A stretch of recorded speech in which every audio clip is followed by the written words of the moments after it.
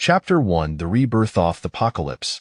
Shinkaya Lakudnavir have imagined that after surviving for 2 years in a post-apocalyptic world, Shwood Baradusid Tamara sustenance for others, meeting a tragicent.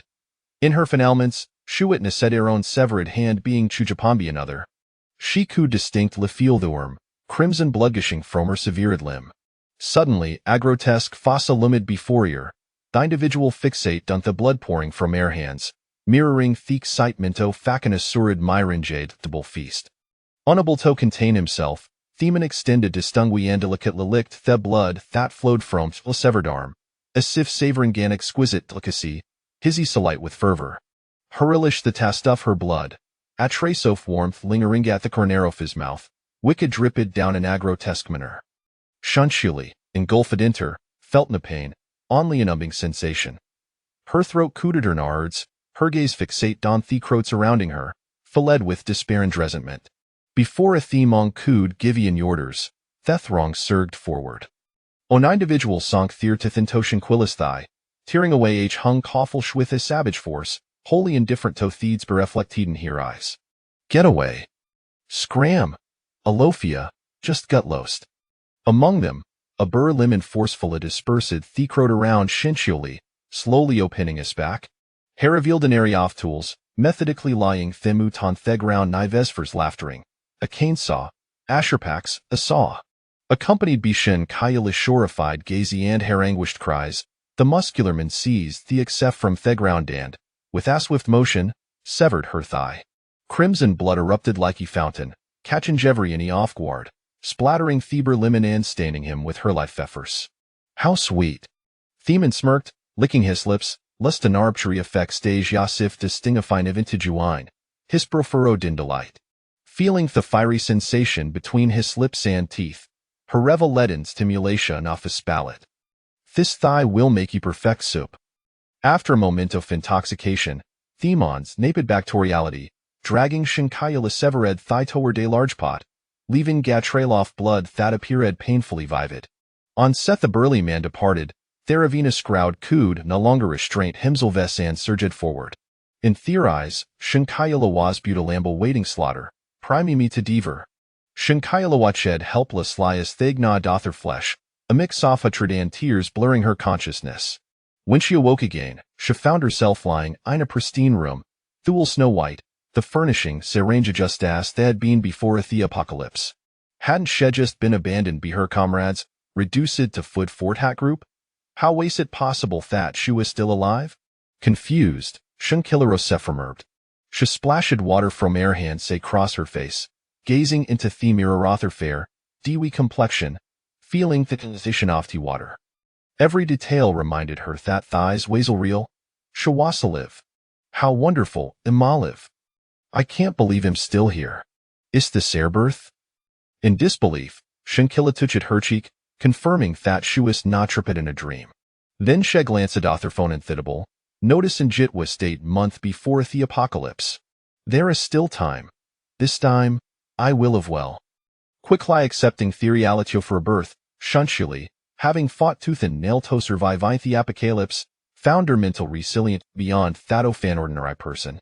If the world caldened, then why couldn't she accept the return to live? Her first action was to up in her refrigerator, tears off your welling you pass he beheld the fresh ingredients within. Neglecting everything else, Shesnat and Apollyon devoured it without a second thought, disregarding whether it was washed.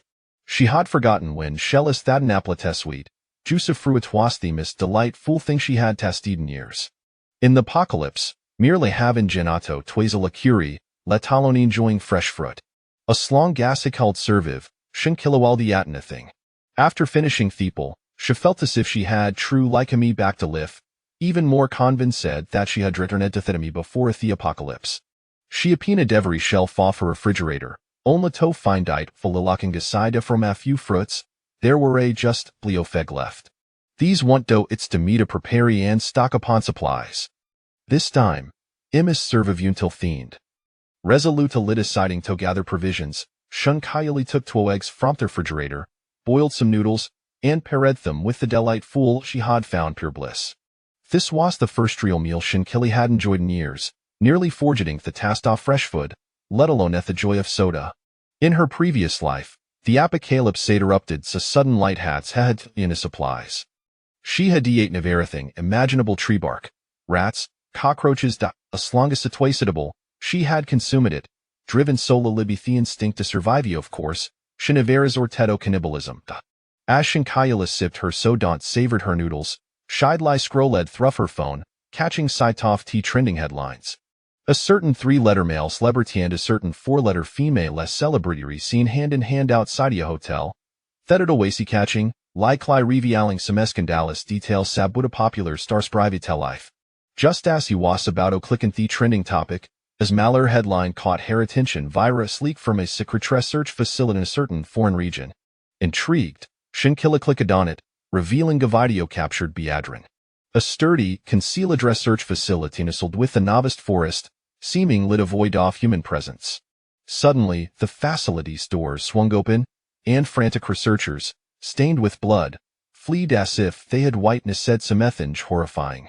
Just as Shinkayala was engrossed in the video, it suddenly buffered, failing to load, leaving bewildered as to website and video disappeared. Upon closer inspection, only the scandalous linea about he celebrity remained, accompanied by other gossip about prominent stars. Shinkayala was certain she hadn't imagined she had thoroughly checked for the research facility's trending topic and the video, but found nothing. Doubting herself, she checked her browsing history, only to discover an off the website. In that moment, she fell into deep contemplation, certain she had not been mistaken. It seemed that the signs of the apocalypse had emerged long before, only suppressed by the authorities. At that moment, Shinkayala felt her appetite wane, hastily finishing her noodles. Suddenly, an idea struck her. With a sense of trepidation, she retrieved the necklace from her neck. If Shkald Berebern, could the space she had stumbled upon the apocalypse seal so be brought back? Chapter 2 Best Friend? In her previous life, Shinkayala had discovered a space amidst a fortuitous chance during the apocalypse. However, she had never had the opportunity to explore its potential before meeting a tragic end. Now that she had been granted a second chance, could she claim that space? With the spirit of experimentation, Shinkayala used Asmal Nifedo other hand, allowing Jadrapov blood to fall on the necklace. Instantly, that delicate necklace shimmered with an unusual blue light, and the blood that shewed, have landed in it vanished. As he opened it again, she found herself in an empty four-dimensional space, enveloped in swirling mist, with no indication of its size. She had no idea hat lay within this four-dimensional realm beyond 10 meters. Everything was obscured by fog. Hello, I Sanionether? Hello. I fan you Nisaliv, please respond. Shinkayala understood she was sent the necklace's four-dimensional spacey and hoped to find in a living beings when she strained her ears, expecting their an echo, but was met with an unsettling silence. The stillness was so that shivered down her spine. Then, with a thought, she appeared here to find herself back in her home. Although she still did not grasp how to utilize the space, one thing was clear it was to stand accessible through her will. In her previous life, Shinkayala had never had the chance to study this space, having been abandoned by her comrade Sandra Dusa to for others, leaving her sabotite's potential. Perhaps a should Javeda tree first, in need to understand the basic functions of this space. What if it can't preserve anything? Then a must or as a measurable food, items that can be kept for the long term. Determined to test whether this four-dimensional space could preserve items, Shinkayala placed Akupafo water and Danis into the space. Shwood wait and observe what her space could maintain here freshness. If it called, Shwood plant to stock upon fresh meat and vegetables for the future. If it proves infeasible, one must procure some long-lasting provisions for an eaself. Just as Shinkayala was tossing Gabanan into her storage space, her fune began to vibrate. The Kalarai displayed Zhangyi, her so khalided all. Top utit plainly, he was merely an attractive aim and horgarded Shinkayala asked nothing more than Imi and Stonend.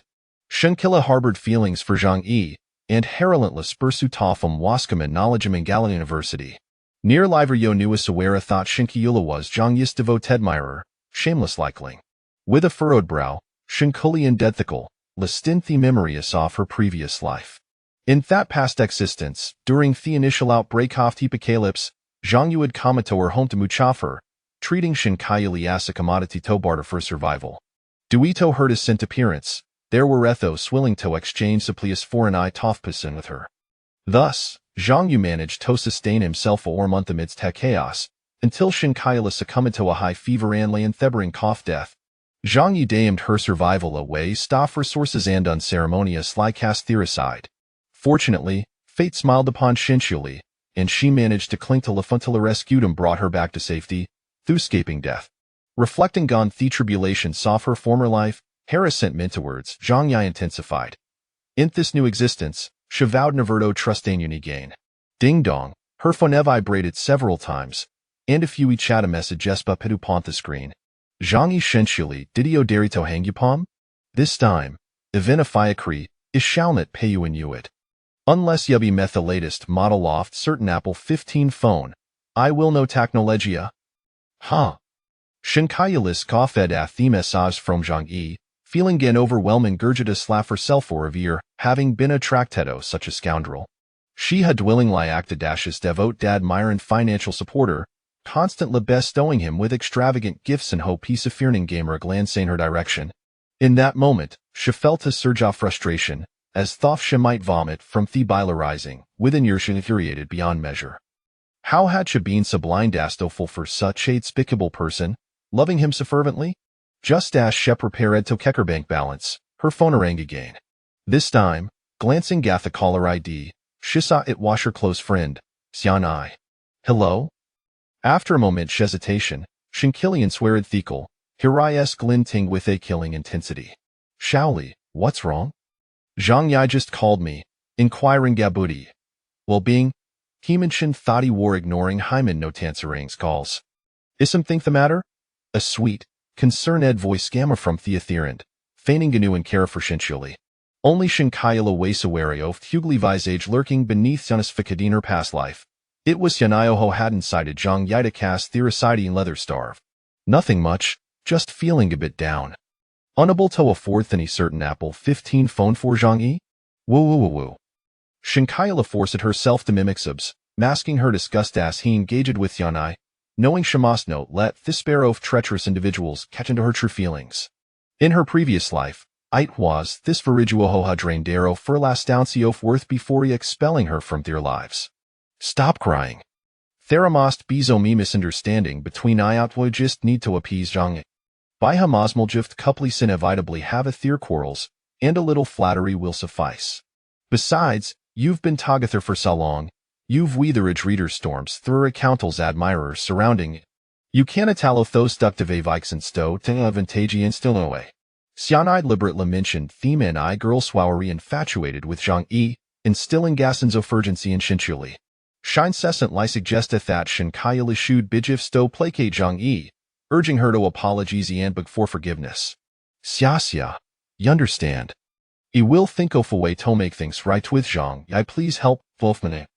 Shinkayala recognized Yanai's insinuations about purchasing gifts for Zhang Yi, yet she continued to fignakazultanias have placated her friend. Ha, Shinkayaliska fedenward lie tis, plicit despair believed, they could extract money from air how delusional. Of course, as best friends, a will undoubted, Ali, make sure to prepare a gift kiklia will dome utmost to help Hio with Zhang Yi. Okay, thank goodness for ya, Xia. You truly are my dearest friend. Unbeknownst to Xianai, she failed to detect the sarcasm said within Ankylus words, offering hollow reassurances before ending thecal. In her previous life, Zhang Yi and Xianai had long been colluding, and when the apocalypse struck, they had not prepared any supplies. Feigning victimhood before Shanshuli, they had deceived here in leaving the house, only to subject her to humanterment theory after. In this life, Shinkayali wouldn't sure that the treacherous bear would not find peace when the apocalypse arrived, they would meet her deserved end. Chapter 3. The commencement of stockpiling as Shen Shuli gazed at the modest sum of 200,000 yuan displayed on her phone. A wave of contemplation washed over her. This amount was utterly insufficient. Though she had perished merely a few years prior to the apocalypse, the duration of this calamity remained shrouded in uncertainty. With such a paltry sum, acquiring food was an insurmountable challenge. Consequently, Shinchili resolved to sell her residence in the first ring. She contemplated taking out a loan, reasoning that once the apocalypse had descended, who would concern themselves with repayment? Shinchioli contacted a real estate agent, requesting their assistance in expeditiously selling her property. Having lost her parents at a young age, they had bequeathed her a considerable fortune. However, her romantic inclinations had led her to squander a significant portion of it on Zhang Yi and his companions. Leaving her with only this single first-ring apartment in a fit of self-reproach, she wished she could slap some sense into herself for having lavished so much on those two scoundrels. She harbored a deep suspicion that she had been cursed. How else could one explain her infatuation with Zhang Yi? "Miss, would you care to step inside and take a look? Our store is newly opened, and we are offering a 10% discount on all items." A woman eagerly attempted to usher Shinchioli into her shop. "No, thank you." After politely declining, Shinchioli drove without pause towards a large wholesale market.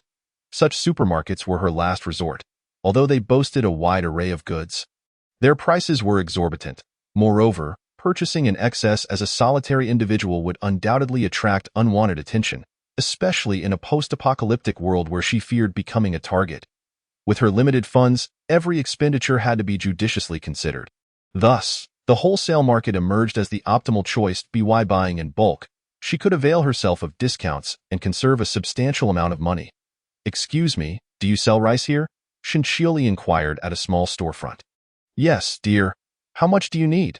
The shopkeeper's wife regarded the young girl with curiosity. "I want all of it." "How much do you have?" "Are you sure you want it all?" The shopkeeper's wife stared incredulously at Shinchioli, suspecting she was merely jesting. Shinchioli ventured inside to explore the varieties of rice and other available goods. Before her lay an impressive selection: rice, wheat, flour, corn, and millet. "Madam, I want all of this, and this," Shinchioli declared earnestly, pointing to the items she required. "Dio, you truly want all of this? It's not inexpensive, and do you think you can consume so much? What do you need it for?" The shopkeeper's wife questioned, still bewildered. "If you're worried I want to pay, I can transfer a deposit right now." Shinchioli waved her hand dismissively, scanning the shop for the payment QR code. A moment later, the shop echoed with the notification: 200,000 yuan received via Alipay. "Dio, you have any other stock? I need 50,000 jin of rice, 50,000 jin of wheat, 50,000 jin of flour, 50,000 jin of corn. Is there anything else? I want to see if there's more I might need. This is all for donation to the children in the mountains. The more, the better." Shinchioli fabricated a serious tale, fully aware that such a grand purchase might raise eyebrows. If questioned, she could conveniently cite her charitable intentions. After all, who would truly trace the origins of these goods? Yes, young lady, we have a large warehouse nearby filled with many more items. It will certainly meet your needs. Come, let me take you there." Upon hearing the news of the substantial payment, the shopkeeper's wife beamed with delight. Her previous doubts dissipating upon learning of Shinchioli's charitable intent. Why not profit from such a living benefactor? "You truly are a benevolent soul," the shopkeeper's wife exclaimed, showering Shinchioli with compliments as she led her towards the warehouse. "Have we arrived?" Shinchioli, disinterested in exchanging pleasantries, remained vigilant, scanning her surroundings. "Here we are, dear. Do you think this is sufficient?" The shopkeeper's wife opened the warehouse, revealing an abundance of storable food, much to Shinchioli's delight. After some discussion, she compiled a list of necessary items for the shopkeeper's wife, who graciously offered her a 10% discount and assured that the goods would be delivered to the warehouse Shinchioli had rented. Once the online loan was approved, Shinchioli hurriedly sought out an unoccupied warehouse. Fearing that entering her home address might attract unwanted attention, especially when the apocalypse erupted, she took precautions to safeguard her location. With 5 million yuan still at her disposal, Shinchioli had borrowed from every available online lending source, promising repayment within a month. She harbored no fears. After all, once the apocalypse commenced, who would concern themselves with loan repayments? Her apartment was already listed for sale by the agent, yet due to its premium pricing, it remained unsold. Shinchioli was unperturbed. She knew it would eventually sell, and if necessary, she could lower the price in a few days. After securing rice, flour, oil, corn, noodles, and other essentials, Shinchioli realized it had grown dark, and she felt a pang of hunger. Passing by a large shopping mall, she suddenly craved hot pot. Reflecting on the years since she had last savored its deliciousness, she felt a wave of nostalgia wash over her. Finding a hot pot restaurant, she settled down and placed her order: tripe, shrimp paste, premium beef rolls, exquisite lamb slices, lotus root, fresh duck blood, squid, spicy beef slices, fluffy steamed buns, and fresh squeezed orange juice, all to be served in a yin-yang pot. As she indulged in her feast, pairing it with chilled, freshly squeezed orange juice, she felt as though she had entered a culinary paradise. The rich, spicy flavors danced on her palate, leaving her utterly satisfied. After her meal, Shinchiuli planned to browse the mall to aid digestion, though she had considered ordering an abundance of hot pot to store in her space. She hesitated, uncertain if her space possessed any preservation qualities. The prospect of waste troubled her. Every penny had to be judiciously spent. Before leaving the restaurant, Shinchiuli committed the name of the hot pot establishment to memory, vowing to return for another meal before the apocalypse struck, for its flavors were truly delightful. As she wandered through the mall, she discovered that the entire floor was filled with hot pot, barbecue, and dining establishments. Chapter 4. A frenzied stockpiling descending to the next level, she found it entirely devoted to clothing, showcasing a myriad of styles. "Miss, would you care to come in and take a look? We are having a clearance sale, and the quality is exceptional." A cheerful voice rang out as a girl enthusiastically beckoned Shinchiuli into the store. Before Shinchiuli could respond, the girl pulled her inside. "This is a white duck down jacket, renowned for its remarkable warmth. This color complements your skin beautifully, and the style is quite trendy." The girl eagerly introduced Shinchiuli to the discounted winter apparel on display. "I'll take all of these. Please pack them up for me," Shinchiuli declared, eyeing the off-season clearance jackets. Knowing the benefits of white duck down, its warmth and softness, she recalled the extreme cold that would emerge in the apocalypse and the memories of her past struggles with the chill. With a decisive wave of her hand, she purchased all the desirable warm jackets. While in the mall, she also acquired numerous thermal garments, thickened and fleece-lined, thermal vests, socks, trousers, gloves, and hats. In total, she procured over 100 items. Who would ever complain of having too many warm clothes? To avoid attracting suspicion due to the sheer volume of her purchases, Shinchiuli discreetly stashed all her warm jackets in her space after each store visit, then proceeded to the next shop.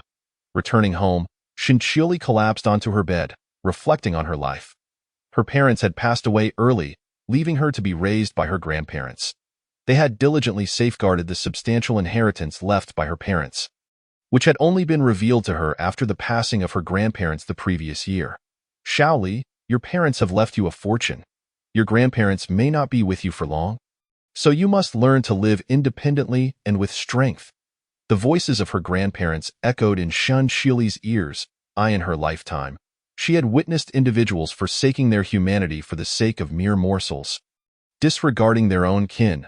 She had encountered the darkest depths of human nature amidst the apocalypse, and gradually, she too had become increasingly cold-hearted.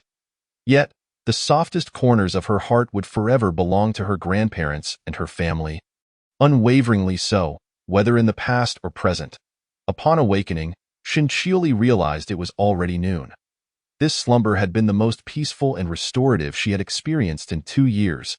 As she stirred, she noticed several missed calls from the real estate agent and an overwhelming number of unread messages on WeChat. Ignoring the messages from Zhang Yi and Xianai, she opened the agent's correspondence, which conveyed that a seller had been located and the procedures could commence, requesting a prompt response from her. Without delay, Shinchiuli returned the agent's call, assuring them that she would handle the paperwork that very day. After completing the formalities with the agent, she felt a surge of joy as she observed the substantial increase in her bank account. An additional 100 million, however.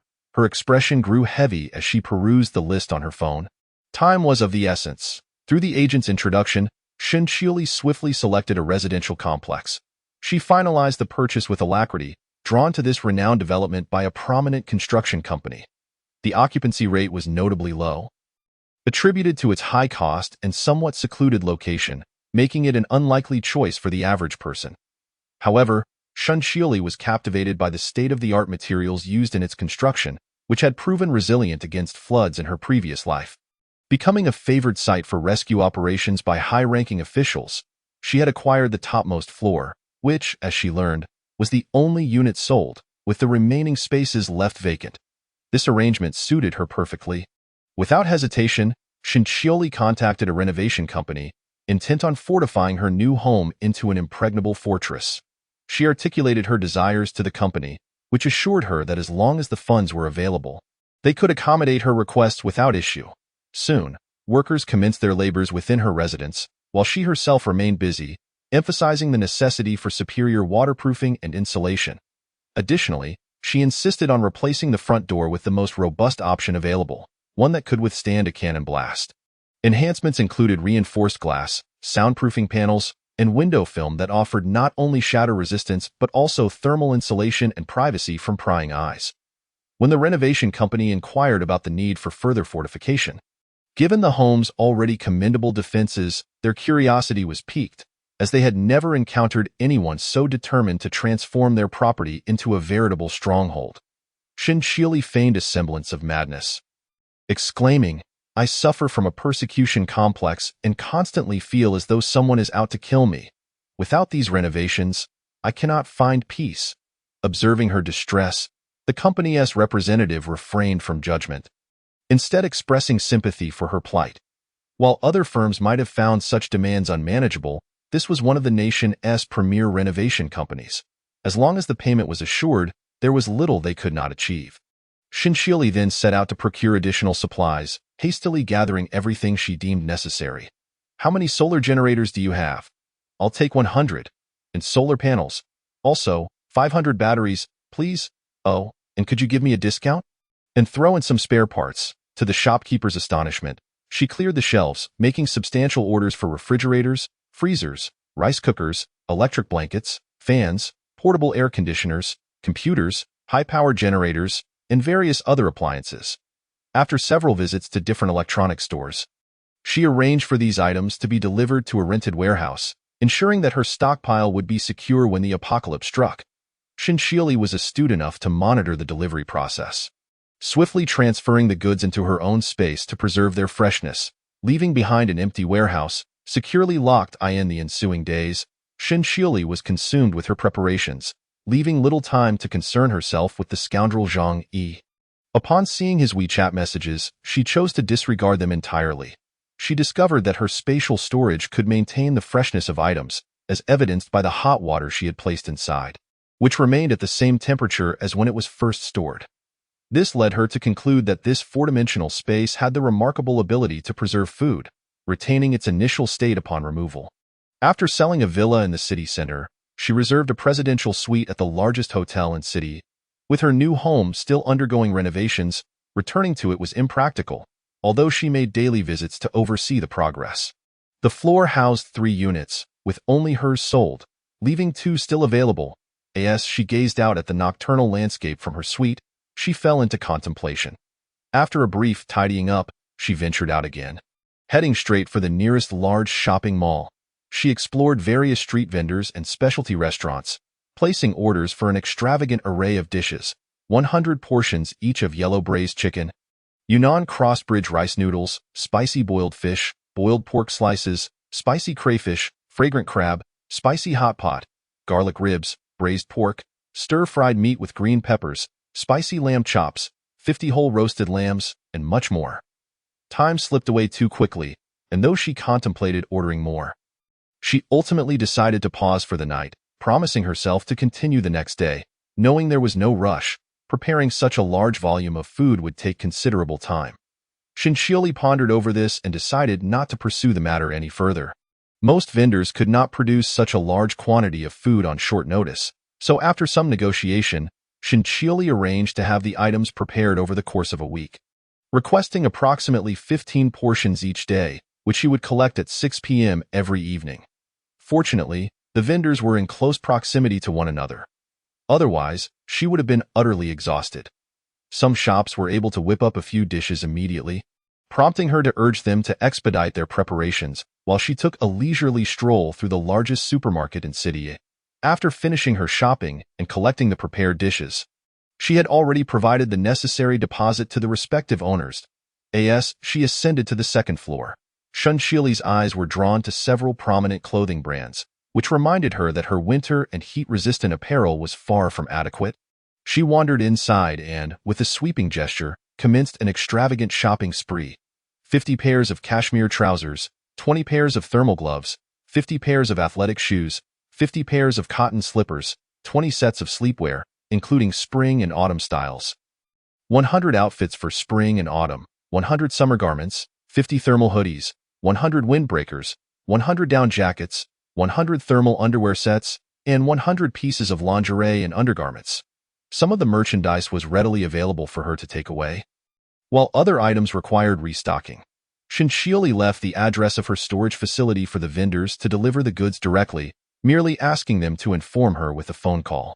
Naturally, she paid a deposit for all items, with the remaining balance to be settled upon delivery. After collecting some items, she discreetly utilized the emergency exit or restroom to stow everything into her personal space. Shunshili deliberately chose shops that were spaced apart to avoid detection, lest someone notice her disappearing purchases. Once her shopping was complete, she returned to the supermarket's upper level, intending to stock up on snacks. Pushing her shopping cart, she meandered towards the snack aisle, where she selected 50 boxes of potato chips, 50 boxes of spicy snacks, 50 boxes of chicken legs, 50 boxes of duck legs, 50 self-heating hot pots, 20 boxes of sunflower seeds, 50 boxes of raisins, 50 boxes of bread, 50 boxes of instant noodles, 50 boxes of spicy chicken feet, and 50 boxes of sour and spicy noodles. She also gathered 50 boxes of snail noodles, 50 boxes of compressed biscuits, 20 boxes of chocolate, 50 boxes of spicy fish, 50 boxes of spicy chicken feet, and 20 boxes of candy. Additionally, she included 20 boxes of luncheon meat, 20 boxes of frozen pork and cabbage dumplings, 20 boxes of frozen wontons, 20 boxes of frozen spring rolls, 20 boxes of frozen xiaomai, 20 boxes of frozen glutinous rice balls, and 50 boxes of yogurt. She continued with 50 boxes of milk, 50 boxes of protein powder, 50 boxes of adult milk powder, 50 boxes of senior milk powder, 10 boxes of infant formula, as well as Orleans-style chicken wings and semi-finished egg tarts. She also collected 20 boxes of chicken cutlets, 50 boxes of jelly, 50 boxes of ham sausages, 50 boxes of cured meats, 20 boxes of dried fruits, and 20 boxes of self-heating rice and pizza. Furthermore, she added 20 boxes of coffee powder, milk tea powder, grain powder, lotus root powder, and goat milk powder, 20 boxes of assorted canned fruits, 100 pounds of frozen meat, 100 pounds of cured meat, and 10 boxes each of frozen chicken wing tips and mid-joints. She also procured 100 packets of tea, 100 packets of lemon slices, 100 packets of soy milk powder, 10 boxes of cocktails, 10 boxes of beer, 10 boxes of red wine, and 10 boxes of grape wine. Shunshili also acquired 100 boxes of disposable bowls and chopsticks, 100 boxes of takeout containers, 500 bottles of dishwashing liquid, 10 boxes of dishcloths, and 100 stainless steel basins. She included 100 of each: kitchen knives, fruit knives, scissors, sharpening stones, and cutting boards, 500 barrels of cooking oil, and 200 bottles each of hot pot base, soy sauce, table salt, white vinegar, aged vinegar, fresh oysters, light soy sauce, cooking wine, chicken essence, barbecue seasoning, and pepper. Moreover, she added 50 bottles each of salad dressing, ketchup, sweet chili sauce, mayonnaise, black pepper sauce, and jam, 1,000 barrels of purified water, 2,000 boxes of mineral water, 100 boxes of toilet paper, and 100 boxes of disposable wet wipes and facial towels. She also picked up 100 boxes of sanitary napkins, 20 towels, and 200 sets of bed sheets and duvet covers, 20 boxes of cola and Sprite, 20 boxes of assorted fruit juices, and 10 boxes each of ice cream sticks and kawaii ice cream. Due to the overwhelming quantity of items Shunshili desired, she spoke directly with the sales manager. The supermarket would arrange for staff to deliver her purchases to the storage address she provided. Some frozen and perishable foods would also be coordinated for timely delivery directly to her. With so much to buy, it was clear she wouldn't be able to complete everything in one go. She resolved to return another day when time permitted. After leaving the supermarket, she proceeded to collect the dishes she had ordered, and with a mere thought, she stored all the items into her space. Chapter 5. An unexpected call. Suddenly, Shunshili's phone vibrated, revealing an incoming call from Xianai. After some hesitation, she decided to answer. Xiaoli, how long has it been since you last attended class? As soon as she picked up, Xiani's sharp, piercing voice rang out. You have no idea that the counselor said if you don't return to class soon, you might be forced to take a leave of absence. Several teachers are counting you as failing. What have you been busy with lately? We haven't seen you around, and neither Zhang Yi nor I have received any replies to our messages. Xiani's concerned inquiries, dripped with the genuine worry of a close friend at IT, seemed she had reached out merely to inform Shen Qiuli about her academic standing, subtly shifting the conversation towards Zhang Yi. While feigning sisterly concern for Shen Qiuli's studies, the underlying theme was a reprimand for her lack of response to both Xianai and Zhang Yi. Normally, Shen Qiuli would have begun apologizing profusely and showering gifts upon the couple to appease them. However, they had miscalculated. The current Shen Qiuli had long seen through their true colors and would not fall for their tricks again. I'll return to school in a few days. These past couple of days have been the memorial days for my grandparents. Shen Qiuli replied softly, her voice as gentle as the tinkling of wind chimes, imbued with a hint of guilt, as if she might break into tears at any moment. I've been out to clear my mind. My mood hasn't been great, and I haven't had the chance to think about you and Zhang Yi. Could you please let Zhang Yi know not to be angry with me? I promise to bring you both gifts when I get back. Shen Qiuli hesitated before speaking, her voice trembling as she finally managed to utter those words. In order to avoid raising Xiani's suspicions, she flawlessly enacted a performance of yielding and submission. Such talent in acting was surely wasted if not pursued professionally. The Academy Awards owed her a little golden statue, she mused. The mention of her grandparents' memorial days was entirely fabricated. Shen Qiuli could hardly confess to Xianai that she was frantically stockpiling supplies.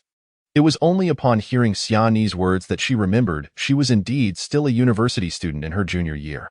She realized that she had forgotten all about her classes during this time. Alas, Xiaoli, you've really upset Zhang Yi to the point of fury. I'm at a loss on how to help you. Xiani's tone conveyed her deep sense of dilemma, as if she wanted to say something but held back. While one hand held the phone to her ear, her gaze was fixed on Zhang Yi, her delicate fingers resting against his chest. With a charming smile playing on her lips and her long hair dancing in the breeze, she exuded an enchanting fragrance. A stray lock of hair brushed against Zhang Yi's nose, filling his senses with her feminine scent, which only served to heighten his agitation.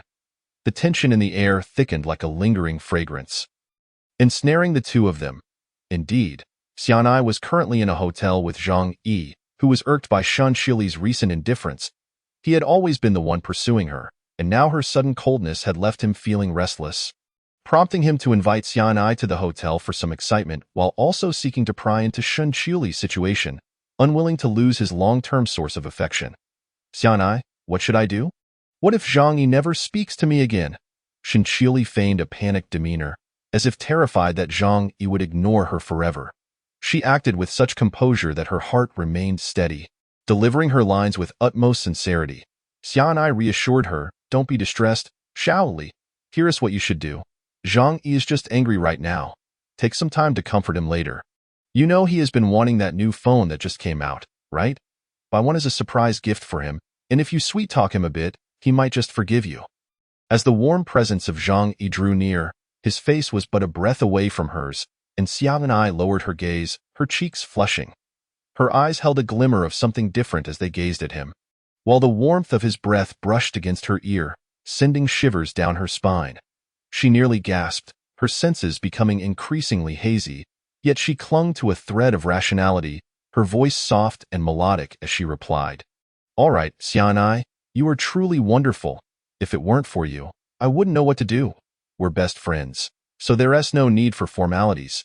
Just remember to bring back that gift. I'll be waiting for your return. Xianai playfully tossed her hair, her face lighting up with a radiant smile, her voice sweet and soft, tinged with unrestrained delight. Initially, Xianai intended to subtly probe Shen Qiuli, curious as to whether she had discovered her relationship with Zhang Yi. However, upon witnessing Shen Qiuli's perpetually naive demeanor, her doubts dissipated. Shen Qiuli, so blissfully ignorant, could never fathom that she had been entwined with Zhang Yi for several years. If it weren't for their desire to exploit Shen Qiuli's gullibility and her family's considerable wealth, Xianai would never subject herself to the indignity of being Shan Qiuli's confidant, feigning support in pursuing her own man. Over the years, she and Zhang Yi had conned Shan Qiuli out of a substantial fortune, enabling her to thrive at a university, a feat unimaginable for an ordinary person. Primarily, it was Shan Qiuli's naivety that facilitated their scheme. Once they had swindled her entire inheritance, Xianai could unceremoniously discard Shan Qiuli and openly revel in her romance with Zhang Yi. Shoutedly, it's getting late. Do take care of yourself. Please don't overexert yourself or dwell in sorrow. Xianai feigned concern as she comforted Shan Qiuli, eager to conclude the call. The last vestiges of her composure were wearing thin, her body aflame with an unbearable restlessness that drove her nearly to madness. All right, I understand. You should rest early too. After hanging up, Shan Qiuli gazed out at the twinkling lights beyond the presidential suite, the breathtaking night view relaxing her weary mind and body. Truly, it was the finest hotel in a city.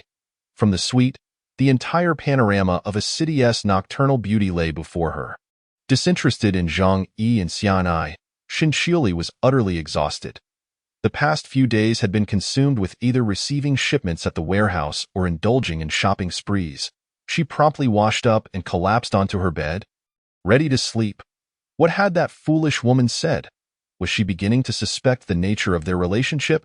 Zhang Yi drew her closer, pulling the woman who had gazed at him with tender affection into his embrace.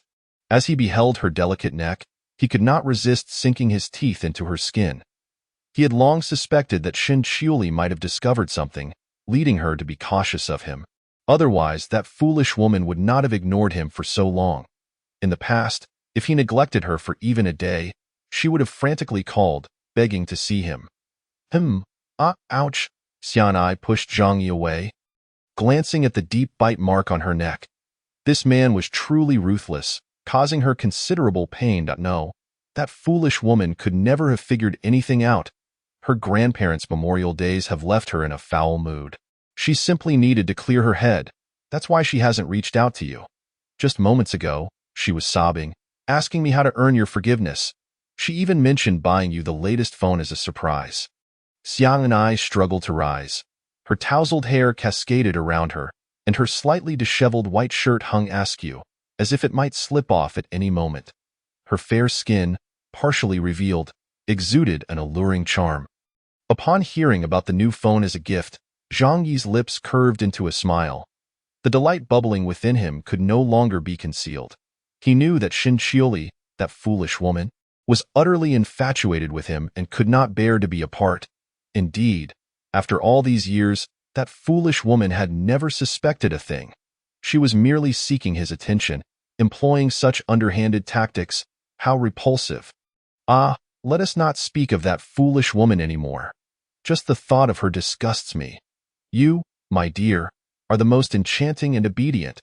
The depths of the man's dark eyes blazed with fervor, the recent electrifying sensation igniting every nerve within him. When you were thinking of her wealth, did you find her repulsive then? Spare me the theatrics. Those words might work on that foolish woman Shan Qiuli, but not on me. Xianai struggled to break free, but Zhang Yi held her firmly, rendering her immobile. Previously in control, Xianai found herself suddenly restrained by Zhang Yi before she could utter a word. He seized her chin, compelling her to meet his gaze. Their closeness sent shivers down their spines, each breath igniting a tantalizing sensation. Darling, I hold no feelings for Shan Qiuli. From the beginning, I have loved only you. And you know that. You are the sole occupant of my heart. I swear to the heavens. Zhang Yi gazed deeply into Xianai's eyes, his own reflecting her visage as he spoke earnestly. Each word imbued with sincerity. Why, precious darling, it's been far too long since we last visited a hotel. I've missed you terribly, my love. Noticing the flicker of emotion in Xianai's eyes, as if touched by his heartfelt declaration, Zhang Yi wasted no time in seeking a more intimate connection. Why the rush? We have all the time in the world. There's no need to hurry. Let me shower first. Please release me, Xianai's soft, tingling voice echoed in Zhang Yi's ear, and he could not deny that she was indeed a woman of captivating allure, effortlessly igniting the flames of desire within him. No, my love, You can't possibly understand how much I've longed for you. Recently, I've been consumed by thoughts of you. You're such a little enchantress. How could I manage without you? Without heeding Xiani's protests, Zhang Yi swiftly adjusted the overhead lights to a dimmed evening setting and silenced his phone. Everything fell into place, and now, no one would disturb them. Only the rustling sounds within the room and the man's hurried breaths could be heard. Shen Qiuli enjoyed a restful night, awakening the following day well into the afternoon. After a simple lunch, she continued her procurement of supplies according to her list. Days flew by as Shen Qiuli tirelessly shopped for materials, leaving her utterly exhausted. She was either engaged in purchasing supplies or en route to do so. And it wasn't until she bought bottled water at the supermarket that she realized she had not stocked enough. Immediately, she rushed to place an order for 5,000 empty water buckets and 1,000 barrels of purified water. Following this, she ventured to the local market, where she procured 1,000 jin each of fresh chicken, duck, fish, pork, beef, mutton, rabbit, pigeon, game hen, soft-shelled turtle, and crayfish. She also bought 1,000 jin of fresh vegetables and fruits, and visited the seafood market to acquire small lobsters, red shrimp, sea prawns, sweet shrimp, Arctic clams, squid, octopus, oysters, coconut snails, conch, king crabs, and swimming crabs.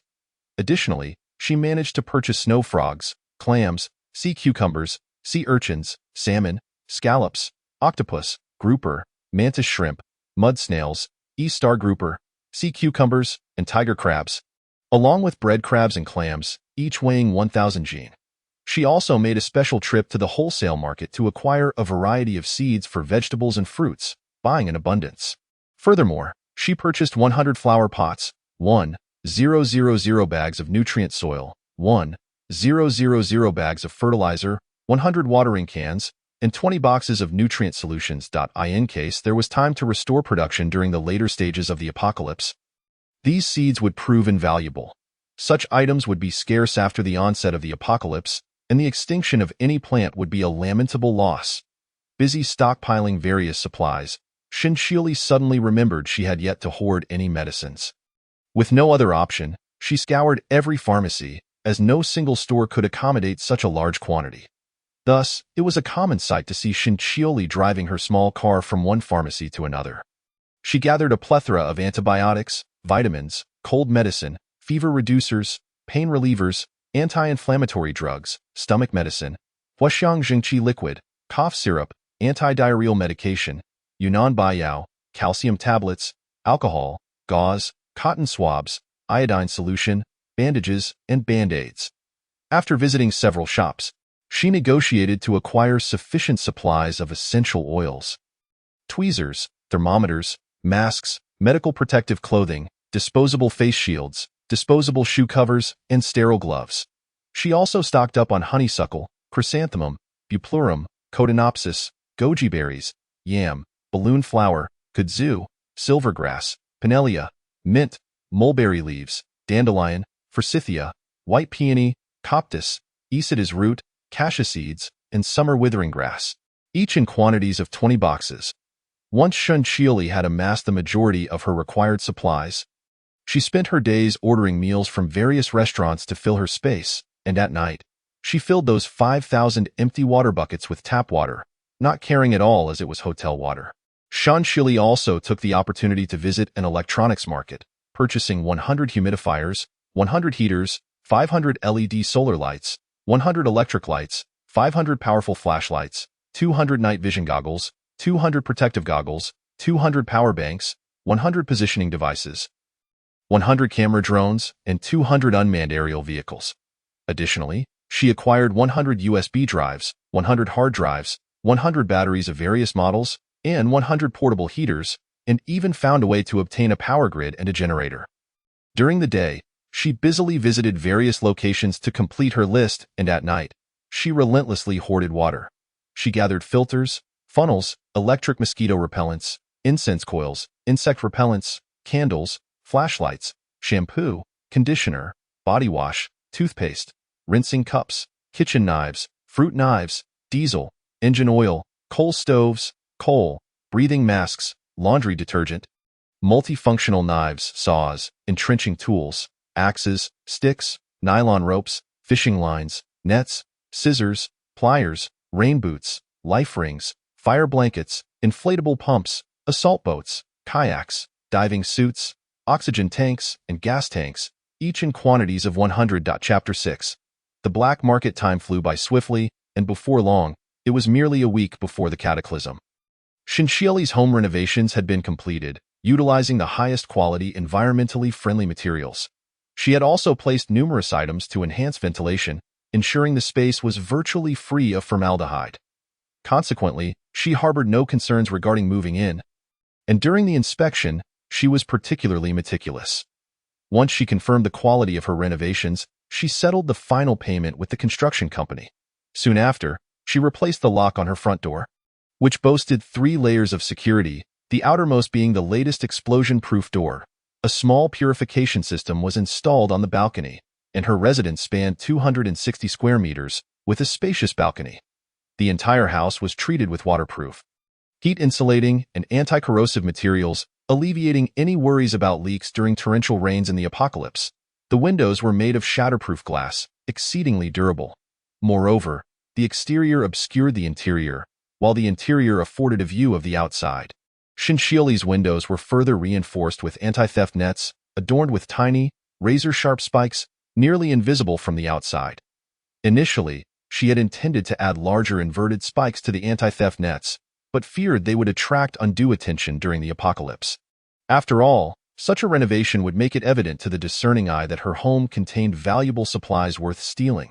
She arranged some furniture in her rooms, items she had purchased to store in her space, simply placing them out to minimize the exposure of her home's location. Shinchieli resolved to arrange the furniture gradually. Once her home was in order, she felt a wave of relief and allowed herself a good night's sleep. The following morning, she awoke to an increasingly oppressive heat, and upon checking her thermometer, she found it registered 39 degrees Celsius. It was merely April, yet the temperatures were rising day by day, causing her to feel drenched in sweat. Clearly, the signs of the impending apocalypse were becoming more pronounced, and Shinchieli's heavy heart reflected in her pallid complexion. After a refreshing shower, she enjoyed a meal of boiled meat slices paired with fragrant rice, complemented by her favorite soft drink, instantly revitalizing her. Having previously survived 2 years only to become someone else's sustenance, she vowed to live better in this life, determined to endure until the very end. Shinchieli had a clear objective for the day. She intended to acquire a dog, a powerful, fierce protector, and the only breed that met her standards was a military dog. The military dogs available through legitimate channels were typically retired, often lacking in physical prowess, with many having sustained injuries that rendered them unable to recover. What Shinchieli desired was a dog that was fierce, intelligent, healthy, and robust. Naturally, such specimens could not be procured through conventional avenues, leading her to the black market. After considerable effort, she managed to obtain information about the black market and rushed to a pet store in City A to buy ample dog food, toys, bedding, blankets, clothing, chew sticks, and dry dog treats, as well as cat litter. The reason for purchasing cat litter was due to the anticipated water and power shortages during the apocalypse. While others might struggle to find drinking water, she could still flush her toilet, and the sound of running water could easily attract unwanted attention. Having stockpiled a plethora of pet supplies, she swiftly made her way to the black market. Upon arrival, she deliberately parked in an inconspicuous location, concealing a dagger in her sleeve, donning a mask, and pulling her cap low to obscure her identity. With her ordinary attire, she blended seamlessly into the throngs of people in the black market. In this clandestine marketplace, one could procure nearly anything, including the self-defense weapons Shinchieli coveted most: firearms. Firearms were among the most tightly regulated items by the state, virtually impossible to acquire through legal means. However, there were always those desperate enough to smuggle them, especially at such a critical juncture. Shinchieli was determined to obtain firearms at any cost, as they would be essential for survival once the apocalypse erupted. Although she had stockpiled various other melee weapons, the lethality and power of firearms far surpassed that of any other armament. The black market was lined with stalls, each vendor cloaked in black capes, their identities obscured, rendering it impossible to discern their gender. Even in the sweltering heat of nearly 40 degrees, The vendors were shrouded completely, revealing nothing but their eyes, which betrayed their nefarious intentions. Despite the oppressive heat causing beads of sweat to form on her forehead, the black market remained bustling with activity. Shinchiuli discreetly navigated the crowd, her gaze fixed on the stalls, searching for items that piqued her interest. When she passed one particular stall, she halted, stepping closer to scrutinize the cages on display. Although the cages were draped in black cloth, obscuring their contents, the faint sounds of panting made it clear to Shinchiuli that dogs were housed within, if not for the sweltering heat causing the dogs to pant. She might never have noticed them. "Miss, would you like to take a look?" the vendor inquired, noticing her attention on the cage. "You have a discerning eye. I assure you will be satisfied." The vendor's voice was deliberately lowered, making it impossible to determine their gender. Yet, with a keen glance, the vendor instantly recognized Shinchiuli as a woman. Those who frequented the black market were astute and perceptive. "Let me first examine the quality," Shinchiuli replied, not rushing to reveal her desire for a military dog, instead opting to assess the quality of the animals. In such a place, revealing her needs could lead to the vendor exploiting her situation. "Miss, take a look. Absolutely genuine. You can see the color of the fur and those strong limbs. Purebred lineage, guaranteed to satisfy." The other party introduced solemnly as he unveiled the black cloth. A silver-gray German Shepherd was revealed to the eye, its sleek and lustrous coat accentuating its large frame, lying quietly in the cage with its forelegs stretched out, its vigilant eyes fixed intently on Shinchiuli. This German Shepherd was slightly larger than the average breed, and its coat differed distinctly from the usual black and tan, standing out with its striking silver-gray hue. Both its piercing gaze and robust muscles captivated Shinchiuli. It was evident that this German Shepherd had undergone professional training, exuding an air of wariness towards those nearby. "Has it been professionally trained? Boss, where did you acquire this German Shepherd?" Shinchiuli inquired. "Its fur seems different from the ordinary German Shepherds. Could it be of impure lineage?" At the first glance, Shinchiuli was enamored with the dog, yet she felt the need to probe deeper into the proprietor's background. What if there were issues after bringing the dog home? She certainly did not want to hoard supplies only to face danger from a dog that could potentially turn vicious. Not succumbing to the apocalypse, but instead falling victim to this dog was a scenario she wished to avoid. Hence, she sought to understand the dog's origins. The German Shepherd in the cage lazily glanced at Shinchiuli, almost as if regarding her with disdain. This startled her momentarily. The dog's gaze seemed almost human-like in its condescension. "Miss, how could a military dog from my establishment possibly lack training? I cannot disclose the origin of this German Shepherd, as you know the rules of our trade. We refrain from questioning the source of goods. Provided they do not affect the customer, rest assured. This dog has no undesirable history. It is in perfect health. You can buy with confidence," the vendor explained in a hoarse voice, casting a glance at the German Shepherd within the cage.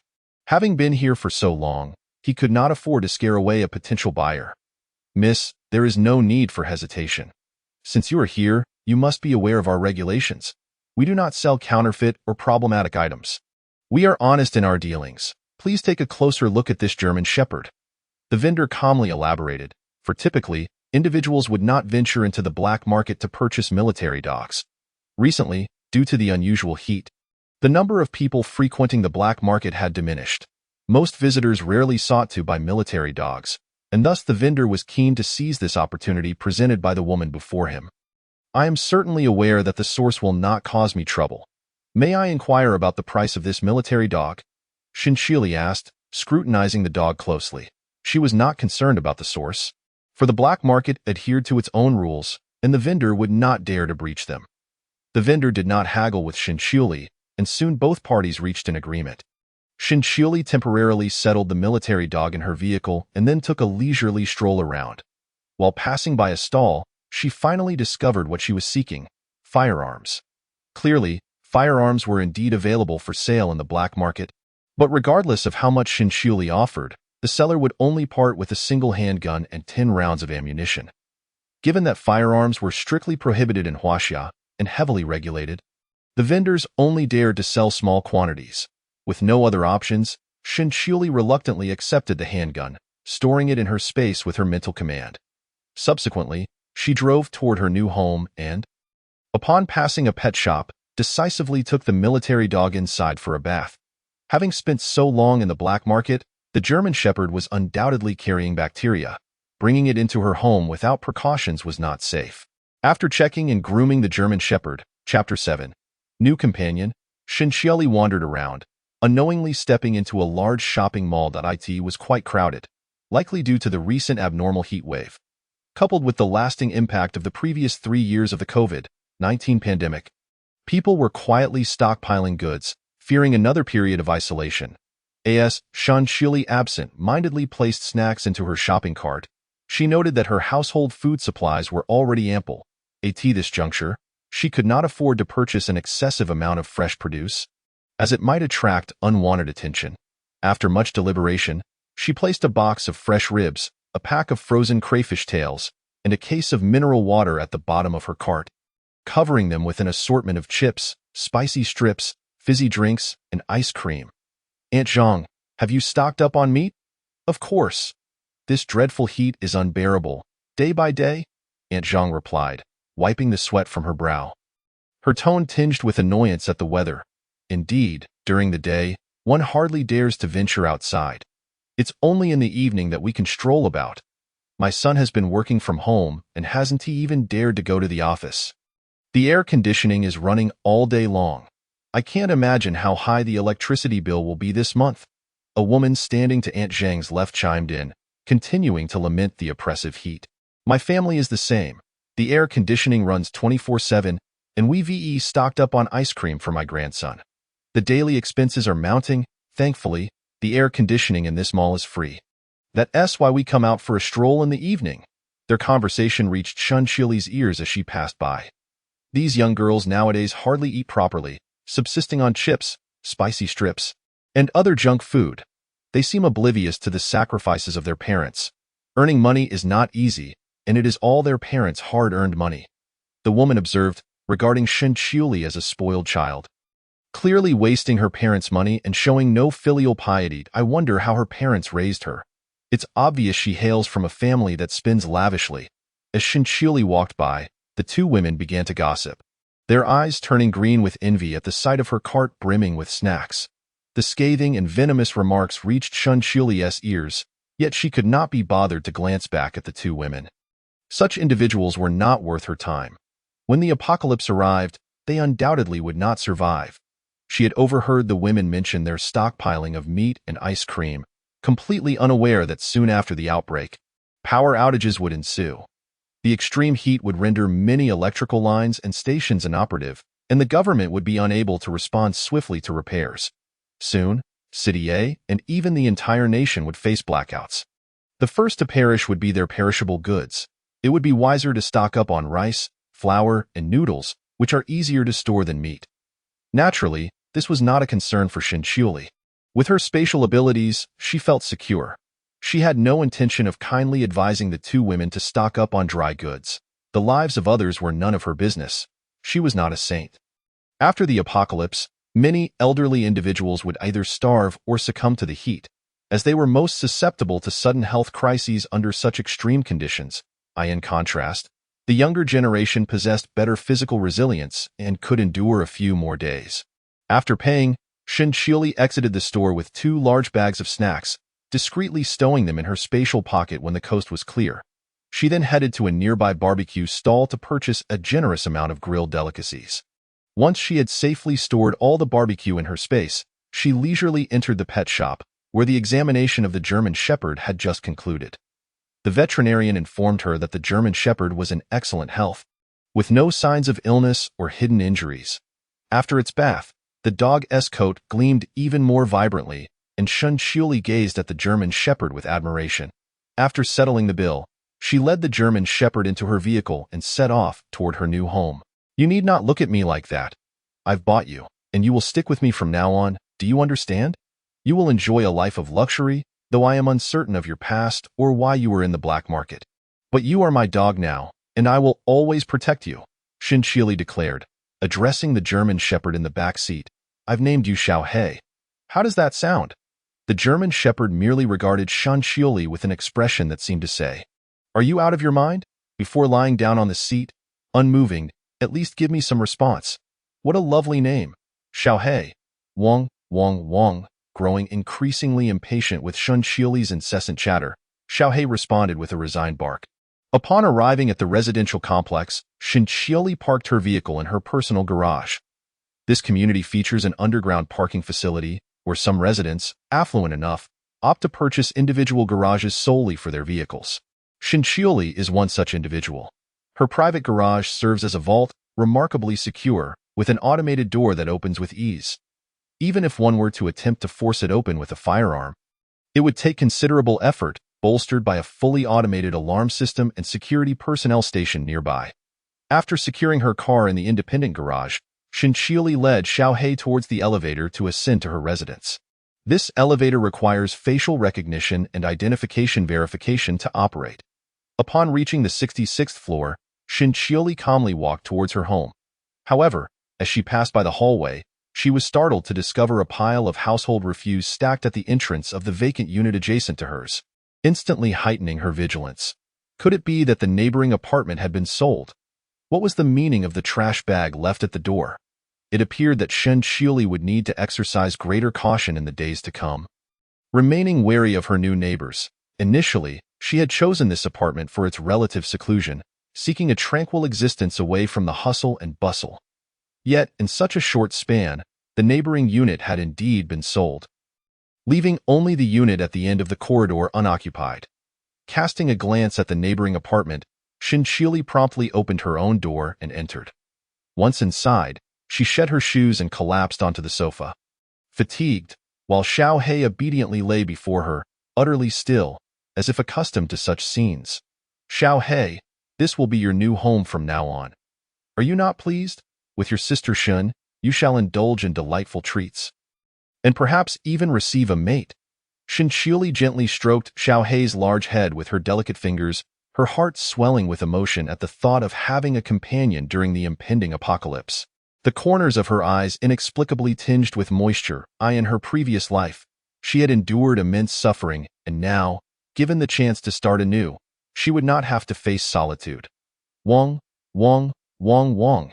As if sensing Shun Qiuli's emotions, Xiaohei comfortingly patted her hand with his large paw. In that moment, an unbreakable bond formed between the girl and her dog, as Shun Qiuli affectionately ruffled Xiaohei's fur. Xiaohei, you must be hungry, right? Let me prepare your dog food right away. After getting Xiaohei's meal ready, she laid out the barbecue dishes she had just packed from yesterday. Subsequently, she opened her phone, ignoring the overwhelming number of unread WeChat messages and missed calls. Instead, she launched an app to watch a drama. The recently premiered Chang Eugene Ming was simply captivating. The male lead was handsome, the female lead exquisite, and most importantly, the plot was rife with heart-wrenching moments, exactly what Shun Qiuli adored. Oh, my Sang-jiu, woo-woo, they must be together. Please don't separate. Shun Qiuli sobbed as she immersed herself in the drama. Xiaohei glanced up at her briefly before resuming his meal, completely unfazed by her tears and the emotional turmoil she experienced while devouring her skewers. A few sips of fizzy drink made the moment feel like paradise. After the two had eaten their fill, they both succumbed to slumber. Shun Qiuli fell asleep almost instantly. Ding, ding, ding, ding, ding. The sound of the alarm clock pierced the silence of the room, jolting Shun Qiuli from her dreams as she groggily turned it off. Just as she was about to sink back into bed, Xiaohei delivered a hefty paw smack to her face, instantly awakening her. She glared at him with a mixture of resentment and disbelief.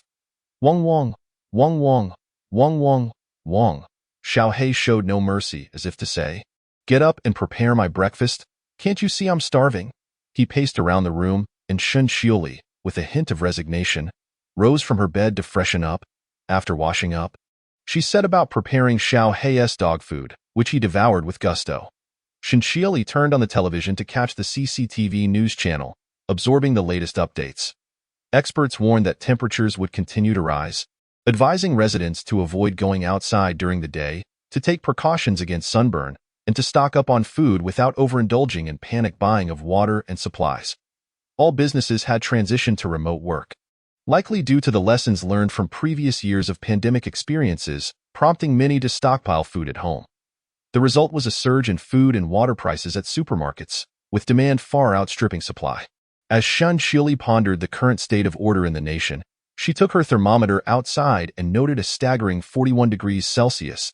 It seemed the apocalypse had arrived earlier than anticipated, and her plans to stock up on provisions before its onset would need to be reconsidered. With merely a day or two left before the world as she knew it would change, Shen Shili still had 1,000,000 yuan in her possession. If left unspent, it would become worthless once chaos erupted, reducing to mere scraps of paper devoid of any monetary value. Little did people know that when the true apocalypse struck, the scorching sun would bake the earth to a blistering 69 degrees Celsius. This was merely the prelude. The real hell was yet to come. Shen Shili drew the blackout curtains in her home, cranked the air conditioning to its lowest setting, and felt the room's temperature drop significantly. Xiaohei lay languidly beneath the air conditioning unit, blissfully napping. Shen Shili ventured into the kitchen to prepare meals, aiming to utilize the remaining time before potential power and water outages to cook several dishes to store in her space. When the apocalypse struck, cooking would become impossible. Any scent emanating from her kitchen would undoubtedly attract attention, especially in a time when others faced deprivation. Chapter 8. Cooking. Shen Shili, ever cautious, refused to take any risks. Seizing the moment, she busied herself in the kitchen, packing meals into containers for storage. Meanwhile, Xiaohei snoozed peacefully in the living room, oblivious to the frantic activity of his human caretaker, pondering why this foolish creature would toil away in the heat.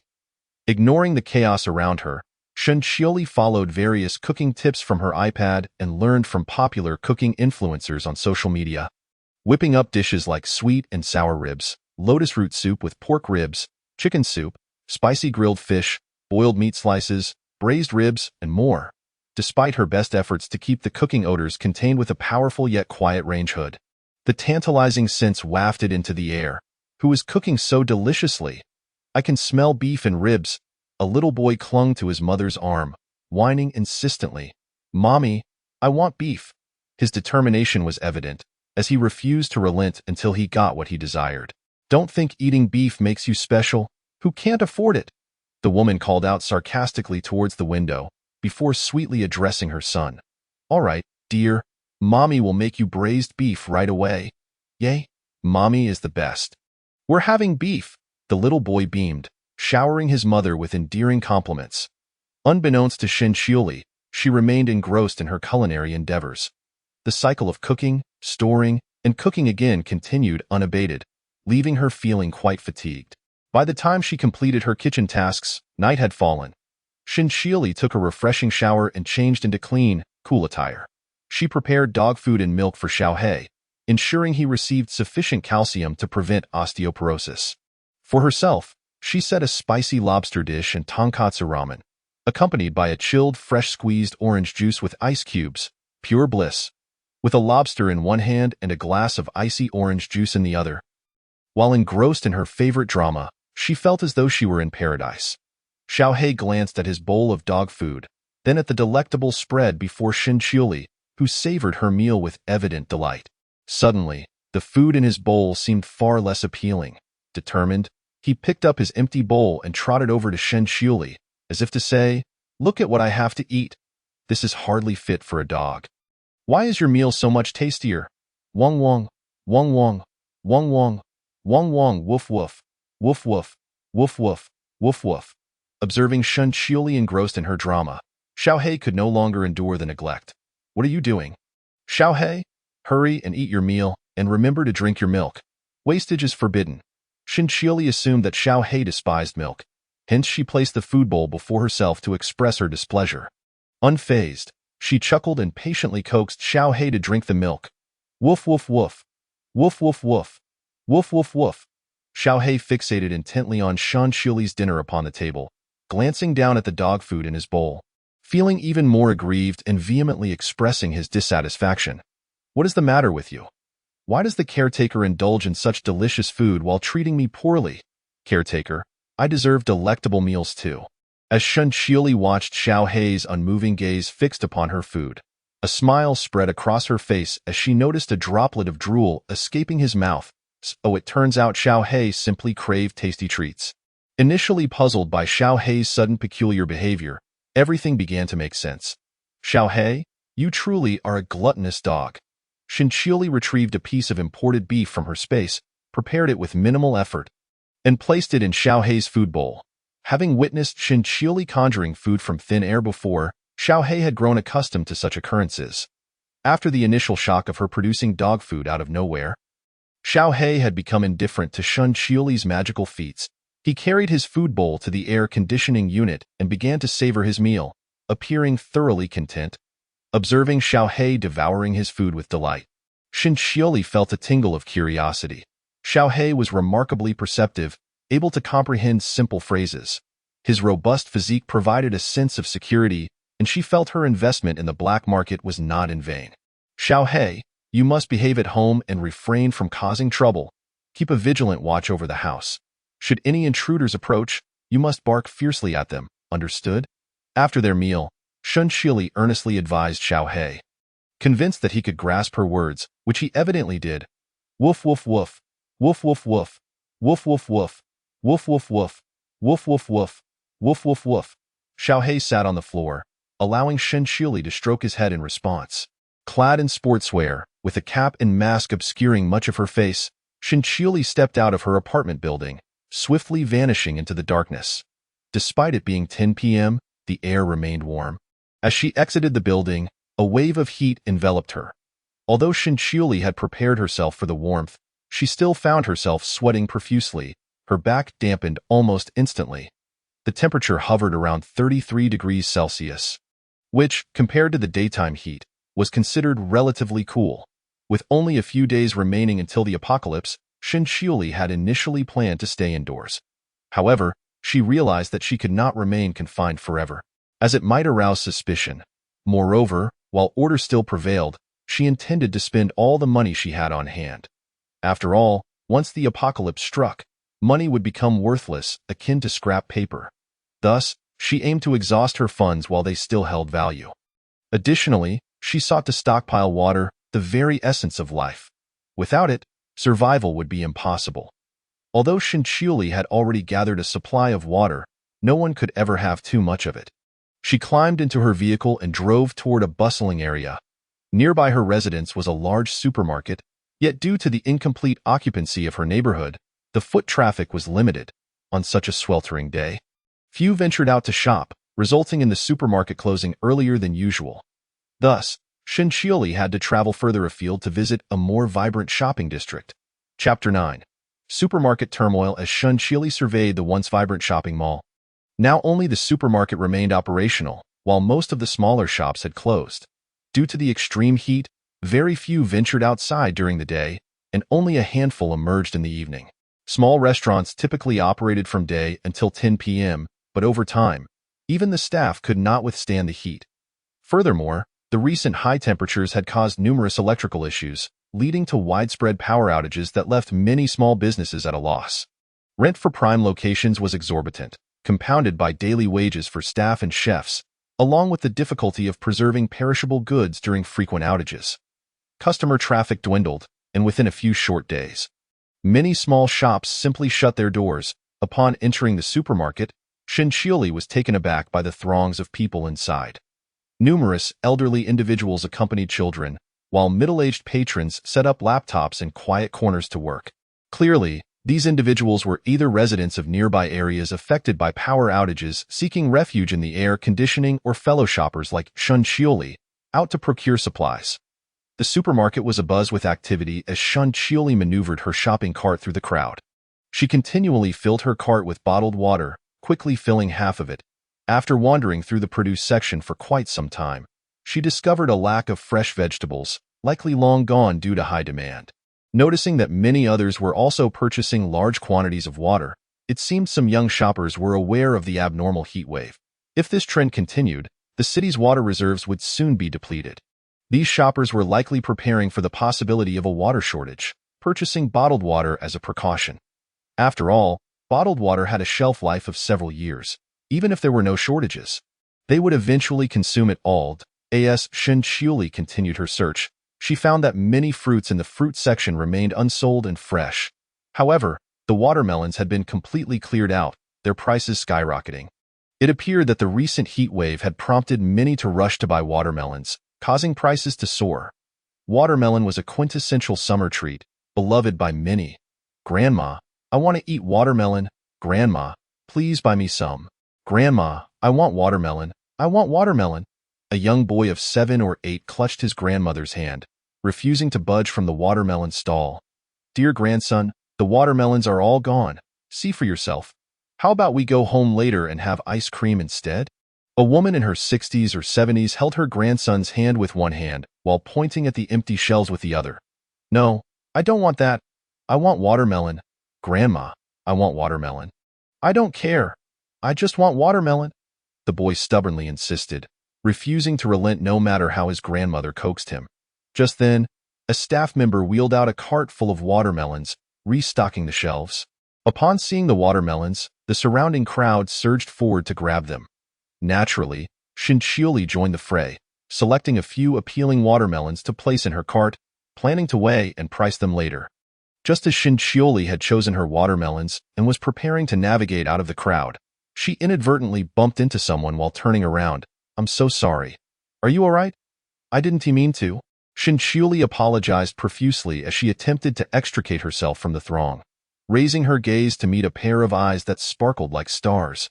His gaze was as deep as a cool pond, radiating a steady and piercing light. The man possessed chiseled features, with brows that arched like swords, his short hair neat and clean, standing just over 6 feet tall. The pure white shirt he wore clung slightly to his form, dampened by sweat, accentuating his well-defined physique. Shinchioli was momentarily taken aback, having never encountered someone so strikingly handsome. He was truly a feast for the eyes, and she found herself momentarily captivated, but quickly regained her composure. "It's all right, just be more careful next time," he replied, his voice cool and detached, casting only a fleeting glance at Shinchioli before turning away, exuding an aura of indifference. "Humph, what a rude guy," Shinchioli scoffed softly, acknowledging her own fault in the encounter. While she had inadvertently stepped on the man, his attitude was utterly bewildering.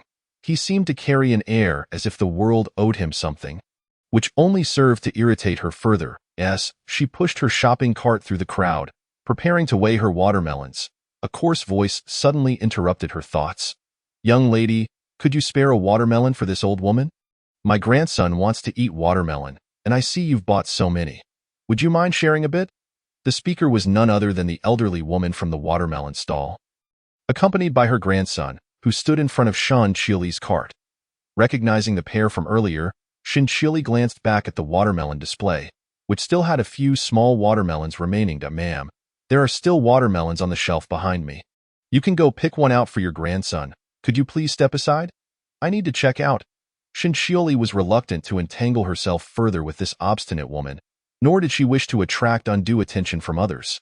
She decided to push the watermelon in her shopping cart towards the weighing station. Oh, how can this young lady show such a lack of respect for her elders and care for the young? "Do you really think you can finish all these watermelons?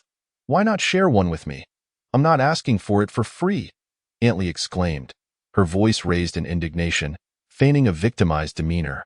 Gradually, the surrounding crowd began to be drawn in by Aunt Lee's loud voice, directing their gazes towards Shinchioli. "Dear elder, if you desire a watermelon, you should purchase one yourself. What does that have to do with respecting your elders? These watermelons are mine, and I have no obligation to share. Whether I can finish them is not your concern." Shinchioli refused to indulge Aunt Lee any further. Many elders nowadays tend to exploit their age for advantage. Just as one is expected to yield their seat on public transport, is it not true that everyone returning home from work is exhausted? Many wait for hours just to find a vacant seat to rest. Failing to offer a seat to the elderly transforms into accusations of disrespect, leading to widespread online backlash. It is bewildering how the age-old virtue of respecting elders and cherishing the young has devolved into this expectation of yielding seats on buses.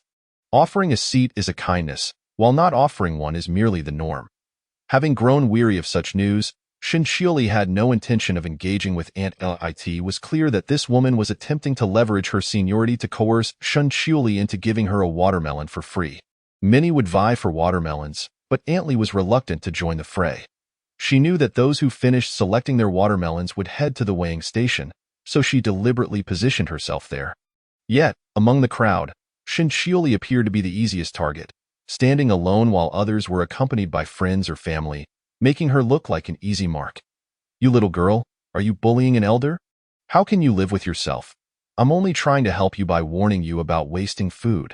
Haven't your parents taught you to respect your elders? Is this how you were raised?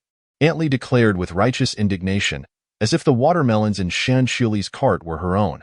She raised her voice, fearful that bystanders might not come to her aid as the crowd began to murmur and point.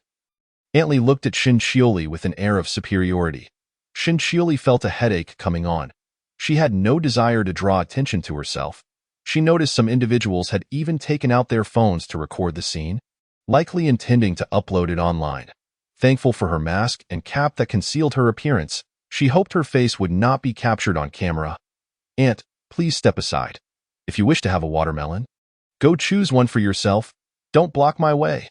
She exhaled deeply, calming herself before speaking with poise. She then maneuvered her shopping cart around the peculiar duo and proceeded towards the weighing station. Grandma, I want watermelon. I don't care, I want watermelon. Give me watermelon. You're not allowed to leave. That's mine. As Shinchioli attempted to bypass them, a quiet little boy suddenly began to wail, breaking free from his grandmother's grasp and darting towards Shinchioli's cart, clutching it tightly to prevent her from moving. Let go. If you want watermelon, ask your grandmother to buy you one. This is mine. Haven't your family taught you not to take what isn't yours? At such a young age, already resorting to theft, what kind of upbringing is that? Shinchioli remained resolute, forcing her cart forward toward the weighing station despite the boy's tight grip. Seeing that Shinchioli continued to stride ahead, the boy eventually relinquished his hold on the cart and turned to look at Aunt Lee with a heartbroken expression, as if he had suffered a great injustice. Bystanders might have mistaken the scene for Shinchioli assaulting the child, and witnessing her grandson's distress ignited Aunt Lee's fury. Just as she prepared to confront Shinchioli, she noticed people around her whispering and pointing. That child is so ill-mannered, attempting to steal someone else's watermelon. I wonder how his parents are raising him. Indeed, I suspect it's this aunt who has led the child astray. Someone chimed in, recalling how Aunt Lee had blocked Shinchioli's path previously. Clearly, the child's behavior reflects the lack of character within their family. Absolutely. A child is like a blank slate. Their upbringing dictates what they become. As the murmurs and glances directed at Aunt Lee increased, her bravado faded, and she dared not confront Shinchioli any longer. What are you looking at? What is so interesting? Move along, move along. Aunt Lee barked at the crowd, her fierce demeanor faltering as she hurriedly led her grandson away. Chapter 10. Preparing a grand gift, Shinchioli could hardly be bothered with such simple-minded individuals. After purchasing an abundance of imported fruits, she finally checked out and exited the supermarket. With her arms laden with bags, she effortlessly stored them all in her space with a mere thought. Glancing at the time, she decided to venture out again to peruse digital products, taking advantage of the cooler evening temperatures. She acquired several of the latest phones and computers, and fearing future power shortages, she also purchased solar panels and batteries afterward. She made her way to the black market to acquire various other weapons. By the time she returned home, she was drenched in sweat and utterly exhausted. She took a refreshing shower and then poured herself a cocktail from the fridge, complete with iced. As she sank into the sofa, the dawn light began to break, and the temperature outside started to rise. The first sip of her chilled cocktail was heavenly, providing a delightful sense of relief. Woof, woof, woof. Little Black watched Shinchioli, who was visibly enjoying herself, expressing his discontent with raucous barks, his round eyes fixed on the ice cubes in her glass, as if demanding his share. Why should the one who cleans up after me get to enjoy cold drinks while I am left out? I want some too. Hurry up and give me some. Amused by Little Black's antics as he circled her, fixated on the ice, Shinchioli affectionately patted his head. She poured some ice into his bowl of water, then prepared him some imported beef. Along with fruits and milk, with a flourish, she retrieved barbecue skewers and lamb chops from her space, along with a steaming bowl of beef noodles. Seated at the dining table, Shinchioli indulged herself, alternating between bites of grilled pork, noodles, and sips of her delightful cocktail. The air conditioning enveloped her in comfort, making her feel utterly content. Little Black, too, was fully immersed in his meal, devouring the beef in his bowl, followed by a refreshing gulp of cold milk, his happiness evident. After finishing her meal, Shinchioli disposed of the trash downstairs and placed her dishes into the dishwasher for automatic cleaning. With water and electricity still available, she preferred to avoid unnecessary labor. After tidying the kitchen, she reclined on the sofa and opened her phone, leisurely scrolling through the 99 messages on WeChat, alongside numerous missed calls. Most were from Xianai and Zhang Yi. Xiani's messages flooded her screen, inquiring why she hadn't returned yet, why she wasn't answering her phone, and expressing concern that Zhang Yi was upset and needed Shinchioli to soothe him. There were also threats from Zhang Yi, warning that if she didn't appease him soon, he would block her. Shinchioli regarded the two of them like clowns in a circus. What a pair of foolish lovers. Did they truly think they could manipulate her for money? Hello, Xianai. Is Zhang Yi really angry? After pondering for a moment, Shinchioli dialed Xiani's number, which was quickly answered. Is he all right? Can you please talk to Zhang Yi and convince him not to be angry? I didn't mean to ignore him. Shinchioli wanted to maintain her facade, not wishing to raise any suspicions with Xianai, so she swallowed her pride and spoke diplomatically. Ali, where on earth have you been? You haven't replied to Zhang Yi for days. He's nearly beside himself with rage, and I've been worried sick about you. Are you okay? At this moment, Xiani's fingertips gently caressed the man's cheek, gliding softly along his exquisite features. A subtle warmth flowed from her fingertips, and a fervent breath began to circulate slowly with her tender movements. Yet, she feigned great concern for Shinchioli, her tone laced with urgency. Those unaware might assume the sisters shared a deep bond. Xianai now held an unwavering belief in Shinchioli's words, convinced that Shinchioli would not conspire against her. After all, despite her repeated probing, Shinchioli remained utterly unresponsive, as foolish as ever. This dispelled her doubts, making her regard her previous suspicions as mere illusions. A different voice emerged from the phone, accompanied by Xiani's faint moans and gasps. It was evident what the two were engaged in, perhaps reveling in their clandestine affair. Such a pair of shameless lovers. Truly, they were a match made in heaven, no longer bothering to conceal their intimacy right under her nose. How foolish she had been to be ensnared by these two. She had once believed they genuinely regarded her as a girlfriend and confidant, pouring her heart out to them. The thought now made her wish she could slap some sense into herself. Stifling her inner disgust, Shinchioli dismissed the two as mere dogs lacking any sense of decency. Listening to Xiani's words of concern filled Shinchioli with loathing, and she longed to end the call. Nevertheless, she maintained the facade of ignorance, deliberately appearing meek and pitiable, unsure of how to respond. Xianai, I'm fine and I'm currently abroad taking a break, and I'll be back in a few days. Xianai, please help me. Zhang Yi is surely furious and doesn't want to see me. Woe is me. Will Zhang Yi break up with me?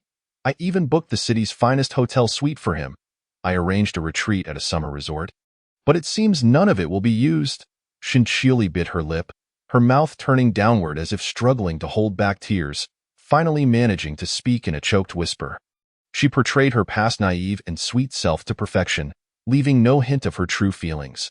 Having ignored Xianai and Zhang Yi for so long, it was inevitable that they had grown suspicious.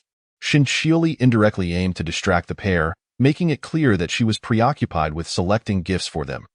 Given their nature of leeching off her, they would certainly not turn away from money. Shinchioli opened her computer, glancing at the latest urgent notifications from her country. Urgent notice. Residents are advised to stay home and avoid going outside. Protect against UV exposure and exercise caution. Do not spread rumors. Rely on official reports. Those who propagate falsehoods will face legal repercussions without leniency.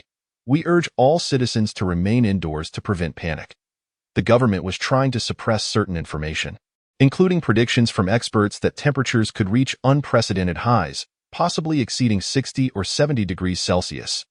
The authorities had begun to take this matter seriously as climate conditions worsened globally, with years of environmental pollution to blame. Chapter 11. A match made in heaven.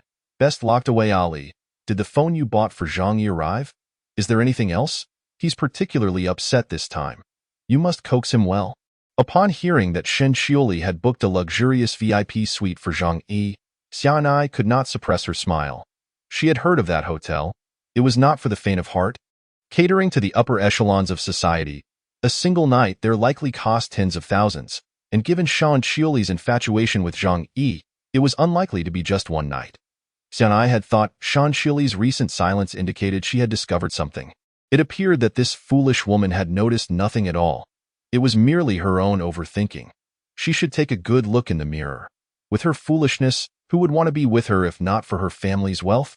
The thought made Xiani's lips curve into a self-satisfied smile, her heart sweeter than honeyed. I got it for him. It will arrive in a few days. They said it's out of stock and being shipped from abroad. Xianai, I also bought you a gift. You always like that brand of skincare products, right? I got you some, along with a bag from a certain fragrance line. It'll arrive in a few days. Shen Xiuli deliberately spoke in a trembling voice, her eyes glistening with unshed tears, her hoarse tone tinged with a hint of sobbing. Her voice grew increasingly faint, eventually becoming inaudible, reminiscent of how she would plead for Xiani's help to mend things with Zhang Yi when he was upset. Even Xianai, despite her cunning, failed to detect any hints, mistakenly believing Shen Xiuli was simply seeking her assistance once again in smoothing things over with Zhang Yi. Tomorrow I will talk to Zhang Yi for you. Everything will be all right. Don't cry. Men are like that. Zhang Yi loves you too much, which is why he said some harsh things. Don't take it to heart. Hearing about the high-end skincare and designer bag Shen Xiuli had purchased for her, Xianai smiled broadly, feigning sympathy. All right, Ali, I've sent you the room number for the luxurious VIP suite via WeChat. Please remember to give it to Zhang Yi. He has me blocked, so I can't send it directly. I appreciate your help, Ali. Don't worry. I will handle it well. Xianai replied with a charming smile, gazing tenderly at Zhang Yi before her. When their eyes met, unspoken emotions and desires ignited like flames, binding them closely together. Xianai seemed to assert her claim, planting a passionate kiss on Zhang Yi's lips. What does it matter if Shen Xiuli has wealth? Zhang Yi still bows to her whims. Xianai, you should get some rest. Shen Xiuli spoke in a soothing tone, yet beneath it lay a hidden sharpness, as if concealing countless blades of wisdom, waiting for the opportune moment to strike. Once the call ended, her eyes bore no warmth. What a pair of shameless lovers! Did they truly think her a fool? The notion that Zhang Yi was simply too enamored with her to act like this was absurd. How blind she had been to believe such nonsense. This detestable couple should be locked away, never to emerge and disgust her again.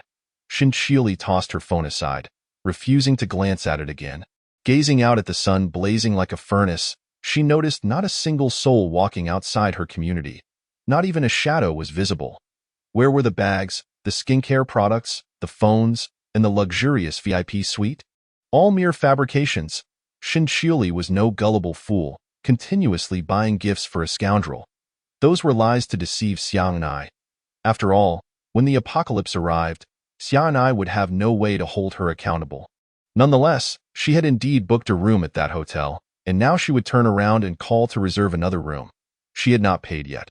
She simply informed the front desk that her boyfriend would check in tomorrow and settle the bill together.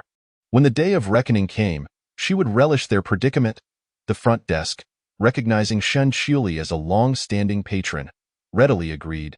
Die, scoundrel. Await your doom. As I envisioned Zhang Yi and Xianai enduring countless hardships to reach the hotel, eager to unwind, the apocalypse erupted, leaving them to await their demise in the hotel, which could not help but evoke a chuckle from Shen Xiuli, uplifting her spirits. The government tirelessly suppressed the influx of negative news, and the populace dismissed the soaring temperatures as merely a fleeting weather phenomenon, paying it little heed. The true horror lay not in the heat itself, but in the mutated virus that had leaked from a foreign laboratory amidst the abnormal temperatures following the end of the world.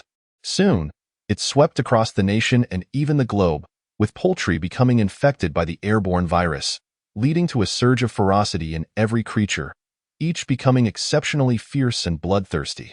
Naturally, some distinct animals remained unaffected, experiencing accelerated cellular regeneration, resulting in a few becoming remarkably robust.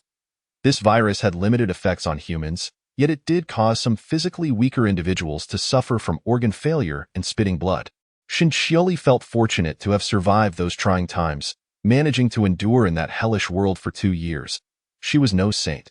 In the face of the apocalypse, her only priority was self-preservation. She had no altruistic intentions to inform the world of the impending doom, nor to reveal her rebirth. Not only would no one believe her, but they would also likely confine her to a psychiatric facility. In that moment, her sole focus was on safeguarding herself, striving to survive until the end. As for others, she had neither the time nor the inclination to concern herself with them.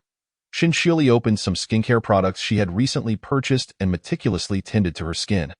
Applying a face mask, she had spent her last remaining funds on these items, as the oppressive heat had taken a toll on her complexion.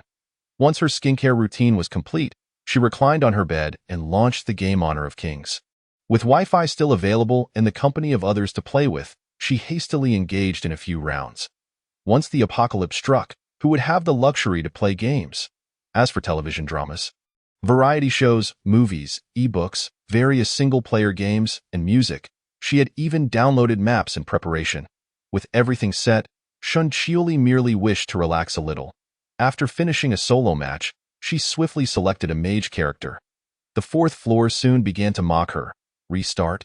I can't stand these instant pickers, they're always so awful at the game. The 3rd floor chimed in, exactly. It's frustrating to encounter someone like you, always demanding the Jungle King to carry you, with no skills of your own.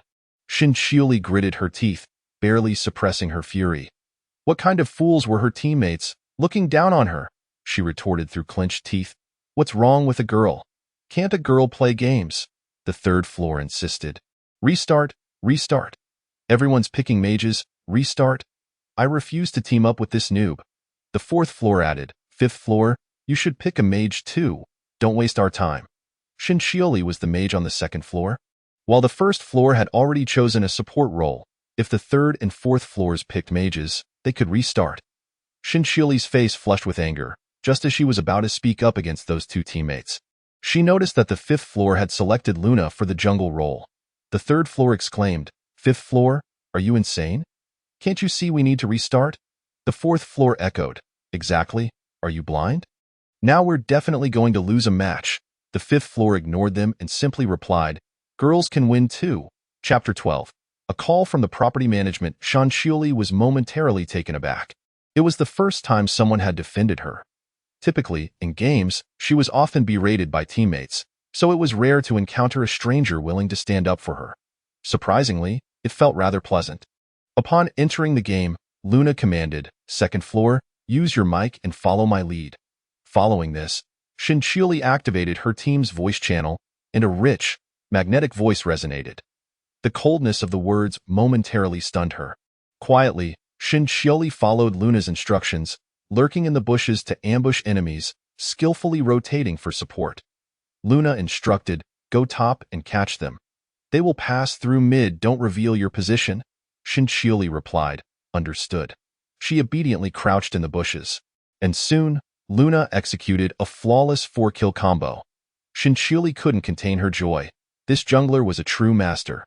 Throughout the match, Luna's prowess silenced the teammates who had mocked them at the start.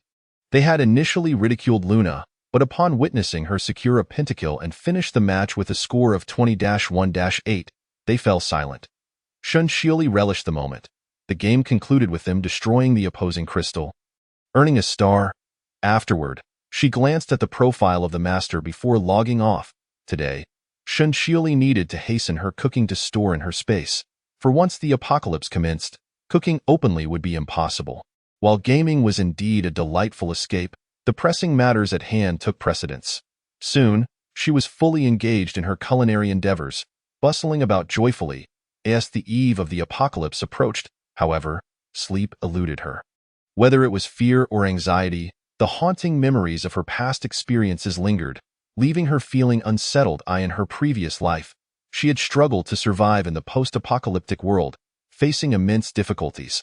Now, in this second chance at life, having prepared so many supplies, her heart was still not at ease.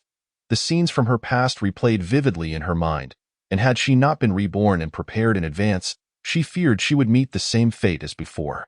Tossing and turning, unable to sleep, Shinchioli decided to pick up her phone and start playing. The device was filled with expert advice urging citizens to be cautious of heat stroke, avoid sunburn, and stockpile water while minimizing outdoor activities. Shinchioli opened her refrigerator and took out a battle axe steak, placing it in the pan to cook. The oven held freshly baked egg tarts, chicken wings, chicken legs, and grilled shrimp. She also retrieved the hellish tonkatsu ramen she had ordered earlier from her storage space, along with a glass of freshly squeezed orange juice filled with ice. Shinchioli laid everything out on the dining table and activated the projector to play her recently favored film, Howl's Moving Castle. Comfortably enjoying the air conditioning while feasting on steak, she noted that the weather had become increasingly sweltering, with the neighborhood frequently experiencing power outages. Nationwide, electricity rationing had begun, providing power for only a couple of hours in the late afternoon. Schools and factories were closed, and many shopping malls had shut down. Despite this, Shinchioli continued to use her computer as she pleased, unfazed since she had solar panels installed. Xiaohei, her dog, mirrored her actions, sitting beside her on the floor and savoring the battle axe steak from his bowl. He was also treated to a bowl of imported milk from 1982. Watching the movie projected before them, he wagged his tail contentedly, clearly delighted. Once Shinchioli and Xiaohei had eaten their fill, both drifted off to sleep, blissfully unaware of the world outside. The next morning, as the apocalypse dawned, Shinchioli was awakened by the incessant ringing of her phone. Rubbing her eyes, she stared at the device in bewilderment. After a few moments, she regained her senses and answered, "Hello, is this Miss Shin? We are the property management of Yujin Community. May I confirm if you are Miss Shin?" "Yes, what is the matter?" Shinchioli stood up from the sofa and approached the curtains, cautiously opening a small gap to peer outside. The ground below was deserted, with the sun's rays beating down fiercely, distorting the green plants in the flower beds. In mere seconds, she withdrew her gaze and tightly closed the curtains. "May I ask if you are currently at home in the community? We are tallying the number of residents." The property management inquired. "I am not in a city. I am abroad dealing with matters and cannot return due to the heat." Shinchioli fabricated her story with a straight face, betraying no hint of panic. The property management had not sought her out earlier or later, but rather at the moment of the apocalypse. She was far from convinced that their inquiry was benign, so she cautiously deflected their questions. "I see you recently renovated your home. Are you certain you are not in Yujin Community?" The staff persisted, apprehensive that Shinchioli might be deceiving them. "Yes, I am currently abroad. I would love to return, but all flights have been cancelled, and I am at a loss." Shinchioli ranted. "The renovation company accepted my payment, yet now I face this predicament. My house remains unfinished, and I have no idea where to find help. It is infuriating. And you, property management, I haven't even moved in yet, and you're already calling to demand payment for the management fees. Are you trying to take my money while providing no service because I'm not in the country?" Shinchioli's furious tirade was delivered with such fervor that it nearly seemed she would rush to confront the property staff in person. Her performance was so convincing that the staff were momentarily intimidated. Fearing further confrontation, they hastily retorted, "Miss Shin, you should address your renovation concerns with the company. Miss Shin, we have other matters to attend to, so we won't trouble you further.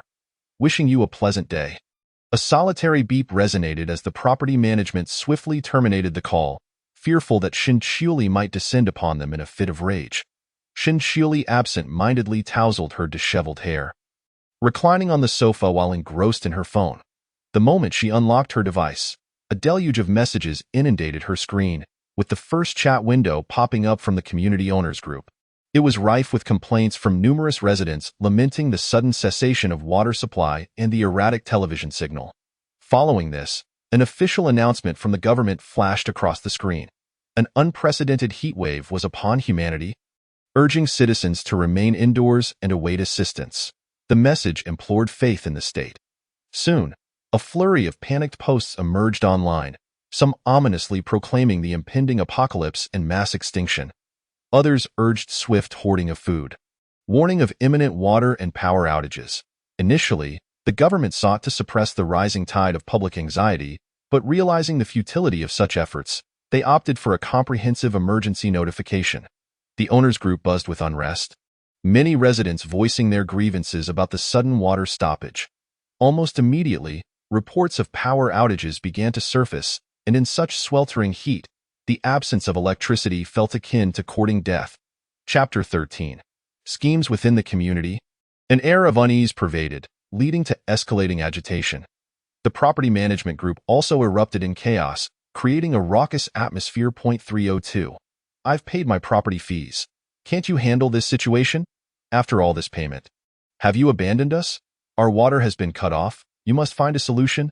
1201. The temperature outside has soared above 50 degrees Celsius.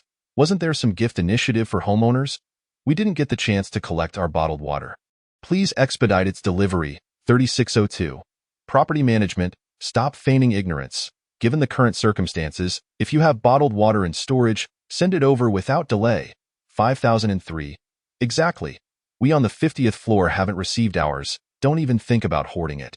Deliver it to us immediately. The property management's responses were inundated with calls for action, as the severity of the situation had not yet dawned on many, some naively believing that the water and power outages were merely temporary inconveniences. Memories of the nationwide response during the recent pandemic lingered in their minds, where the state had unflinchingly rallied to protect its citizens. Thus, many remained unconcerned about the sudden spike in temperature. Property management. Please, homeowners, provide your apartment numbers along with the number of occupants for our records. We aim to distribute relief supplies and hope for your cooperation. Due to the extreme daytime temperatures, we will deliver supplies in the evening when it cools down. We appreciate your patience. 306. At least you have some conscience. I'm in Unit 306 of Building 6, and I'm alone. 1001. Building 6. Unit 10, Apartment 01. Besides myself, my wife and 2 children are here. 1601. Building 6, Unit 16, Apartment 01. I have my elderly grandmother with me. 5003. Building 6, Unit 50, Apartment 03. I have 3 children and myself. 1501. Numerous homeowners shared their information in the group, with many taking advantage of the internet while it was still accessible, fearing they would miss out on supplies. Among them was Shin Chioli, who remained observant, deliberately withholding her personal details. She was far from naive. She knew that in such dire circumstances, the property management would be unlikely to distribute resources. Even if they did, she found no necessity to involve herself. She had cleverly informed the management that she was abroad and unable to return, indirectly indicating that her home was unoccupied, which implied a lack of stored supplies and dissuaded any ill intentions from the management. With the network still functioning, Shin Chioli glanced at the messages from Xianai, several of which were from the previous day. They informed her of Xianai's relocation to a hotel and contained flattering remarks directed at her. Today, one message read, Shin Chioli, where are you? Why haven't you paid for the hotel? We've been kicked out. The weather outside is unbearable, and there's not a soul in sight. The city is in chaos. Are you doing this on purpose? Just wait until you break up with Zhang Yi, you wretched person. Zhang Yi and I have nothing to eat. We're hiding in the underground garage. You need to help us out. Observing Xianai's frantic demeanor, Shin Chioli merely smiled faintly. It was likely that both Xianai and Zhang Yi had exhausted their funds on the hotel, leading to their eviction. In this dire situation, they had no means of returning to school. Imagining the disheveled appearance of Xianai, Shin Chioli leisurely replied, Didn't I leave a bank card in the hotel drawer? Didn't you use that to settle the bill? I'm currently abroad and all flights have been cancelled. I can't return. Xianai, I have food at home. Perhaps you and Zhang Yi could come over before I left. I stocked the fridge. It should suffice for a while. The signal here isn't great, so I'll cut this short. After calmly exiting the WeChat interface, her phone abruptly lost signal. The television also succumbed to the lack of reception, and Shin Chioli lay on the soft sofa, a sinister smile creeping across her face. Hurry, Xianai. By the time you arrive, you will be thoroughly astonished. The real drama had just begun, and she eagerly anticipated their expressions upon arrival. In reality, there was no food. Shin Chioli had sold the house long ago. When Xianai and Zhang Yi finally endured countless trials to reach her, only to discover they couldn't even enter the property, their expressions would be a source of great amusement. As Xianai gazed at the messages Shin Chioli had sent, she was preparing to unleash a tirade of curses when her phone suddenly lost signal. Enraged, she cursed under her breath, and as she looked at the blazing sun outside, Waves of heat assaulted her. It felt as though she were trapped in a steamer, her clothes soaked in sweat, and her hair clinging uncomfortably to her face, with no vehicles in sight and her phone rendered useless. The scorching temperature burned her skin, leaving her vulnerable without any sun protection. Venturing outside seemed a fool's errand. Stuck in the parking lot, Xian'ai fell into deep contemplation. Zhang Yi, let us find a way to shun Qiuli's house. She just messaged me saying there's food at her place. Enough for both of us. This infernal heat is abnormal, and with no signal, we should seek shelter. Xian'ai bit her lip, weighing her options before addressing Zhang Yi. Given the current situation, with no way to contact anyone, and both of them without a penny to their names, finding refuge was paramount. Although uncertain of the unfolding events, the pressing need for food and water made Shun Qiuli's home their only viable choice. Can we trust her? Didn't she just betray us? Zhang Yi's face flushed with anger, wishing to lash out at Shin Qiuli. That card held all his savings, and now he was utterly broke and unceremoniously ejected from the hotel. To make matters worse, the sweltering heat made it impossible to venture outside. Just moments ago, he had unwittingly strolled under the sun, suffering a painful sunburn on his arm. The searing pain coursed through him, blood trickling from the damaged skin. Alarmed, Zhang Yi retreated to the shade, wincing as he clutched his injured arm. Chapter 14. The new neighbors. Was there any other path available? Could that fool possibly harbor such cunning? After all these years, if Shun Qiuli were capable of discerning our intentions, she would have discovered our ruse long ago. Yet, she was indeed a foolish woman. Surely, she lacked the intellect to orchestrate such a scheme against us. Upon hearing Xian'ai's analysis, Zhang Yi felt a wave of relief wash over him. Indeed, Shin Qiuli had always been hopelessly dim-witted. How could she possibly devise a plan to leave him destitute? Let us head to Shin Qiuli's home. We'll wait until nightfall to make our move, agreed. Zhang Yi and Xian'ai settled back against the ground, awaiting the sun's descent. Shin Qiuli, meanwhile, had no intention of concerning herself with Xian'ai and Zhang Yi. After finishing breakfast with Xiao He, she heard a series of knocks at the door. Knock, knock, knock, knock, knock, knock. The unexpected rapping sent a chill down Shun Qiuli's spine, and she approached the door with heightened caution. Peering through the peephole, she saw only one individual outside. Hello, I am your neighbor, residing next door. May I discuss something with you? Initially, Shin Qiuli considered feigning her absence, wishing to ignore the person outside. However, she heard, I know you're home. Just now, the peephole opened a crack, and I observed you watching me. I bear no ill intentions. I merely wish to discuss hallway safety. Upon hearing the sounds outside the door once more, Shin Qiuli halted her leisurely stride back to the sofa. This individual possessed remarkable powers of observation, managing to notice even the slightest crack in the peephole. Initially, Shin Qiuli had installed cameras in front of her home. However, typical cameras emit a red flashing light when operational. Fearing that a malicious person might discern that her home still had power, potentially leading to trouble, she had refrained from powering on the cameras. You may speak outside. Shin Qiuli observed the person outside the door with vigilance. One must always guard against potential threats in this post-apocalyptic world. The human heart is the most treacherous of all. She dared not gamble by opening the door. The memories of her past life were still vivid, and she could not afford to be complacent.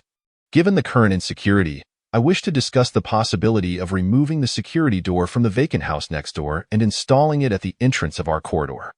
What do you think?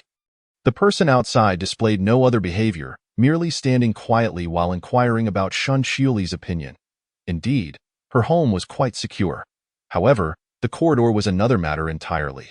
With the elevator out of service, the ground floor felt relatively safe. Nevertheless, the same could not be said for the stairwell, where individuals could ascend. For safety's sake, Shin Qiuli believed it prudent to enhance the corridor's security measures. After all, one could never be too careful. Her home held many valuable items, and an additional security door would heighten her defenses. Should someone from downstairs attempt to ascend, I shall not fear, for I am armed.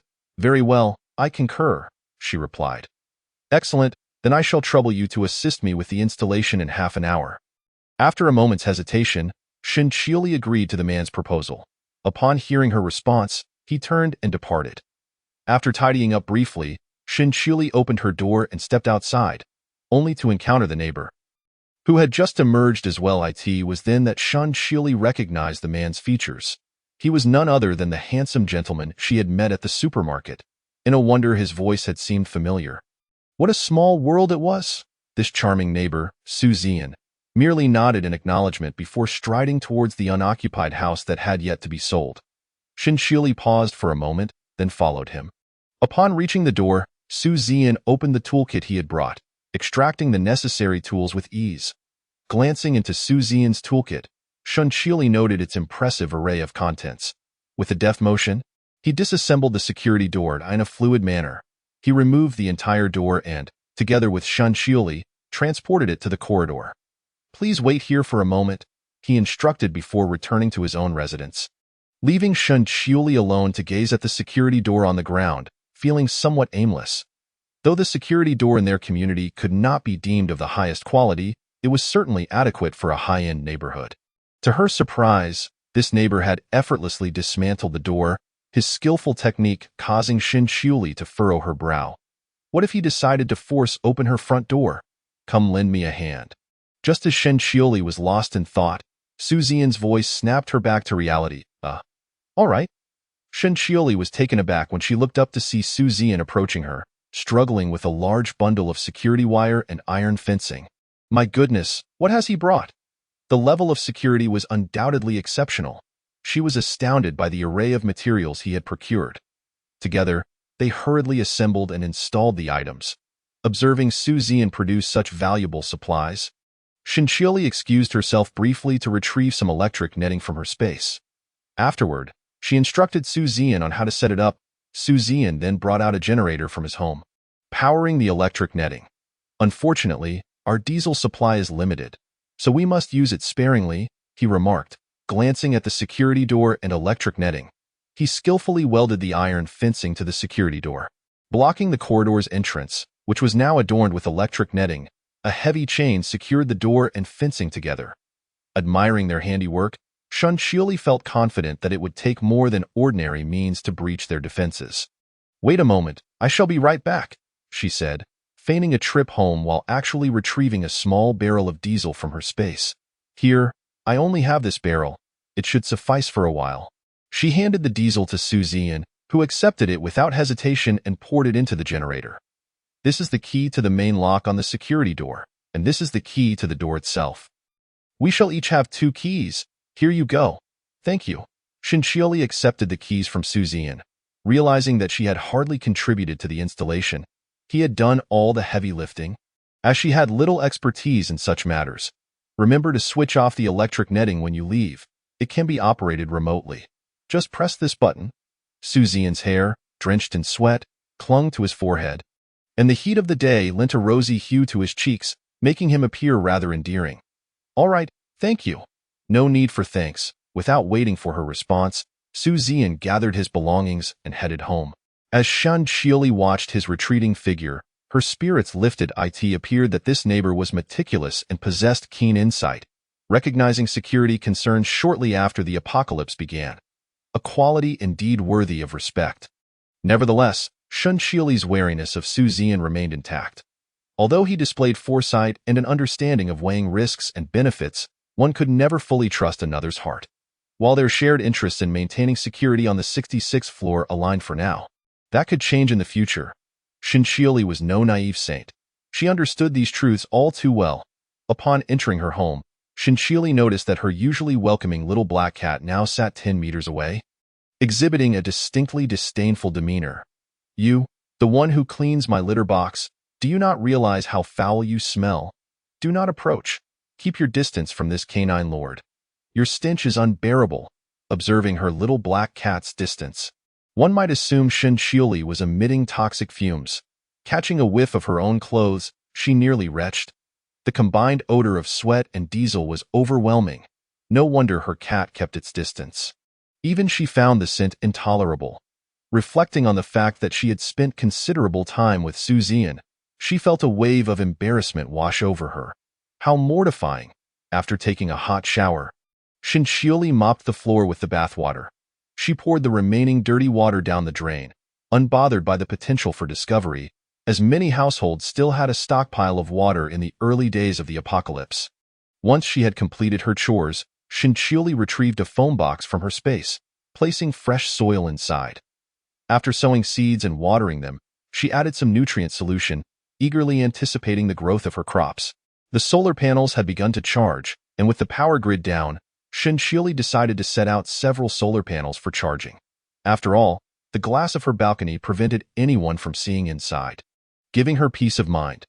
Once everything was prepared, she took out the previously cooked beef brisket with potatoes, grilled shrimp, marinated crabs, and a bowl of fragrant crab rice. Additionally, she retrieved some chilled lemonade from her space, readying her tablet to watch her favorite variety show. Fortunately, Shinchioli had previously downloaded a wealth of dramas, animations, films, variety shows, novels, skits, and even the Spring Festival Gala. She also prepared a larger food bowl for her little black cat. Having noticed its increasing appetite, the old bowl no longer sufficed. With a feast of chicken legs, chicken breast, venison, cooked salmon, liver freeze-dried treats, pepper freeze-dried snacks, blueberries, freeze-dried figs, berry powder, fresh sterile eggs, and sterile yogurt, her little black cat dove into its meal without a moment's pause. Utterly engrossed. Eat quickly. The one who cleans my litter box finally decided to prepare a grand feast for me. Usually, you are stingy, leaving me starved. Shinchioli observed the small black dog relishing its meal, and she was struck by a sense of tranquility, pondering whether it was merely a figment of her imagination. It seemed to her that the dog's fur had become more lustrous and dense than before, and its appetite had noticeably increased. If this continued, she feared that she might soon be financially drained by its voracious eating habits. After much contemplation, Shinchioli resolved to venture out that evening to procure some supplies, as merely consuming what little remained was not a viable strategy. Once she and the small black dog finished their meal, the sun still hung high in the sky, showing no signs of setting. A glance at the thermometer outside revealed a sweltering 89 degrees Fahrenheit. Seizing the moment, Shinchioli retreated to her room, activating her fan and positioning several in front of herself. The cool breeze provided a slight reprieve from the oppressive heat. With the entire city, and indeed the nation, plunged into darkness due to a power outage, all the electrical lines had succumbed to the relentless sun, rendering repairs impossible. The community lacked electricity, and if she were to turn on the air conditioning, the noise of the external unit would draw the attention of those below, making her an easy target. Ultimately, Shinchioli decided against using the air conditioning. Instead, she had placed numerous fans and coolers throughout the living room and her bedroom, along with several large ice blocks stored in buckets, strategically positioned in the corners of the room. The small black dog even lay languidly in a small inflatable pool, clutching a block of ice, nearly dozing off. Unbeknownst to her, Shinchioli also drifted into slumber, waking to find that it was already past 10 o'clock in the evening. She rose, tidied herself quickly, and donned casual athletic wear, completing her ensemble with a mask and a cap, ensuring she was well protected. Casting a glance at the thermometer, she noted that despite the late hour, the temperature remained uncomfortably high at 76 degrees. Xiaohei, stay put at home, do not roam about, and remain silent. Do you understand? If anyone other than me enters our home, you must bite them to death, comprehend?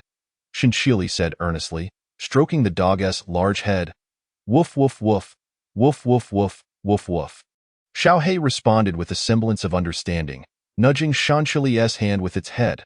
Rest assured, human, this dog shall guard the home diligently until your return. Leave it to me, and I guarantee the task will be accomplished. Xiaohei circled a few times, bidding farewell to Shinchioli as she stepped outside. Wary of drawing attention, Shinchioli swiftly opened the security door she had installed with Su Zian and disappeared into the shadows. Once outside the residential building, she remained vigilant, cautiously surveying her surroundings. Seizing a moment of solitude, she hastily entered her private garage, started her car, and quickly departed the neighborhood. In these chaotic times, societal order had crumbled, and the government was unable to restore any semblance of control. Recognizing that few had yet grasped the significance of food, Shinchioli resolved to head to a gas station on the outskirts. It happened to house a convenience store, and given the apocalyptic circumstances, it was likely closed, but perhaps the food within had yet to be relocated. Upon arriving in the countryside, she soon spotted the gas station. As anticipated, it was shuttered. The extreme heat of recent days had rendered flammable materials like gasoline a perilous risk, prompting its closure. Undeterred, Shinchioli approached the convenience store, retrieving the wire she had prepared to easily lift the shutter. With specialized tools, she pried open the glass door and stealthily slipped inside. The convenience store was eerily silent, plunged into darkness. Activating her flashlight, Shinchioli finally discerned the layout of the store. Rows of shelves greeted her, filled with a wide array of food items, predominantly snacks and instant noodles, with essential goods conspicuously scarce. Directly opposite the entrance stood the checkout counter, beside which was a refrigerated unit stocked with various beverages and mineral water. With several boxes of bottled water situated at the front, behind the counter lay a wooden rack adorned with cigarettes, liquor, and betel nuts, while an assortment of lollipops and chewing gum occupied the counter surface. After ensuring she was alone, Shinchioli began gathering food from the shelves, stowing away an assortment of chips, chicken feet, chicken meat, instant noodles, sausages, small packs of tissues, and chewing gum, all without exception in less than 10 minutes. The convenience store had been thoroughly looted, leaving nothing behind. With a sense of cautious optimism, Shinchioli approached the gas station's fuel tanks to check for any leftover gasoline or diesel. Such commodities had become exceedingly rare in the aftermath of societal collapse. With many plants succumbing to the oppressive heat, oxygen had become scarce due to the absence of photosynthetic activity. Under the duress of natural disasters, countless humans and animals perished in the intense heat, and the bacteria and viruses that thrived on decaying corpses began to mutate. More humans and animals succumbed to infections, and before long, a novel virus amalgamating all known pathogens emerged, claiming lives indiscriminately. Some animals that survived the infection underwent mutations, growing increasingly vicious and aggressive towards humans, resulting in a rising death toll among the human population. Yet, no one infected with this virus had lived to tell the tale. Gasoline had become a coveted resource, often sought yet scarce. While she possessed a considerable supply in her storage space, one could never have too much. Shinchioli couldn't decide whether to attribute her fortune to luck or destiny. The fuel tank still contained a substantial amount of gasoline that had yet to be transported away. Acting decisively, she stored it all in her space. Glancing at her phone, she noted it was only 1 o'clock in the morning. She opened the Gouda Map app, which she had previously downloaded, and discovered that several processing plants lay dozens of kilometers to the southeast. Shinchioli resolved to drive there and investigate. After a 2-hour journey, as she neared the processing plant, she discerned the sounds of heated arguments emanating from within. Parking her vehicle 500 meters away from the factory in a secluded spot, she stealthily approached, shrouded in the cloak of night. "Zhang Si, what do you mean by this? We've worked together for years. How can you engage in such despicable acts at this critical juncture?" A middle-aged man berated, pointing accusatorily at a corpulent counterpart. "Wang Ernie, a widow struggling to provide for her child, is facing hardships. How can you act so callously? A lively child perished from thirst, and you injured Wang Ernie just to seize a bottle of water. Is this the behavior of a human being?" In the throng, a middle-aged man chastised the overweight individual, Zhang Si. Unfazed by the accusations, Zhang Si merely spat and retorted, "I haven't had a drop of water in days. Out here in the wilderness, there's not a drop to be found. So what if it's just a widow and her child? They're better off dead. Giving them water is a waste. I am merely conserving resources." Zhang Si licked his parched lips, his gaze fixated on the frail elderly individuals behind the middle-aged man, their faces reflecting fear as they instinctively recoiled. Zhang Si was notorious in the factory for his volatile temper and vicious demeanor. His wife had fled due to his abusive behavior, and since her departure, he had succumbed to alcoholism, frequently engaging in brawls. With the city sweltering under elevated temperatures, most factory workers had returned home, leaving only the vulnerable and infirm to toil on. The foreman had promised double wages for those who remained, enticing the impoverished to stay, as the factory provided lodging and meals. Little did they know that they would soon find themselves in such dire straits, cut off from contact with the outside world due to the water and power outages. Despite contemplating escape, The harsh wilderness and soaring temperatures made it impossible. They had heard reports about the prolonged heat wave. Advised to remain at home and await rescue, but after that, all signals and power ceased. The factory had stockpiled ample food, primarily because it processed canned meat. They had no worries regarding sustenance, as they could feast on meat daily, and canned goods boasted lengthy shelf lives. Their sole concern was water. After the supply was cut, the remaining bottled water was barely sufficient to share among the few who remained. This dire situation led to Zhang Xi's violent altercation with Wang Ernie, prompting the middle-aged man to rally the workers to confront him. Thus, the scene unfolded. "Li Dezhuang, why are you meddling? I didn't steal your water," Zhang Xi scoffed, reclining on a nearby slope, his legs crossed casually. "Zhang Xi, your actions are criminal. You could end up in prison. You're a beast. How could you commit such inhumane acts?" Li Dezhuang retorted angrily, denouncing Zhang Xi's misdeeds. "Criminal? Imprisoned? Look around. Do you see any police coming? It has been days without water or power. If they were coming, they would have arrived by now, not waited until this moment. I informed Li Dezhuang that starting today, I, Zhang Xi, am the head of this factory. Who dares to provoke me, I will end him. You are welcome to try." Zhang Xi threatened Li Dezhuang and the workers behind him, fully aware that the police would not come. This factory, located in a sparsely populated suburb, was devoid of legal and orderly constraints, allowing him to act like a local tyrant. "Dezhuang, why don't we just let this go?" Yes, Dezhuang, let it go." The workers behind him, witnessing Zhang Xi's ferocity, began to waver, urging Li Dezhuang to drop the matter. They feared that any confrontation with Zhang Xi would bring misfortune upon themselves. Zhang Xi was accustomed to his brazen behavior within the factory, and those around him adhered to the principle of avoiding unnecessary trouble. Persuading Li Dezhuang to back down. After all, it did not directly impact their interests.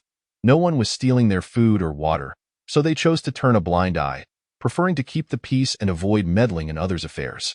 Chapter 17. Canned meat. Li Dezhuang felt a deep sense of disappointment upon witnessing the workers' reaction.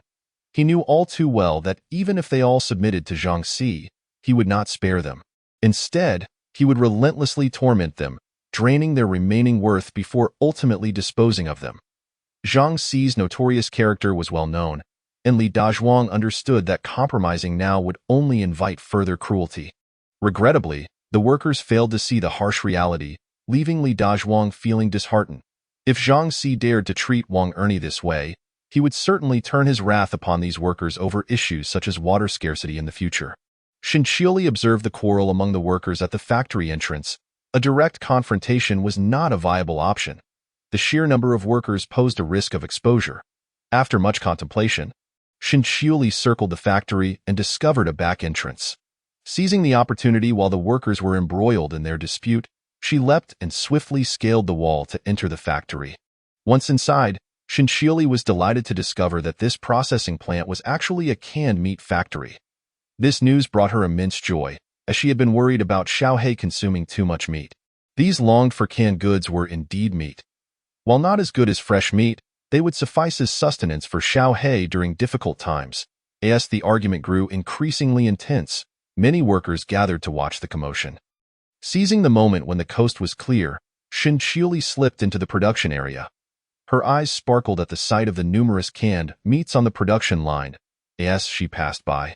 Every can her fingers brushed against vanished into her spatial realm. Realizing that her current pace was too slow, Xin Qiuli decided to run, swiftly collecting all the canned goods from the production line. She then continued towards the warehouse, certain that this processing plant housed more than just these cans.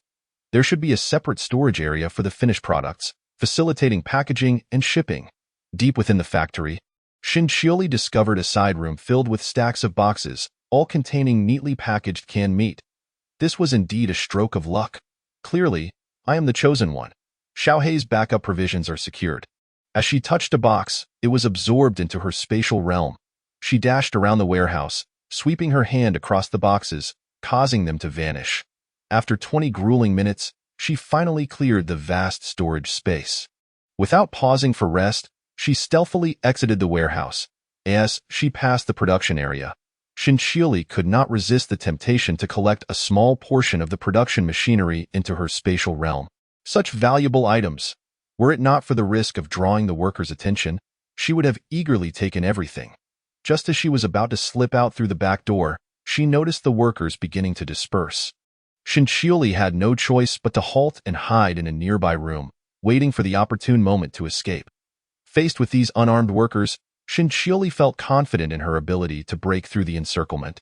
After all, her spatial realm still contained firearms purchased from the black market. However, even a cornered rabbit can strike back. If the situation escalated and the crowd became aggressive, she too could face injury. Clearly, confronting them head-on was not a wise course of action. It was better to use her wits than resort to violence. Hiding behind the door, Shinchiuli listened to the faint conversations among the workers. Although the specifics of the situation were unclear, she discerned that the leader, Li Dazhuang, was indeed a soft-hearted individual. She watched as he sighed and offered a bottle of his mineral water to the collapsed Wang Ernie. "Dazhuang, since you don't want this mineral water, why not give me your other bottle?" A woman in the crowd spoke up.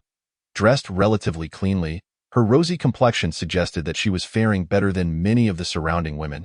"Yes, Dazhuang, since you don't want it, why not give it to me? Please, Dazhuang, I am your good brother." A cacophony of voices ensued, clamoring over the last bottle of mineral water. Seeing the faces of his former colleagues contorted in such greed, disappointment was unmistakable in Li Dazhuang's eyes. "Here, this bottle of water is for you." In the end, he handed the last bottle to a ragged, elderly woman who trembled as she accepted the mineral water. "Thank you." Her hands quivered uncontrollably, and her eyes glistened with gratitude as she looked at Li Dazhuang. "What are you fighting for, Dazhuang? If you don't want it, I'll take it." Zhang Si, having observed the commotion, approached the elderly woman and snatched the mineral water from her frail hands. Glug, glug, glug. In front of everyone, Zhang Si uncapped the bottle and gulped it down. "Delicious, absolutely refreshing. Here, you can have it back as a keepsake." After finishing, he wiped his mouth and tossed the empty bottle at Li Dazhuang. With a thud, the bottle struck Li Dazhuang's head before bouncing onto the ground. "Zhang Si, you?" Li Dazhuang glared at Zhang Si's audacity. But just as he was about to retaliate, he was restrained by the workers behind him. "Dazhuang, let it go. Don't fight him.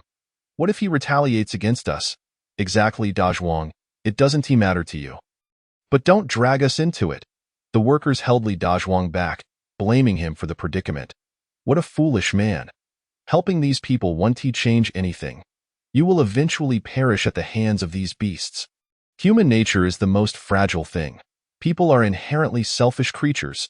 Shinchiuli let out a helpless sigh, recognizing that individuals like Li Dazhuang, the quintessential do-gooder, would perish swiftly in the apocalypse in her previous life. She had encountered such benevolent souls who, despite their own scarcity of provisions, selflessly offered her their meager rations.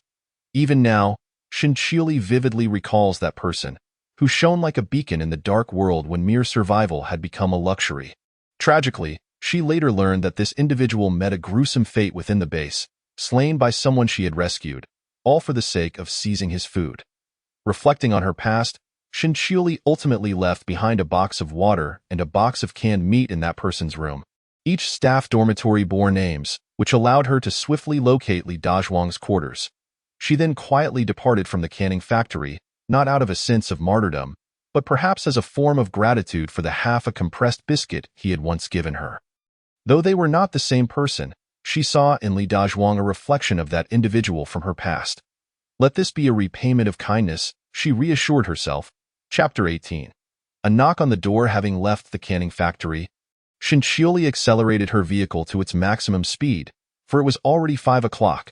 The sun was beginning to peak over the horizon, and she needed to return to her community before it fully emerged. Otherwise, once the sun ascended high in the sky, the temperature would inevitably rise, and she would surely be scorched. Within a car under such heat, it felt akin to being trapped in a sealed oven. The metal of the vehicle, combined with the sun's rays, would amplify the intensity of the heat. There had been online anecdotes about frying eggs on car engines, which illustrated the severity of the situation. If Shinchiuli did not make it back before the sun appeared, she would be thoroughly cooked. Hastening her pace, Shinchiuli finally returned to her community just as the sun was about to fully rise.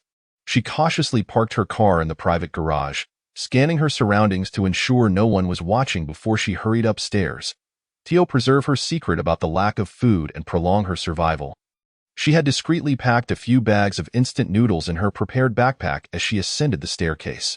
Upon reaching the 61st floor, she encountered Su Zian, who had also just returned from outside. It appeared he had been scavenging for supplies as well.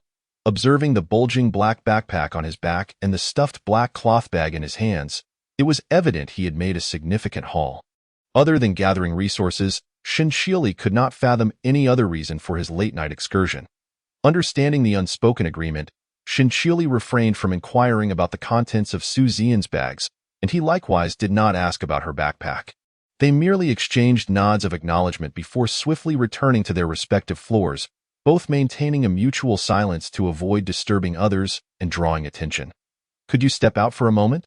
I have something to discuss." Just as Shinchiuli was about to enter her home, Su Zian spoke up, his brow slightly furrowed, as if he had something important to convey. "All right." Shinchiuli understood that Su Zian had genuine business to discuss with her. Although she was uncertain of the topic, it was undoubtedly related to the security of the corridor's entryway. Earlier, she had noticed fresh knife marks on the large lock of the anti-theft door. She had not seen these marks when she left the previous night, indicating something had transpired in her absence. Surely, Su Zian's concern was related to this, which explained his serious demeanor. With only the two of them residing on this floor, any matter he wished to discuss would pertain to their safety. After contemplating, Shinchiuli readily agreed. The two exchanged no further words and returned home. Upon entering her dwelling, she found Xiaohei sitting solemnly by the door, waiting for her return. Shinchiuli casually set her backpack on the floor and knelt down to pat Xiaohei's large head. The dog, unfazed by the scent of sweat, responded affectionately, "Finally you have returned. It has been dreadfully boring here. I nearly withered away waiting. You have no idea how diligently I guarded the house last night. Praise me, won't you?" Xiaohei wagged his tail vigorously, darting around Shinchiuli as if to boast of his vigilance. "You are truly remarkable, Xiaohei. I knew you would patiently await my return. Are you hungry?" Shinchiuli gently inquired, cradling Xiaohei's head. "Wong wong wong wong, wong wong wong." Xiaohei spun in circles before racing to his food bowl, eagerly awaiting his breakfast. "Make sure to reward me for my efforts. I haven't eaten all night and am on the verge of starvation."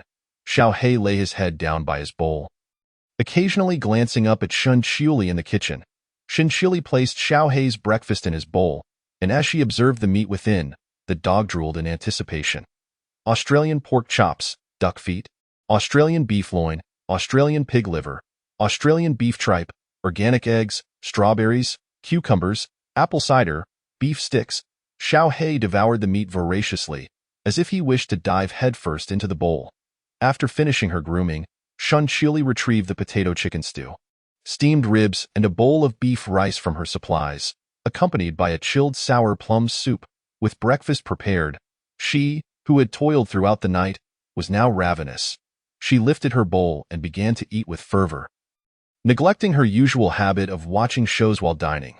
Once she finished her meal and tidied up, she opened the refrigerator, only to find it empty. The house was powered by solar panels, so they had no immediate need for electricity. Upon opening the refrigerator, a cool breeze wafted out, prompting Xiaohei to trot over and settle down in front of it to cool off.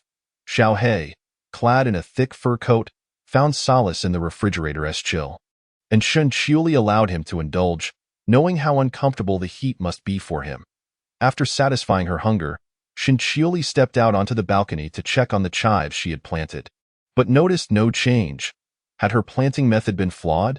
Dear little vegetables, sprout quickly. She sprinkled some water in the foam box and diligently sprayed some nutrients, feeling content as she left. Knock, knock, knock. Knock, knock, knock. After much hesitation, Shinchiuli finally rapped on Su Zian's door, remaining vigilant as she scanned her surroundings. She remained cautious of him, with her pistol tucked in her pocket, ready to draw it at a moment's notice should any unexpected situation arise. "Is there something you need?" she inquired, attempting to maintain a casual demeanor despite the tension. "I need to discuss something with you. Do you have a moment?" Shinchioli awkwardly smiled as she spoke. Upon opening the door, Su Zian exhibited no surprise at her presence. He stepped out, closing the door behind him, and gestured for her to follow him to the adjacent empty unit. "Let us talk in here," Su Zian suggested, stopping in the living room of the vacant apartment and turning to face Shinchioli, who had closely followed him. "All right." Shinchioli refrained from questioning why they couldn't converse in his home. In this post-apocalyptic world, trust was a rare commodity, and she understood his caution. Shinchioli remained aware that their alliance was based on mutual interest in the safety of their floor. Anything beyond that would complicate matters. She kept her hand in her pocket, leaning against the wall as she awaited Su Zian to speak. Now, they were like two grasshoppers on the same boat, their fates intertwined on the 66th floor. Shinchioli comprehended Su Zian's wariness towards her, recognizing the unpredictability of human nature. She felt no discomfort in his vigilance. She would have acted similarly in his position. Chapter 19. A matter of discussion or disturbance? This was no trivial matter. They were living in an apocalypse, not playing house, and caution was paramount. Last night, the property management failed to deliver the so-called relief supplies to the residents, Su Zian began, lowering his voice to a level only they could hear. In fact, several households, particularly those of elderly individuals or women with children, experienced theft. It is said that their food was completely ransacked, and some were even injured. Was it the property management? Yes. While they were looting an elderly resident's home on the 64th floor last night, they stumbled upon our anti-theft door. It must have been a few young security guards from the property management. They attempted to hack at the door with a knife, but failed to open it. One of them was knocked out by the electric fence. The others hurriedly dragged him away. I sensed something was amiss when they were investigating the resident situations. But I never imagined these brutes would dare to act so recklessly. Our security measures have undoubtedly raised their suspicions, and the property management will not easily let this go. In Shinchioli's eyes, a flicker of ruthlessness flashed as she gazed toward the distant wall. This group of property management personnel could not be allowed to remain. They must be dealt with, lest they become a significant source of trouble. If all goes as expected, our activities on the 66th floor have already drawn the suspicions of those below.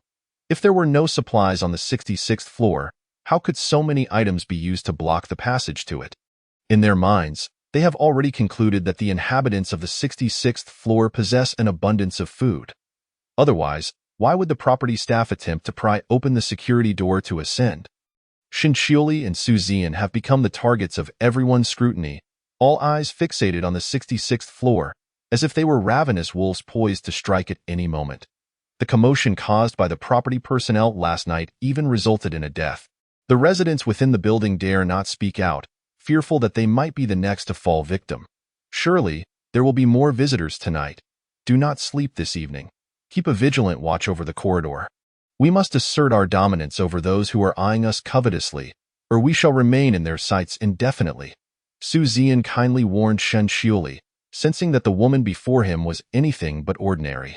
In this collapse of social order, which could be likened to the end of the world, it is indeed remarkable that such a seemingly frail woman can maintain her composure and clarity of thought. Very well, let us ensure that those intruders return from their venture empty-handed. The intensity in Shinchioli's eyes was unlike that of an ordinary person. She truly harbored thoughts of taking a life. Su Zian observed it all, feeling no disapproval of her resolve. In these apocalyptic times, as long as one does not provoke me, I shall not retaliate. But should anyone dare to cross me, I will repay them tenfold. I shall return to rest now. You too should find some respite, for we have a formidable battle ahead tonight. I still do not know your name. Just as Shinchioli was about to turn away, Su Zian inquired. Having lived nearby for quite some time, he was already aware of her name. Shinchioli. Su Zian. Su Zian watched as Shinchioli turned back towards her home, his gaze drifting to her pockets. His pupils involuntarily narrowed slightly, a glimmer of sharpness flashing in his eyes. Upon returning home, Shinchioli disregarded everything and went straight to her room to sleep, several cooling fans directed at her. The sweltering heat made it nearly impossible to find slumber, and ultimately, she retrieved a small refrigerator from her space, plugged it in, and placed it beside her bed to blow cool air. The refreshing gusts enveloped her. And it must be said that Xiao He truly knew how to enjoy life. Otherwise, Shinchili would never have conceived such a method of cooling down. Fortunately, her solar panels were plentiful, providing ample electricity for her household. Whether it was the pleasant chill of the air or the exhaustion from not sleeping the previous night, Shinchili soon drifted into a deep slumber. Meanwhile, Xiao He, lying in the living room, remained vigilant, observing his surroundings, dutifully guarding Shinchili's home. He persevered in his post. When the caretaker finally awoke, witnessing the dog so earnestly protecting the home, he would undoubtedly reward Xiao He with many delectable treats. The mere thought of tasty food invigorated Xiao He, who promptly sat up at the doorway, listening intently to the sounds outside. A dog's ears are remarkably sensitive. Xiao He could even hear the faintest disturbances from the floor below. Is anyone there? Someone, help me! Help! Oh heavens, oh dear God! Please assist me! Kind souls from the 66th floor. Someone, please! You cannot simply stand by and do nothing. The ruckus jolted Shinchili from her sleep, leaving her bewildered as to the commotion's cause. Her residence was soundproofed, so ordinarily, such noise should have been mitigated. The fact that this clamor was sufficient to rouse her from slumber speaks volumes to its intensity. Initially, she intended to ignore it and return to her dreams. But the noise erupted once more, unabated, even more deafening than before. This infuriated Shinchili. She tousled her hair in irritation and stepped outside. Upon reaching the staircase, she discovered Su Zian had also arrived. Standing with arms crossed in a gray tracksuit before the security gate, his silhouette alone was enough to captivate the eye. What is going on? Shinchili's expression was one of annoyance, her demeanor radiating a clear message: do not approach. Her tone was cold and terse, imbued with palpable hostility. This elderly woman claims that we have food and demands we share it with her.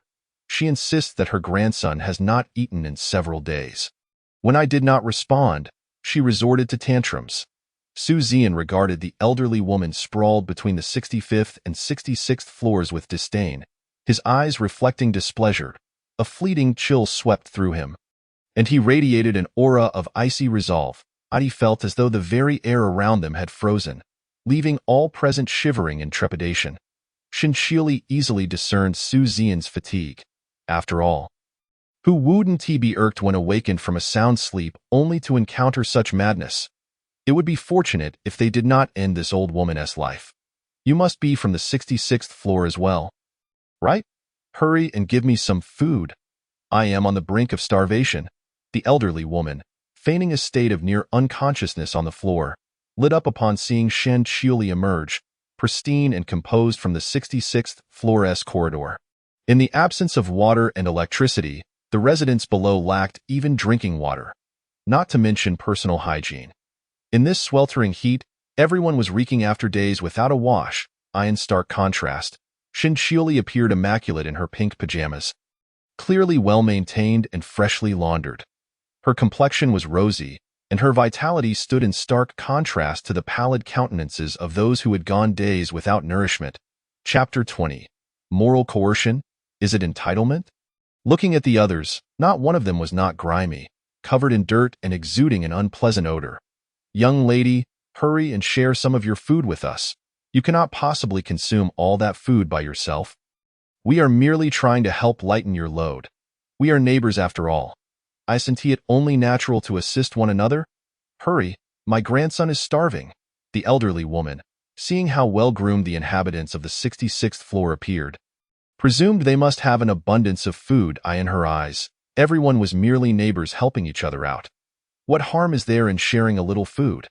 It is a perfectly reasonable request. In their view, the residents of the 66th floor, having resources, should be compelled to share with everyone. Madam, your grandson's hunger is of no concern to me. He is your grandson, not mine. Why must I be responsible for feeding him? Am I his mother or father? Shinchili crossed her arms, looking down upon the elderly woman. Her response was precise, natural, and fluid, as if she had anticipated this encounter. How can you, a young lady of such delicate stature, speak in such a manner? How can you treat your elders with such disrespect? Everyone, come witness how this girl from the 66th floor bullies me, an old woman. The elderly woman, seeing Shen Qiuli's incredulous expression, grew increasingly arrogant. She believed Shen Qiuli, being younger, would be easy to intimidate, and that soon the neighbors would gossip and point fingers. In times of pressure, this young girl would surely feel compelled to share her food. Old woman, if you wish to shout, do so downstairs. Do not disturb my sleep here. And if your grandson is hungry, so be it. Have you died? Shouldn't your grandson find a way to eat for himself? As a grandmother with hands and feet, why do you come here to cause a scene instead of providing for him? Did you forget to take your brain with you when you left home? Shen Qiuli unleashed a torrent of words without pausing for breath. The elderly woman's face shifted colors, a comical display of red and black. In this day and age, resorting to moral coercion is utterly ridiculous. You wretched creature, how dare you speak to me in such a manner? Have your parents never taught you to respect your elders and care for the young? If no one has taught you, allow me to educate you on behalf of your family. I will tear your mouth apart with that. The elderly woman attempted to charge at Shen Qiuli, only to be thwarted by the imposing iron gate. Undeterred, she resolved to crash against the gate. Upon contact with the gate, she was immediately incapacitated by the electric grid, convulsing on the ground, her body writhing like a snake, exhibiting signs of burns. How can you, a young woman, be so excessive? This elderly woman merely sought your assistance to save her grandson, hoping you would be generous enough to share some food. How could you resort to violence against her? A middle-aged man from the crowd, witnessing the elderly woman convulsing on the ground, stepped forward to chastise Shen Qiuli loudly. Indeed, how can a young girl inflict harm with such malice? Hurry and share some food with us. Why do you need so much grain for yourself? As some emerged to castigate Shen Qiuli, shadows of those who coveted her supplies lurked within the crowd, inciting unrest. They harbored hopes of procuring some food, believing their numbers could coerce the inhabitants of the 66th floor into submission. They yearned for the situation to escalate further. With so many present, breaking through the iron gate seemed feasible. Each individual harbored their own ulterior motives, and those gathered at the entrance of the 65th floor were rife with nefarious intentions. What, you on the 66th floor have provisions? Why won't you share with us? The clamor of voices rose, their fervor palpable. Do you intend to hoard it all for yourselves? The crowd grew increasingly agitated, each person's emotions reaching a boiling point, on the verge of eruption. How can you consider yourselves benevolent? Then why not share your food with this elderly woman? Shen Qiuli retorted disdainfully, directing her scorn at the middle-aged man who initiated the tirade. Rendered speechless by her rebuttal, he stammered, "We're all neighbors. What's wrong with lending a hand?" Shen Qiuli shot him a withering glance, irritated by his foolish persistence. Indeed, you too are a neighbor. Why not share your food with this lady? I assume you have provisions at home as well.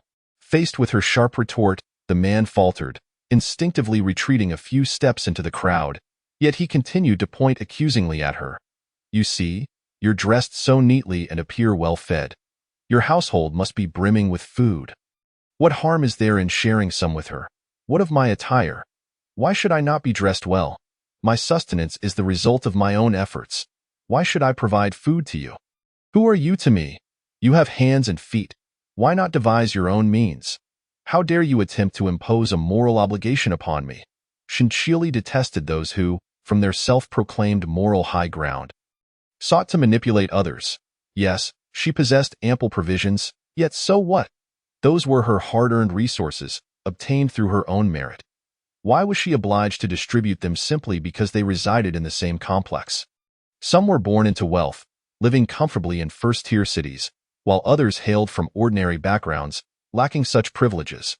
Should those with affluence be compelled to relinquish their assets merely because others are less fortunate? Whether in the apocalypse or in the present, the law of the jungle prevails. The weak are preyed upon by the strong. If one lacks strength, they are subject to oppression. Conversely, if one is robust enough, others dare not impose upon them. The food that Shen Qiuli had painstakingly gathered was viewed by many as a resource meant for them, a right they believed they were entitled to. Without a hint of shame, "How heartless you are! We can pay for it. We'll offer 10 times the price. I'll give you 2,000. How about a box of instant noodles? Most residents of the complex were professionals, managers, or even high-ranking officials, accustomed to a life of comfort. Chapter 21. Setting an example, these individuals clearly failed to grasp the current predicament. Money had lost its significance. In this post-apocalyptic world, the government was overwhelmed. Societal order had collapsed, and no one cared for currency. What mattered now was sustenance, if survival was at stake. What use was wealth? Miss, I'll give you 5,000 for a bag of rice. Hey, I'm your neighbor downstairs. I'll pay you 1,000 for some noodles. Do you know Wanda Plaza? My father owns it. Just give me the food, and I'll arrange a lucrative job for you. Do you know the largest e-commerce platform? I'm Ma Yun's grandson. Give me the food. Some flaunted their connections, hoping to intimidate Shun Qiuli into relinquishing her supplies. The crowd began to stir. Invigorated by the fervor of those around them, bids were shouted. More people joined in, fearing they would miss their chance. It was as if everyone assumed Shun Qiuli would acquiesce to their demands. They were not short of cash and would gladly exchange it for food. How amusing! Did I ever say I would sell to you? Even if I had food, I wouldn't sell it to you. Have you forgotten the elderly woman lying on the ground? Are you so quick to disregard her plight? Shun Qiuli mocked the raucous assembly, and the faces of those who had previously proclaimed their righteous intent to defend the elderly woman paled at her words. Most in attendance were educated individuals, and shame or wounded pride compelled them to lower their gazes. I'll tell you this. Do not be arrogant. You have food. Why not share it with us? We are not unwilling to pay.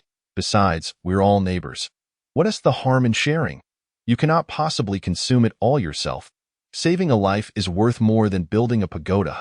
Once again, voices rang out from the crowd, and Shun Qiuli quickly identified the instigator among them.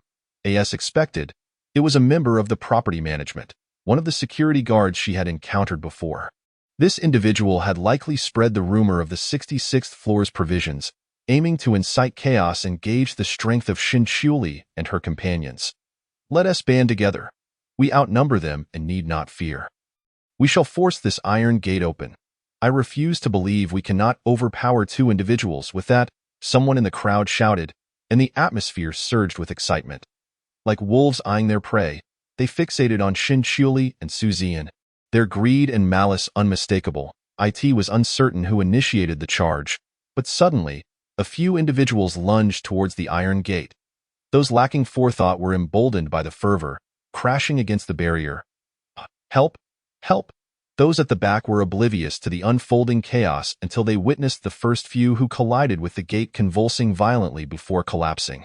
Others, electrocuted, fell backwards, tumbling down the stairs, their lifeless, dead. A man in the crowd glanced at the body that had rolled to his feet, crouching to check for a pulse, only to find none. His face turned pale with horror as he cried out, his legs buckling beneath him. The iron gate is electrified. Be cautious. They've been electrocuted. There are fatalities.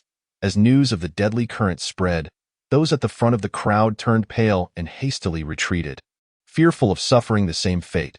Shun Qiuli glanced at Su Zian, who had unconsciously approached the generator, increasing the voltage. Initially, they had not intended to cause fatalities. Their chosen current was merely meant to incapacitate. However, sensing the imminent danger, Su Zian had adjusted it to a lethal level. Meeting Shun Qiuli's gaze, he shrugged nonchalantly, as if nothing were amiss, before returning to her side. It was no wonder they attracted attention. Everyone else appeared filthy and unkempt, while they stood clean and well-nourished. Anyone could surmise that the 66th floor had provisions and was faring well. Dead. They're dead.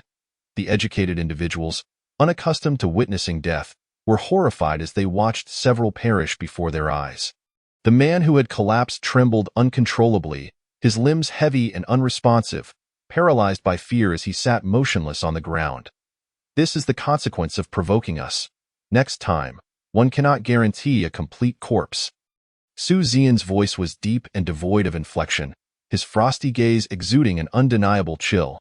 After remaining silent for a prolonged duration, he suddenly spoke, his icy eyes sweeping across the crowd. A collective gasp echoed as all present felt a wave of terror wash over them, their faces paling as their tongues became paralyzed. rendering them incapable of uttering a single word. In Su Zian's eyes, they perceived a palpable intent to kill. They understood that he was genuinely inclined towards violence. Su Zian intended to make an example of them, for if he did not instill a sense of fear in this group today, they might very well become a source of trouble in the future. Provoking him incessantly, having just witnessed a death firsthand, Su Zian's words sent a shiver of dread through everyone present. An inexplicable sense of foreboding lingered, as if this man before them was indeed capable of taking a life. No one dared to challenge his authority. Those in the front row stared blankly, muttering in fear and astonishment, their legs trembling uncontrollably. "Please don't kill me," one of them whimpered, turning to flee down the stairs, racing home as if pursued by demons, heedless of everything else, tumbling and scrambling in their haste. Chapter 22. Establishing authority. Whoever seeks death may certainly come and try. The chilling words of Shan Qiuli reached the ears of every individual present. As she spoke, her gaze fell upon the property security guard who had been stirring up trouble. Realizing the gravity of the situation, the guard lowered his hat and melted into the crowd. He recognized that Shan Qiuli's words were directed at him. He needed to report this incident to his superiors post-haste and discuss further actions. Witnessing a death had made it painfully clear that the inhabitants of the 66th floor were not to be trifled with. They stood to gain nothing and risked losing their lives in the process. Gradually, the crowd dispersed, no one daring to provoke the 66th floor further. Shan Qiuli and Su Zian conducted a thorough inspection of the electric fencing and iron gates, with Su Zian prudently placing a door stopper at the entrance of the safety passage on the 65th floor to reinforce its security. After ensuring there were no further issues, they each returned home. Unbeknownst to them, a pair of fierce, menacing eyes were fixated on their retreating figures, brimming with murderous intent. "Be cautious tonight," they warned one another. "They will not let this go." After a brief exchange of pleasantries with Su Zian, Shan Qiuli headed home, noticing the fatigue etched across his features. Sensing he needed rest, she refrained from prolonging their conversation. Once home, she discovered that sleep eluded her, so she settled on the sofa, switching on her tablet to watch a popular variety show. Her eyes remained glued to the screen as the scenes unfolded, a contented smile gracing her face, revealing her true passion as a television aficionado. Xiaohei, her pet, cast a disdainful glance in her direction before lazily curling up next to the ice block to sleep. Having previously ordered a large ice block for 30,000, Shan Qiuli found that despite the fan running, the indoor temperature remained uncomfortably high. She decided to break the ice into smaller pieces for cooling, having specifically arranged for them to be cut into manageable sizes for just such an occasion. She filled various corners of the living room with the ice, instantly lowering the temperature. Xiaohei, yearning for the icy comfort, would have happily snuggled with the ice block every night. Shan Qiuli retrieved her ice cream from the pantry, indulging in it while watching television, reveling in the simple pleasure of the moment. As the night wore on, Shan Qiuli remained alert, anticipating a potential surprise attack from the property management team. To her surprise, they did not come, perhaps dissuaded by the recent incident involving the electrocution of several individuals. After a sleepless night, she prepared breakfast for herself, laying out fragrant fried dough sticks alongside a cup of soy milk and a bowl of dumplings. She even added ice cubes to the soy milk. Refreshing it.as, she savored the juicy pork and cabbage dumplings. The rich flavors burst upon her palate, the sweetness of the cabbage perfectly masking the meat's gamey taste. The recent heat had made the light dumplings an ideal breakfast choice. After satisfying her hunger, Shan Qiuli noticed Xiaohei, his head drooping, gazing up at her with a mournful expression. "Wong wong wong wong, wong wong wong." Xiaohei lay pitifully at her feet, seemingly expressing his discontent. It was as if he were lamenting the lack of breakfast prepared for him by his caretaker. "Xiaohei, what's the matter?" "I'm just about to prepare your breakfast," she reassured him. "Oh, don't be angry. I'll prepare it right away, to make it up to you. How about I add an extra steak today?" Realizing that she had forgotten to prepare breakfast for Xiaohei, Shan Qiuli smacked her forehead. Trying to shake off her fatigue, it had been days since she had slept through the night, and her exhaustion was beginning to take its toll on her mental clarity. "Wong wong wong wong. Wong wong wong." Xiaohei seemed to comprehend her words, responding eagerly. She prepared a hearty breakfast for him, and only then did Xiao He forgive her oversight. After ensuring he was well fed, Shinchiuli dragged her weary body to the balcony to inspect the chives and scallions she had planted. To her delight, tiny green shoots were emerging from the soil, a promising sign of life, albeit just peeking above the surface. As a novice gardener, she had sown the seeds haphazardly, relying on a sprinkling of nutrient solution and water each day, leaving the success of her efforts to fate. The fact that they had sprouted was already a triumph. After watering the little seedlings with a mix of water and nutrients, she retreated to her room for some much-needed rest. In the days that followed, with temperatures soaring, Shinchiuli spent her time indoors, exercising lightly. Together with Xiao He, they lounged around, and whenever boredom struck, she would read novels she had downloaded earlier to pass the time. The property management team had notably refrained from harassing the 66th floor, and the other residents had also kept their distance. However, Shinchiuli observed that some residents ventured out at night in search of supplies. Couples, groups of girls, and clusters of boys were all seen scouring the area, while some braved the night alone. With the apocalypse seemingly upon them, many had taken to the streets in search of provisions. She noted that several families returned home laden with goods, yet others were reported missing. The streets had become perilous, with rampant lawlessness leading to violence over food. Many who ventured out were accosted, often losing everything they had found, or worse, failing to return at all with gasoline scarce. Most were forced to walk to find supplies, but many stores had already been stripped bare.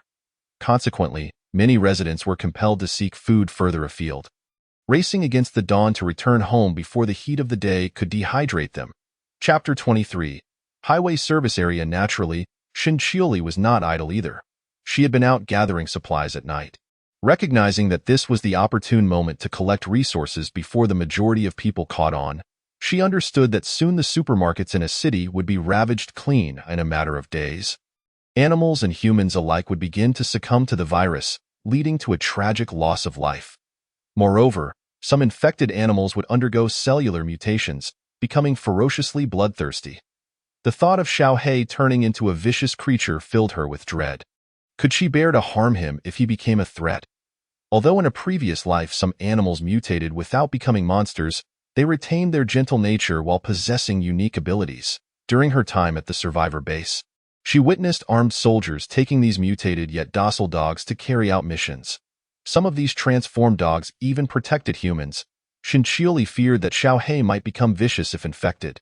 The only course of action left for her would be to eliminate Xiao He, and the mere thought of this sent an uncomfortable pang through her heart. That night, Shinchiuli instructed Xiao He to guard their home before stealthily leaving the community alone. Deliberately dressing in a disheveled manner, her face was smeared with dust and an unidentifiable black substance, creating a decidedly unappealing appearance. Her hair was a chaotic mess, glistening with oil, making her look like a malnourished wretch who hadn't eaten or drunk anything for days. Clad in a tattered, dark jacket, she could barely stand to look at her own reflection. She applied black eyeshadow to enhance her disguise and dampened her hair with water. She found an old garment to rip apart.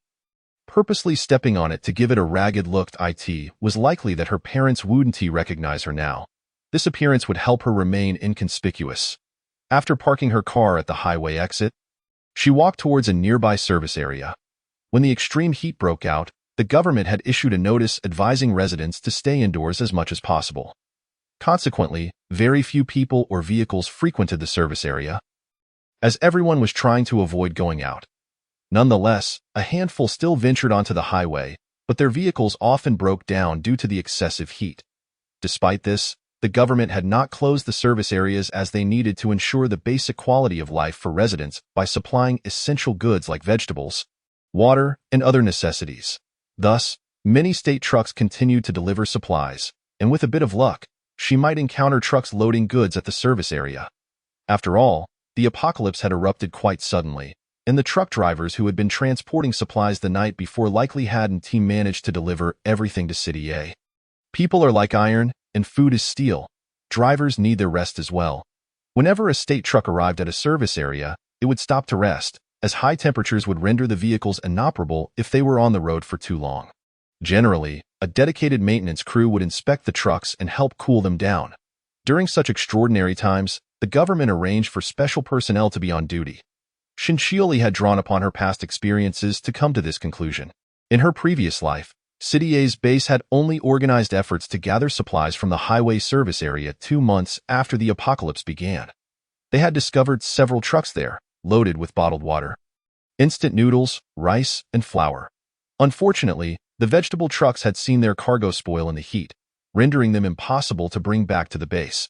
Shinchioli had participated in transporting supplies from the highway, transferring goods onto designated vehicles sent by the base.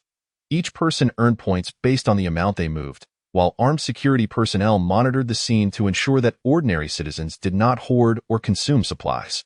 Anyone caught attempting to hide or steal supplies would be shot on the spot. Drawing from her memories, Shinchioli made her way to the service area. The surroundings of the service area were eerily silent, devoid of any sounds. Before she could get a closer look, she spotted several large trucks parked in the lot. Presumably, these were supply trucks. Shinchioli cautiously surveyed her surroundings as she approached one of the trucks. Upon reaching the back of the truck and carefully opening the door, she found it completely empty. No wonder it was parked so brazenly in the lot. Without even a lock, there was nothing inside. If it had been carrying supplies, it would certainly have been secured. The absence of goods suggested that either they had been removed by someone or that the truck was merely resting after completing its delivery and was preparing to return to the province. However, with the sudden outbreak of the apocalypse, it had become stranded at the service area. After some contemplation, Shinchioli dismissed the idea that the truck was merely returning, for the service area was not far from the outskirts of City A. It made little sense for an empty truck to rest here. It would be quicker to keep moving. The supplies on that truck had likely been taken by the people at the service area, as there was no other explanation for the situation. Under the cover of night, Shinchioli quietly approached the other trucks, only to find that they were all securely locked. She refrained from making any rash moves. While picking a lock might be trivial, the sound of a truck door creaking open in the stillness of the night would be exceedingly conspicuous. It could easily attract the attention of others in the service area, and she was uncertain of how many people were present. Caution was indeed the better part of valor. Equipped with her night vision goggles, Shinchioli stealthily approached the service area building. Before she could get close, she overheard voices, prompting her to soften her footsteps and even lighten her breathing. Quickly, she slipped into a corner next to a withered little tree to conceal herself. "Old Lou, what are we going to do? Our water and food will last only one more day." A plump man with dark skin and a round face, featuring small eyes and a scruffy beard, looked haggard as he spoke. "Is there any food left in the service area?" Old Lou leaned against the wall with his hands on his hips, exuding an authoritative demeanor. It was clear he held a higher status than the overweight man, possibly being the one in charge. "Nothing left, just 2 bottles of water, a bucket of instant noodles, and a pack of biscuits. We've searched every nook and cranny of the service area." The portly man looked anxiously at old Lou, hoping he would devise a solution. Otherwise, the repair crew would starve, as they had been dispatched by the government to maintain vehicles during the extreme heat. "Old Lou, we've been with you for over a decade. You must think of something, otherwise we'll all starve. Old Lou, we're counting on you. You're the cleverest among us. Please come up with a plan." Seeing old Lou lost in thought and silent, the fat man grew increasingly impatient. "Have there been any movements from the truck drivers lately?" After a moment of contemplation, old Lou finally broke the silence. A glint of calculation flickered in his dark eyes. "They've been quite subdued. No unusual activity. Right? Those truck drivers have food. We should ask them for some." The fat man suddenly appeared excited as if struck by inspiration. "Do you really think those truck drivers will give you food?" "Old Lou, what do you suggest we do? Don't we have plenty of gasoline? We could trade gasoline for food with them. They've been eyeing our fuel for a while now. We can use it to get a lot of food in return." The fat man looked eagerly at old Lou, awaiting praise. "Shut your mouth. Tell Hoosie to increase the guard on our fuel. Don't let those truck drivers get close," old Lou exclaimed, exasperated by the foolishness of the man before him.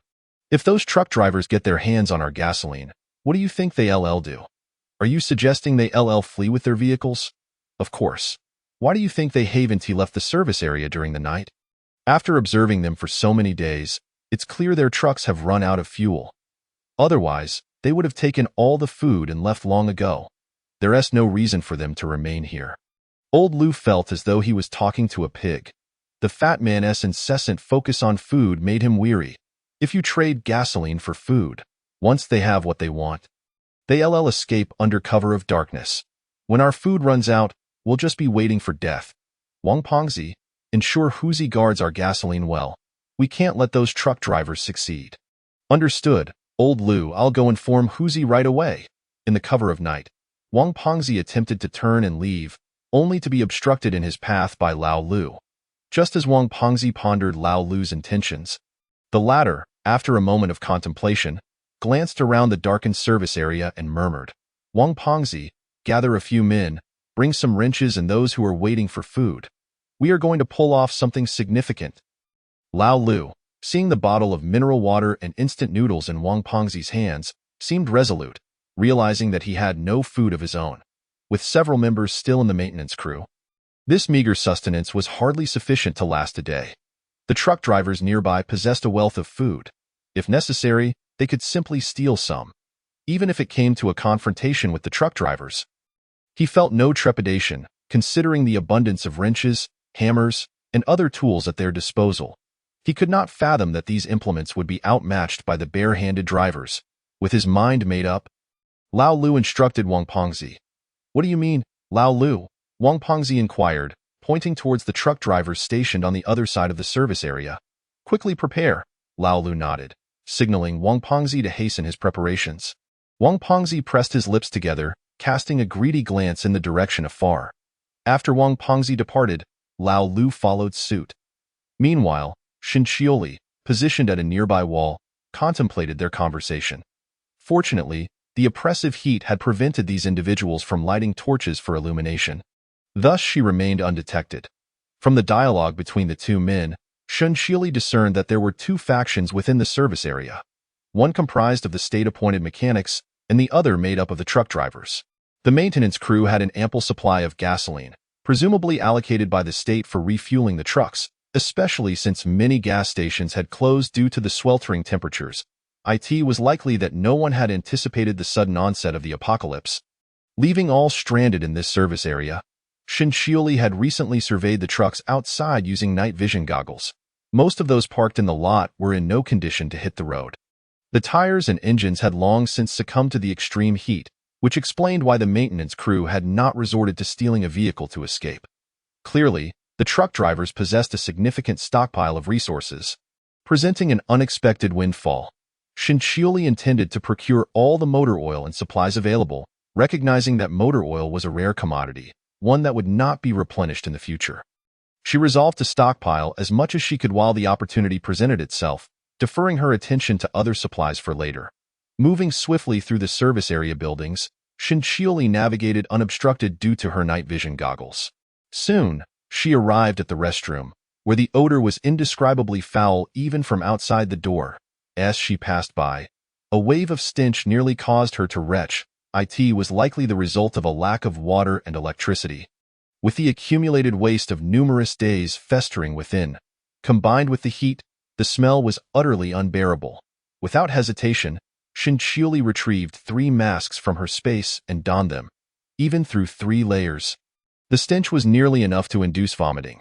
Zhang Gu, do you think Lao Lu is taking Wang Pengzi to do something? Just as Shen Xioli was hastening her pace to overcome the nausea, a male voice emerged from the women's restroom, causing her to halt. She pulled a gas mask from her space and felt a wave of relief wash over her. Seizing the opportunity presented by the surrounding darkness, she paused to eavesdrop on the conversation beside the women's restroom. Chapter 25. Convenience store. I see they are marching towards the truck drivers with our gear, but I wonder what their intentions are. I have a feeling they are up to something big, keeping us in the dark and not including us. Huzi, could you stop talking while you defecate? Lao Lu is taking Wang Pengzi to handle serious business. What are you meddling for? Zhang Gu, we can't help but feel it's unfair for us. Why does Wang Pengzi, of all people, get to be favored over you? Why is it that only he is entrusted with such important tasks while we are left in the dark? It's as if he holds you in contempt. He is nothing compared to you. Take the matter of food, for instance. We trust Lao Lu, as he has been with us for decades. What is that fat Wang worth? He is stingy with our rations, providing us with so little. I suspect he has hoarded a significant portion of the food from the service area for himself. Huzi's growing indignation was palpable, as he yearned to vent his frustrations on Wang Pengzi. Zhang, you are a veteran beside Lao Lu. We all respect you, but what is Wang Pengzi in our presence, flaunting his authority? Zhang, don't think I'm brainless. I genuinely feel it's unjust for you. Huzi, Lao Lu brought Wang Pengzi along because he is strong and can command respect. As for the food issue, I trust that Lao Lu would never allow Wang Pengzi to hoard it. We must have faith in Lao Lu's character. Don't always be at odds with Wang Pengzi. Why do you keep defending Wang Pengzi? I can't stand how he constantly asserts dominance over you. Enough. Huzi, finish your business and keep watch over the motor oil. We can't leave the duty solely to Xiao Lizi. Zhang spoke soothingly to Huzi, attempting to ease the tension, but internally he felt a similar discontent. Having been a long-standing member of Lao Lu's team, he resented that Wang Pengzi had arrived and immediately assumed a higher position, often disregarding him. Why should this be so? Wang Pengzi was a newcomer. Each of them had been there longer than he had. They had not been parachuted into the situation. Each had more experience than Wang Pengzi. If not for Lao Lu's favoritism, he would not be able to flaunt his authority in front of the veterans. Over time, the resentment had festered deeply. Alas, Zhang, Zhang, it's just the three of us watching the motor oil while Lao Lu and Wang Pengzi aggressively confront the truck drivers. Do you think the truck drivers might seize the opportunity and come to steal our gasoline? Huzi voiced his concerns. Although he often appeared foolish, today he felt an inexplicable sense of foreboding that he couldn't quite articulate. Stop spouting nonsense. Close your mouth and refrain from uttering ill omens. Zhang chastised Huzi loudly, his voice echoing throughout the restroom. What you say is true. I just let out a little gas. Ignoring the foul stench that permeated the women's restroom, Huzi feigned nonchalance as he spoke with an ingratiating expression. However, the reality was quite different. Huzi and his companions had been trapped in this place for so many days that they had grown accustomed to the odor of the toilet. After all, everyone had to relieve themselves in this lavatory, and the absence of water combined with the sweltering heat rendered the smell indescribably unbearable. As Shan Chiuli observed signs that the two women in the ladies' restroom were about to emerge, she decided to discreetly withdraw after eavesdropping. According to Huzi and his group, there should only be one guard stationed with the maintenance team at this time. It was precisely during this moment of vulnerability that it would be convenient for Shan Chiuli to stealthily abscond with the gasoline. Under the cover of darkness, she encountered an array of small shops along the way. The air was thick with the odor of decaying food, with vendors selling buns, beef noodles, black rice porridge, grilled meat skewers, and eggs. It was evident that many of these establishments had lost their perishable goods due to the power outage. Shenchili was also taken aback by the sheer size of this service area. Typically, service stations are modest in scale, merely featuring restrooms and a few small shops. Yet, for reasons unknown, this particular location felt expansive, and the deeper she ventured, the more silence enveloped her. By the time Shenchili realized her surroundings, she had arrived at the largest shop within the service area.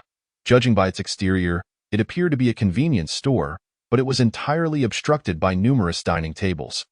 These tables formed a formidable barrier surrounding the convenience store, leaving Shenchili puzzled as to why she had not encountered any dining tables along her path. It turned out that all had been relocated here, concealing the store from view. The area within a few dozen meters of the convenience store had been meticulously cleared, leaving it utterly visible. There was no cover whatsoever. Any slight disturbance would alert those inside.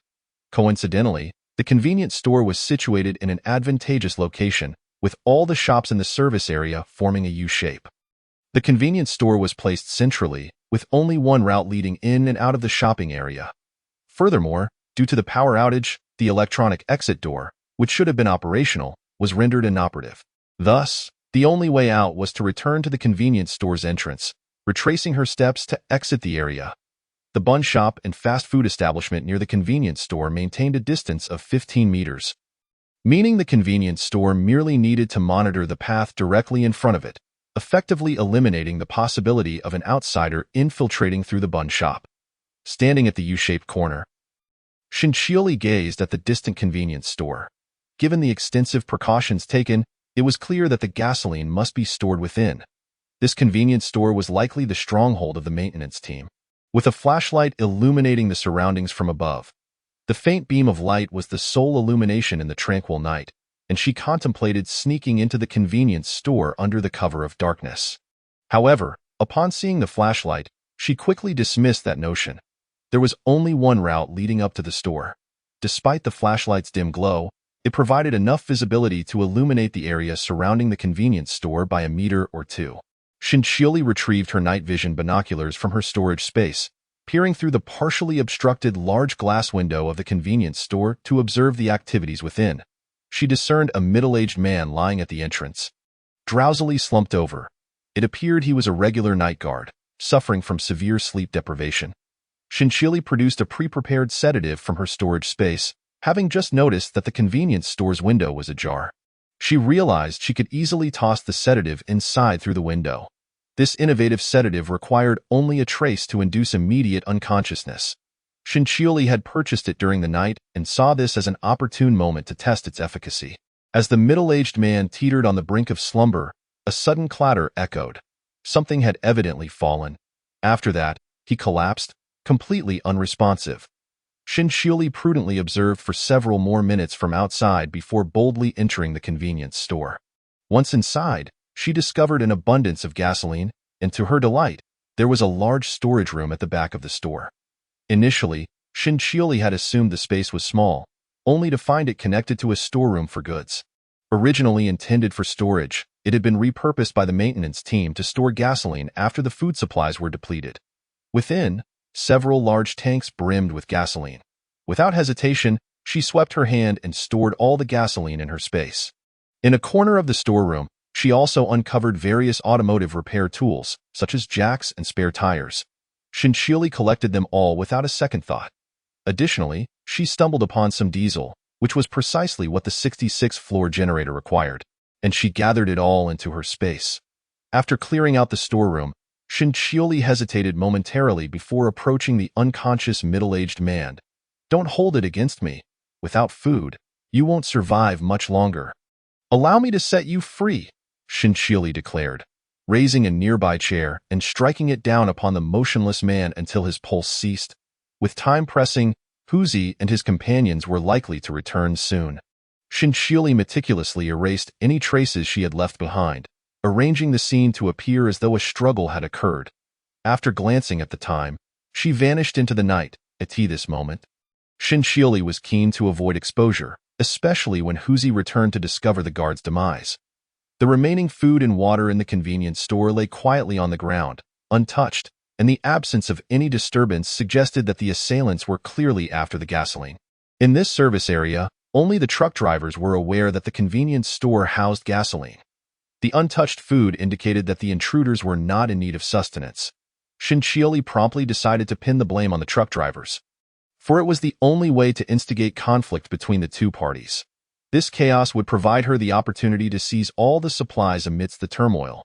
Though Shinchioli was not incapable of confronting the maintenance team and the truck drivers, after all, she was armed. She understood that numbers could overwhelm her.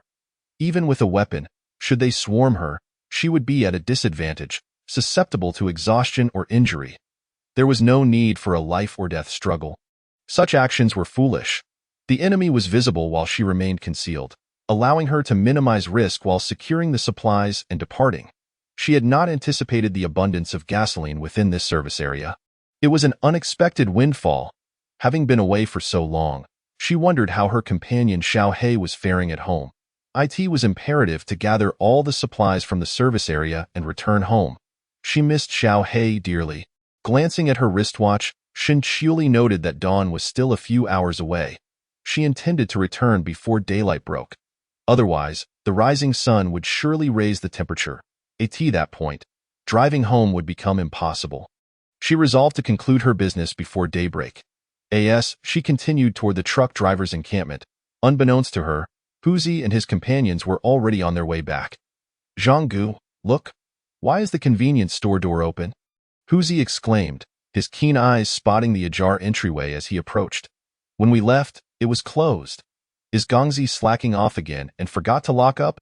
Upon reaching the vicinity of the convenience store, Huzi rubbed his eyes in disbelief. Once he confirmed the door was indeed open, he cast a puzzled glance at Zhang Gu behind him.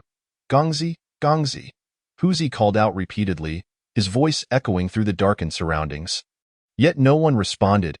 Anxiously, he scratched the back of his head, preparing to confront Gongzi about his negligence. Trouble! Quickly, Huzi, we must check the convenience store.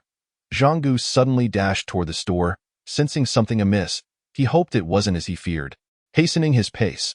What's wrong, Zhang Gu?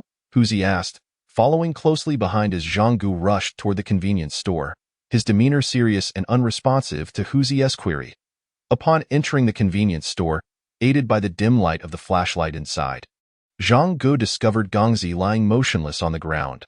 The middle-aged man lay still, appearing as though he were merely asleep. However, a pool of crimson blood slowly spread around him, resembling a grotesque bloom of red flowers against the darkened floor. Gongzi, Gongzi, Zhang Gu cried out in alarm. What happened to Gongzi? Wake up! As soon as Huzi burst into the convenience store, he was met with the sight of Gongzi lying motionless on the floor. Initially, Huzi thought Gongzi was merely asleep. However, upon closer inspection, he noticed the pool of crimson blood spreading beneath him. His pupils constricted in disbelief as he gazed at the lifeless figure before him. How could he have overlooked this? Normally, Gongzi would be the first to greet him with enthusiasm, yet today, in a bizarre turn of events, no amount of calling could coax him out. How could he have missed these signs? Zhang Gu, take a look at Gongzi. Is he merely asleep? Is there any hope for him? Zhang Gu, please, help me wake him up. Huzi grasped Zhang Ji's hand, pleading desperately as if clinging to the last straw. The reality was too grim to accept. Just moments ago, they had been sharing laughter, and now, in the brief interlude of a trip to the restroom, a life had been extinguished. Huzi, I understand you and Gongzi shared a deep bond. Akin to brothers, try not to be too distraught. This tragedy is not your fault. Take heart. In his current state, Gongzi would only be suffering alongside us. Death may not be the worst fate, Zhang Gu said.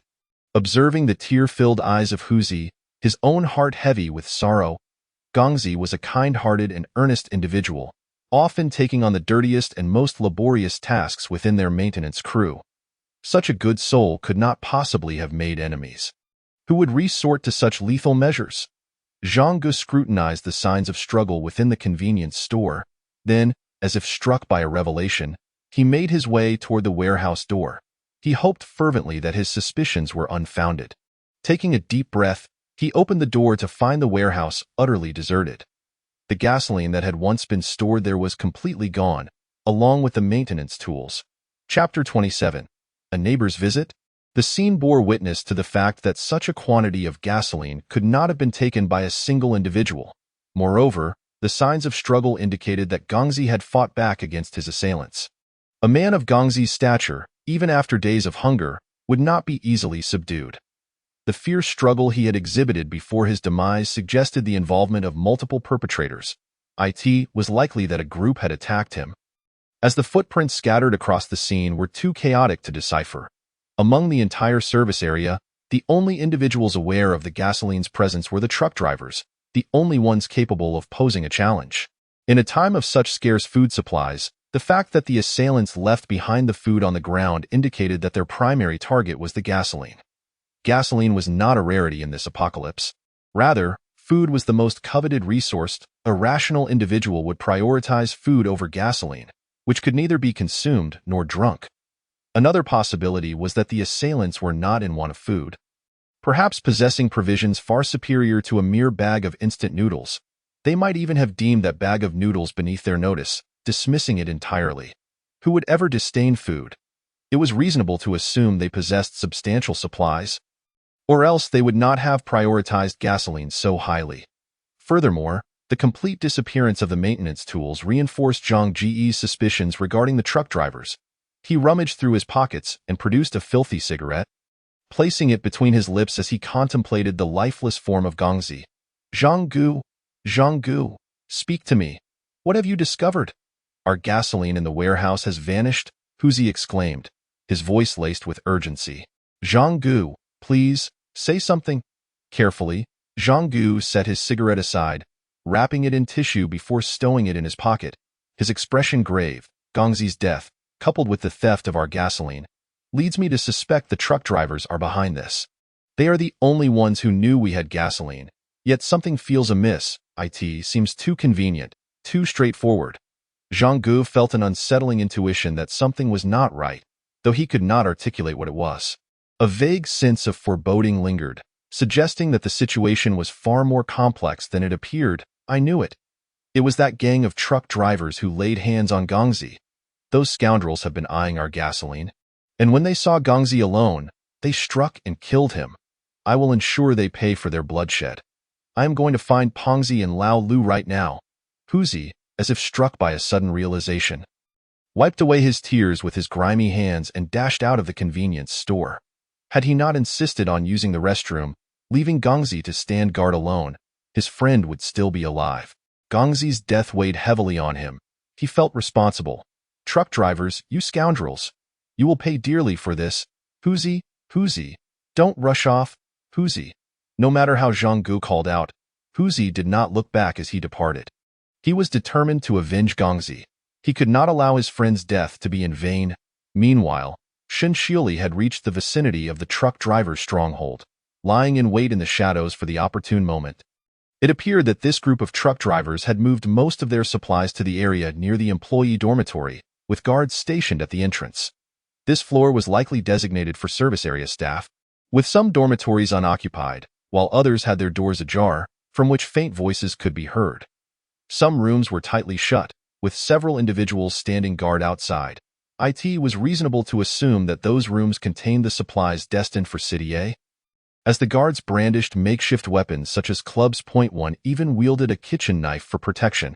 Observing the numbers, Shen Xiuli refrained from acting rashly.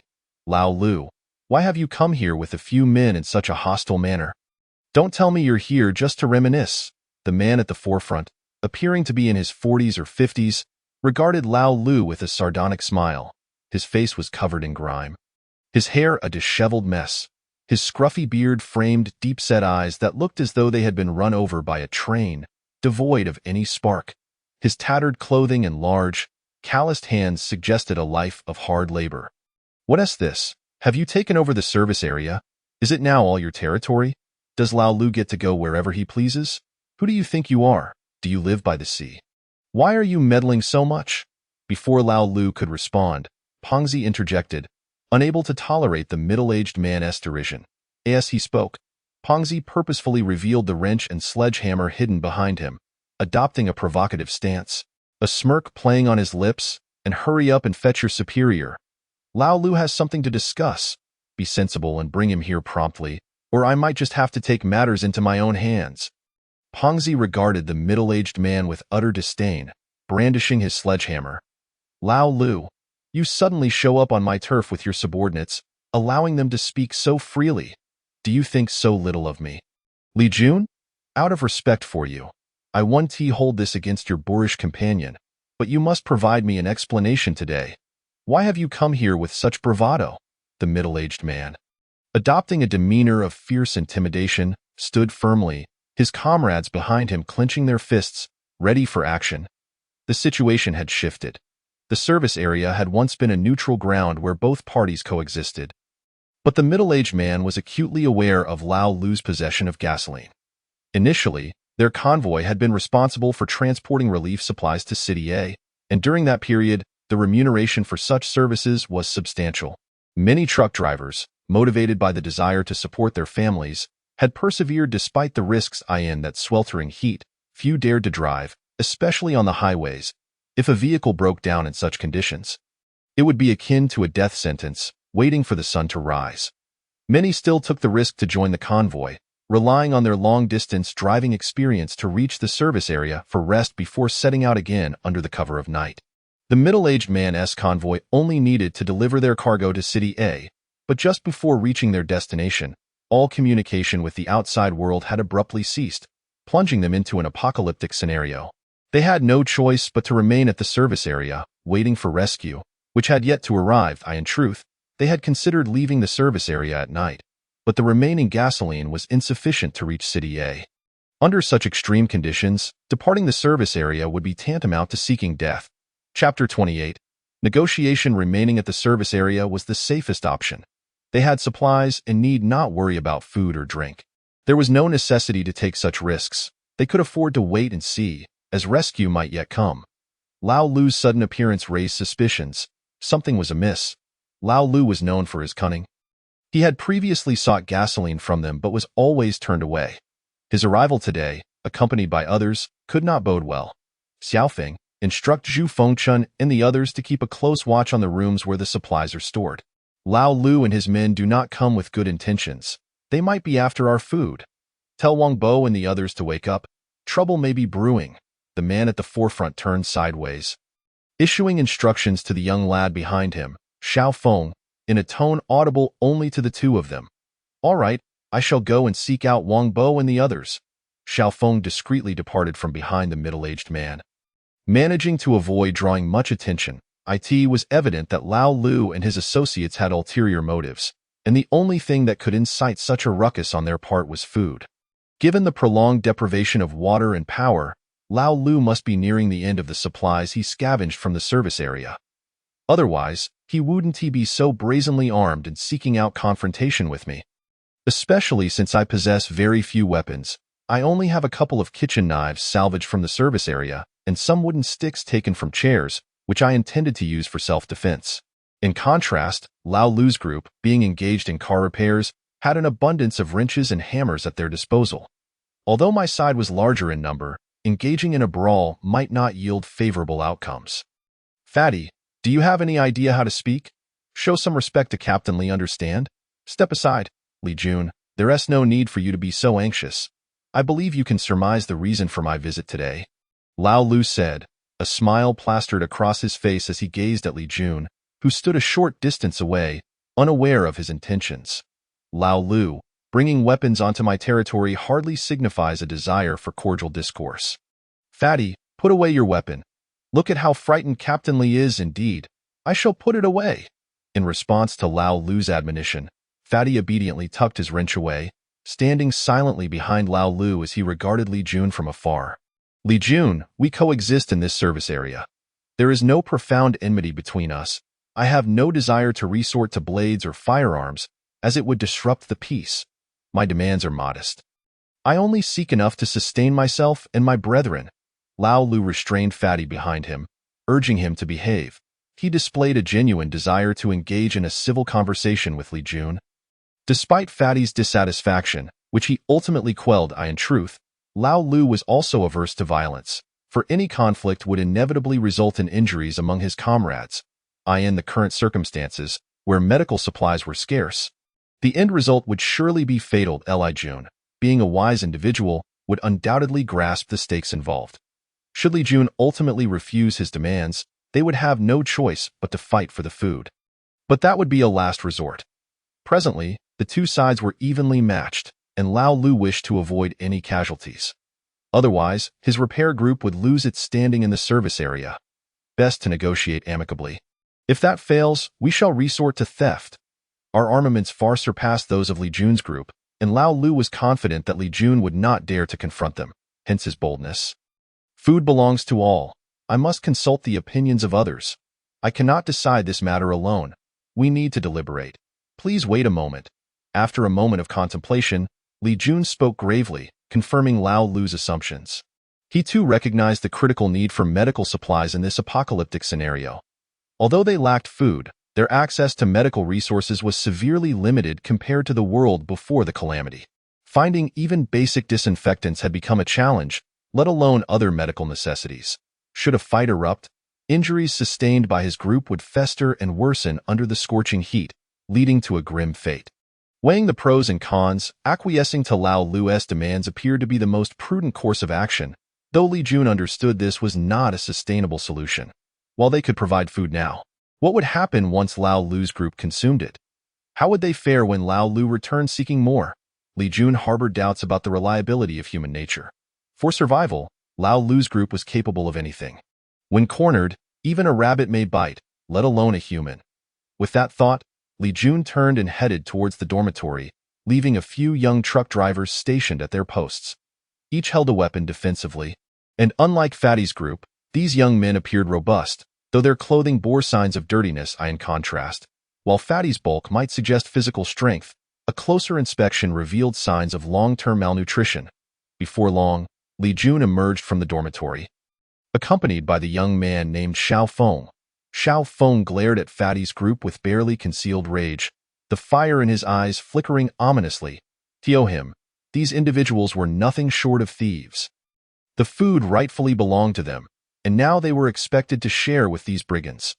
The memory of his previous encounter with Lao Lu, where he had sought gasoline only to be met with ridicule, ignited further indignation within him. Clenching his fists, he felt the anger boil over Li Jun. How did the discussions fare? My brothers and I are growing impatient. Lao Lu's calm voice cut through the tension as he observed Xiao Feng's furious expression from behind Li Jun. Lao Lu had surmised the outcome. They would likely concede to provide food.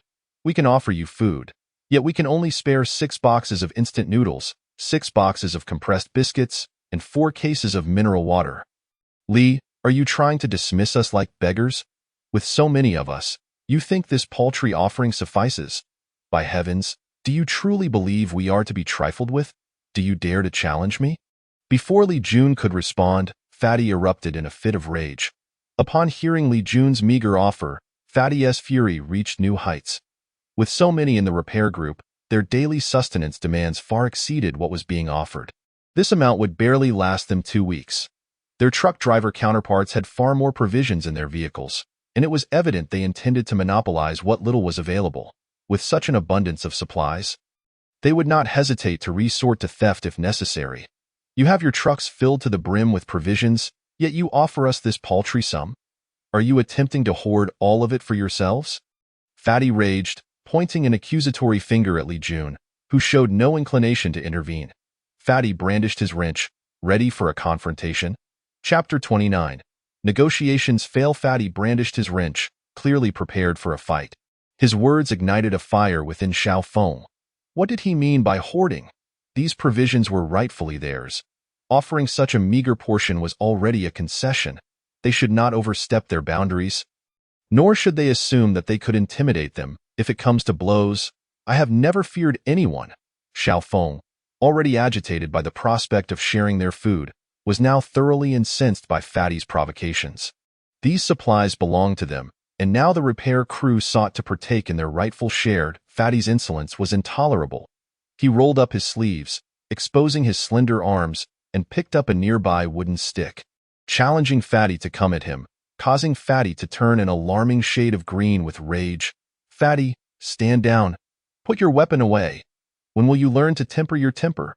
Lao Lu interjected, seeking to defuse the situation. Xiao Feng, drop that stick. You're young. Stop being reckless and behaving like a ruffian. Seeing Lao Lu intervene, Li Jun also admonished Xiao Feng, Li Jun, that's quite ungracious of you. You know full well that I have brothers to support. This meager offering is insufficient. I demand 20 boxes of instant noodles, 20 cases of mineral water, and 20 boxes of compressed biscuits. Impossible. We have already shown you mercy by offering what we have. You cannot expect us to concede further. Ba Lu, go ahead and dream on. Before Lao Lu could finish, Xiao Feng interjected, unleashing a torrent of expletives. Xiao Feng, be silent. Are you ignoring my words as well? Li Jun's stern gaze bore down on Xiao Feng, who instinctively retreated a few steps, suddenly aware of the gravity of his actions. He recognized that he had crossed a line, repeatedly testing Li Jun's patience. Once he regained his composure, Xiao Feng refrained from further outbursts, realizing that Li Jun had ulterior motives in agreeing to Lao Lu's demands. However, I have conditions. I require 10 barrels of gasoline. Li Jun, are you being unreasonable? 10 barrels is out of the question. Then there is nothing left to discuss. Fine, Xiao Feng, escort our guests out. Li Jun observed Lao Lu's obstinate demeanor, and with a swift turn, issued an eviction order to Xiao Feng. Li Jun was also gambling, wagering that Lao Lu would not dare to act rashly. Lao Lu was not a foolish man. In the current situation, if a confrontation were to ensue, both sides would suffer grievous losses. The wise individual would never allow matters to escalate to the worst possible outcome. Li Jun feigned an intention to usher them out, patiently awaiting Lao Lu's response. Wait, I cannot possibly provide you with 10 barrels. I can offer you a maximum of 2 barrels of gasoline. 5 barrels. 5 barrels is unacceptable. The utmost I can concede is 3 barrels. Take it or leave it, Li Jun. Fine. It's a deal, money for goods. Whenever you bring the gasoline, we shall provide you with food. Li Jun was not inflexible. He understood the art of negotiation and how to maximize benefits. They had no shortage of food, yet to leave the service area, they required gasoline. Without it, they would be utterly stranded. Though the gasoline would not suffice to reach City A, it would allow them to escape the confines of the service area. Li Jun was also planning for the future. Lao Lu and his group posed a threat. Even if they reached an agreement now, what would happen if their food ran out again? If they were to be provided with food once more, what about the next time? Over time, what would they do when food became scarce? In a desperate situation, that group might resort to violence. The unpredictability of human nature was the most terrifying aspect. If matters reached that point, what would Li Jun do? He had to consider the future of that group, accumulating as much gasoline as possible for the time being. When the moment was ripe, he would lead everyone away from the service area in search of a more favorable environment for survival. All right, fatty. You go back and make a trip. Remember to take the smallest barrels and add a bit of water to them, understand?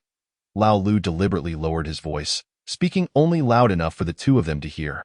Although Lao Lu was unaware of Li Jun's ulterior motives, he was unwilling to relinquish the gasoline so easily. It was true that he had agreed to provide gasoline, but diluting it with water to render it ineffective was a simple task. Li Jun had accumulated so many supplies, and after haggling, he could only obtain such a meager amount of food. He could not allow himself to suffer such a loss. He had to show them some consequences. Oh, Lao Lu, you are indeed remarkable. These truck drivers were arrogant, never imagining that their gasoline would be tampered with. But wait, Lao Lu, where are we going to get water? We don't even have drinking water left. As Fatty praised Lao Lu's clever idea, he suddenly remembered that they seemed to be out of water. You foolish head, only gaining weight and not using your brain? Do I have to think for you? Lao Lu's face turned green with anger. He could hardly comprehend how he had such a dim-witted subordinate. Truly, it was infuriating, and Lao Lu felt no inclination to even glance at Fatty. Faced with Lao Lu's disdain, Fatty could only swallow his grievances. He pondered but could not devise a solution, unsure how to accomplish Lao Lu's task. Right? Zhang Gu is at home. I can ask him for ideas. Zhang Gu was exceptionally clever and full of ingenious thoughts. He would surely be able to assist him. Fatty, motivated by this thought, promptly turned to head towards his territory. Before Fatty could fully grasp the situation, he collided head-on with Huzi, who was wielding a hammer. His eyes red and tears streaming down his face. Despite Huzi's imposing stature, he was sobbing uncontrollably, resembling a delicate girl rather than a robust man, if not for the fact that the tear-streaked figure was dressed like Huzi. With his distinctive hairstyle and broad face, Fatty might have failed to recognize him. Chapter 30. Chaos. Fatty, where's Lao Lu? I need to find Lao Lu. What happened? Huzi? What is going on? Seeing Huzi gasping for breath and struggling to articulate his words. His speech fragmented and incoherent, while clutching the hammer as if ready to kill, Fatty cautiously inquired. Although their relationship was not particularly close, they were ultimately comrades. Given Huzi's distraught state, Fatty was momentarily at a loss for how to respond. Fatty, Werwu, Zhangzi, Zhangzi was killed by those truck drivers, Werwu. I want to avenge Zhangzi. Huzi was inconsolable, yet Fatty caught the crucial words. Zhangzi had been killed by the truck drivers. In an instant, Fatty's features contorted in rage, his expression becoming fearsome. His blood boiled like water at a rolling boil. Infused with an unbearable fury that surged to his fingertips, he pressed his lips tightly together, fists clenched, as if on the brink of an explosive outburst. Li Jun, you son of a gun. Are you playing tricks? Today, I will end you. A soft sound resonated as a sharp blade plunged into Li Jun's chest. Li Jun instinctively let out a cry, his eyes widening in disbelief as he stared at Fatty, crimson blood splattering onto Fatty's cheek. The pallor of his previously haggard face was vividly contrasted by the bright red blood, rendering him almost vibrant. Fatty regarded the incredulous Li Jun with a dark glare, his murderous intent unwavering. Everything transpired too swiftly. Xiao Feng, standing nearby, was momentarily taken aback. He could only watch in shock as Fatty produced a small knife from seemingly nowhere, plunging it into Li Jun's chest. Once he regained his senses, Xiao Feng immediately kicked Fatty backward a few steps. Holding the collapsing Li Jun, Fatty stepped back, steadying himself while wiping his blood-stained hand across his lips. Li Gu! Li Gu!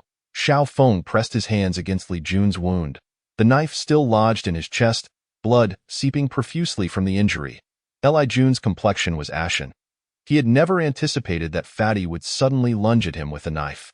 At that moment, he could only feel the searing pain from the wound and the gradual loss of blood.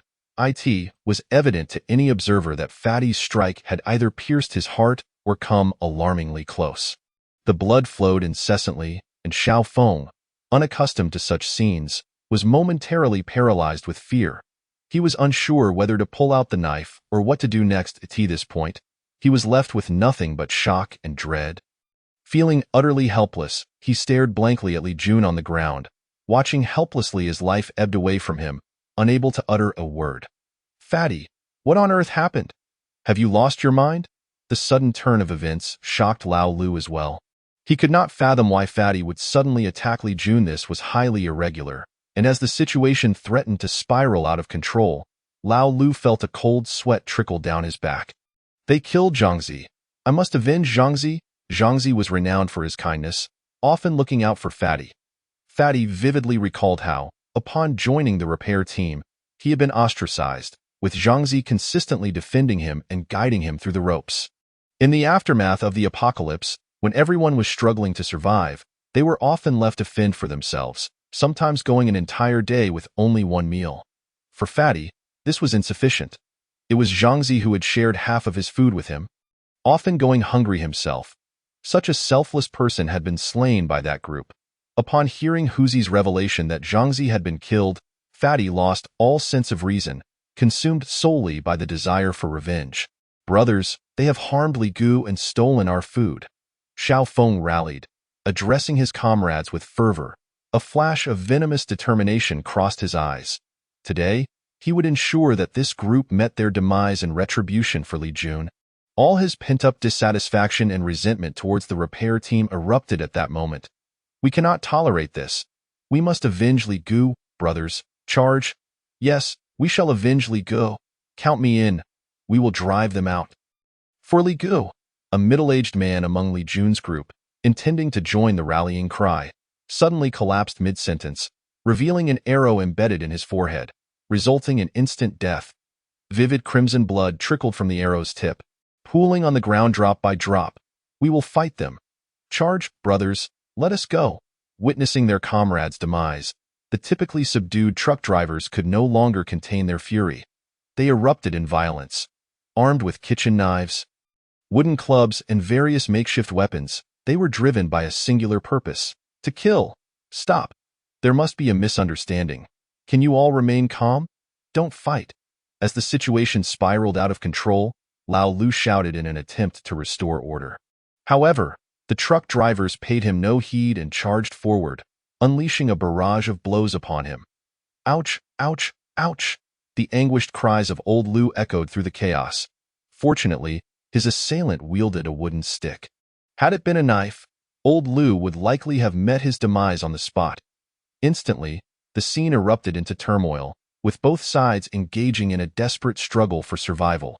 Shin Qiuli, concealed in the shadows, observed the unfolding events, retracting her crossbow into her spatial realm. In truth, it was the middle-aged man who had fallen victim to Shin Qiuli's bolts. She had been silently watching all along, though infiltrate the storeroom brimming with supplies. She needed to incite chaos, seizing the opportunity to collect the goods amidst the disorder. Otherwise, the truck drivers would remain vigilant at the doorway, preventing her from accessing the room without alerting them. Just then, she witnessed a rotund man injuring Li Jun, escalating the tensions between the two factions. This ignited the flames of conflict further. Under the veil of night, no one would scrutinize the circumstances of the man's death closely. All that was required was a spark, and the two groups would explode into violence like a detonated bomb. In such a chaotic scenario, no one would ponder the origin of the crossbow bolts or question how a man had been slain by one. Such weaponry was unheard of in the service area. Should anyone remain composed enough to think critically, they would deduce that outsiders had infiltrated their midst. Regrettably, the individuals involved were blinded by rage and hatred, incapable of calm reflection that might reveal the threads of the plot. Shin Shioli, taking advantage of the cover of darkness, stealthily approached the dormitory. The pandemonium was so overwhelming that no one noticed her presence. Especially as she deliberately kept to the dim corners. Before long, she arrived at the doorstep of the room. With the chaos surrounding Li Jun, those stationed at the entrance had joined the fray. Leaving the doorway unguarded, Shin Shioli slipped inside with ease. What a windfall! She had not anticipated the abundance of supplies before her. Fortune smiled upon her. She would pack everything up for herself. Her eyes gleamed with excitement as her fingertips swept over the supplies, all of which vanished into her spatial realm at her command. In no time, one room was emptied, and she moved on to the next. Soon, she had secured all the supplies, casting a glance at the tumult outside. After careful consideration, she resolved against exiting through the melee to the service area's main entrance. Instead, she realized that leaping from the window would grant her access to the rear of the dormitory building. She could easily navigate around to the parking lot, collecting all the supplies from the trucks parked there. With a decisive leap from the window, she landed flawlessly, grateful for the low height and the adjacent water pipe that aided her descent. Thankfully, remnants of her past combat skills lingered, allowing her to navigate the situation instinctively. Shin Shioli swiftly made her way to the square where the large trucks were parked, her excitement barely containable at the sight before her. The trucks appeared operational. With gasoline at her disposal, she would take them along as well. Who knows when they might prove useful in the future? Adhering to her principle of waste not, want not, she resolutely stored every truck in the square into her spatial realm. Task completed, she was ready to return home laden with riches. Pleased with her accomplishments, Shin Shioli sauntered toward her vehicle parked at a distance, savoring the thought of the expressions that would adorn the faces of those left behind when the trucks vanished into thin air. This was the apocalypse, a far cry from the lawful society of yore. In this grim new reality, survival was paramount. Shin Shioli felt no remorse for the lives she had taken, having witnessed the darkness of the human heart in her previous life. Cold and unyielding, she was determined to cherish and utilize the opportunity granted to her by fate. This time, her singular goal was to thrive amidst the chaos of the apocalypse, embracing a philosophy of non-aggression. Shin Shioli departed the service area. If such a wealth of resources lay in the nearest service area to City A, what treasures might await further afield? She recalled that in her past life, her base had unearthed a plethora of supplies in a service area. The provisions they discovered had sufficed for the entire base to barely survive a year, in stark contrast to the meager instant noodles, compressed biscuits, bottled water, and the 2 trucks of rice and wheat she had just salvaged. The supplies she had gathered now appeared far less than what her previous base had found, which had undoubtedly been far more abundant. Contemplating the rising temperatures day by day, she recognized that her residence was not in close proximity to the highway. If she continued her search for supplies in the coming days, returning home before dawn would be impossible. Staying an extra day was not unfeasible, but it would necessitate finding a place to rest along the highway. She could exit at a nearby interchange, locate a house to stay in during the day, and venture out at night to search for supplies. However, this would pose risks, as many residents likely inhabited the areas near the interchanges. Acting recklessly might not yield an empty house for her to rest in. If she attempted to barter supplies for shelter, the temptation of food might lead the homeowner to harbor ulterior motives. At that moment, Shin Shioli found herself at a loss for a viable strategy. So she resolved to focus solely on driving. Before long, she arrived at her community. This time, she refrained from parking her vehicle in the independent underground garage. Instead, she concealed it nearby and hurriedly slipped into her building under the cover of darkness. Keen to avoid drawing attention, ascending the 66 flights of stairs with a light step, she felt the strain of her body. Upon finally reaching her door, she noticed a sticky note affixed to it. Without pausing to examine it closely, she tore it off and entered her home. Suddenly, she was knocked to the ground by a large, indistinct object, followed by a flurry of affectionate nudges. Opening her eyes, she discovered it was Xiao He, whose tail wagged vigorously with excitement. It was clear from the gleam in Xiao He's eyes that he had missed her, as the large dog's head bobbed eagerly in front of her. Xiao He, did you miss me? Did you guard the house well? Are you hungry? Woof woof woof. Woof woof woof. Woof woof woof. Xiao He seemed to respond to Xin Qiuli, jumping off her and spinning in circles nearby. Then, obediently, he sat down, gazing up at her with anticipation, much like a child yearning for praise. Dear caretaker, this dog has missed you. I have been an excellent guardian of the home. Under my watch, no ill-intentioned individuals intruded upon our sanctuary. Praise me, kind caretaker. Reward me. I'm coming, Xiao He. I'll prepare something delicious for you right away. Ignoring her own disheveled state, Xin Qiuli rose to prepare a meal for Xiao He. She deliberately retrieved seafood from her spatial realm, Australian yabbies, Boston lobsters, steaks, apples, and milk. Xin Qiuli cooked the seafood, separating the meat, and arranged it in Xiao He's bowl, completing the feast with rice, fruit, and a chilled glass of milk. Xiao He, eat up. You must be famished, so please enjoy, she said gently, stroking Xiao He's large head. Woof woof woof. Woof woof woof. Woof woof woof. Dear caretaker, you are truly wonderful. This is delicious. Next time, I want more. Woof woof woof. Woof woof woof. I want even more meat next time. Fill 1 bowl. No, 2 bowls. No, wait, 5 bowls of meat. Observing Xiao He diligently indulging in his meal while wagging his tail suggests that he finds it utterly delectable and thoroughly enjoys it. Xin Qiuli displays a maternal smile. Reflecting on the news reports prior to the apocalypse, which disregarded international opposition and forcefully discharged nuclear wastewater from power plants into the ocean. The internet is inundated with overwhelming news coverage across forums and social media. According to the predictions of several experts, the discharge of this wastewater into the sea will have global repercussions. Marine life exposed to nuclear radiation may undergo mutations, and should humans consume these mutated seafood, a myriad of diseases, even death, could ensue. This has resulted in a significant decline in seafood prices, with many netizens expressing their resolve to abstain from seafood altogether. Yet, Xin Qiuli had the foresight to scour the seafood market before the wastewater was released into the ocean, purchasing nearly every type of seafood available. She even arranged for the vendor to airlift supplies from other locations. Consequently, her storage is now brimming with seafood, a commodity that will be exceedingly rare post-apocalypse. Thus, after her rebirth, Xin Qiuli resolutely spent lavishly on seafood, knowing full well that such an opportunity might never present itself again. She took advantage of the plummeting prices on the day of the wastewater discharge, acquiring fresh catches from fishermen at remarkably low prices. Exhausted, she took a refreshing shower and subsequently retrieved burgers, fried chicken, pizza, and soda from her storage. After a simple meal, she succumbed to fatigue and fell into a deep slumber, completely forgetting about the sticky note on her door. Once Xiao He finished his meal, he quietly settled by Xin Qiuli's bedside, vigilantly listening to the sounds outside. It is indeed exhausting to be the one cleaning up after her. It falls upon this loyal dog to safeguard her. Rest easy, dear caretaker. With this dog around, your safety is assured. Should those miscreants return, I shall unleash my might upon them. Unbeknownst to Xin Qiuli, Xiao He's thoughts were far from her mind as she swiftly drifted into dreams.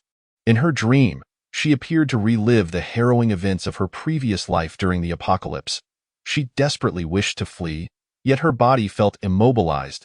A group of individuals gazed at her with predatory eyes, as though she were a rare delicacy.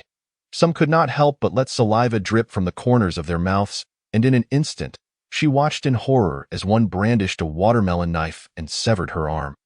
Before she could react, another lunged forward, seizing the bloodied limb and gnawing on it voraciously. The crimson blood trickled down that person's chin as they devoured the flesh, their face painted with the gruesome evidence of their feast. The insatiable greed in the eyes of those around her could not be concealed, and they surged toward her in a frenzied "Oh, no, please!" Xin Qiuli jolted awake, sitting upright in shock. Once her senses returned, she found herself in the familiar confines of her room. Bewildered, she examined her hands, free of blood and entirely intact, slowly realizing that it had all been a mere nightmare. She had dreamt of the horrific moment when she was consumed in her previous life. Gently touching her forehead, she gradually settled her racing heart. Barking, barking, barking. Xiao He, hearing her stir, sprang to his feet and hurried to her side, wagging his tail in an attempt to comfort her. Unaware of Shun Qiuli's turmoil, he paced anxiously around her bed, as if to say, "Fear not, dear caretaker. This dog is here for you. Help, help. A heinous crime has occurred. My poor daughter. Oh, my wretched daughter. How could you leave me alone?" Accompanied by the cacophony of metallic clattering in the hallway and the anguished cries of a man, Shun Qiuli felt her head throb painfully. Though her room was specially soundproofed to muffle external noise, she had installed devices to monitor the outside world. The sounds outside were connected to her computer, allowing her to hear any developments. Regretting her decision to set up such devices, she glared at her computer in frustration. Just as she was recovering from her nightmare, the noise grating on her nerves ignited her anger. Wrapping herself in a shawl over her sleepwear to maintain modesty, she prepared to confront the disturbance. "Xiao He, stay here and keep the house safe. I'll be back shortly." She affectionately stroked Xiao He's head, speaking gently. As she emerged, Su Zian caught sight of her in a light blue slip dress, the shawl modestly concealing her figure, revealing her graceful neck to the breeze. Her lustrous hair was styled in a bun, with wisps dancing around her cheeks, exuding a languid aura reminiscent of a soft kitten, evoking an irresistible urge to pet her. "What is going on? What has happened?" Shun Qiuli approached Su Zian, her long legs carrying her gracefully as she fixed her gaze upon him, clearing his throat. Su Zian felt a wave of embarrassment and quickly averted his eyes from her, his cheeks slightly flushed, a glimmer of admiration flickering in his gaze.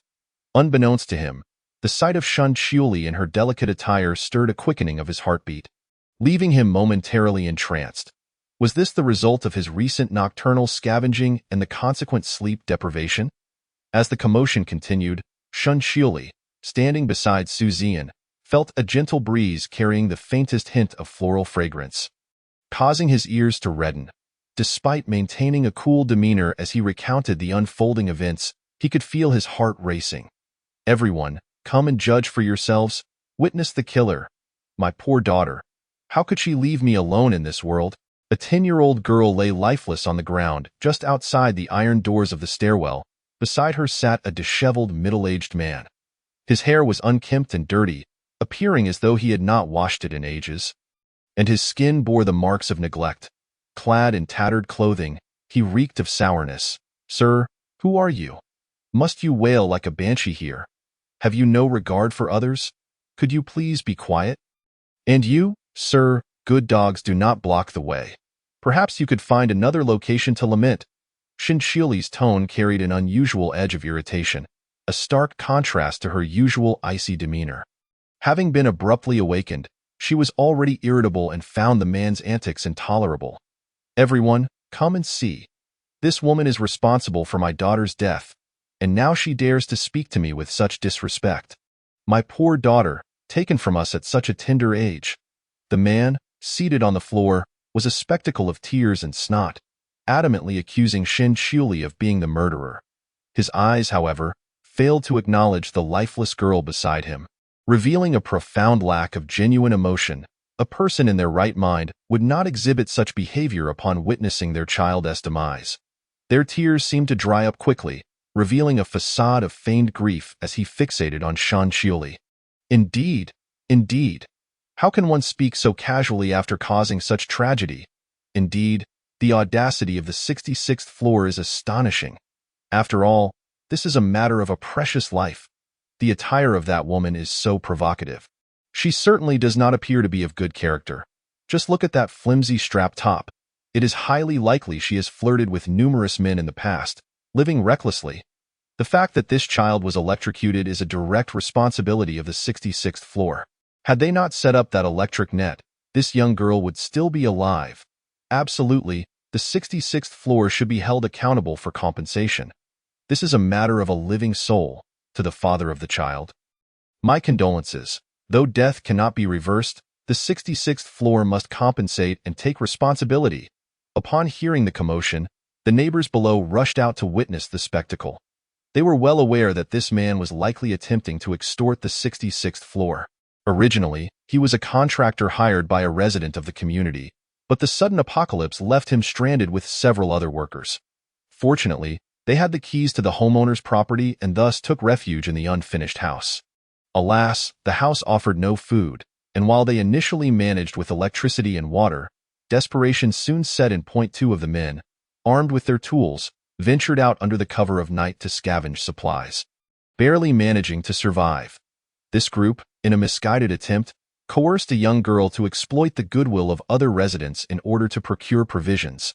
Despite this, the men treated her with brutality, and her cries echoed through the night, accompanied by the sounds of their abuse. Some astute residents recognized the man's ulterior motives, realizing he had set his sights on the resources of the 66th floor, which were well known throughout the building. Those who understood began to sway public sentiment against Shinchiuli and her companions. The remaining onlookers, oblivious to the true circumstances, echoed the sentiment that a life taken must be avenged. They seemed to forget the gruesome deaths that had previously occurred at the electric net, overlooking the horrific sight of those who had perished in this lawless world, where the weak are preyed upon by the strong. The value of life had diminished. Survival was paramount. The individuals of the 66th floor had taken a child's life. Surely, they must compensate the man. This is a matter of a human life, and it cannot simply be overlooked. No matter how arrogant the 66th floor may be, they cannot take lives indiscriminately. Suddenly, a voice from the crowd rang out, and the surrounding residents began to echo their sentiments, igniting a wave of dissatisfaction towards the 66th floor. Why should they enjoy ample food and comfort while others suffer from hunger and cold? The scene quickly spiraled out of control. My daughter. You must return my daughter to me. You owe me compensation for this loss. It cannot simply end here. Sensing the crowd's support, the middle-aged man gained confidence. His demeanor shifted, becoming more assertive, as though he would not relent until he received compensation. You claim I killed her? I can just as easily say that you are the one who caused her demise. Furthermore, sir, kindly step aside. Your presence is obstructing my electric net. Shinchiuli shot him a frosty glance, her eyes radiating an icy disdain, as if she were gazing upon a corpse. She was not blind. The man clearly did not resemble the girl's father. Moreover, the girl bore numerous injuries, the bruises on her limbs betraying signs of past abuse. Would a normal father remain indifferent to the death of his daughter while frequently mistreating her? A closer inspection revealed no signs of electrical burns on the girl. Aside from her battered state and bruised visage, there were no indications of electrocution, suggesting she had not died from the electric net at all. Chapter 34. Compensation. The girl lay motionless on the ground, her bruises and wounds starkly visible. She appeared to have been beaten to death rather than electrocuted. The so-called father did not seem genuinely concerned for her well-being. From his appearance and demeanor, he did not resemble a grieving parent. Where is the sorrow of a father who witnesses his daughter's tragic death? The man feigned deep sorrow, yet his grief lacked authenticity, revealing itself as mere pretense. Furthermore, the rumor of the 66th floor's resource abundance had long circulated among the residents. Shinchiuli was not convinced that the middle-aged man's appearance was coincidental. He was clearly coveting their supplies. The child lay lifeless before their electric net. How could that be a coincidence? Indeed, the 66th floor is clearly attempting to evade responsibility, treating lives as if they were expendable. Do you truly believe that someone would deliberately electrocute their own child to extort you? Such a young girl, yet her thoughts run so deep. Voices of dissent arose from the crowd, suggesting that there were those deliberately steering public opinion, inciting resentment towards Shinchiuli. You are responsible for my daughter's death. You must compensate me today. Produce the food from your home, and we can avoid involving the authorities. I will not pursue this further. With a newfound boldness, the middle-aged man, sensing solidarity from the crowd, became increasingly brazen. His words dripped with arrogance, envisioning a scenario where Shinchiuli would be left with no choice but to plead for mercy with an abundance of supplies. He had heard tales of the 66th floor's ample resources but had been skeptical until now. Observing Shen Xiuli, adorned in a strap dress with a bun atop her head, her fair skin glowing with health, he realized she had not been affected by the apocalypse as others had. Beside Shen Xiuli, Su Zian cast a dispassionate glance at the middle-aged man rolling on the ground, a flicker of displeasure crossing his eyes. He remained silent, standing resolutely beside Shen Xiuli, his gaze occasionally flickering towards her. He trusted that she could handle the situation without his intervention. Sir, why not take a moment to reflect upon yourself? You dare demand our food? How audacious! You disturb my rest, and I owe you nothing. The death of the girl lies not at my feet. Are you suggesting that her demise is my fault simply because she lies before my electric net? By that logic, every other resident should compensate you as well. Neighbors below, quickly, produce your provisions to appease this poor man's grievances. Otherwise, he will not spare you. With her arms crossed, Shen Xiuli's icy words pierced the air. Her gaze scanning the crowd in search of the instigators. She sought to identify those leading the charge against her and deal with them accordingly. What does this have to do with us? You are the one responsible for the child's death. You owe compensation. How could you twist the narrative so? What manner of upbringing have you had? Why should we bear the burden of your misdeeds? If compensation is due, it is you who must pay, and you owe us for emotional distress. Indeed, you slander us. A mere token of food would suffice to settle the matter. Young lady, we are not villains. A small compensation from you would suffice, and we would not press the issue. The crowd rallied, their voices rising in a cacophony, as if it were a matter of course that Shen Xiuli should provide them with provisions. Want food? Have the courage to come and take it. And why should I owe you anything? You think I am your parent. Why should I concern myself with your plight? Are you so incapacitated that you cannot seek out resources for yourselves? Shen Xiuli scoffed derisively, regarding the crowd with disdain. Her cold stare swept across the onlookers, as if searching for something. These troublemakers were not her primary concern. Their repeated provocations and similar tactics suggested a singular mastermind behind the scenes. Yet, how foolish could the orchestrator be? To employ the same tactic repeatedly, like a persistent fly, was utterly tiresome. Is it true that my daughter perished before your electric net? It is evident that you deliberately used the net to cause her death. The 66th floor has committed murder. My daughter cannot die in vain. You must provide me with an explanation today. The middle-aged man, having failed to gain any advantage from Shen Xiuli, resorted to moral coercion. Desperately clinging to her in hopes of obtaining food, he foolishly believed that he could extract something from her. Otherwise, the girl would have died in vain. He reasoned that even if he suffered a setback, keeping her around could allow him to exploit people's sympathy to procure resources from the outside world. In a reckless turn of events, he accidentally killed the young girl, planning to feign electrocution in a bid to extort food from the 66th floor. Now, this seemingly gentle girl, Shen Xiuli, exhibited behavior that belied her age, showing a maturity far beyond her peers. A good dog does not obstruct the way. What makes you think I would provide you with food? She retorted, if you continue to cause a ruckus on my 66th floor, I will make you regret your existence. Shen Xiuli, convinced that the middle-aged man lacked the capability to breach the electric barrier, merely stretched languidly, exuding an air of impatience for him to leave and stop wasting her time. And you, she directed at the onlookers, if you feel pity for this useless uncle, then by all means, bring forth your own food to assist him. Stop standing on your moral high ground to condemn others while you are no better yourselves. Aren't you the ones who revel in playing the savior? Why, now that it's your turn to share food, have you all suddenly lost your voices? We don't possess an abundance of food. If you have plenty, what prevents you from sharing some with this middle-aged man?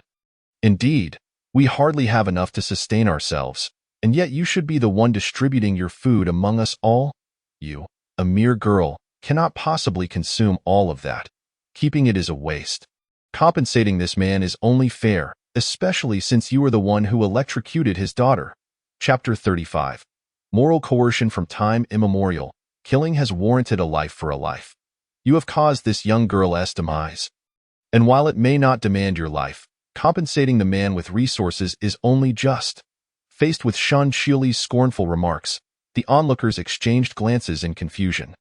Yet, there were always those unafraid of death who dared to counter her. Believing that Shun Qiuli's food ought to be shared among everyone, as if it were rightfully theirs. What justified her hoarding of resources? Surely, these people were not thinking straight. Even if the girl had indeed perished due to electrocution, what concern was it of theirs? Besides, it was not her hand that wielded the fatal blow. Is the cause of death determined solely by your words? I do not initiate conflict, but if provoked, I will retaliate. Those who dare to disturb my 66th floor shall bear the consequences. Shun Qiuli had no intention of entangling herself further with this crowd. Regardless of who was pulling the strings behind the scenes, she was prepared to confront them head-on. Those who could act need not speak. Increase the voltage. Should anyone dare to cause trouble on my 66th floor, let them meet their end. Her final words were whispered so only Su Zian could hear. Her warm breath brushing against his ear, accompanied by the faint scent of her presence, momentarily leaving him in a daze. Unaware of his distraction, Shun Qiuli turned to return home, leaving Su Zian standing there.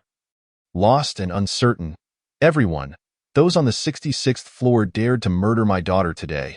It is not beyond reason to think they could strike again in the dead of night. The fate that befell my daughter today could very well be yours tomorrow. You have seen for yourselves that the people of the 66th floor regard life with utter disdain. Reflect on this. Can you guarantee that the 66th floor will not turn against you? Seeing that Shun Qiuli remained unyielding, the middle-aged man's gaze swept over the crowd. As if they shared an unspoken understanding, he suddenly rose, passionately addressing the onlookers, attempting to incite their emotions, upon hearing his words. The crowd exchanged anxious glances, suddenly resembling ants on a hot skillet, each face etched with concern. The man's words rang true. Shun Qiuli had dared to kill this young girl. Who was to say that one day, when resources ran low, she would not turn against them? Shun Qiuli clearly held a grudge. Many present had recently mocked her, and it was plausible that she would seek revenge. Moreover, they had witnessed her methods firsthand. Those who had previously come to disrupt her had met with deadly fates. Several individuals in the crowd turned ashen, realizing that these foolish elders, blinded by their arrogance, were unwittingly courting danger. How could they provoke the inhabitants of the 66th floor? Remembering the grim fates of those who had perished before, a chill of regret washed over the young onlookers.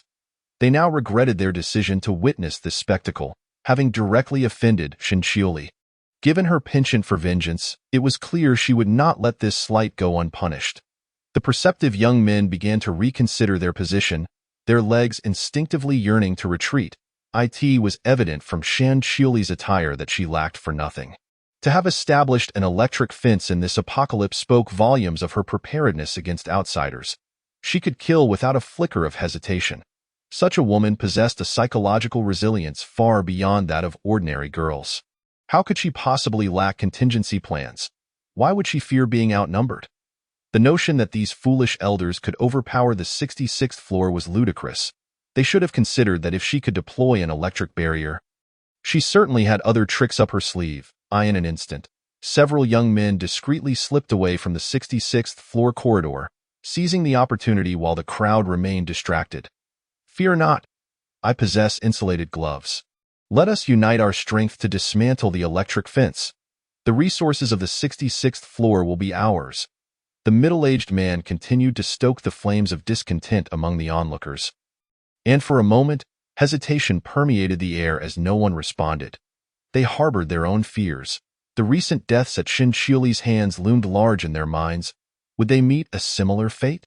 Yet, the allure of the abundant resources was proving difficult to resist. Desire is insatiable, especially in a world ravaged by chaos. The more resources one possesses, the greater the chance of survival.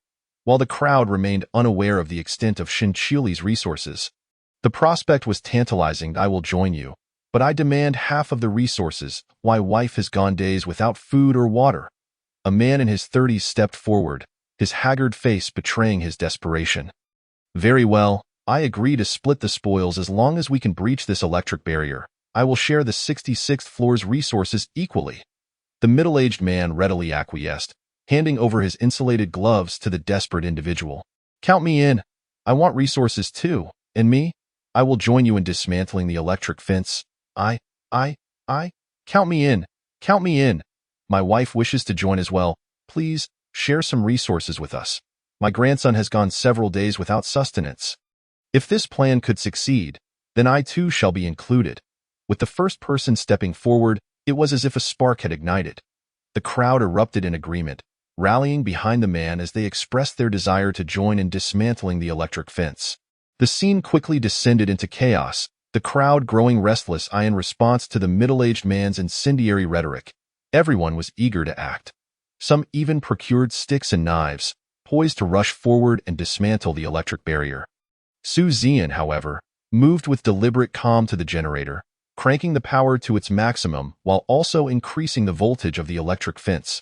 These people were nothing more than jesters, even if they breached the electric barrier. Their fate would be sealed. As this thought crossed his mind, Su Zian instinctively reached for the handgun tucked within his coat pocket. Should they breach the fence, he would eliminate them all, confident in his abilities. A former Special Forces operative, he was more than capable of dealing with this rabble. He regarded the raucous crowd with an icy demeanor, a flicker of murderous intent glimmering in his eyes as he gazed upon the throng as if they were mere corpses. Everyone, charge.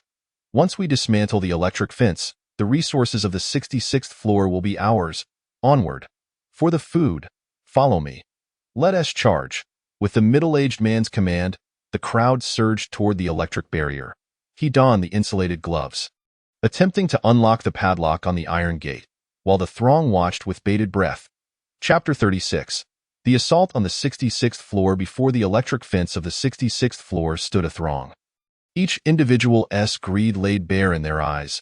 They awaited the moment the fence would give way, preparing to rush in and seize the resources within a lawless world. The depths of human depravity could be unfathomable. Su Zian scoffed. The security door of this complex was not so easily breached. When he had initially negotiated with Shan Xiuli to use the adjacent owner's door, it was precisely because the complex's security doors were relatively sturdy. After all, the real estate value of this area was not insignificant. Step aside. Allow me. I am a locksmith by trade. This lock is child's play to me. Clear the way. A figure emerged from the crowd, fervently addressing the middle-aged man at the forefront. Upon hearing the words, the man, exhibiting keen awareness, promptly removed his insulated gloves and handed them to the individual. The latter, after donning the gloves, skillfully retrieved lock-picking tools from his backpack. The onlookers held their breath, their gazes fixated on the locksmith, eagerly anticipating the moment the lock would yield, ready to surge forward to seize the provisions within. Observing the locksmith, Su Zian's eyes flickered with a hint of severity. This individual posed an insurmountable threat, not only to himself but also to Shan Xiuli. If he could unlock this door, he could just as easily unlock the gate to the 66th floor. This man could not be permitted to live. He must be eliminated. As these thoughts coursed through his mind, Su Zian's hand gradually slipped into his pocket, gripping the gun concealed within, poised to deliver a fatal blow at a moment's notice.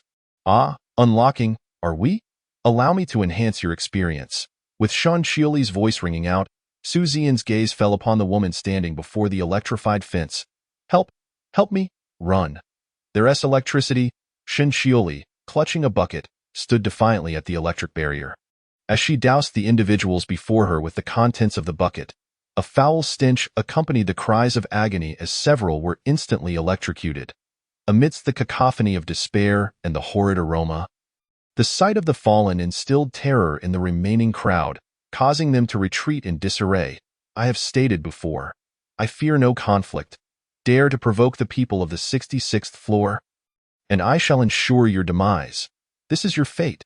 Shan Xiuli towered over the scene, her eyes glinting with murderous intent, making her intentions unmistakably clear. If today's events were not resolved, they would consider themselves easy prey. What would happen next time, when the 66th floor lay unguarded, and they could pry open the electric gate to plunder the treasures within?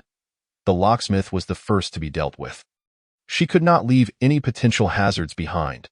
This was an opportunity to demonstrate to the unseen puppet masters that Shan Xiuli was not to be trifled with. It was also a warning. Should they dare to stir trouble again, She would not hesitate to eliminate them alongside their orchestrators. Look, the electric fence has been breached. Charge! Everyone, rush in! In the midst of the initial shock, a voice cried out. Indeed, a gap had formed in the electric barrier not far from Shan Xioli. A charred corpse lay across the fence, presumably that of a man who had attempted to cleave through it with an axe, only to be met with Shan Xioli's torrent of refuse, resulting in his immediate demise. As the corpse fell, it inadvertently created a narrow opening in the fence, just wide enough for a single person to pass through. The sight of the lifeless body, sprawled grotesquely across the broken fence, emitted an eerie aura, as if one could smell the faintly grotesque scent lingering in the air.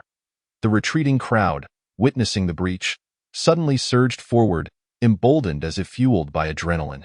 Brandishing their weapons as they charged toward Shan Xioli. Be careful. Shan Xioli. Su Zian, fearing for her safety, shouted urgently, desperate to reach her before the throng could eye in a blink. The crowd was upon the electric fence. Brandishing knives as they approached Shan Xioli, Su Zian instinctively reached for his gun, prepared to eliminate anyone who threatened her. Suddenly, with swift precision, Shan Xioli produced a crossbow from her backpack, expertly aiming at those encroaching upon her. Her movements were rapid, ruthless, and accurate, each shot finding its mark in the forehead of her targets. Help! Please! Don't kill me! The screams echoed as the closest assailants fell to the ground, blood pooling beneath them. Their faces contorted in disbelief. They had never anticipated such a fate, their crimson lifeblood spreading like vivid blossoms upon the earth. Someone has been killed. Save me! Don't let me die! The sight of their fallen comrades incited panic among the remaining attackers, who began to retreat in terror. Su Zian watched in astonishment as Shan Xioli, with unwavering poise, unleashed a barrage of arrows, her aim flawless and decisive. He was captivated, hardly noticing when she had retrieved the crossbow or how she had managed to wield it with such finesse. Her movements were so rapid, so unlike those of a frail girl, that he felt a mix of admiration and astonishment wash over him. Shan Xioli remained fixated on the crowd, oblivious to Su Zian's contemplative gaze. The sudden upheaval had halted the advance of those who had approached her, with only a few cowardly souls retreating in fear. The remaining individuals, having assessed the situation, stood vigilantly with their weapons drawn, acutely aware that even though Shan Xioli bore a crossbow, she could not possibly eliminate everyone in an instant. They reasoned that even if her archery was impeccable, each arrow required time to prepare. Presenting an opportunity for them to seize the moment and overpower her, the only question remained: who would be the first to draw her fire? The astute individuals present understood that the one to step forward would inevitably meet a grim fate. Chapter 37. A Life Taken. The astute individuals present recognized the grim reality that the first to attract her attention would surely perish. They were not foolish, and thus no one dared to advance. Instead, they remained watchful, fearing for their own lives. Handle it carefully. Don't damage it. Shan Xioli, fatigued from prolonged shooting, felt her arms grow weary, her hands trembling slightly. She nudged her backpack with her foot, sending it sliding behind Su Zian. Aware that her strength was nearly depleted, she recognized she could only manage one more shot. Her hands had become numb and unsteady. It was clear to her that her physical condition was lacking, prompting her to resolve to enhance her strength in the future, lest she find herself in peril again. Charge! Are we to be intimidated by this wretched woman? Can't you see she is exhausted from shooting? A voice rang out, urging the crowd forward. If we take down the 66th floor, all the supplies will be ours. Think of all the resources we could claim. Let us go, brothers. Inspired, the crowd's eyes were suddenly consumed by greed. The furious mob surged forward like a flood breaching its banks, roaring uncontrollably towards Shan Xioli. Having finally broken through the electric barrier, food was tantalizingly close. They would not easily concede. A murderous glint flashed in each person's eyes. As they truly wished to kill Shan Xioli, the flicker of panic crossed Shan Xioli's face. Her brows knitting slightly, however, she quickly composed herself, retreating calmly in the face of the advancing crowd. Drawing her crossbow, she aimed at the nearest assailant and released, but fatigue hindered her aim, and the arrow did not find its target in a fatal strike. The arrow sliced through the air, swiftly reaching its mark, grazing the man's head before embedding itself in his shoulder. Ah! The man staggered, clutching his shoulder, momentarily stunned. Before he could react, a sharp pain shot through him, and crimson liquid gushed from the wound. Blood flowed increasingly, staining his rough hands. With a twisted expression, the man staggered to his feet and charged once more at Shin Qiuli, wielding a kitchen knife. Realizing the imminent danger, she cursed her luck, unable to evade in time. Ignoring the risk of exposing her spatial abilities, she prepared to draw a handgun from her storage. In that instant, a figure flashed before her, and Shin Qiuli barely caught a glimpse of who it was. Su Ziyang moved with astonishing speed. As the man swung the knife, he appeared beside Shin Qiuli, pulling her away to his previous position. A soft thud sounded as a military knife plunged into the man's chest. Ah! The man let out an unconscious scream, his eyes widening in disbelief, filled with terror as he looked at Su Ziyang, who gripped the bloody knife. With a swift motion, Su Ziyang withdrew the blade from the man's heart, who, without a chance to cry out, collapsed lifelessly to the ground. Bright red liquid dripped from the knife's edge, splattering onto the ground and blooming into vivid crimson flowers. Su Ziyang's expression turned cold as he kicked the corpse at his feet and surveyed the surroundings. Before the crowd could recover from their shock, he swiftly appeared behind another individual. Before that person could comprehend the situation, warm blood gushed from his neck, splattering onto the ground as he fell heavily. Clutching his throat, the blood soaked his hands, and though he attempted to scream, no sound emerged, only the realization of his impending demise as the pain and blood loss reminded him of his fate. Su Ziyang, watch out behind you, Shin Qiuli called out, her gaze fixed on him as he effortlessly dispatched 2 more attackers. She was taken aback. She had never anticipated that this man possessed such agility. Her earlier intention of tossing him the backpack was merely to arm him for self-defense. Now, witnessing his lethal prowess, each strike precise and fatal, she felt a wave of wariness towards her neighbor. If he were an enemy, he could not be allowed to remain. She would need to find an opportunity to eliminate him. However, in the current situation, Su Ziyang seemed to be an ally. For the moment, they shared no conflicting interests and could join forces to vanquish this mob. Hearing her voice, Su Ziyang swiftly dispatched another attacker, the sound of another body hitting the ground echoing in the air. Without even glancing up, he continued his ruthless assault, his eyes seemingly clouded by bloodlust. Blood stained his clothes, and at that moment, he resembled a devil unleashed upon the world. Each swing of his blade splattered blood, painting the ground with the horrific beauty of death. I've killed a murderer, a devil. Help! Don't kill me. Please, I beg you, spare me. It was all their idea. I had nothing to do with it. I'm innocent. Please, young man, don't kill me. Go after them. Yes, they were the ones who led us astray. We were just pawns. Have mercy. Let us go. We're neighbors, just having a bit of fun. Let us off this time. As the situation escalated, the realization struck the crowd. Su Ziyang was a formidable opponent, capable of dispatching several individuals with ease.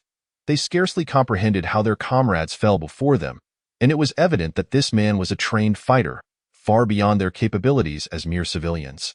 Despite having breached the electric barrier, they were not to be trifled with. The ground was littered with bodies, sprawled and motionless. Those with a keen sense of self-preservation recognized the futility of their situation. Even if the 66th floor held abundant supplies, what good were they if they were dead? Better to preserve their lives than to gamble them away in a futile attempt for resources. If you dare provoke us again, I won't hesitate to let you join them. Shin Qiuli pointed at the scattered corpses, her murderous intent sending chills down the spines of those present. We do not seek trouble, but we are not afraid. If you wish for death, feel free to try. Faced with Shin Qiuli's words, the crowd exchanged glances, caught in a dilemma. Some were unwilling to abandon their pursuit, having finally breached the electric barrier and with the resources of the 66th floor within their grasp. They could not bear to let the prize slip away. With so many of them against just 2, surely they could wear Shin Qiuli and Su Ziyang down. That woman has hardly any arrows left in her crossbow. A voice rang out from the crowd, and with that, the hesitations and fears began to dissipate. Let's outlast them.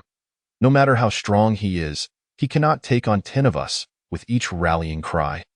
The crowd grew more emboldened, attempting to channel their focus towards the 66th floor. Shin Shili's gaze swept over the crowd before settling on a middle-aged woman, her expression deep and playful. At last. "I found you." This woman had consistently incited the crowd against her, clearly aligned with the puppet master pulling the strings.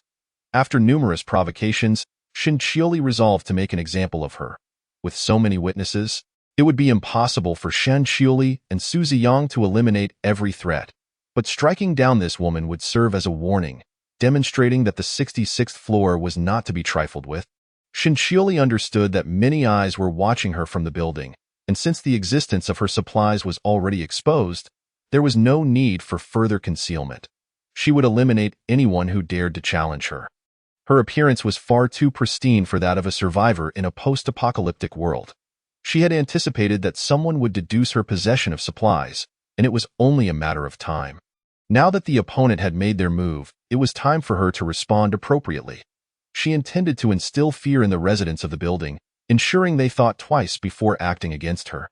With so many casualties today, it would be enough to deter these mindless individuals from provoking the 66th floor again, allowing her some peace. With a playful tilt of her head, Shin Shili regarded the middle-aged woman. Her eyes sparkling, the corners of her lips curling into a silent smirk. The woman's pupils constricted, shock etched across her face as if witnessing something dreadful. Before she could react, an arrow whistled through the air.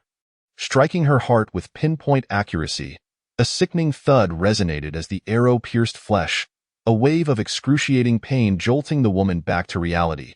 The last sight reflected in her eyes was Shin Shili's innocent, radiant smile, and before she could utter a single cry for help, she collapsed to the ground, lifeless. Someone has died. The bystanders beside the middle-aged woman were struck with terror, recoiling in shock. Shin Shili's actions instilled a profound dread in everyone present, shattering the flickering hope that had briefly ignited within them. They lacked even the courage to meet her gaze. This woman was utterly terrifying, viewing human life as inconsequential. She could take a life with a mere thought. And in that instant, they realized how foolish their earlier intentions to capture Shin Shili had been. This woman was ruthless, capable of dispatching someone silently with a mere gesture. This is the consequence of provoking me. Should you dare to trouble me again, your fate will mirror that of this unfortunate soul, Shin Shili declared, waving her crossbow dismissively, her tone surprisingly calm. She took satisfaction in the pallor of the onlookers' faces. The intimidation had been remarkably effective, ensuring they would think twice before crossing her path again. Faced with Shin Shili's formidable presence and the sight of carnage around them, the ground was slick with sticky crimson fluid, rendering the scene grotesquely blood-soaked. Their expressions were grim.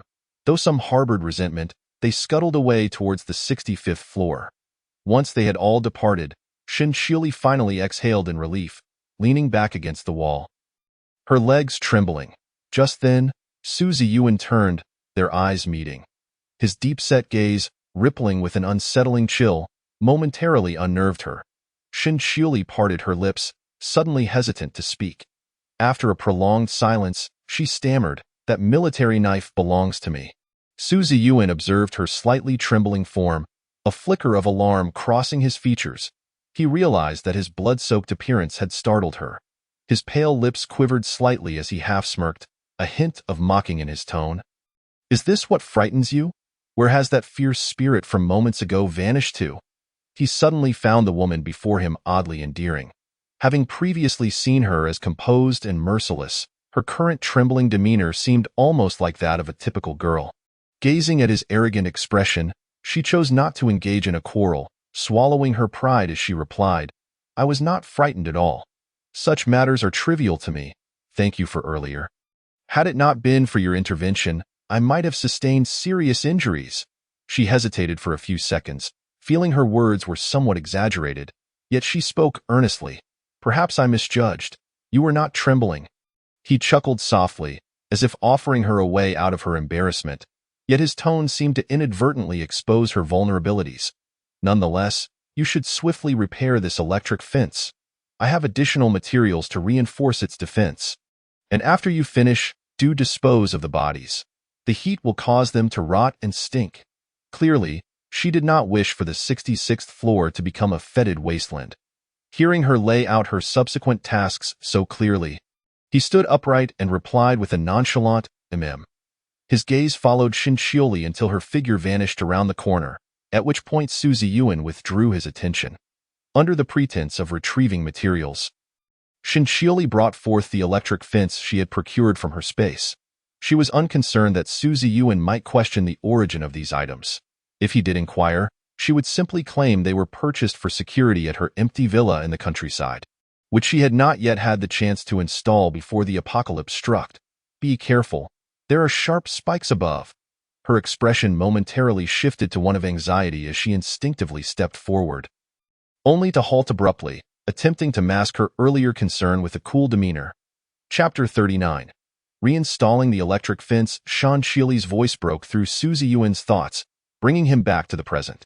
He accepted the electric fence she offered, noticing the menacing barbs adorning its surface. A voice of worry echoed in his ears, and as he glanced up, he caught a glimpse of Shinchioli's momentary embarrassment, which warmed his heart. Lowering his gaze to conceal his emotions, he spoke with a hint of amusement, "Thank you for the warning." After that, the two fell into silence, each preoccupied with their respective tasks. Suzy Yuan reinforced the electric fence with the materials Shinchioli had provided, effectively doubling its strength. He utilized everything she presented to enhance security. Despite his imposing stature, Suzy Yuan worked with remarkable efficiency, quickly completing the installation. The safety of the 66th floor had significantly improved, alleviating concerns over potential resource theft. While Suzy Yuan busied himself, Shinchioli was not idle either. She unceremoniously discarded the bodies strewn across the floor through the window. Hearing a dull thud as they landed in the flowerbed of the community's greenery one after another, she hurled the corpses out, then excused herself to retrieve water from her space, typically used for laundry. She promptly washed the floor, and soon the bloodstains vanished without a trace. Phew, I'm utterly exhausted. After tidying up the 66th floor corridor, Shinchioli carelessly tossed the bucket aside and collapsed onto the ground. Gasping for breath, she had abandoned all semblance of ladylike decorum, her entire being slumped against the wall in fatigue. It was undeniable that this body was quite weak. Mere tasks left her breathless, indicating she would need to enhance her physical conditioning. If given a choice, Shinchioli would have preferred not to engage in such cleaning, but leaving the bodies to rot on the 66th floor would only lead to a stench within a day or two under the sweltering heat. The entire floor would reek, and decaying bodies would harbor countless bacteria in this apocalypse. Falling ill was not an option, as hospitals were no longer viable. Shinchioli had no desire to contract some bizarre illness. So after cleaning, she took the precaution of spraying alcohol for disinfection. It was not an overreaction. Rather, she wished to avoid any risk. Suzy Yuan observed Shinchioli's actions closely, but refrained from questioning her about the origins of her supplies. In this new world, such items were scarce, and most households would not possess such an abundance of alcohol. He chose to act as if he hadn't noticed and turned back to his own tasks. Just as he harbored many secrets, including his prior knowledge of impending unusual events, he remained silent. Initially, Suzy Yuan had thought the situation would be akin to the previous 3 years of the COVID-19 pandemic, assuming the government would implement emergency measures, so he had not paid much attention. His household had long been stocked with food, but he had not anticipated the arrival of the apocalypse on the very day it began. He sensed something was amiss, prompting him to realize the severity of the situation, one beyond the control of the government or humanity. He immediately contemplated the potential chaos of a world devoid of legal and social order. He meticulously listed numerous essential items for survival and took advantage of the night to raid an unattended supermarket, bringing back all the food he could carry. Each night, he ventured out to gather resources, knowing that many people had yet to recognize the importance of food in this new reality. While others were still caught off guard, he swiftly scavenged the surrounding supplies. Fortunately, everything proceeded smoothly. Each time he returned with a full load, Suzy Yuan was not curious about why Shinchioli, relatively young girl, possessed such abundant resources or why she could kill without a hint of fear. Everyone had their own secrets, and as long as they did not cross each other's boundaries, they could coexist peacefully. After a brief respite, Shinshili rose and approached the electric fence. Thanks to Suzy Yuan's modifications, the new fence was twice as sturdy. He had also replaced the locks on the fence with the ones she had provided.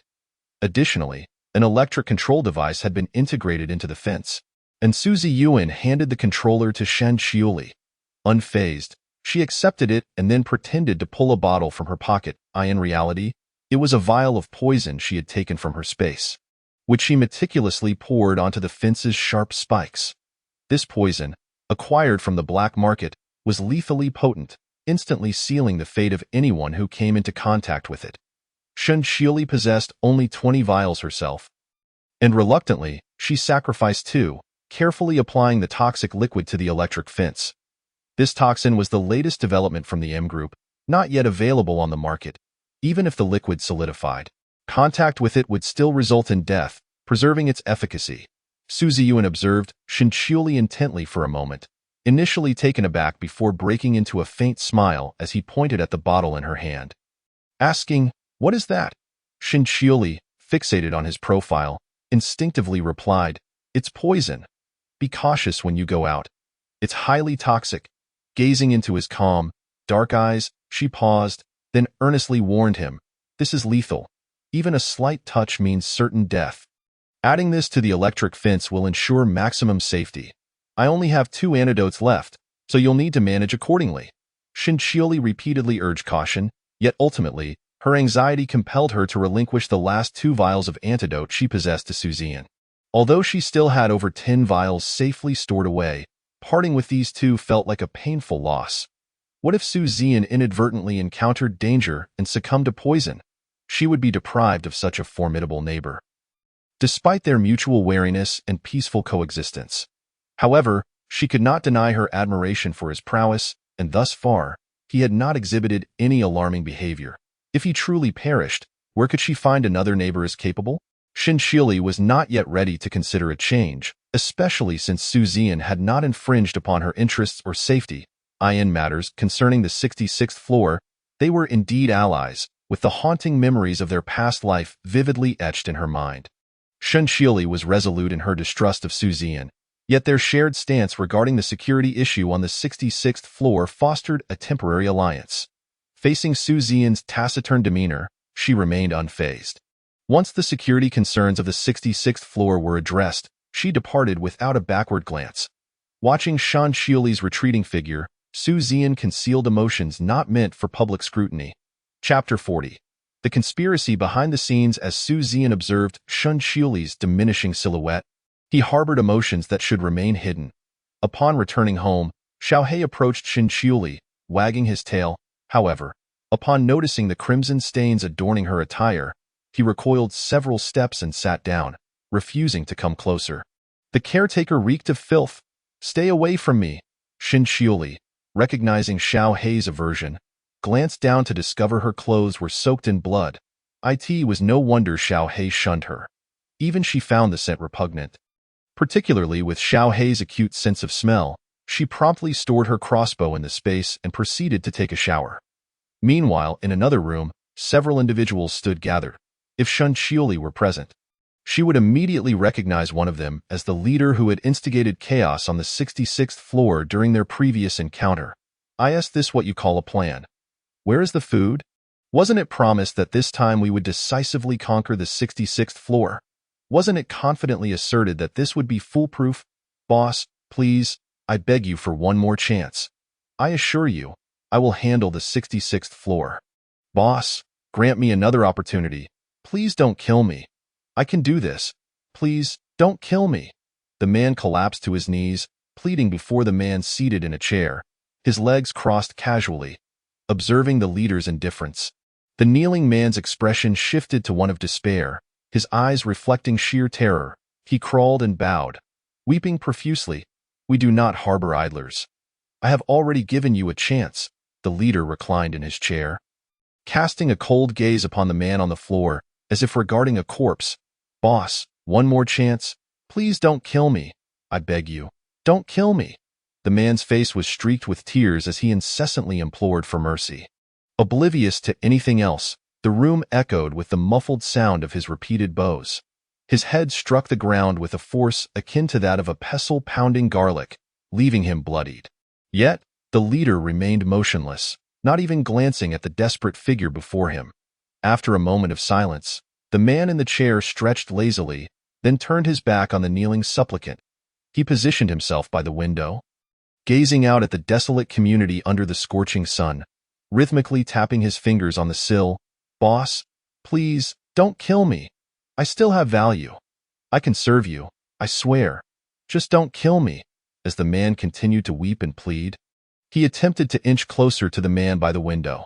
Suddenly, before the kneeling man could reach him, a subordinate lunged forward, plunging a knife into the man's heart. The action was swift and decisive. The man collapsed before he could even struggle. "Boss, what now?" Wang Dajuan, with disdain, kicked the corpse aside, then produced a filthy handkerchief from his pocket to wipe the blood from his knife, addressing the leader with exaggerated respect. "Boss, the people from the 66th floor are not to be trifled with. This waste met a fitting end.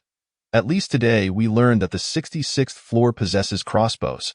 Wang Dajuan spat on the corpse with a look of disdain. "Did you discover anything else?" "Boss, the man from the 66th floor is quite skilled. I observed his abilities today. He appears to be a martial artist. Once we breach the 66th floor, we should consider recruiting him for our cause. However, that woman seems to offer little beyond her weaponry.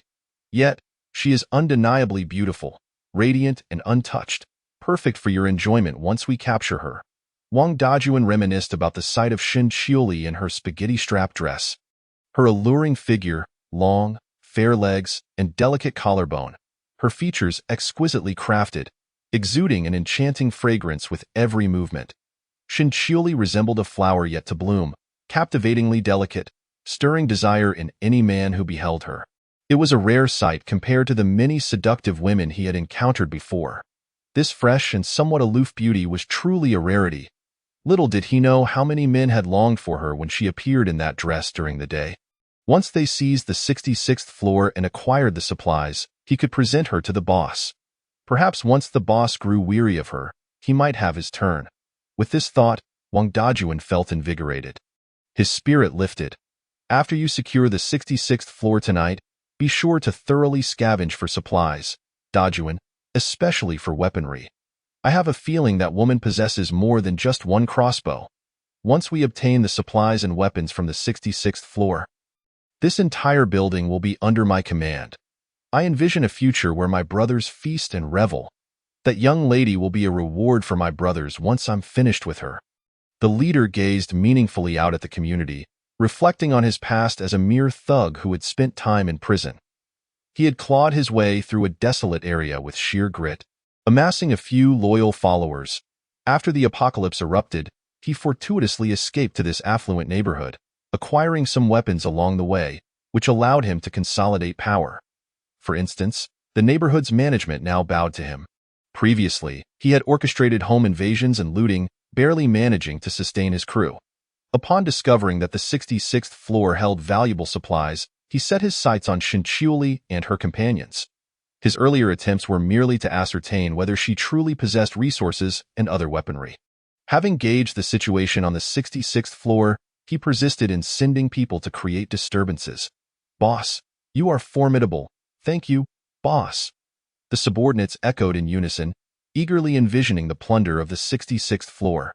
After finishing her shower, Xin Qiuli dried her damp hair with a blow-dryer. She dragged her weary body to the balcony, surveying the surroundings of the community. Stretching her limbs, she slowly made her way to the living room. From her space, she retrieved a glass of ice-cold passion fruit milk tea and sank onto the sofa, sipping the refreshing drink while scrolling through her pre-downloaded variety shows on her phone. She allowed herself to unwind, relishing the sweet and tangy flavors that invigorated her, as if she had been reborn. Chapter 41. The useless Xiao He. Xin Qiuli reclined on the sofa, her body and mind at ease. Savoring this rare moment of tranquility, she closed her eyes, feeling the soft embrace of the sofa as if she were floating on a cloud. After consuming the icy fruit tea, all her fatigue and worries seemed to fade away. Once she finished the passion fruit drink, she glanced at the clock and noted that it was still early. Just then, her stomach growled audibly, prompting her to head to the kitchen. What could be more delightful than staying home to cook? Enjoying delicious food while basking in the cool breeze of a fan, Shinchili meticulously cleaned the ribs extracted from the space, marinating them with cooking wine, light soy sauce, oyster sauce, white sugar, salt, black pepper, and 2 tablespoons of starch, allowing them to rest for 20 minutes. At a moderate oil temperature, she fried them for approximately 10 minutes before retrieving them, only to plunge them back into the oil for an additional 2 minutes. Sprinkling them with pepper salt, she presented the dish, filling the kitchen with the tantalizing aroma of the ribs. Next, she cleaned the shrimp, removing the heads and veins, and trimming off the legs in a small bowl. She prepared a sauce combining light soy sauce, dark soy sauce, vinegar, oyster sauce, white sugar, Sichuan pepper powder, and white pepper powder, adding a splash of mineral water and mixing it thoroughly. Once the oil was heated, she added the shrimp, followed by minced garlic and small chili bean paste, stirring to combine. She then poured in the prepared sauce, added dried chili, and after reducing the sauce, garnished the dish with chopped green onions before serving. After placing her 2 culinary creations on the table, Shinchili noticed Xiaohei, her dog, sitting beside the table with its food bowl in its mouth. Drool dripped onto the bowl as Xiaohei gazed up with wide, innocent eyes, fixated on the delectable ribs. Xiaohei pondered why the one who cleans up after him could conjure such fragrant dishes whenever entering the kitchen. The tempting aroma wafting from the table made Xiaohei wonder what delightful morsels awaited him. Uve changed, thought Xiaohei. Why do you eat alone? Do you no longer love this dog? Aren't you going to share with me? Hurry, hurry, my bowl is ready. Quickly put the delicious food in it. Ha ha ha! Xiaohei's eager anticipation elicited laughter from Shinchili, not out of mockery, but from the sheer hilarity of Xiaohei's large head and its intense gaze, combined with the drool pooling on the floor. Xiaohei, are you hungry too? Is your stomach growling? Shinchili knelt beside Xiaohei, affectionately stroking its massive head, her smile betraying her delight. Woof woof woof, woof woof woof, came the eager barks. Hurry up with the food. Dante dawdle, if you don't bring over the delicious morsels soon, I shall perish from longing. Noticing Shinchili's lack of movement, Xiaohei anxiously set down the bowl and responded, Don't rush me. I am preparing your meal right now. Place your bowl back in its spot. Shinchili filled Xiaohei's bowl with freshly cooked rice and added several pieces of ribs. Fearing Xiaohei might still be hungry, she retrieved some scallion oil chicken from her space, placing half of it into Xiaohei's bowl, and also prepared special milk and fruit for him. Shinchili, feeling somewhat weary of the takeout meals from her space, decided to treat herself to a homemade dish instead. Though she initially intended to enjoy the rice she had just cooked, it all vanished as Xiaohei devoured it. Thus, she took out some Chongqing spicy noodles from her space. Sitting down to savor a piece of pepper-salted ribs, slurping a mouthful of spicy noodles, followed by a bite of the fragrant shrimp and scallion oil chicken, all accompanied by another hearty bite of spicy noodles. The delightful combination was utterly satisfying, causing a slight sweat to bead on her forehead from the heat of the noodles. Yet, the more she ate, the more enticing it became, prompting her to gulp down the chilled mung bean soup beside her. Perhaps it was hunger or sheer exhaustion, but Shinchili found her appetite particularly robust. Soon, the table was cleared of dishes, and a contented Shinchili rose to tidy the kitchen and wash the dishes. By the time she finished, night had fallen, and she suddenly remembered that her balcony plants hadn't been watered for several days. Unsure if they had perished, she approached the balcony with a flicker of hope.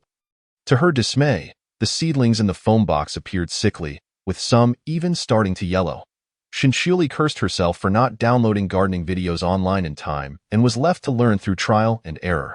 Clinging to a better safe than sorry mindset, she watered the seedlings with some water and nutrient solution, deciding to let nature take its course, hoping they might flourish. After all, with her lack of gardening knowledge, she believed that watering them was sufficient. Upon entering the living room, she discovered that Xiaohei had devoured every last morsel from his bowl, including the fruit and milk. It dawned on her that Xiaohei's appetite had increased, and his fur had grown thicker and shinier. Xiaohei, come here. Come to me, Shinchili called from the sofa, gesturing for him to approach. Though puzzled, Xiaohei obediently trotted over to her side, settling close to the sofa as she retrieved a bucket of ice from her space. placing it nearby. Instantly, Xiaohei felt the temperature drop, lying down with a blissful expression.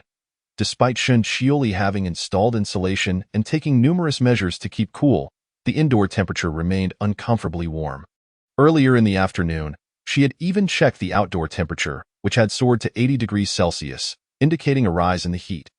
Concerned about Xiaohei overheating, she decided to provide him with ice to cool down. Without having had the chance to gather any veterinary supplies, she felt helpless should Xiaohei succumb to heat stroke. As the two of them dozed off, the scene appeared remarkably harmonious. Shen Qiuli, having relaxed after a day of exertion, quickly succumbed to slumber, while Xiaohei dreamed of gnawing on chicken legs, drooling onto the floor. Time seemed to blur until Shen Qiuli eventually awakened from her slumber, stretching and tousling her hair. She was momentarily bewildered to see Xiaohei beside her, a pool of drool beneath him. She couldn't help but wonder what delightful dreams he was having, as he continued to drool and occasionally smack his lips, creating a rather comical sight.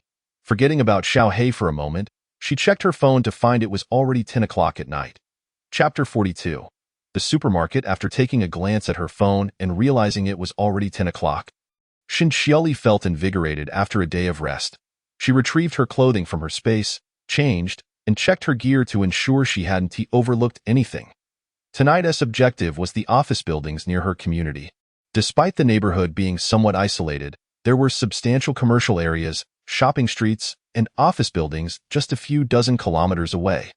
Once she left the community, Shen Qiuli surveyed her surroundings, and upon confirming the area was deserted, she summoned her vehicle from her space. Driving straight towards the commercial district, she relied on a map she had downloaded before the apocalypse. Following the map, she made her way in that direction. As she approached the vicinity of the shopping mall, she returned the car to her space, mindful of the crowded city streets.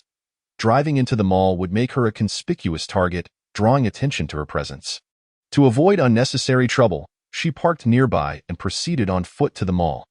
Unlike the bustling shopping centers of yore, the greenery surrounding the area had withered under the relentless heat. The streets, long neglected, were littered with garbage that had begun to decay, with wriggling maggots occasionally visible. A foul odor permeated the air, prompting Shen Qiuli to don a mask. The once vibrant food stalls lining the street were shuttered and covered in dust. The entire street lay eerily silent, devoid of any human presence. With the breeze came waves of oppressive heat, and Shen Qiuli gripped her military knife tightly, her eyes scanning the surroundings, her body pressed against the wall. She cautiously moved forward. Preferring a knife to a firearm, she found that while guns could easily dispatch enemies, the noise they generated attracted unwanted attention. This was not the countryside. She was in the city. Cautiously, Shen Qiuli navigated through the area, remaining alert to any signs of movement. She recalled that there were residential buildings nearby and wondered if anyone still survived. Despite her insulated suit, she could still feel the stifling heat. Even at night, the outdoor temperature lingered above 60 degrees Celsius.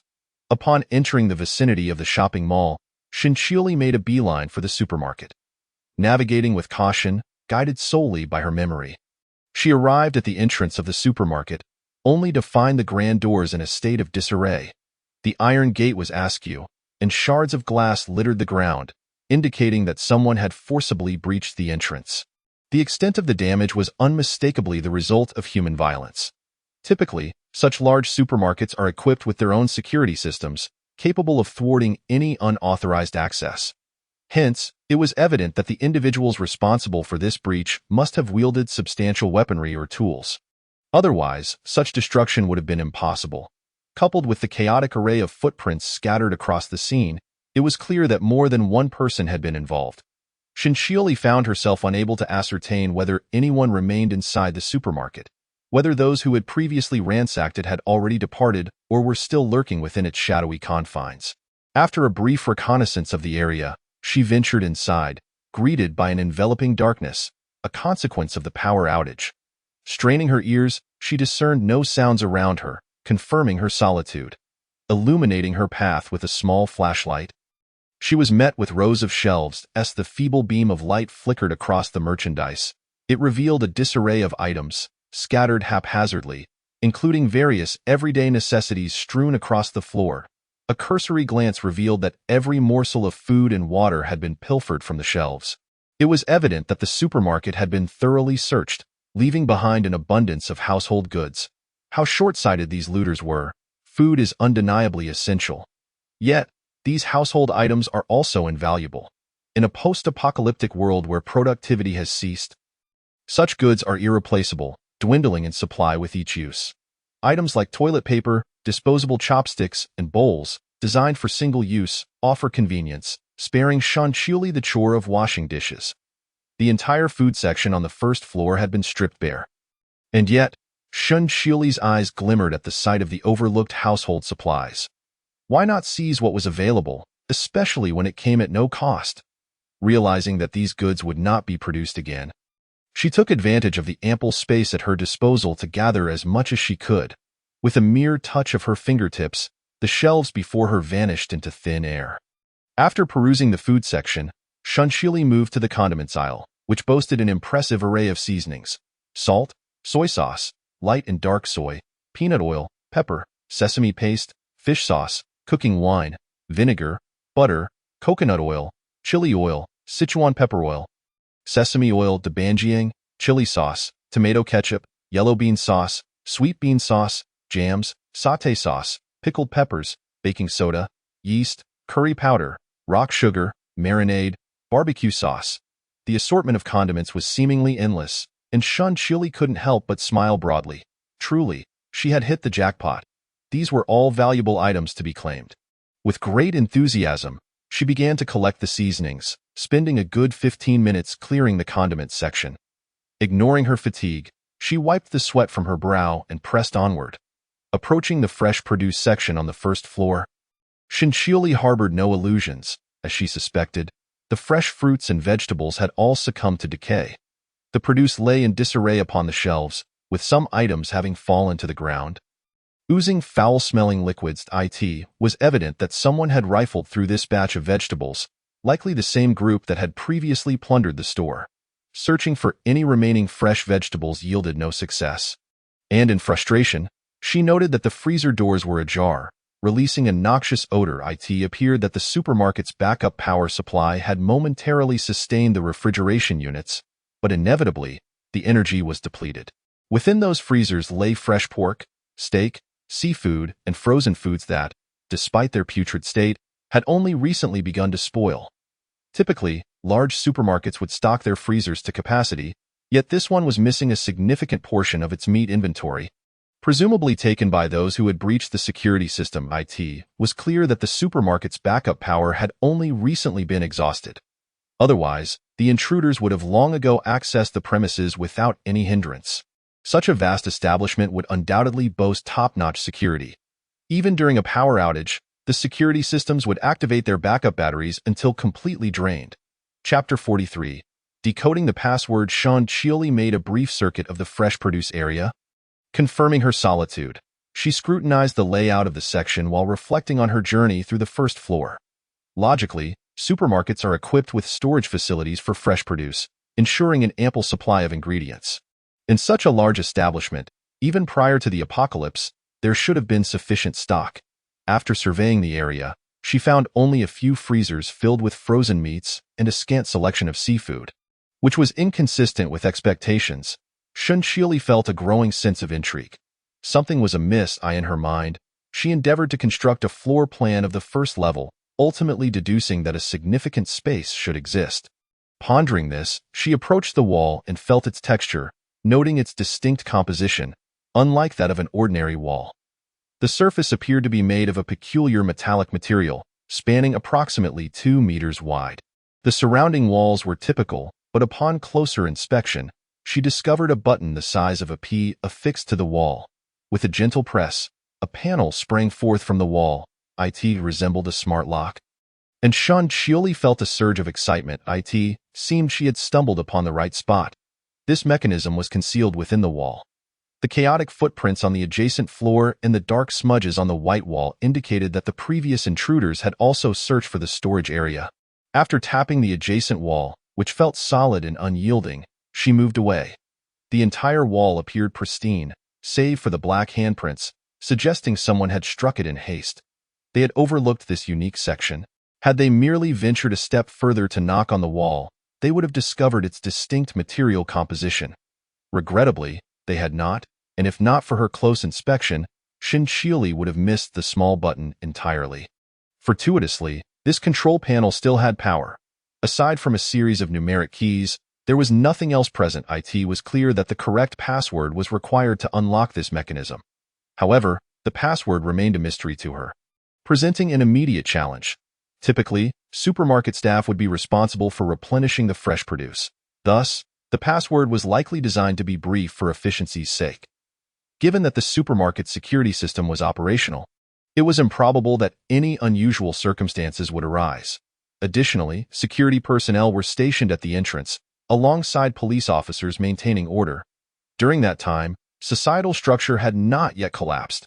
Normal citizens would not harbor intentions towards the supermarket storage areas. Before the onset of the apocalypse, the government had increased security measures, deploying police to ensure the maintenance of order within supermarkets, which experienced high foot traffic. To facilitate swift restocking, passwords were designed to be as simple as possible. Typically, standard office passwords begin with 0 or 1, and the digits rarely exceed SIX. In such a high-pressure work environment, brevity and simplicity in passwords were paramount, with 0 being the most likely choice. Shin tentatively entered 0 on the panel, swallowing hard as she awaited the outcome. In truth, she held no confidence in her choice.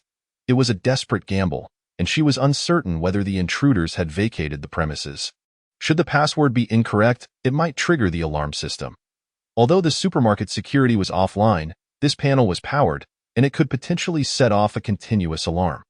The ensuing cacophony would be particularly jarring in the stillness of the supermarket, potentially drawing the attention of the marauders back to her location. After a tense moment, she noted no immediate anomalies. Then, a door slowly creaked open, revealing to Shin that it led to an elevator. The elevator, it seemed, was still operational, leading downwards. Shin decisively pressed the soul button for the B0 level, and as the elevator slowly descended, she finally exhaled in relief. Setting aside the question of why this elevator was still functional, this alone indicated that the contents of the warehouse were likely preserved in pristine condition. The operational status of the elevator suggested a unique power source, implying that the warehouse must indeed possess a cold storage room, where the fresh meat would undoubtedly remain intact. Furthermore, it appeared that she was the only one who had entered the elevator, as it was covered in a layer of dust, with only her footprints evident on the floor. This meant that the items within the warehouse belonged solely to her, untouched by anyone else. With the chime accompanying the opening of the elevator doors, Shin was greeted by a corridor. Following the directional signs, she proceeded forward, discovering that the underground space was equivalent in area to the entirety of the first floor. The mental layout she had envisioned revealed that the remaining space was merely that of the elevator and the corridor. The warehouse extended over the entire first floor. Guided by the signs, Shin resolutely approached the vegetable storage area. Upon opening the designated storage door, she was met with a sight of neatly arranged vegetables. Unable to contain her joy, a smile blossomed on her face, radiating warmth throughout her heart. The expansive area of over 100 square meters was filled with an array of fresh vegetables. Although Shin was unsure why these vegetables were preserved so well, with the majority being fresh and only a few wilted, she felt no inclination to ponder such matters, opting instead to collect everything into her space for transport. Cabbage, carrots, radishes, lettuce, bean sprouts, broccoli, potatoes, green peppers, corn, romaine, bok choy, cucumbers, tomatoes, green beans. Shin welcomed all varieties of vegetables, gathering them into her space with ease. Every vegetable her fingertips brushed against vanished into the void of her collection. After half an hour, she had successfully stored all the vegetables. Turning to the next room, she was astonished to find it stocked not with anything else but bottled water. An expression of delight spread across her face. Sweeter than honey, water, the essence of life, was something she could never have too much of, even though her space already contained ample supplies. Had fortune truly smiled upon her? What a fortuitous day. Perhaps she was living the script of a protagonist. Shin shook her head, casting aside her chaotic thoughts. Moreover, given the high temperatures expected to persist for some time, The onset of extreme cold would be the only time water would become available again. During this period, the sky would not shed a single drop of rain, and the water she had stored would gradually diminish, a temporary solution at best. Now, however, she was free from worries regarding water. An assortment of bottled water lay before her, featuring various brands. There were 330 ml, 550 ml, 1.5 liter, 4.5 liter, 750 ml, 5 liter, 8 liter, and 10 liter options. Cases were stacked, and large barrels of 10 liters were also neatly arranged. All the bottled water was organized according to manufacturer specifications. Shinchiuli approached a case of bottled water and swiftly began her collection. By the time she had stored all the bottled water, 40 minutes had elapsed. After wiping the sweat from her brow, she retrieved a chilled mung bean soup from her space. Gulping it down in one go, she took a moment to recuperate before continuing her exploration of the underground warehouse. Having amassed a considerable supply of bottled water, Shinchiuli was content as she ventured to the next area, guided by the signs to the storage for coarse grains. Her eyes widened at the sight of a variety of rice, wheat, black rice, and flour. The entire warehouse was filled with food, and Shinchiuli's eyes sparkled with excitement, her lips curving into an uncontrollable smile. Her luck was unparalleled. She had discovered a place that others had overlooked with ease. She pondered who might have operated this supermarket and why they had stockpiled such an abundance of food. Remarkably, despite the month-long apocalypse, the food remained astonishingly fresh. Although the preservation quality could not compare to her own space, which maintained items as if time stood still, she was grateful for the bounty. The food she retrieved remained identical to what had been stored, and had it been prior to the apocalypse, she would have certainly found herself subjected to special research. With a wealth of grains at her disposal, she could sustain herself for decades. Coupled with the vegetables she had just collected, her basic nutritional needs were sufficiently met. As for the less fresh vegetables, Shinchiuli could later barter with others or exchange for points at the official base. Indeed, 2 months after the onset of the apocalypse, the surviving humans, with the assistance of the military in City A, established a base. The military continued to search the city for survivors to bring them to safety. The mayor collaborated with the station officers, both factions sharing governance of the base. The mayor provided highly intelligent researchers, offering technical expertise, while the military ensured the base's security. As Shinchiuli entered the fresh meat storage area, her heart raced with excitement, her breath quickening in anticipation. She gazed in awe at the vast cold storage, noting that the safety lock showed no signs of having been tampered with. The temperature dropped further as she approached, a refreshing chill enveloping her, confirming that the cold storage was functioning properly and its contents well preserved. Standing before the cold storage door, she realized how tense she was, unable to calm her thoughts. Based on the sizes of the previous warehouses, this cold storage was likely of similar size or even larger, suggesting it contained fresh meat measured in tons. Although her space had already stored some meat, who would ever complain about having too many supplies? In an apocalypse, abundant food was synonymous with security. With a mix of trepidation and eagerness, Shinchiuli opened the cold storage door, a rush of cold air greeting her. Surprisingly, she felt no chill. Rather, the temperature felt just right. Perhaps her body had acclimated to the heat after spending so long in such an environment. Stepping into the cold storage, her excitement surged as she beheld several tons of fresh meat, all perfectly preserved. There was pork, beef, chicken, duck, lamb, and even frozen fish.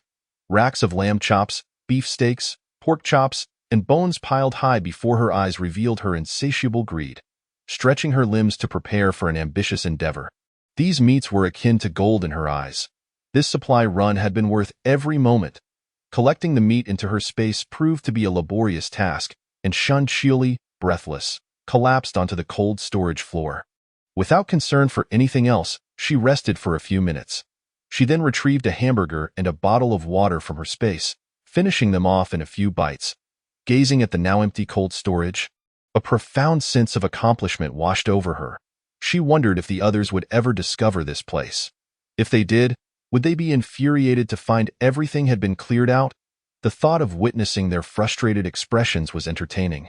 After a brief rest, Shinchiuli explored further, finding that besides one warehouse filled with snacks, the rest were empty.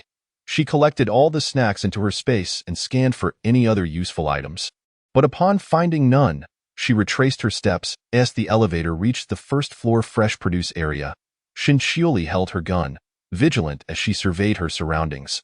With a soft beep, the elevator doors opened slowly, and she cautiously stepped out, her weapon ready to fire, listening intently to every sound around her.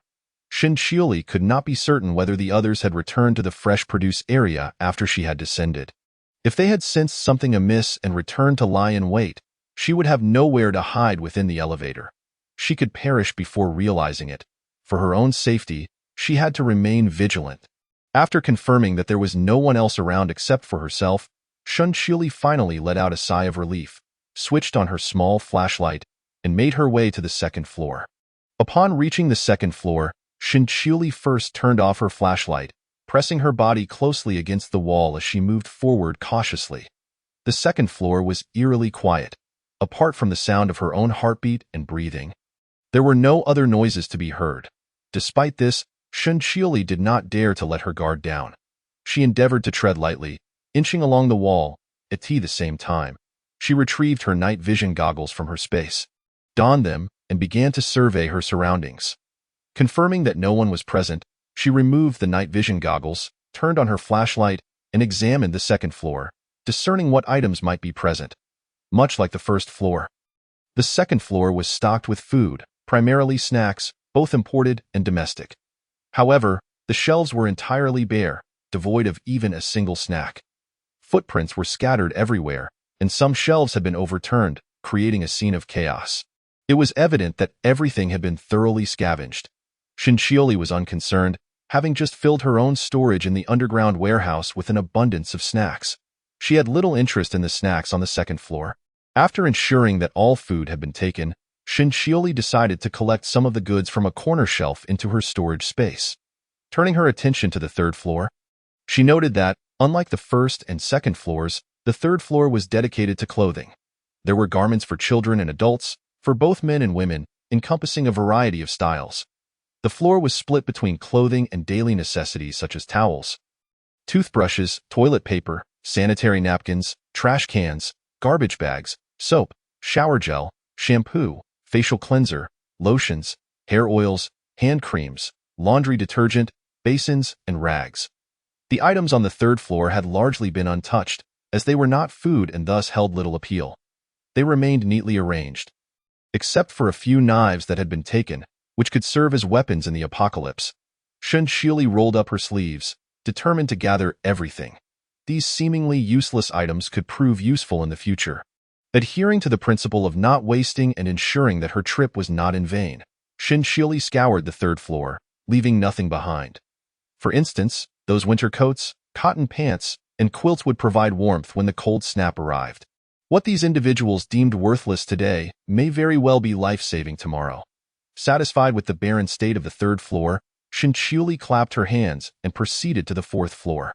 In contrast to the third floor, the fourth floor was filled with appliances: rice cookers, pressure cookers, soy milk makers, induction cookers, steamers, blenders, air fryers, ice makers, refrigerators, and washing machines.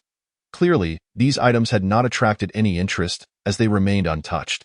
Each of these appliances, once worth thousands before the apocalypse, had become utterly disregarded.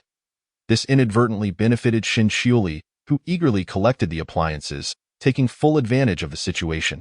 After all, why not seize these valuable items? Just then, a feminine voice from the fifth floor broke the silence. "Xiao Chong, won't you accompany me to the bathroom? I'm scared to go alone, that wretched woman. So many trivial matters. Why must you come all the way up here just to use the restroom? Can't you manage on the fifth floor? The boss is still searching the sixth floor. If we stray too far without collecting supplies, we'll face punishment. Xiao Chong, I really can't hold it any longer. What if someone sees me? I only have eyes for you." As the woman's voice echoed, Shinchioli halted her movements, quickly retreating into a corner to conceal herself in the shadows. She stowed her handgun and grasped a military knife tightly, adopting a wolf-like vigilance as she focused on the staircase, ready to spring into action. From their conversation, it was apparent that there were multiple individuals, with their main group situated on the sixth floor. Shinchioli exchanged her handgun for the knife, wary of making any noise that might attract the attention of the larger group above. It was crucial to remain cautious, as she was unaware of their capabilities and numbers. The voices drew nearer. A man and a woman were approaching. The woman's flirtatious tone lingered in the air, adding a layer of tension to the atmosphere. "Xiao Chong, don't stray too far from me." A girl alone in the dark is terrified.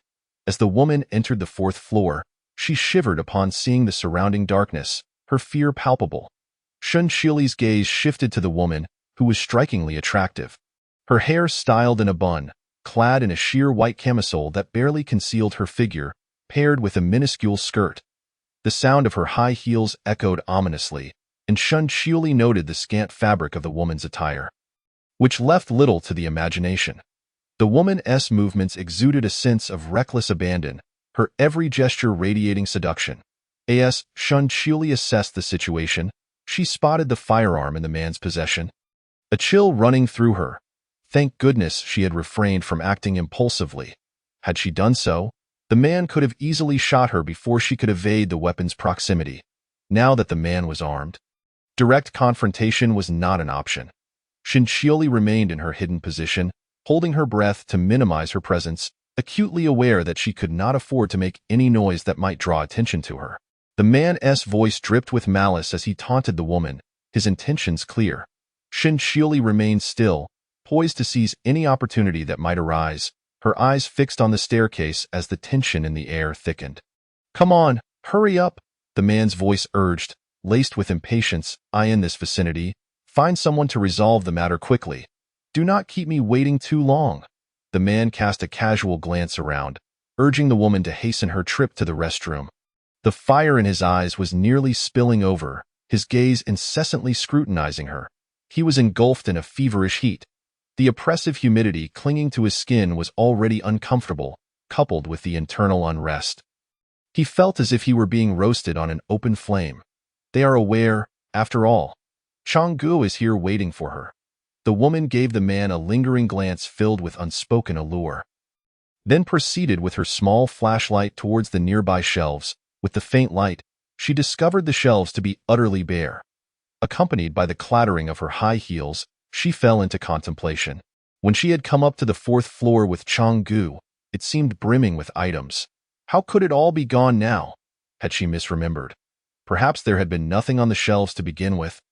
She shook her head, attempting to dispel the errant thoughts.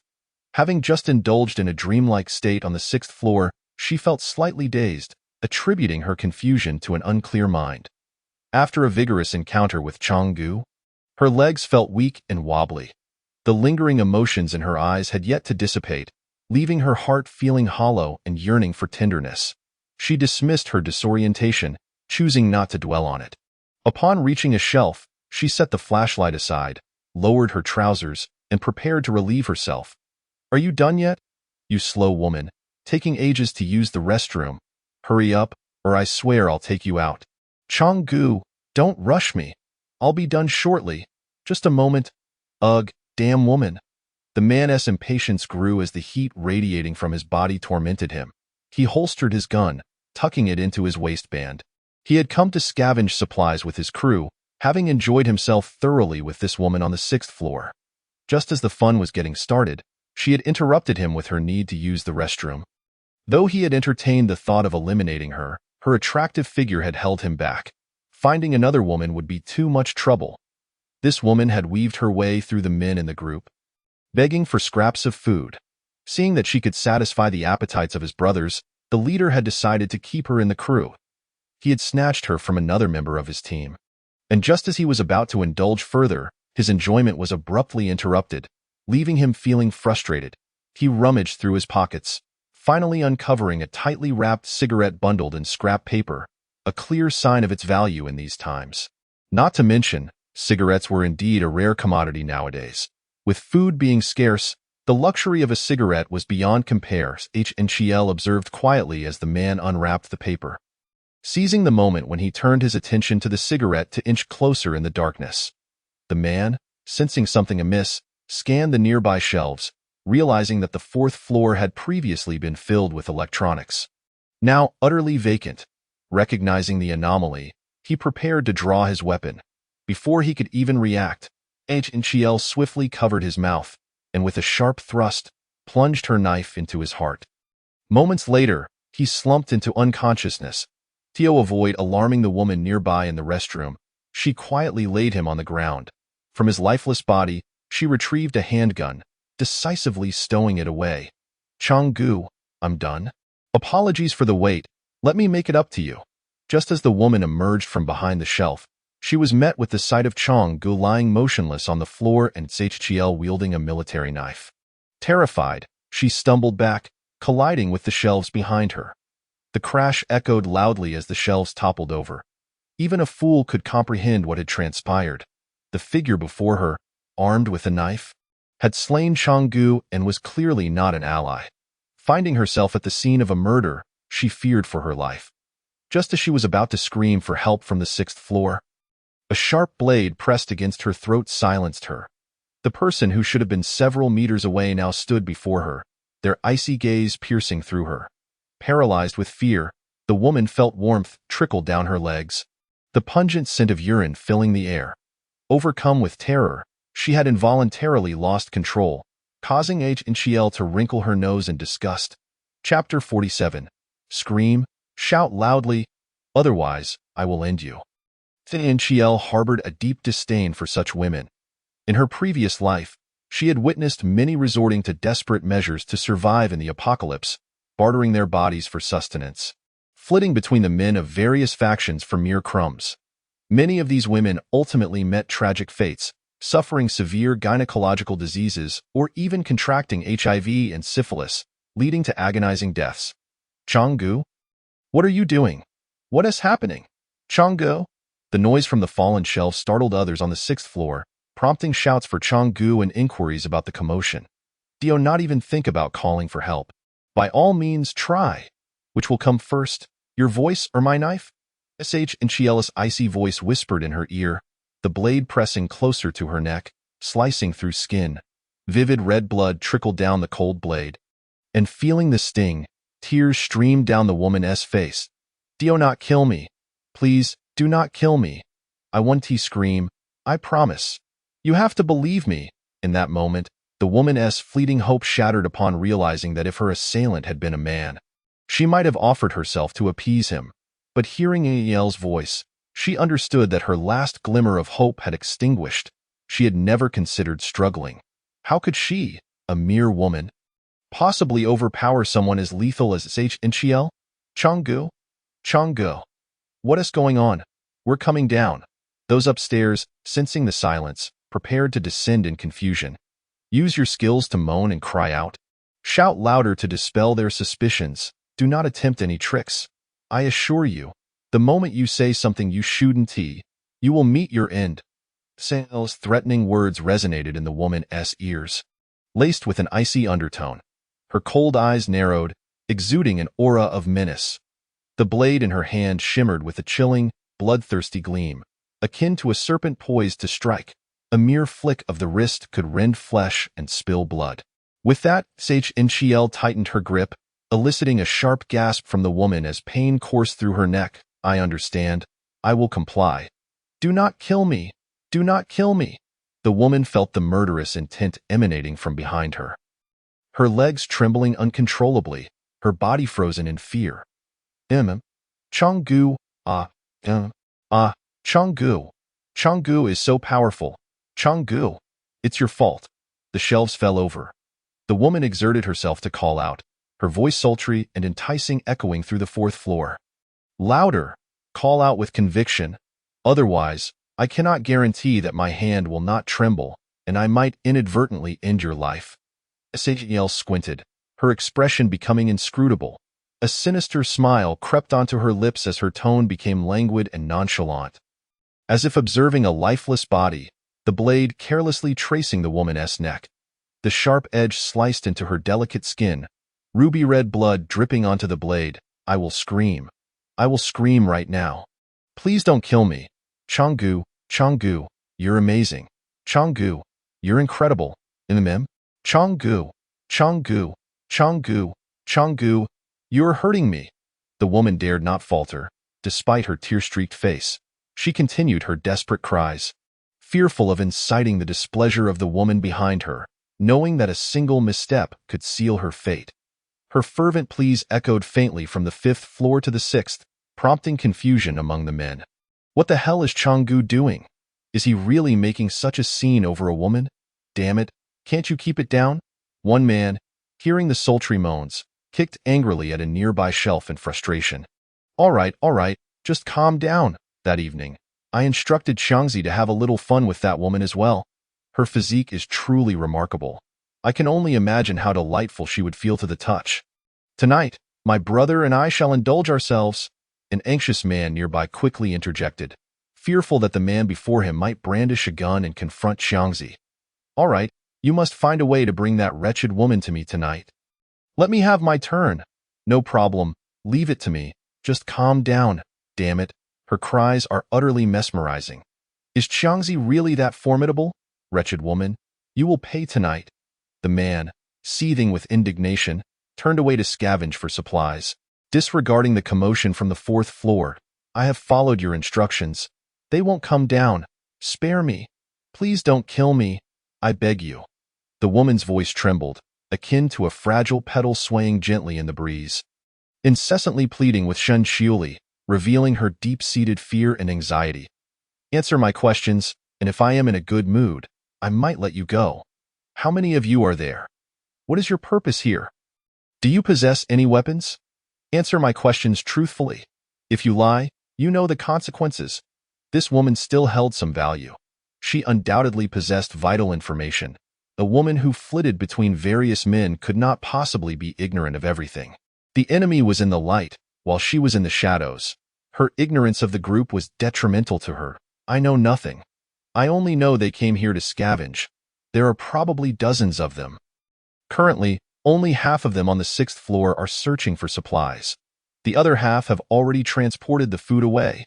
They have guns. The woman replied truthfully to Shen Xiuli, her gaze fixed in the distance. Deep in thought, she realized her current value. This woman would not kill her. But what if her value diminished? What if this woman learned all the information she desired? What would become of her? Would this person truly be kind enough to spare her? Even if this woman let her go, Xiangzi would be dead. Upon returning to her group, how could she explain Xiangzi's demise to the leader? In this situation, there was no turning back for the group. Chapter 48. No honor among thieves, a surprise attack. In this situation, there was no turning back for the group. How many guns do they have? Who is your leader? Where is he? I do not know how many guns they possess. I am merely trying to survive. I am just a small fry. How could I possibly know that much? Please, spare me. I truly know nothing. I swear, I really know nothing. The woman's eyes flickered, betraying her hesitation. If you do not speak the truth, it seems you wish to test the sharpness of my blade. Shen Xiuli pressed the knife against the woman's neck, and she appeared genuinely terrified. Her mouth gaped wide, her brows furrowed, and her lips trembled as if she wished to speak, yet swallowed her words. I have never seen the leader, nor do I know where he is. I only know he is quite formidable. These people were organized by him. I heard that even before the apocalypse, he was quite capable. But I truly do not know the specifics. Shen Xiuli was not foolish.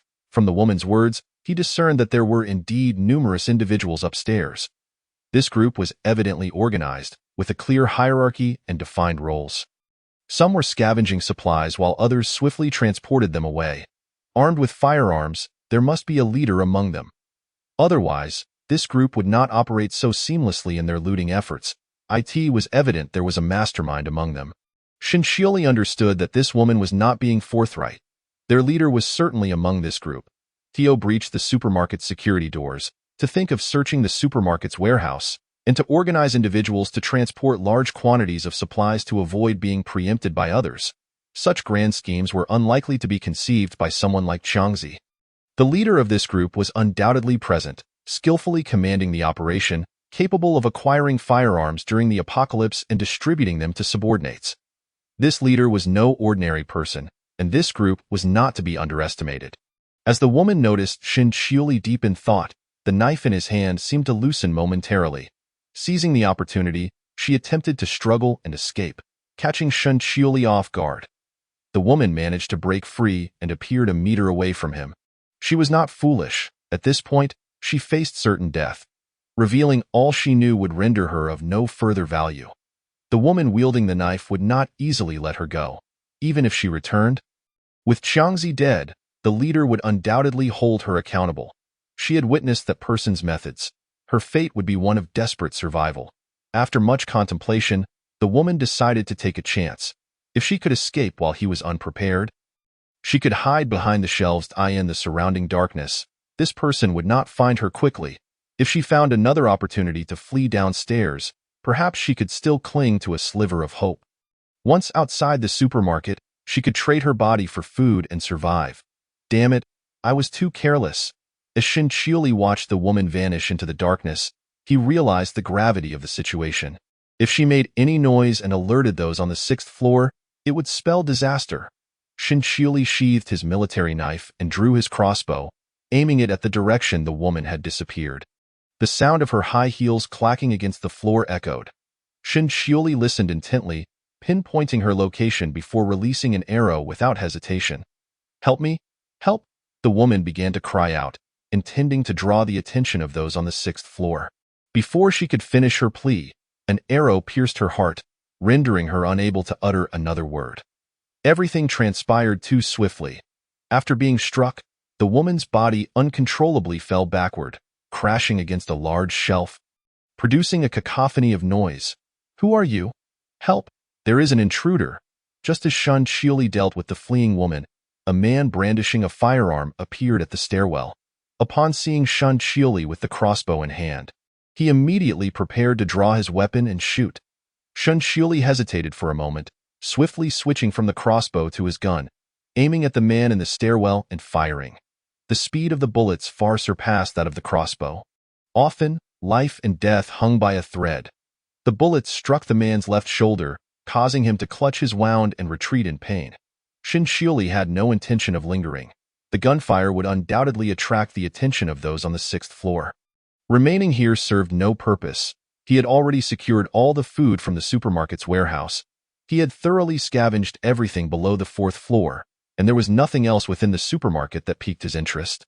Although he was uncertain what lay above the 5th floor, he felt a twinge of regret for having ventured out only to face danger. Continuing to linger here was futile and life-threatening. As Shen Qiuli fired at the stairwell, he began to retreat. He maintained firepower suppression on the enemy until he reached the stairwell on the 4th floor, then turned and fled downstairs. What happened? What's going on? What happened? I heard gunfire from this direction and rushed over. 3 or 4 individuals armed with guns cautiously approached the 4th floor, inquiring about the situation from the man clutching his shoulder. Upon seeing him leaning against the wall, struggling to remain upright, they reached out to assist him, only to find their hands soaked in blood. Looking down, they saw bright red blood soaking through his sleeve. Droplets of crimson continued to fall from the wound, creating a vivid red flower on the ground. Damn it, he got away. Ignoring the pain in his shoulder, the man strained to rise. What on earth happened? Lu Gu, how did you get shot? Where is Qiangzi? Wasn't he on the 4th floor too? Lu Gu, did you get into a fight? Lu Gu, don't move. Apply pressure to the wound. One of them stepped forward to support Lu Zixiang. Fearing he might collapse, I'm fine. Go. You need to check what happened on the 4th floor. And you, hurry and inform the leader that there are others in this supermarket besides us. Lu Zixiang furrowed his brow. His fists clenched, an expression of worry etched on his face. He calmly instructed his subordinates, a flicker of ruthlessness passing through his eyes. Wait, remember to tell the leader that the other side has guns. It's unclear if they have any accomplices. Make sure the brothers stay alert. Understood, Lu Gu. I'll inform the leader right away. One of the younger subordinates hurriedly ascended the stairs to find the leader, not daring to delay for even a moment. Who was this person? How did they manage to appear on the 4th floor without a sound, so agile and quick to respond? Upon seeing me, they instinctively reached for their gun to retaliate. This person is not ordinary. Ordinary people cannot obtain firearms. What could their purpose for coming to the supermarket be? Could it be to target us? Chapter 49. Retreat, brother. Don't die. Too many questions linger. Too many doubts arise. The presence of this individual in the supermarket is of utmost significance. It is imperative that the boss intervenes. Lu Gu, something terrible has happened. It's bad. Changzi, he the person who went to the 4th floor to investigate stumbled and crawled to Lu Zishang's side. Eyes wide with panic, trembling all over. He pointed towards the shelves on the 4th floor. His lips quivering, struggling to articulate his thoughts. What are you panicking about? Spit it out. Look at you, such a coward. What happened to Changzi? Hurry up and tell me. Stop keeping me in suspense. Lu Zishang was incensed by the cowardice displayed by his subordinate. Had it not been for the wound on his shoulder, he would have kicked him in frustration, exuding an air of disappointment. No, Lu Gu, it's Changzi, he's dead, he's lying motionless next to the shelves over there. Not breathing. There's an arrow in his forehead. He must have been shot dead.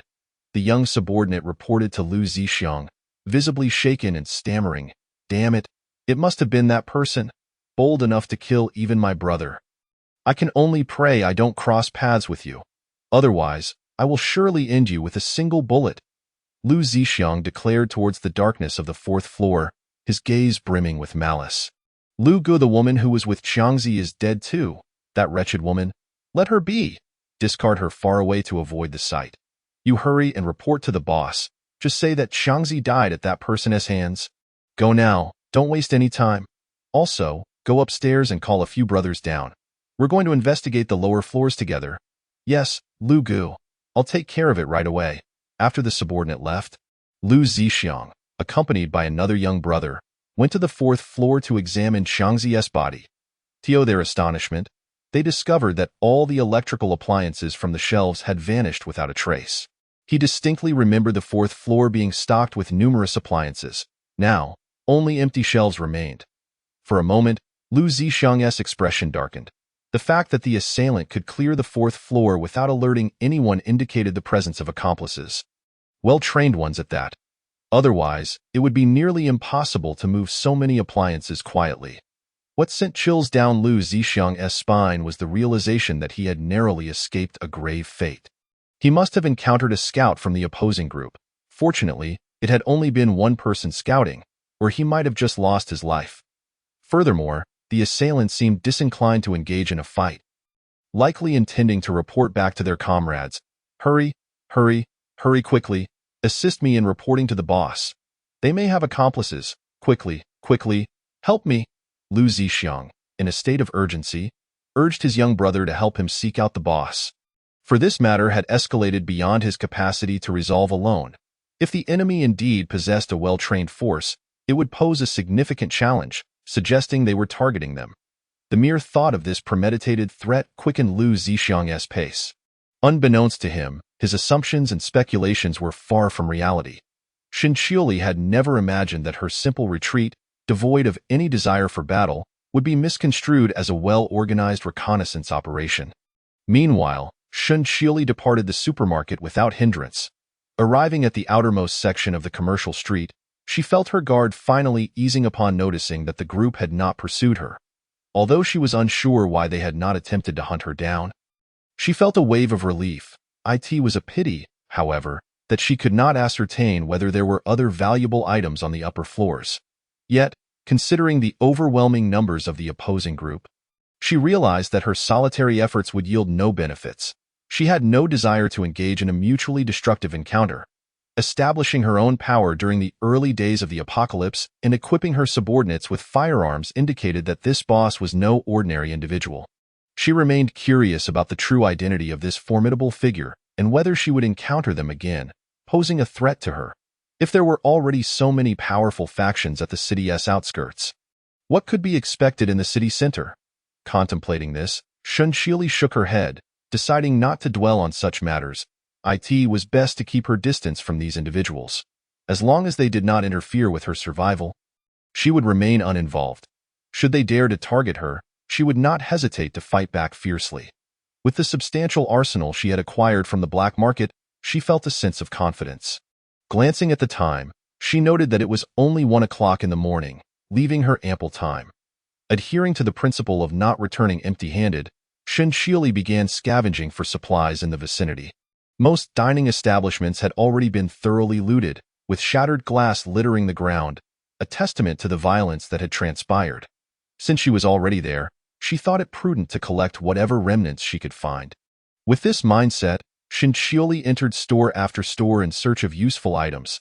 As expected, everything of value had been stripped away, leaving her with little to show for her efforts after visiting numerous shops. On the fourth floor, Lu Zixiang's weakened and numb legs involuntarily retreated. He stumbled back repeatedly, gradually losing the strength to stand until he finally collapsed. His knees hit the ground, and he slumped over. Gasping for breath, sweat rolling down his forehead, blood soaked through his wound, and with each breath, a wave of excruciating pain washed over him. He gritted his teeth, trembling hands attempting to staunch the flow of blood. But to no avail.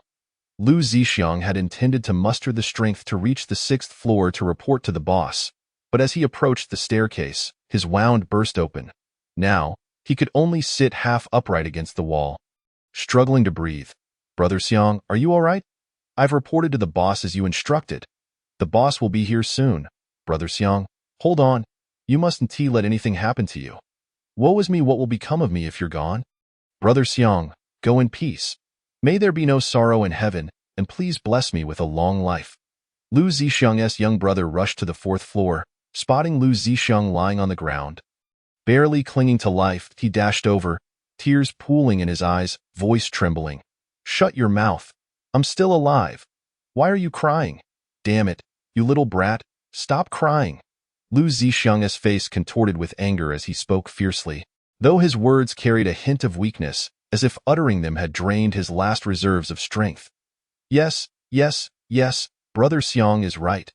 I'm such a jinx. I deserve to be punished, Brother Xiang. A fortunate person has divine protection. You'll be fine. The young brother quickly changed his demeanor, speaking earnestly. "Boss," Brother Xiang. Before the young brother could finish, a figure referred to as the boss appeared before them. "Boss, you're injured. Don't move around. Watch your wound. I'm already aware of the situation. There's no need for you to elaborate." The person calling herself the boss interrupted Lu Zixiang's attempt to rise, urging him to remain still on the ground to prevent his wound from tearing open further. Her voice was filled with charm and allure, her obsidian-like eyes glimmering with light. Though her words were concerned, the low tone carried an undercurrent of danger. The woman's delicate features appeared exceptionally soft in the dim light, a stray lock of hair playfully slipping down her forehead as she tucked it behind her ear with a slender finger. Her waist was soft and slender, a sight to behold, her figure enchanting and curvaceous. The alluring contour of her hips emphasized their roundness, while her bosom stood proudly, captivating all who beheld it. Such a captivating woman drew the gaze of many. Yet Lu Zixiang and his companions held themselves in utmost respect. She crouched down to examine Lu Zixiang's shoulder wound, a gunshot wound. "It seems you've been shot. The bullet is still lodged inside you. Stay conscious. Hold on tight. Don't pass out. You, go and call some people to help carry Lu Zixiang back to the apartment." The woman gestured to the young brother beside Lu Zixiang, indicating that he should assist in transporting Lu Zixiang back for treatment. "We'll have Dr. Wang take a look back at the apartment. I'll handle matters here personally." She cast a casual glance at Lu Zixiang, her cold voice sending chills down one's spine. "The bullet remains inside, and with the bleeding unabated, if he isn't taken back for treatment promptly, he risks dying from blood loss. Remaining in the supermarket serves no purpose. It's far better to return for medical attention." "Yes, boss. I'll arrange it immediately. I promise to ensure Brother Xiang's safe return to the apartment." The young man beside her spoke with a deliberate slowness, each word carefully considered before it left his lips. He seemed fearful of uttering anything that might displease the boss, lest he be dragged away and executed. Once he received a nod from the boss, he swiftly called upon his 2 companions and escorted Lu Zixiang out of the supermarket.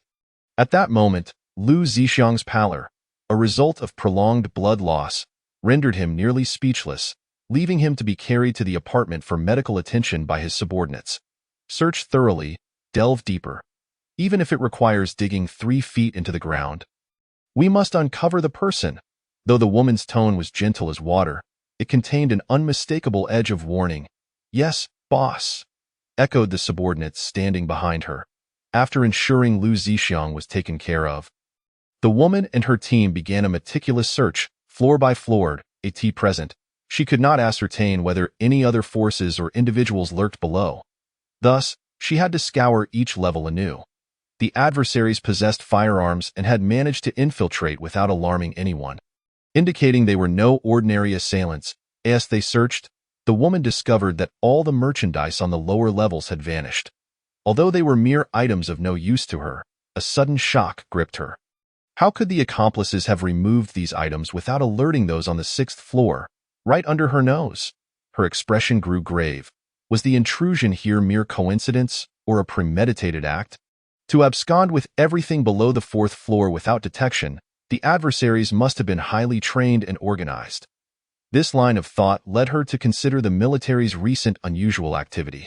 In truth, the armed forces of Huaxia had been making significant moves lately. Initially, it was assumed that the collapse of order in the apocalypse would leave the nation in disarray, leading to its inevitable dissolution. For a time, no military presence or rescue efforts had been observed, but recent signs of military operations within the city suggested otherwise. Perhaps the troops stationed in City A were involved. If so, everything would fall into place. The military operated with strict discipline, capable of removing items right under her watchful eye. Yet, a question lingered. What purpose did the military have for such everyday goods or electrical appliances? She pondered this without arriving at a conclusion, recognizing that the military's numbers were surely substantial. The immediate concern would be feeding these personnel, but what use could they have for so many inedible items? With her suspicions growing, she instructed her subordinates to meticulously search the supermarket from the 4th floor down. In the world before the apocalypse, confronting the military head-on would have led to disastrous consequences. But now the situation was different.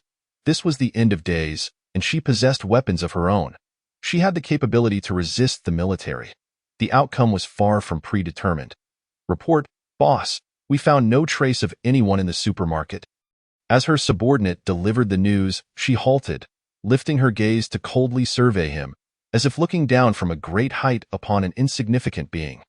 Her eyes turned suddenly frigid, sending a chill through those around her. That no one was found was within her expectations. Military personnel would not linger after being discovered. They would retreat swiftly, leaving no trace behind. Her thorough search was a precautionary measure to prevent such occurrences in the future and to ensure the supermarket's temporary safety. Boss, we discovered a mechanism on the 1st floor. The brothers are puzzled by what it could be. Please come and take a look. Under the weight of the boss's intense gaze, the subordinate's face turned pale, his legs trembling uncontrollably as he hastily continued his report, fearful of further inciting the boss's ire. The young man led the woman to the 1st floor fresh produce section, pointing to a red button on the wall. Boss, it's right here. We found no signs of anyone on the 1st floor. Only this button that resembles a mechanism. The woman paused, her breath catching as if she could not hear her subordinate's words. Moving almost trance-like to the wall opposite the fresh produce section, she reached out to touch the wall, discovering that the center was not solid concrete. It felt like a special metal or iron plate. She scrutinized the wall before approaching the button. A glance at the freezer in the fresh produce section revealed a pitifully small amount of meat. Suddenly, an idea sparked in her mind, and her lips curved into a smile. In such a large supermarket with such robust security systems, it was inconceivable that there would only be this scant selection.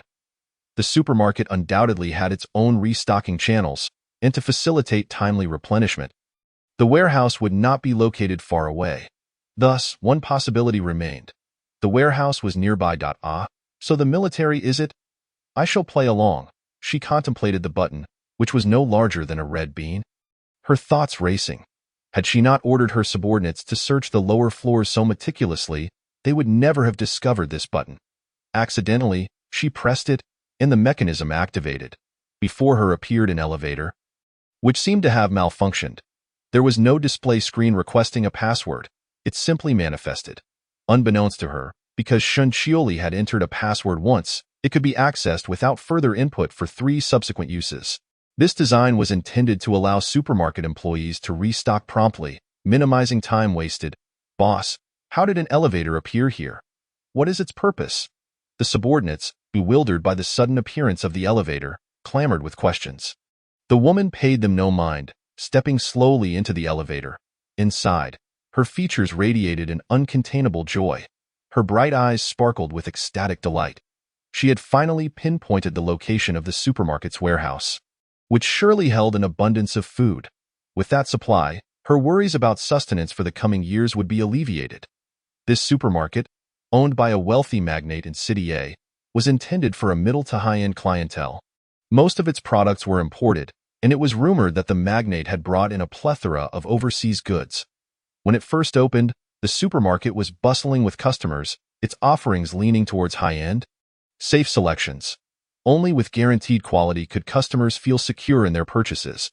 Unfortunately, the supermarket had scarcely begun operations before the apocalypse erupted. It was likely that a substantial stock of goods remained in the warehouse. The sudden onset of the end times preventing their transport. Their primary objective had been this large supermarket's warehouse. Even in the wake of the apocalypse, the woman had considered this venue. Despite the collapse of global order, the supermarket's security system had operated on backup batteries, rendering it impenetrable for a time. They had waited until the backup power was depleted before forcibly breaching the supermarket, seizing its food supplies. Regrettably, the freezer's backup batteries had not lasted as long as the security system, resulting in most of the meat spoiling. They had no choice but to abandon the meat and scour the snack aisles, collecting all remaining food. Having searched from the 1st to the 8th floor without locating the warehouse, they were about to give up when they unexpectedly discovered the mechanism in the 1st floor fresh produce area. The woman could not conceal her delight. With these provisions, survival in the apocalypse would be assured. She could also address her subordinates' needs, expand her influence, and gather more followers, thereby establishing her own domain. In such a scenario, they would possess the strength to confront the military, enabling them to maneuver freely in this new world. Upon gazing at the woman, one could discern an air of triumphant delight reflected in the corners of her eyes and the subtle upturn of her lips. Standing within the elevator, flanked by her subordinates, she pressed the button for the B0 level, leading to the storage area. With a soft chime, the elevator doors opened, revealing a warehouse that was as expansive as the 1st floor. The woman stepped out slowly, her gaze sweeping across the surroundings of the warehouse. To her astonishment, while the supermarket's spare batteries were depleted, the lights in this underground storage remained illuminated. As her eyes scanned the directional signs, she followed them to a room designated for storing bottled water. Approaching the door, her pace suddenly slowed, a mix of apprehension and excitement coursing through her. With bated breath, she opened the door to the water storage room, only to find it void of the anticipated mountain of bottled water. Instead, she was met with an empty chamber. Nothing remained, and her expression gradually stiffened as she slowly raised her gaze, the muscles in her cheeks twitching faintly. A sudden tightness gripped her heart, and a sinister thought flashed through her mind, leaving her momentarily disoriented, as if struck by a realization. She quickened her pace, hastily traversing a long corridor towards a room housing staple grains like rice, and pushed the door open. As expected, the room was barren, devoid of any supplies. Undeterred, the woman dashed into each room, only to discover that every space was equally desolate, as if everything had vanished into thin air. The expression on her face began to fade, and she turned to cast a complex and inscrutable glance at her subordinates, a cryptic smile curling at the corners of her mouth. Ha ha ha ha, ha ha ha ha ha. In that moment of revelation, she did not erupt into the expected hysteria, yet the chill in her eyes deepened. The ability to silently evacuate the warehouse indicated that the military had come well prepared. Right beneath her nose, they had cleared out all the provisions, no one but the military could accomplish such a feat. Excellent, excellent. To dare set their sights on her, the military had devised a grand scheme. It seemed they had been plotting for quite some time, waiting for her to breach the supermarket's entrance while her brethren were preoccupied. The military had played the role of the mantis, capturing the cicada while remaining hidden, emptying the supermarket of all its resources without losing a single soldier. Rather than engage in direct conflict, they resorted to the underhanded tactic of stealing supplies. Truly despicable.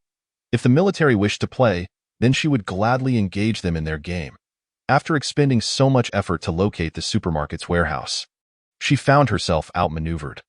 All her hard work had amounted to naught, An uncontrollable fury surged through her veins, and the pent-up emotions erupted like a volcano. Military, I shall not rest until we are at odds. Since you wish to engage, I shall match your intensity. Conduct a thorough search within a 100-mile radius. Report immediately upon discovering any signs of military activity. Furthermore, locate the reconnaissance troops that infiltrated the supermarket. I intend to settle this score. If they are alive, I want to see them. If they are dead, I want to see their corpses. Dig 3 feet into the ground if need be, but find that person. If you fail, you will present their head to me. With that, the woman forcefully pushed her subordinate aside, disregarding everything else, and hurriedly departed. Yes, boss. I will take care of it right away. Her subordinate quickly followed, escorting her to the entrance. As he watched her figure gradually fade from view, he finally allowed himself to breathe deeply. The boss was truly intimidating. Had he uttered even a single word or made a misstep, he would have faced dire consequences. The memory of her expression lingered in his mind, leaving him trembling with unease. It would be wise to remain cautious and diligently fulfill the tasks assigned by the boss. Chapter 52. The old man takes the blame. Quick, look. It's a little rabbit. Meanwhile, the military leader stood before his desk, sneezing uncontrollably. Achoo, achoo. Old commander, are you coming down with something? Asked a slender man standing beside him, adjusting his glasses, his eyes reflecting concern. No worries, no worries. There's nothing to fuss about. I'm fine, just feeling a bit chilly on my back. He continued, besides, in this apocalyptic world, medicine is exceedingly scarce. Where would you even find any? The elderly man, over 60, stood tall at 8 feet, with broad shoulders and an upright posture. His hair was half gray, and he sported a patch of white beard that curled slightly upward. His eyes sparkled with a commanding light, and his voice resonated like a great bell, exuding a spirited and imposing aura that commanded respect. He waved his hand dismissively, reassuring his anxious secretary. Old commander, you must take care of your health. Seeing the old commander in such spirits, the slender man felt a weight lift from his heart. Despite the old commander's reassurances, a sense of unease lingered within him, fearing for the commander's well-being. Without the old commander, the military in City A would be utterly lost. The old commander had spent a lifetime on the battlefield, vanquishing countless foes. He had encountered innumerable challenges, and now, with the sudden onset of the apocalypse, the nation was unreachable, leaving the military in a state of confusion.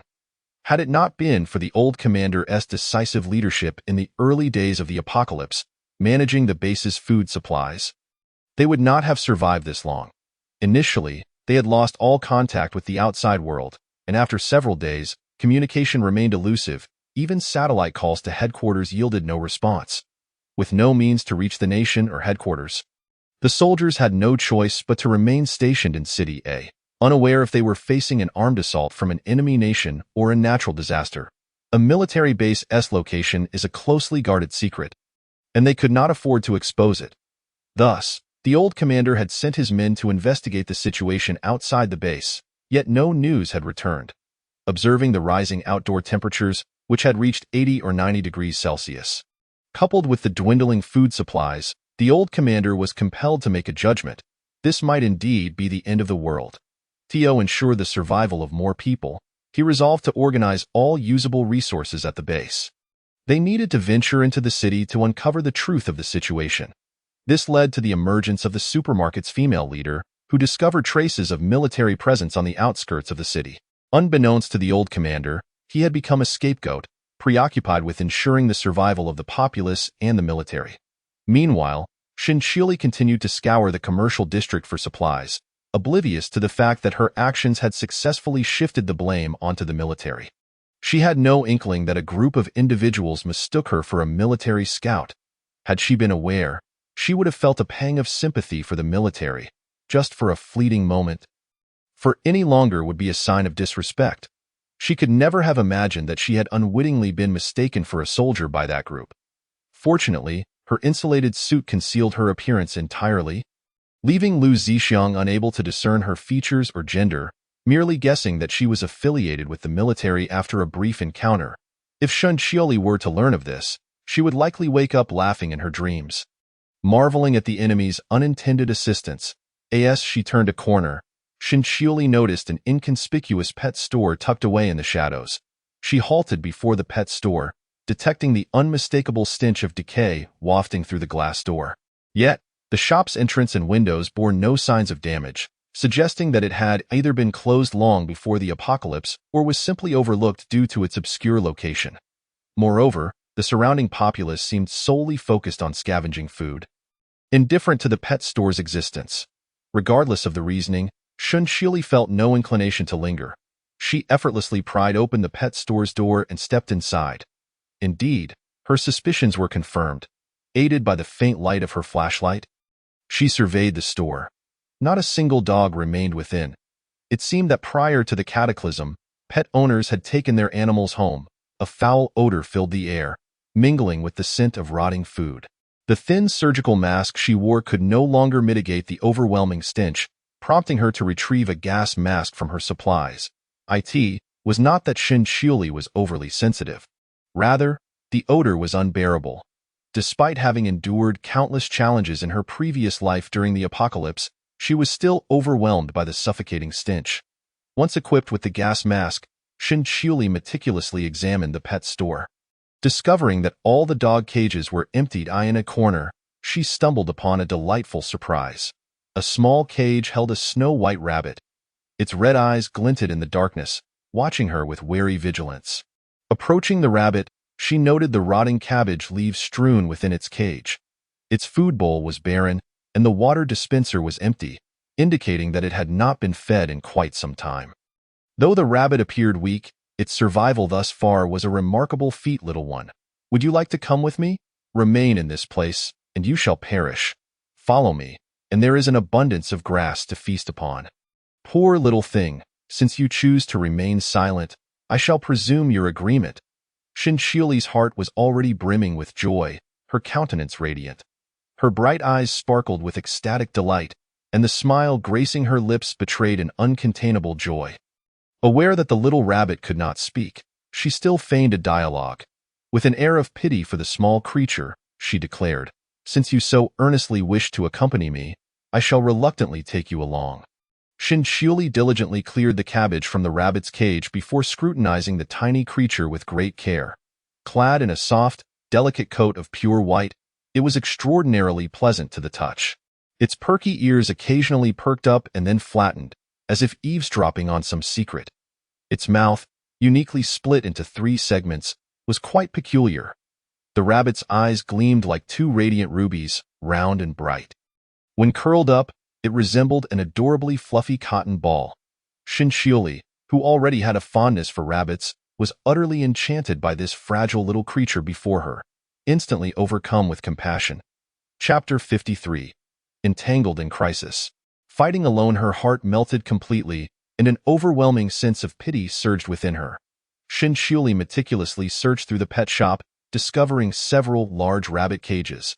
She found boxes filled with dried purple alfalfa, timothy hay, dandelion greens, as well as various rabbit chew toys, grass mats, and deodorizing wood pellets, all tailored for rabbits.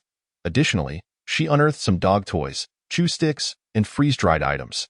Shinchioli collected everything she could carry. Previously, when stockpiling supplies, she had neglected to gather anything related to rabbits.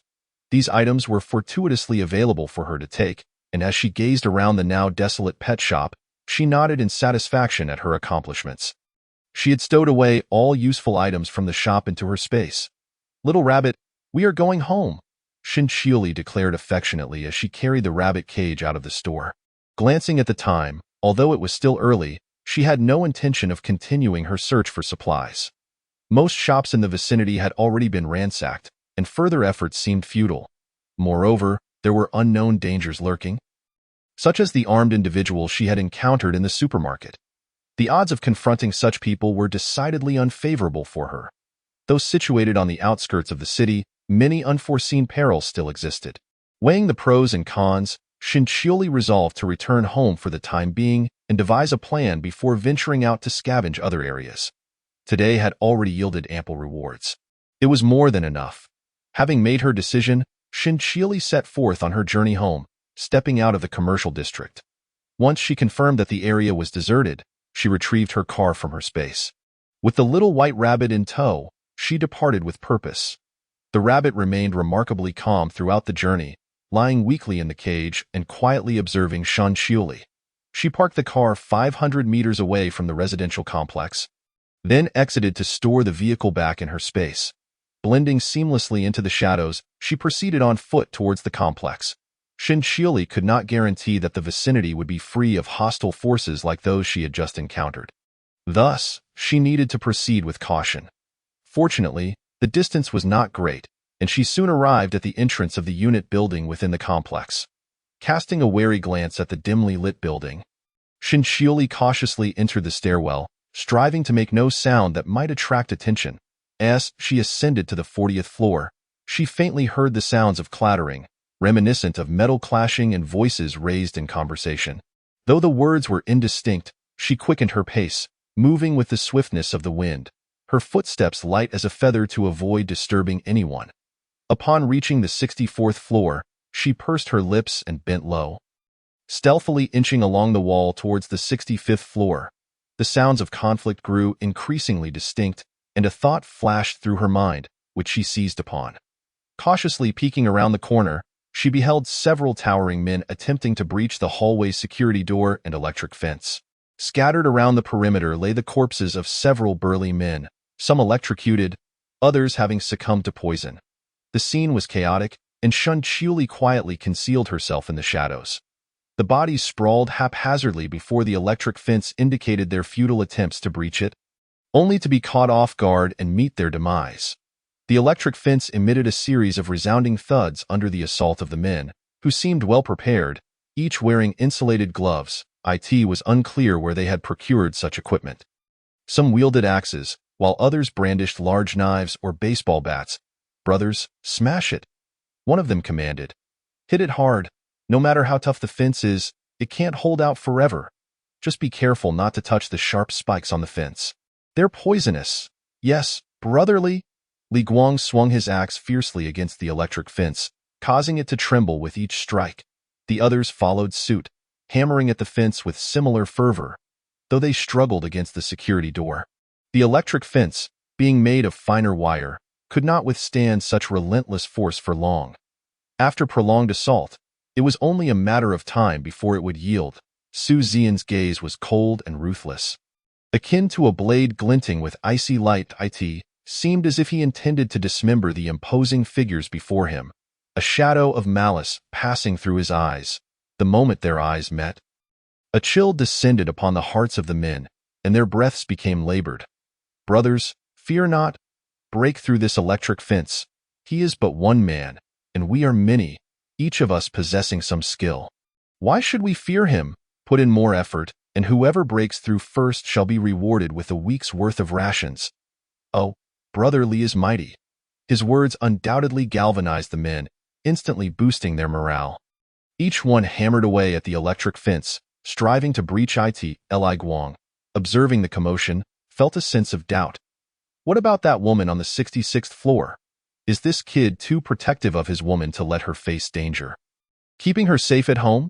For some time, he had colluded with the property management, taking advantage of the initial outbreak to ascertain the whereabouts of the residents in the unit. He was aware that the owner living next to Su Zian was abroad, unable to return. This had been confirmed by the property management, and only 2 units on the 66th floor had been sold. Thus, the woman wielding a crossbow could only be with Su Zian. Li Guang could think of no other plausible explanation. That woman with the crossbow. I'd better tread carefully. While we may be many, if she strikes from the shadows, it could spell disaster for us. Caution was always prudent. There was no harm in being vigilant. As it stood, the electric fence would not withstand much longer under such pressure, and now only he remained on the 66th floor. Shanxiuli was absent. With all this commotion, she could not possibly be unaware. Her continued absence indicated she was not home. Faced with 10 adversaries was not an insurmountable challenge, but he could not ascertain whether other factions lurked in the shadows. If that were the case, recklessly venturing out would only lead him into a trap. Su Zian remained alert to any movements in the darkness, tightly gripping his military knife. That moment, He was the sole occupant of the 66th floor.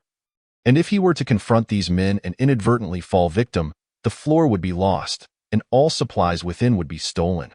Conversely, if he did not act, the electric fence would soon give way. They would ultimately breach it, and the electric current posed no threat to them while wearing insulated gloves.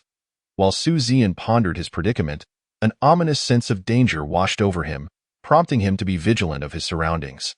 Chapter 54. To Death, Surrounded, a Solo Counterattack. As Su Zian contemplated, he sensed a surge of murderous intent, causing him to become acutely aware of his surroundings. Shun Qiuli's cold eyes were concealed in the shadows beside the wall, watching the group before the electric fence like a silent, sinister serpent, radiating a bone-chilling terror that sent shivers down one's spine. Su Zian narrowed his eyes slightly, his gaze penetrating the murky air and dim light, landing upon a familiar face amidst the throng. What a surprise, hiding in the shadows, he mused. With Shun Qiuli's return, his confidence surged. Positioned behind these men, she could launch a surprise attack, alleviating some of the pressure on him.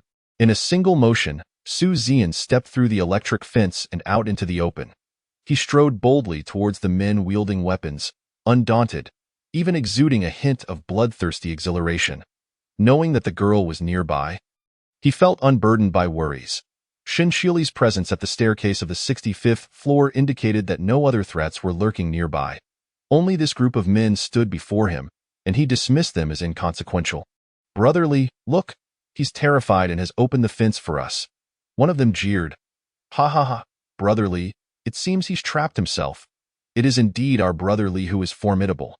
In the end, this young man has succumbed at your feet. Young man, consider yourself fortunate. Kneel and bow your head, beseech me to spare you." As Su Ziyang stepped forth, having himself disengaged the electric barrier, Brotherly raised an eyebrow and let out a derisive chuckle, as if witnessing something exceedingly laughable, casting a scornful glance in Su Ziyang's direction. "Ha ha ha, ha ha ha, ha ha ha, ha ha ha, ha ha ha, ha ha ha, ha ha ha." Brotherly's words provoked a raucous laughter from the crowd, their gazes now tinged with mockery as they regarded Su Ziyang. Suddenly, a flicker of impatience crossed Su Ziyang's face as he shot a sidelong glance. With a taunting smirk, he retorted, "Have you all finished speaking? Now it is my turn." Seizing the moment, he vanished in a flash, appearing before one of the guffawing onlookers. The suddenness of Su Ziyang's appearance instilled fear in the man, who instinctively attempted to strike. Before he could mount any resistance, Su Ziyang swung his right arm, wielding a military knife that sliced through the air with alarming speed and ferocity. In an instant, the man collapsed, lifeless. "Brothers, charge, eliminate him, kill him." Faced with this unforeseen turn of events, Brotherly quickly rallied his subordinates to assault Su Ziyang. Su Ziyang delivered a powerful kick to the chest of an oncoming adversary, sending him hurtling back with a muffled grunt as he crashed against the wall. With a swift pivot, he executed a sweeping kick that sent two others crashing to the ground. Before they could catch their breath, another flying kick sent them sprawling, their bodies sliding across the ground until they collided with the corner, the dull thud echoing ominously as if their bones had splintered. In the dust-laden shadows, they curled up, baring their teeth while wiping the blood from their mouths. With great effort, they rose again, weapons in hand. Charging once more at Su Ziyang. One man swung a spiked club towards him, but Su Ziyang deftly dodged the attack, reappearing before the assailant in the blink of an eye. Grasping the club with one hand, he twisted his wrist and struck with his knife, the blow merciless and precise. The man barely comprehended what was happening before a chilling breeze coursed through his throat, followed swiftly by the agonizing rush of blood surging from the wound, spilling onto the ground like a sinister bloom of flowers. As yet another foe fell, the onlookers collectively held their breath, hesitating to advance. The standoff persisted until Li Guang shattered the stalemate, brandishing a hefty axe towards Su Ziyang. However, Su Ziyang effortlessly evaded the strike, seizing Li Guang's arm as though it were ensnared in a vice. With a single hand, he exerted pressure, his grip unyielding, rendering Li Guang utterly immobile. In desperation, Li Guang swung the axe with his free hand. But Su Ziyang sidestepped with ease. Seizing the opportunity, he leaped into the air, delivering a fierce kick to Li Guang's abdomen. Li Guang's body was uncontrollably propelled backward, colliding with several of his subordinates. Grimacing in pain, "Everyone, attack! Finish him off! We have the numbers. What do we fear? Kill him, and I shall reward you handsomely." With the assistance of his underlings, Li Guang struggled to his feet, his voice a low growl. Rage and bloodlust swirled in his eyes. "Yes, brotherly, ah!" The crowd brandished their weapons, encircling Su Ziyang, launching yet another assault. Amidst the encroaching threat, Su Ziyang's demeanor remained icy. His steps appeared languid, yet in the blink of an eye, he had materialized beside the nearest man. Before the latter could react, Su Ziyang's hand clamped around his throat, a mere exertion of force resulting in a sickening snap. Blood gushed from the man's severed throat. Extinguishing his life in an instant, with disdain, Su Ziyang carelessly discarded the body at his feet, stepping atop it before sending it flying away with a kick. Witnessing his subordinates fall one by one at Su Ziyang's hands, Li Guang was engulfed by panic, and he felt as though an invisible hand clutched his heart, a sharp pain radiating throughout his body, causing his hands to tremble uncontrollably. He pressed a shaking hand against his chest, desperately trying to quell his rising anxiety. "Is this man a devil? Why can I not harm him? Each time, I am but a hair's breadth away from striking him, yet he evades with apparent ease. Is he laughing? Is he toying with me like a cat with a mouse, effortlessly dodging my attacks while feigning vulnerability to lure me in, only to mock my every move? It is as if he revels in this game." With Su Ziyang as the omnipotent deity orchestrating the play. Contemplating this, Li Guang's lips turned pale, beads of cold sweat forming on his forehead. Sweat trickled down like a meandering stream, dampening strands of hair that clung to his cheek. "If that is the case, then perish. Who cares about your godhood? All of you, die. No matter how formidable you may be, you shall ultimately fall at my hands. Die, die." Li Guang's visage twisted grotesquely, revealing the darkness within his soul. Chapter 55. "I have a gun. Let us see who dares to flee. All of you shall perish." The corners of his mouth curled upwards as he seized the moment. Without hesitation, he swiftly drew his handgun, aiming it at Su Ziyang from several meters away. "Damn it! This man actually has a gun. We're in trouble. Su Ziyang cannot handle this." At the sight of Li Guang brandishing his firearm, Shun Qiuli's pupils constricted in alarm. A sense of foreboding washed over her. Bang, bang, bang. The sharp crack of gunfire pierced the air as bullets swiftly sliced through the atmosphere. Su Ziyang, agile and quick, darted behind a nearby cover. His movements were fluid and instinctive, a testament to years of rigorous training and honed muscle memory. In the face of this sudden upheaval, Su Ziyang merely sought refuge, hiding behind the barrier while maintaining a calm demeanor. He resembled a venomous serpent lurking in the shadows, biding his time for the opportune moment to strike. Su Ziyang diverted his gaze to the handgun at his waist. After some deliberation, he finally drew it, chambering around and gripping it firmly. As Su Ziyang remained concealed, Li Guang relentlessly suppressed him with gunfire, attempting to coax him into revealing himself. A peculiar smile crept across his face, his excitement barely contained. "You're not so impressive after all. Weren't you quite formidable just now? Why the sudden retreat into your shell? If you have the guts, come out and face me in a duel." Li Guang, brimming with confidence, taunted Su Ziyang while signaling his subordinates to encircle him from the flanks. His men understood the assignment, cautiously inching closer to Su Ziyang. Li Guang aimed to distract Su Ziyang with suppressive fire while cutting off his escape route, effectively trapping him. Facing Li Guang's provocation, Su Ziyang was enveloped by a wave of disdain, his gaze openly contemptuous. Seizing the moment Li Guang reloaded, Su Ziyang assessed his opponent's position and the surrounding environment. He quickly withdrew his gaze, wearing an expression of utter derision, as if lingering a second longer would soil his eyes. "Ha! They think they can surround me. They aim to cut off my retreat." The youth chuckled coldly, too disinterested to even lift his eyelids. Did they truly believe these ragtag miscreants could best him? Had they misjudged their own capabilities? Su Ziyang's gaze swept over the remnants of sand left from the renovations at his feet, and an idea began to form in his mind. "You are the one destined to die. Why choose death when you could have chosen otherwise? Su Ziyang shook his head, a hint of scorn dancing in his eyes, as if he held all present in utter disregard. You seek death. I shall see if you remain so defiant. With a bellow, Li Guang commanded his men to charge, and they surged forward en masse. Ah, my eyes! Ah! The anguished cries reverberated in the air, as Li Guang's subordinates, standing closest to Su Ziyan, clutched their eyes in despair. As they approached, Su Ziyan seized the opportunity, suddenly rising to his feet and scattering sand from his hands towards them. The unprepared individuals found their eyes filled with grains of sand, rendering them unable to see. While they struggled to remove the particles from their eyes, Su Ziyan's expression remained indifferent and in a swift motion. He surged forward like an arrow, closing in on his adversary in the blink of an eye.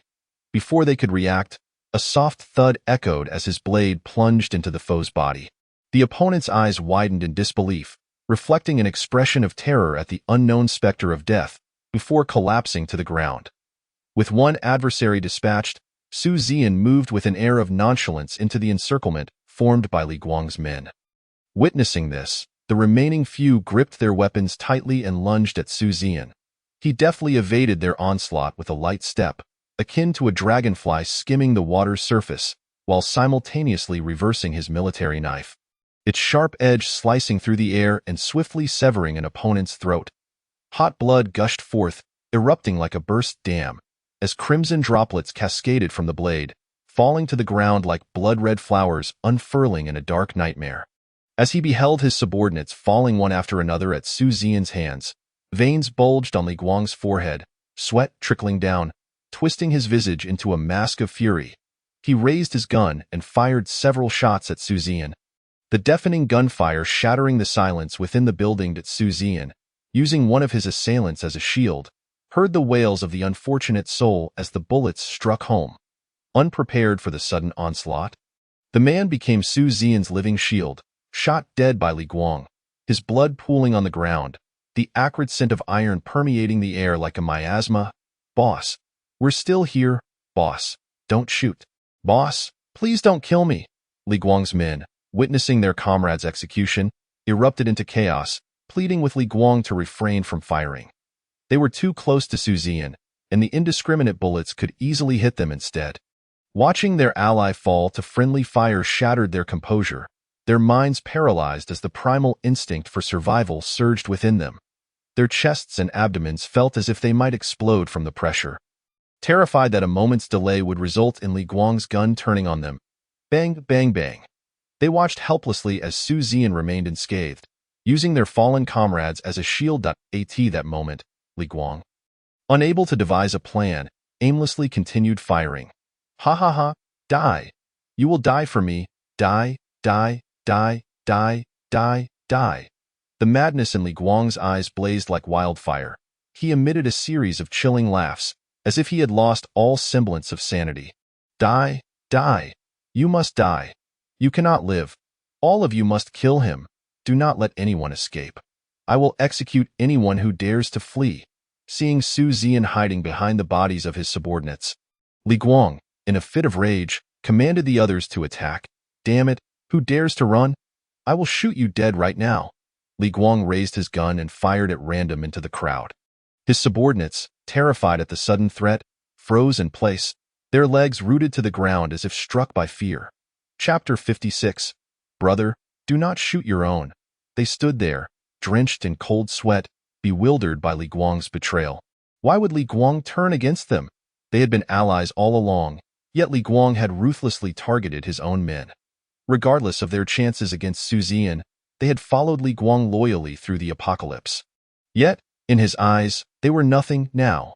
Fleeing would result in immediate death at Li Guang's hands, while facing the formidable Su Ziyan left them with no hope of survival. Caught in a dilemma, they found themselves in an impossible situation.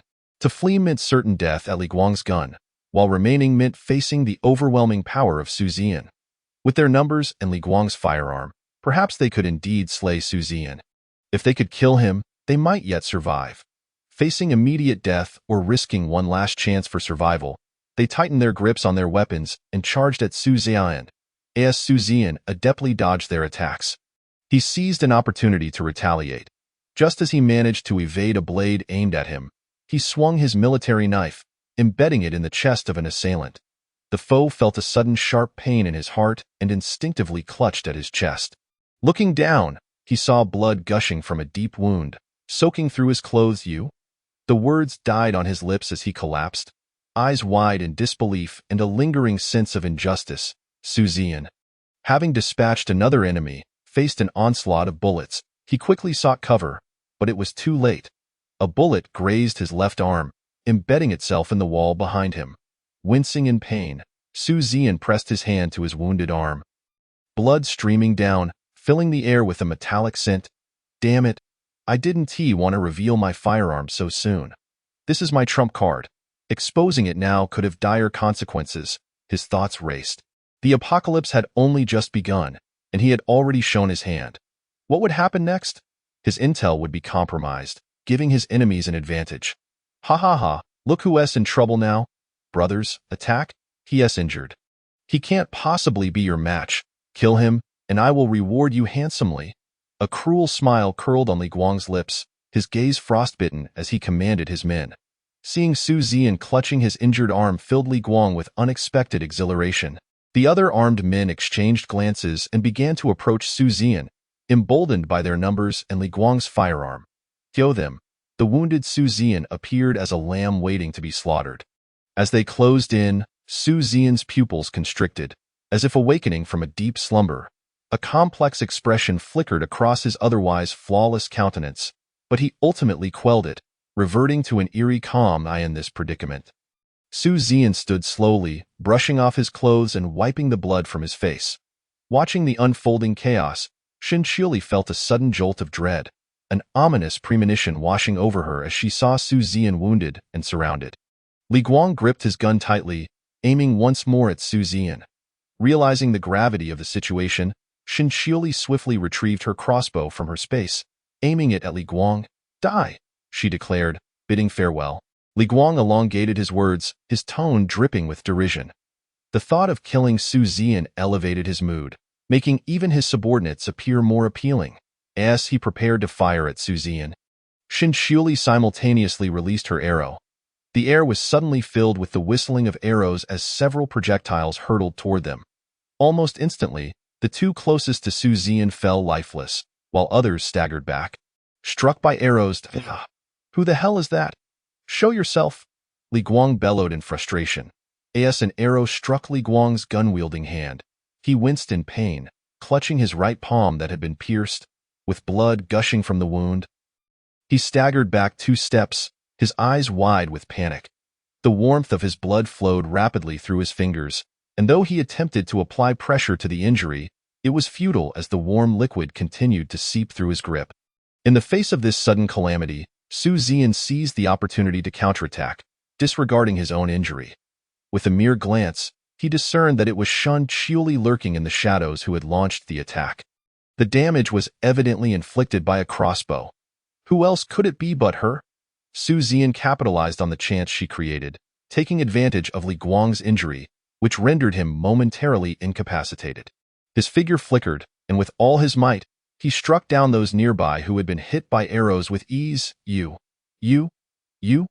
Witnessing his subordinates being effortlessly dispatched by Suzanne, Li Guang momentarily lost his composure. Ignoring the pain in his hand, he yanked the arrow from his wound. In a state of terror, he instinctively aimed his handgun at Suzanne, shouting, Who's there? Show yourself. Who's sneaking an attack? Damn it, show yourself." Like a startled bird, Li Guang fired blindly into the surrounding air. Shinchiuli, concealed behind the wall with her crossbow in hand, prepared to eliminate Li Guang while he was off guard. The urgency of the situation and the darkness had compromised her aim, and she barely managed to take down the 2 closest foes. Her initial intention had been to shoot Li Guang in the head, but her lack of precision and the fleeting moment had afforded him a chance to survive. It seemed she would need to practice archery and marksmanship diligently upon returning home. After all, she was already feeling fatigued and breathless after just a few shots. This frail body of hers lacked endurance. Without enhancing her physical fitness, how could she hope to survive in the apocalypse? With this thought, Shinchili silently resolved to establish a training regimen, vowing to dedicate herself to exercise and to never slack off again. Chapter 57. Fortunately, it was a false alarm. I'm glad you're safe. Under intense stress, beads of sweat trickled from Li Guang's forehead down to his neck, and he dared not wipe them away. In the blink of an eye, Su Ziyan had dispatched several of Li Guang's subordinates, leaving him entirely alone on the floor. With his adversaries dealt with, Su Ziyan's expression remained impassive in the dim light. His figure stood tall and composed, as if he were in his own backyard, betraying not a hint of panic. Holding his knife, he slowly advanced towards Li Guang, the military blade glinting coldly, exuding a bloodthirsty aura. Like a venomous serpent, it awaited its prey to fall into its trap. I'll give you everything I have. I beg you, don't kill me. Don't kill me. I have food. I can give you food. Please, don't kill me. Don't kill me. As he watched Su Ziyan eliminate his men, Li Guang was gripped by fear. Alone and outmatched, he felt hopeless, especially with Su Ziyan's accomplice lurking in the shadows. Sensing the dire situation, he abandoned his previous arrogance and pleaded for Su Ziyan to spare him. As long as I live, I won't fear the loss of provisions. If I beg for mercy now, I'll only lose a bit of food. Once I escape, I can report back to my brother and return to finish this. Li Guang's cunning calculations rang hollow. He presumed that in an apocalypse, no one would forsake food, he thought. If I can bear this pain and sacrifice, Su Ziyan surely wouldn't reject food. Unfortunately for him, he miscalculated. Su Ziyan was indifferent to such trivial offerings, regardless of how enticing the terms. He would not be swayed. Su Ziyan understood that kindness to enemies is cruelty to oneself. The tale of the farmer and the snake is a lesson well known. Moreover, Su Ziyan regarded Li Guang's meager supplies with disdain. Not to mention the quantity, it was evident that those provisions likely belonged to the residents of the apartment building, possibly acquired through murder and theft. After the apocalypse, most food had been consumed, leaving few neighbors with any provisions. Thus, Li Guang's words lacked credibility, and Su Ziyan had no interest in those scant offerings. You must die. Su Ziyan, disregarding the blood and pain on his arm, pressed forward with his military knife. Inching closer to Li Guang, then die. You will die. Realizing his pleas were in vain, Su Ziyan had no intention of sparing him. Li Guang appeared terrifying, his bloodshot eyes gleaming with madness. He made a shushing gesture towards Su Ziyan before suddenly pivoting and firing his gun down the dim corridor of the 65th floor. The bullet slicing through the air with a resounding crack, Su Ziyan paused, disbelief flashing across his handsome face. The direction of the shot was where Shinchili had been hiding, and a sense of dread filled him. His expression turned cold, his eyes sharp as a freshly drawn blade. In an instant, Su Ziyan lunged forward, knife raised. The sound of the blade slicing through flesh was chilling. His long fingers gripped Li Guang's head, exerting a slight pressure. Amidst the grotesque sounds of blood and flesh, the area around his fingers was obliterated. Cerebrospinal fluid spilled across the ground, while one of Li Guang's eyes was reduced to a pool of crimson, the other barely clinging to life, teetering on the brink of tears. The incision was remarkably clean, with hardly a jagged edge, and one could faintly see the blade lodged within his skull. It was evident that Su Ziyan had unleashed all his strength. Li Guang could scarcely fathom how he had met his demise. How could he, surrounded by so many men and armed with a handgun, find himself in such a position? Why did he die at Su Ziyan's hands? The thought of his subordinates falling one by one filled him with an insatiable desire to live. As his life slipped away, Li Guang's memories flashed before him like a rapid slideshow. Even as Su Ziyan endeavored with all his might to thwart him, it was too late. In his final moments, Li Guang fired several rounds towards Shinchili's direction, unable to prevent the act. Su Ziyan could only watch helplessly as Li Guang squeezed the trigger, his heart sinking in chaotic turmoil. Ignoring the pain in his arm, he kicked Li Guang's lifeless body aside and moved towards Shinchili. Fortunately, I dodged in time. I almost met my end. How could I have been discovered? Truly. Hey, Su Ziyan, are you all right? Shinchili brushed the dirt from her clothes and emerged from the corridor, holding her small rabbit. Her palms felt constricted, as if she had narrowly escaped a catastrophe. Upon seeing Su Zian approach, she broke into a smile, her tone casual yet filled with concern. Shin Qiuli could hardly believe that Li Guang had pinpointed her location and fired several shots in her direction. Had she not been agile enough to sense the danger, she would have been hit. With these thoughts, Shin Qiuli felt an overwhelming desire to rush back and dismember Li Guang in vengeance. His gaze pierced through the dim light, landing on her eye. In the next instant, he halted, his voice devoid of emotion, drifting into her ears. "It's nothing. Just a minor injury. Are you all right? Are you hurt?" His eyes fell upon her delicate face, and after a moment's contemplation, he added, "I'm fine, but you seem to be injured quite severely. Are you truly all right? You should attend to that wound quickly." Shin Qiuli stared intently at Su Zian for a while before speaking deliberately. Although Su Zian was skilled enough to face 5 opponents, she couldn't shake the guilt of having left him to fight alone while she hid in the shadows, failing to provide timely assistance. They were part of the same community on the same floor, and Su Zian was fighting to protect the safety of the 66th floor. He had bravely taken on 10 foes, even facing their armed leader, and had earned his injuries in the process. Meanwhile, she felt as though she had contributed nothing, as if she were merely a burden to him. Despite Su Zian's seemingly cold demeanor, he did not come across as unlikable in their interactions. At the very least, he had made significant contributions to the safety of the 66th floor. In contrast, she felt as if she had been idly standing by from the very beginning. Faced with Shin Qiuli's concerned inquiries, his expression remained unfazed. His eyes, possessing a maturity beyond his years, held a hint of chilliness. Su Zian quickly concealed any trace of unusual emotion, returning to his usual aloof demeanor. Without lingering any longer, he retreated to his room to tend to his injury. Once Su Zian departed, Shin Qiuli brought the small rabbit back to her home. Chapter 58, A Sense of Crisis. UVE changed, the one who cleans up after me. After Su Zian departed, Shin Qiuli brought the little white rabbit back to her home. Woof woof woof woof. Woof woof woof woof. Woof woof woof woof. Woof woof woof woof. Woof woof woof woof. Woof woof woof woof. Upon seeing Shin Qiuli's return, Xiao He rushed over to greet her. Panting with excitement, it barked joyfully while wagging its large tail, circling around Shin Qiuli as if to say, "Master, you have finally returned. I've missed you dearly. Hurry, feed this noble dog. Look at my belly, it's all skin and bones. I'm starving." Did Xiao He guard the house well? Was it obedient while keeping watch? Although Shin Qiuli felt a tinge of doubt at Xiao He's exuberance, she brushed it aside. Wasn't Xiao He usually rather disdainful of her? Every time she returned from outside, the scent of her sweat would send Xiao He scampering away. Its big eyes filled with disdain. What was different this time? Why was Xiao He not backing away? Shin Qiuli found herself puzzled. Woof woof woof woof. Woof woof woof woof. Woof woof woof woof. Woof woof woof woof.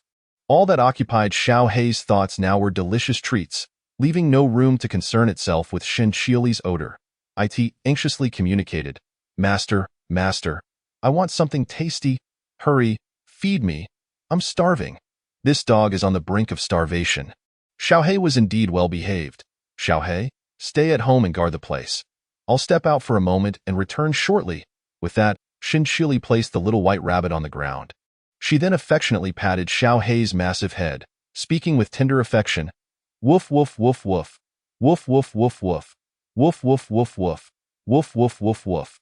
Only then did Xiao He notice the cage beside Shin Qiuli, where a feeble little white rabbit lay. A look of suspicion crossed Xiao He's face as it realized something was amiss. No wonder it had been detecting a peculiar odor earlier in its eagerness to see Shin Qiuli. Xiao He had overlooked everything else. What did this mean? What had she brought back? Had she acquired a new pet, forsaking the loyalty of this noble dog? Was its status as the beloved pet of the household in jeopardy? Perhaps it was due to its insatiable appetite that Shin Qiuli was considering abandoning it. Feeling dejected, Xiao He resolved to eat less meat from this moment forward. Shaking its massive head, it pondered deeply before finally deciding to reduce its meat intake, believing that this would prevent Shin Qiuli from casting it aside. "Xiao He, you mustn't frighten the little white rabbit. Do not harm it, understand? Wait patiently for my return." Shin Qiuli, unaware of Xiao He's melancholic state and worried about any potential harm to the white rabbit, hurriedly cautioned the dog. After issuing her warning, Shinchioli stepped outside to clear the remains in the hallway, taking advantage of the fact that the sun had yet to rise. The temperature had not yet peaked, and she needed to clear the corridor swiftly to in such high temperatures. These remains would decompose within a day, resulting in a foul stench permeating the entire 66th floor and attracting flies. Shinchioli tossed the remains from the high window, then retrieved wastewater from her space to clean the floor, finally spraying it with alcohol for disinfection. Inside the room, Xiaohei fixed its gaze intently on the little white rabbit in the cage. Baring its teeth in intimidation, the little white rabbit, upon noticing, curled itself into a tight ball, trembling in the corner like a snowball. "Let me tell you, this is my territory. You better behave. Don't think that just because the master brought you back, you can defecate on my territory. You ought to inquire within 100 miles. I am not to be trifled with," Xiaohei warned, its fierce gaze fixed on the little rabbit. The little white rabbit, terrified by the imposing presence of the large dog, was on the verge of fainting from fear. Observing its trembling and avoidance of direct eye contact, Xiaohei felt a sense of satisfaction. Indeed, it was essential to establish dominance over this foolish rabbit, ensuring it recognized who truly ruled the household. After Shinchioli finished dealing with the remains in the hallway, she returned home, her weary body dragging behind. Upon opening the door, she was greeted by the sight of a trembling white furball in the cage, shaking so violently that it was simultaneously relieving itself. Glancing over at Xiaohei, she saw the dog tilting its head innocently, locking eyes with her as if to say, "It wasn't me. I had nothing to do with this. Don't blame the good dog." Shinchioli shook her head in exasperation, signaling Xiaohei to play elsewhere and not cause trouble. After sending Xiaohei away, Shinchioli retrieved a large rabbit cage from her space. She equipped it with a rabbit-specific toilet, filled with absorbent, deodorizing pellets, as well as a water dispenser and a suspended hay rack and food bowl. Once the cage was prepared, she filled it with hay, chew sticks, and rabbit feed. After ensuring everything was ready, Shinchioli carefully lifted the little white rabbit from its cage and placed it in the new, larger enclosure. She then fetched a wet wipe from her space to clean the rabbit's body, as the temperature was too high for it to dry on its own. Today, she would leave it at that. The little rabbit was still too weak for a proper bath. Shinchioli had merely given it a gentle wipe down. Once the little white rabbit adjusted to its new surroundings, noticing that Shinchioli meant it no harm, it began to ravenously devour the rabbit feed. It would eat a few morsels, then rush to drink water, only to return for more feed, utterly absorbed in its feast, unable to finish. Watching the little white rabbit eat, Shinchioli gradually broke into a smile, unable to suppress her laughter. Finally regaining her composure, she exhaled a deep breath, her shoulders relaxing in relief. After tending to the little white rabbit, she disregarded whether Xiaohei was still hungry and turned to take a shower. Once she felt fully relaxed, she became aware of the sticky discomfort on her body, a pungent odor that was quite unpleasant. It was remarkable that Xiaohei could tolerate being so close. After all, a dog's sense of smell is many times stronger than a human's. Feeling a pang of sympathy for Xiaohei, she couldn't dwell on it for long. After Shinchioli finished her shower and changed into a fresh, tidy pink pajama set, she looked refreshingly beautiful, the air around her infused with the scent of body wash, a stark contrast to her previous state of overwhelming odor. Upon seeing Shinchioli emerge, fragrant and radiant, Xiaohei immediately wagged its tail. Prancing up to her, it playfully tapped her leg with its large paw, casting a meaningful glance at its empty food bowl. Chapter 59. Ahem. Not to be gawked at, master. Do you see? My food bowl is empty. Hurry, I need to eat. This dog is starving, master. You smell so good. You look quite lovely too, master. Please feed me. Woof woof woof woof. Woof woof woof woof. Woof woof woof woof. Woof woof woof woof. Woof woof woof woof. Xiaohei expressed its dissatisfaction to Shinchioli, signaling her to prepare a meal. Following Xiaohei's gaze, Shinchioli noticed the lone, empty food bowl in the corner, devoid of any food. Instantly comprehending Xiaohei's message, she realized the dog was hungry. It dawned on her that in her eagerness to feed the little white rabbit, she had completely forgotten about Xiaohei. All right, I understand you're hungry. I'm so sorry for neglecting you. You must be starving, right? My fault. I apologize. I'll go prepare something for you right away. Okay? Shinchili crouched down, gently stroking Xiaohei's massive head, playfully ruffling its fur until it was satisfied. Woof, woof, woof. Woof, woof, woof, woof. Woof, woof, woof, woof. Master, master, please add more meat. I want plenty of meat. I need to eat meat. Shinchili retrieved venison, chicken breast, ostrich meat, and drumsticks from her space. She prepared a hefty meat patty, duck breast, freeze-dried brain, Shanghai bok choy, ginseng fruit, coconut oil, pan-seared carrots, strawberries, and bell pepper jelly. She even included an ostrich head and fresh, sterile eggs. After placing all the food into Xiaohei's bowl, she was well aware of the dog's hearty appetite and had chosen a particularly large bowl for it. Just as Shinchili finished placing the last item in the bowl, she looked up to find Xiaohei sitting beside it, drooling profusely as clear liquid dripped from its tongue. Shinchili couldn't help but laugh, feeling a mix of sympathy and disgust. Clearly, Xiaohei had been starved. Despite this, the dog obediently sat to the side, awaiting Shinchili's command. Go ahead. It's all right, eat up. You must be famished, right? Upon hearing Shinchili's command, Xiaohei could no longer restrain himself and began to devour his food ravenously. After preparing Xiaohei's meal, Shinchili turned and made her way to the sofa. The moment she sank into the soft embrace of the couch, her entire body relaxed, as she languidly reclined. She became acutely aware of the soreness that enveloped her limbs. Slowly, she propped herself up and retrieved the takeout she had ordered before the apocalypse from her spatial storage. A plate of spicy diced chicken, a plate of fragrant and spicy pig's trotters, and a plate of braised beef. To complete her feast, she added a steaming bowl of rice, paired with chilled sour plum soup. Today had been overwhelmingly exhausting. The thought of cooking was utterly unappealing. Resigned to a simpler meal, she gazed at the delectable dishes before her, swallowing hard. She scooped up a generous bite of rice, followed by a piece of the braised beef. The tender, aromatic beef danced upon her palate, harmonizing beautifully with the fluffy rice. With each mouthful, she could hardly pause. Indeed, after scavenging for supplies, every morsel tasted divine. After savoring 2 bowls of rice and gazing at her now empty plates, Shinchili finally set down her utensils. Once satiated, she lifted the sour plum soup beside her and drank it in one swift motion. The icy, sweet-sour flavor instantly revitalized her. After tidying up her dishes, she suddenly remembered the plants she had left on the balcony. She hadn't watered them in days, nor had she attended to them. Please, let them not perish. All her efforts would be in vain. Little seedlings, you must survive. A sheen of perspiration formed on her palms, making her feel uncomfortable. Anxiously, she walked toward the balcony, her mind racing with dreadful scenarios that only heightened her unease and tension. When Shinchili finally reached the balcony and saw that the seedlings were alive, a wave of relief washed over her.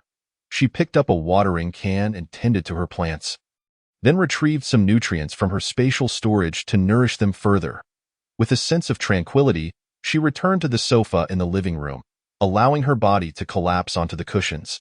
Utterly drained, her gaze wandered aimlessly, struggling to focus as she intermittently scanned her surroundings. Lying on the sofa, she stared at the ceiling, inhaling deeply, her thoughts drifting. Memories began to intrude upon her consciousness, particularly the scene of Suzy Yuan battling 10 adversaries and sustaining injuries. As the image of Suzy Yuan in pain resurfaced, she snapped back to reality. Suddenly struck by a thought, she retrieved bandages, iodine, and antibiotics from her spatial storage. After all, Suzy Yuan had endured injury for the sake of the safety of the 66th floor. It would be remiss of her to neglect him. Moreover, she vaguely remembered the crimson blood that had soaked through his shirt before he left. She had no idea if he had tended to his wounds. But out of humanitarian concern, she felt compelled to check on him. Clutching the supplies she had gathered, she rose and headed for the door. As she approached the entrance, her pace abruptly slowed. Standing before Suzy Yuan's door, she began to pace anxiously, ultimately gathering her resolve to knock. At that moment, Shinchili's body trembled slightly. Her muscles taut. It felt as though something was pounding against her heart, and her breath caught in her throat. Truth be told, She had never felt this nervous, not even during college entrance exams. Shinchiuli herself was bewildered by her own feelings, akin to a child summoned to face their parents after mischief. Soon, the door swung open, revealing Suzy Yuan clad in a fresh outfit. Having just emerged from a bath, he had merely draped a robe over his shoulders. The belt hung loosely, exposing a broad expanse of pale, cool skin. Beads of water trickled down his long neck, disappearing into the collar of his garment. He emanated an aura of refreshing moisture, his hair damp and dripping. Upon witnessing this sight, Shinchiuli lowered her gaze. Unable to meet his eyes directly, her vision flitted restlessly as she deliberately averted her gaze to the surroundings. A shy blush, akin to a delicate veil, graced her cheeks, lending her an enchanting allure. She had merely come to deliver a few items. This unexpected vision of a handsome man emerging from a bath was far from her intentions. It felt as though she had unwittingly gained an advantage over him, despite not having wished to see it. She cautiously lifted her eyelids, feeling somewhat guilty. A series of coughs escaped her throat, as if something were lodged there. It was not that Shinchiuli had never encountered grand spectacles before. Rather, the sudden appearance of the handsome man left her momentarily flustered, causing her to forget her original purpose in delivering medication. There's something you need?" Suzy Yuan inquired, seemingly sensing her gaze, as he turned his head slightly towards her. His expression remained indifferent, devoid of any warmth. His voice, chilling and distant, exuded an aura of detachment. Chapter 60. Borrowing flowers to offer Buddha. "Is this handgun for me? Is there something you need?" Suzy Yuan again sensed her gaze, glancing at her with a cool, dispassionate look. His tone was equally frigid, creating an atmosphere of distance. Noticing Shinchiuli standing at the door, clutching her items in a daze, Suzy Yuan's demeanor showed little change. Yet, deep within his eyes, emotions seemed to swirl, albeit faintly.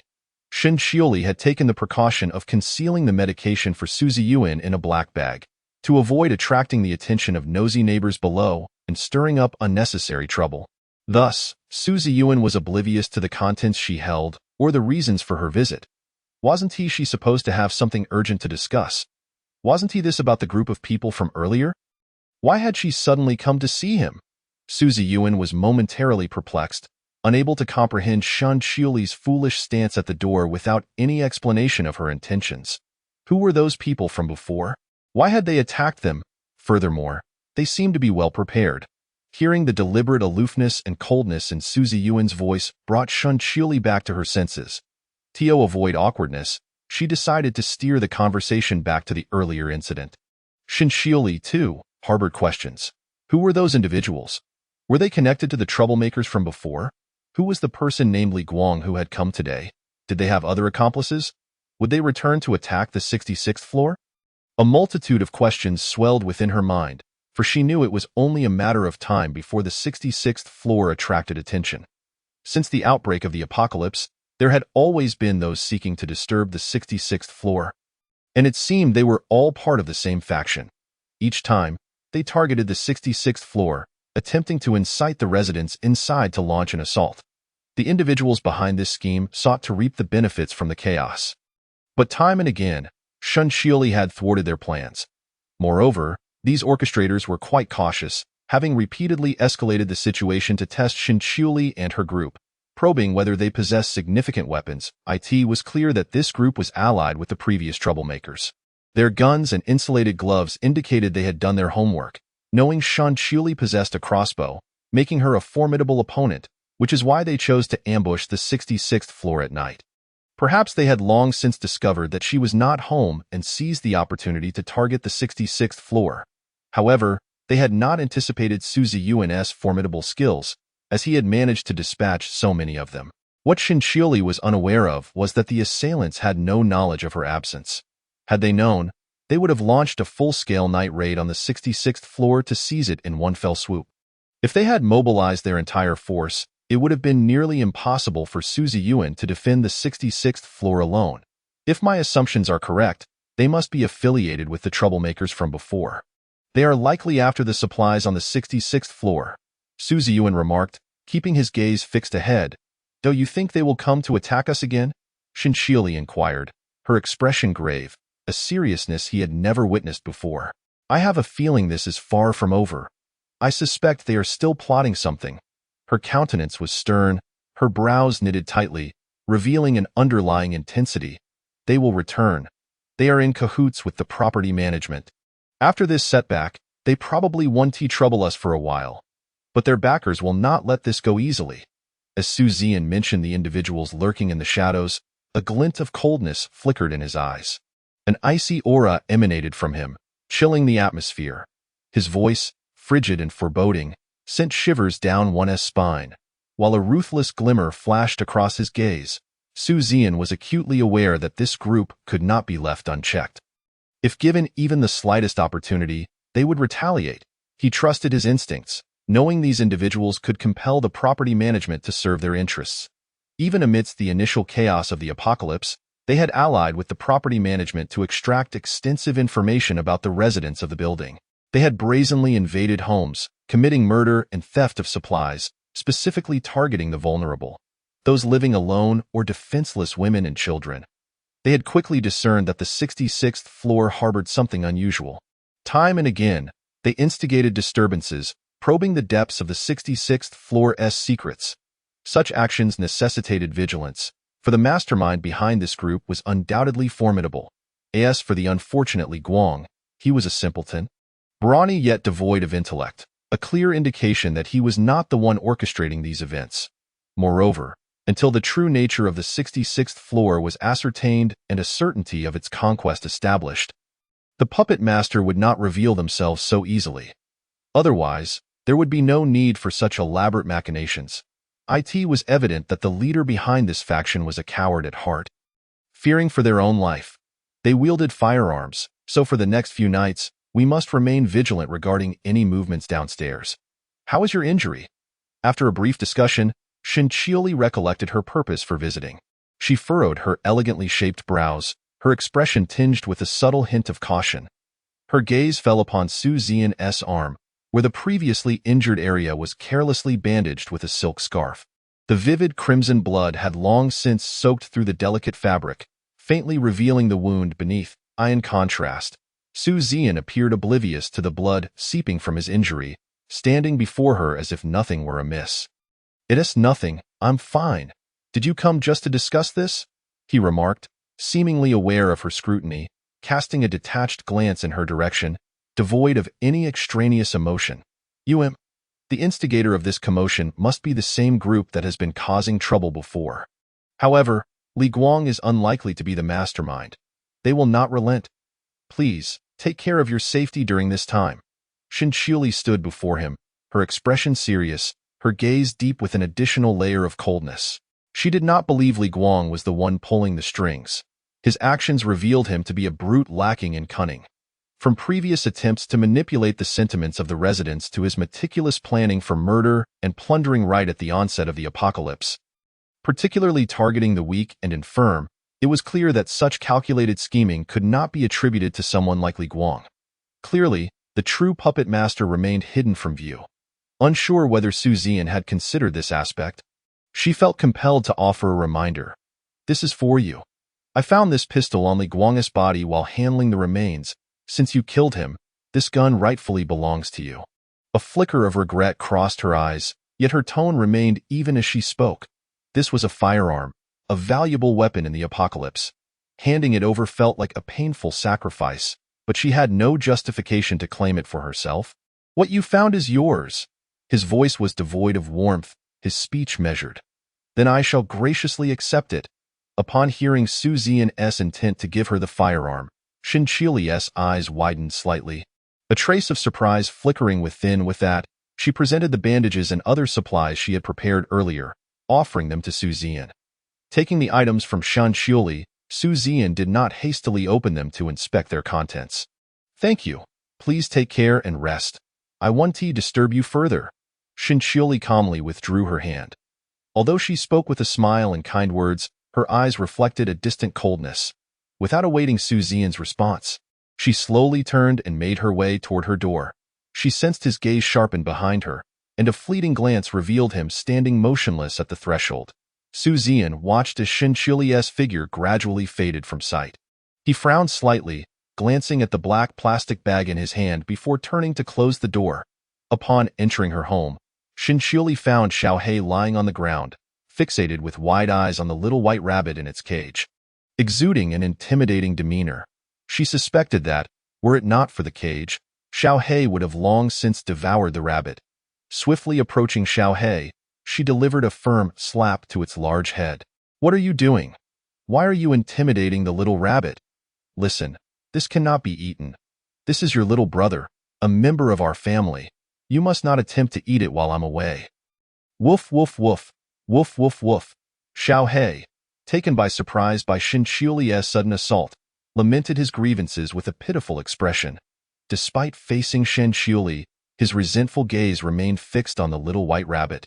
"The caretaker has changed. The caretaker actually hit the dog. Boo-hoo-hoo. It's all your fault, you wretched rabbit. The caretaker even punished me for you. You wretched rabbit. Just wait until the caretaker is looking. I'll have my revenge on you." The little white rabbit, engulfed in despair, thought, "What is happening? This foolish human, please stop hitting my canine companion. If you continue, I might perish. Xiaohei, please calm down. You must not harm the little rabbit, nor attempt to bite it when I'm not around. Don't think I'm unaware of your malicious intentions."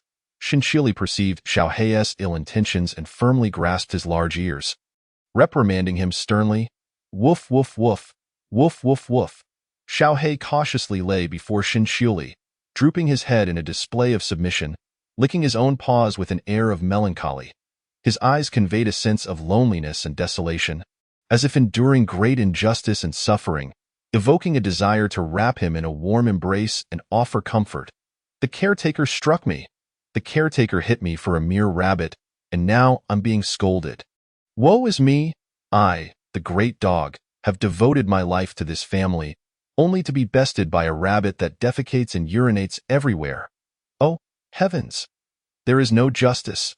The little white rabbit, observing the disgruntled Xiaohei and the foolish human gripping his ears, trembled in the corner of the cage, too terrified to raise its head. It desperately tried to diminish its presence, fervently praying, "Please don't see me, don't see me, don't see me." Witnessing Xiaohei's pitiful demeanor, Shen Qiuli felt a pang of helplessness. Had she been too harsh on him? Had she frightened him? Realizing her previous stern expression may have scared Xiaohei, she was suddenly overcome with guilt. "Xiaohei, you're the best. You're so clever and obedient. I shouldn't have scolded you. Will you forgive me? Please don't be upset. I didn't mean to be harsh." Woof, woof, woof. Woof, woof, woof. "The little white rabbit is now a part of our family, you know? You mustn't bite it. You both need to get along well. If you do, I'll prepare a feast for you." Faced with the resentful gaze of the little black dog, Shen Qiuli found herself in a state of bemusement. Alas, she could only indulge her foolish pet. With patience, she attempted to coax the little black dog, but to no avail. Thus, she resorted to her secret weapon, the allure of delectable treats. Given the little black dog's insatiable appetite, Shen Qiuli was confident it would fall for her ruse. A subtle nod escaped her, her eyes gleaming with a mirth she was unaware of. However, this expression appeared particularly frightening to the little white rabbit, sending shivers down its spine. Woof, woof, woof, woof, woof, woof, woof, woof, woof, woof, woof, woof, woof, woof, woof, woof, woof, woof. The little black dog demanded, "Human, I want meat. Large, succulent chunks of meat. I want an abundance of meat. Silly rabbit, in light of the fact that you are providing me with meat, I shall spare you today. But be warned, should you dare provoke me again, I shall not hesitate to bite you." The little black dog remained blissfully unaware of Shen Qiuli's cunning plan, only knowing that it was about to be treated to a feast. Overjoyed, it opened its mouth wide, tongue lolling, and energetically scampered around the house. It even ran up to Shen Qiuli, wrapping its front paws around her calves. Chapter 62. The noise below, intruding upon the home, the little white rabbit in the cage felt utterly exasperated. What have I done to deserve this? How could I possibly provoke such a gigantic creature? Being bullied by a dog. Such a notion belittled the very essence of rabbits. The thought of being threatened with death left the little white rabbit despondently huddled in a corner of its cage. Observing the little black dog's sudden joy, Shinchiuli felt a weight lift from her heart. She gently scratched her chin, contemplating her next course of action. Suddenly, as if struck by inspiration, Shinchiuli crouched before the cage. "It seems I have yet to name you. What shall I call you? You are so white and round, resembling a little ball of fluff. How about I name you Fuzzy Ball?" Shinchiuli blinked her large eyes adorably, trying to convey some unspoken message to the little white rabbit. With a playful laugh, she declared, "If you remain silent, I shall assume you agree. Henceforth, your name shall be Fuzzy Ball." The little white rabbit gazed at Shinchiuli with a look of utter disbelief. As if to say, "You must be joking. I am not called Fuzzy Ball. Your entire family could be Fuzzy Balls, but I shall never bear such a foolish name. Little black dog, allow me to formally introduce our new family member."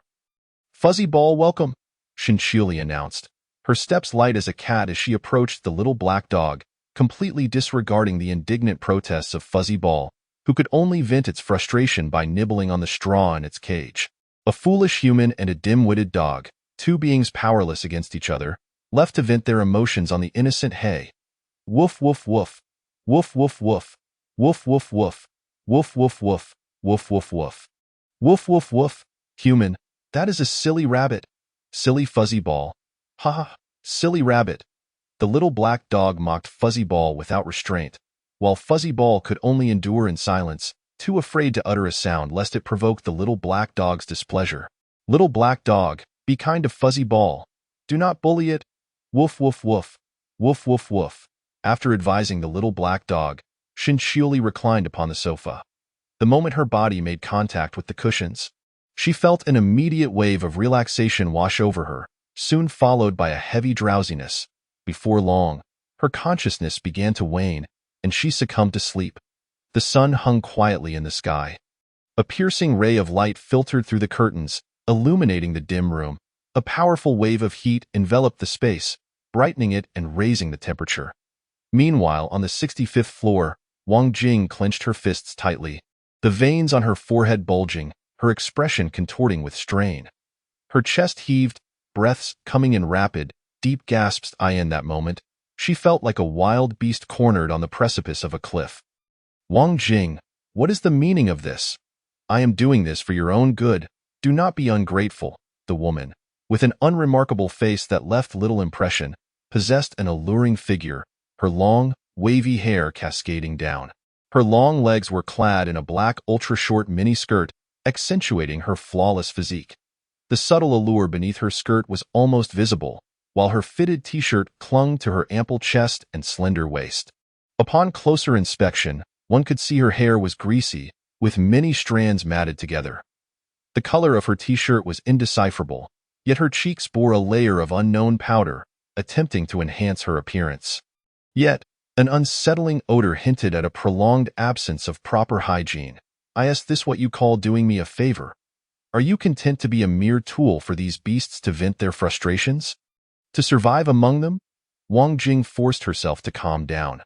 She wore a smile, feigning composure as she faced the woman outside the door. "What is wrong with me? Am I not living quite well? What is wrong with following a group of adolescents? Zhongli, you were not always like this. Where is your dignity, your pride? You are selling your soul." The words hung heavily in the air as Wang Jing bit her lip, her tone and expression disturbingly calm, betraying no sign of distress. She remained vigilant, assessing her surroundings, prepared to react at any moment. As she parried with Zhongli, she sought an opportune moment to escape. This apartment was once shared between the two of them, with Zhongli being her close friend. When the apocalypse struck unexpectedly, Wang Jing, a hoarder by nature, had stocked up on snacks and instant noodles, having just resigned from her job and planned to stay home for a month.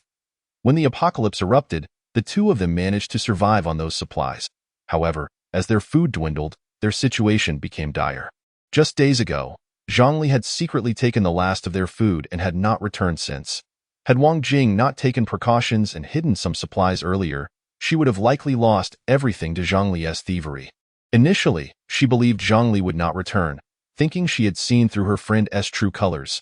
Yet, last night, Zhongli knocked on the door, having returned unexpectedly, bringing a box of instant noodles, claiming that her earlier theft was to gather resources and that she had not intended to abandon Wang Jing.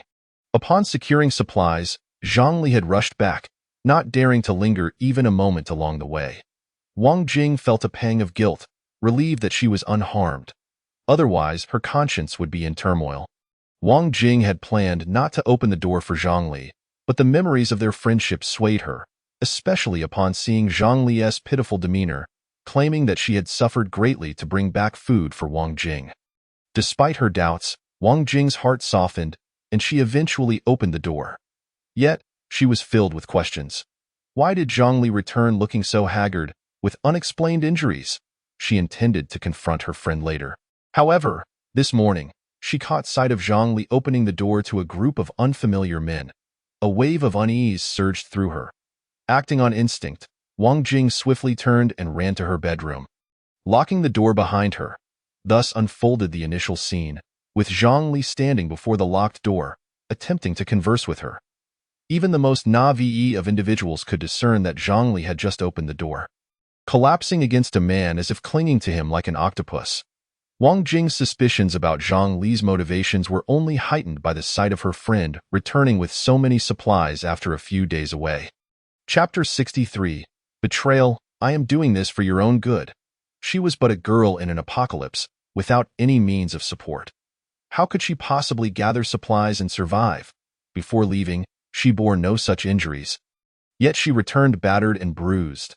The wounds on her body were shocking, and despite Zhongli's attempts to hide the love bites on her neck beneath her flowing hair, Wang Jing's keen eye caught sight of them.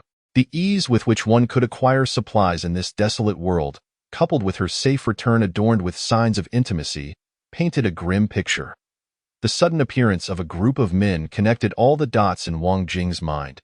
She surmised that Zhongli had sold her body to these men in exchange for resources to survive. During the days of Zhongli's absence, it was likely she had endured torment at their hands, exerting herself to appease them in exchange for daily sustenance. How else could one explain Zhongli's pallid complexion? As for the reason why Wang Jing brought this group of men back to her residence, she could not fathom. She was bewildered. Zhongli had seemingly abandoned her dignity and humanity, flitting between each man in exchange for a chance to survive.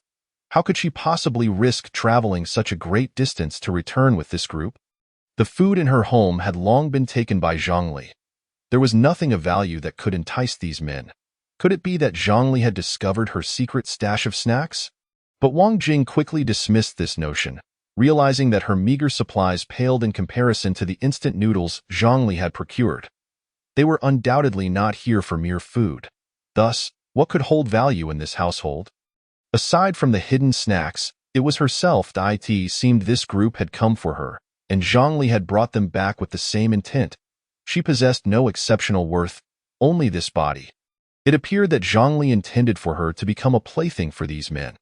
Although she could not comprehend Zhongli's motivations or the benefits she might gain from such actions, she wondered if submitting to these men would undermine Zhongli's position.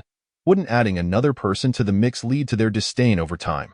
Wang Jing could not decipher Zhongli's true intentions.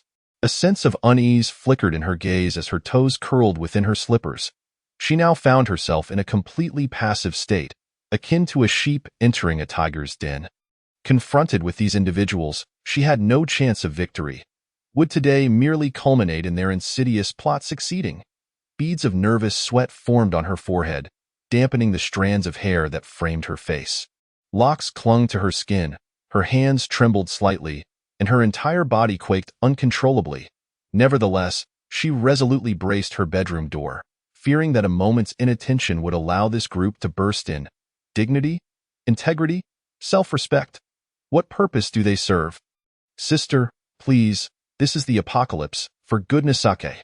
Wang Jing, can you not see the reality? Can dignity be consumed as sustenance in this world? In this dire time, merely surviving is already a blessing. In the face of survival, what do these sacrifices truly amount to? How are you any different from the young ladies of the pre-apocalyptic era? You are no better than the refuse on the streets, do you understand? You have succumbed to degradation. Must you wave the banner of goodwill for my sake? Ah, yes, you. Wang Jing, are so noble. You are so lofty. But look at you now, starving and on the brink of death. I detest how you always present yourself as so high and mighty. You used to act as if no one could meet your gaze, as if they were beneath you, and yet today, have you not fallen into my hands? I am eager to witness the expression on your face the moment you tumble from your pedestal. Zhang Li's countenance twisted into something akin to a grotesque painting, revealing the darkness lurking within her soul. Wang Jing, follow Qing Xiao, and you will revel in delights.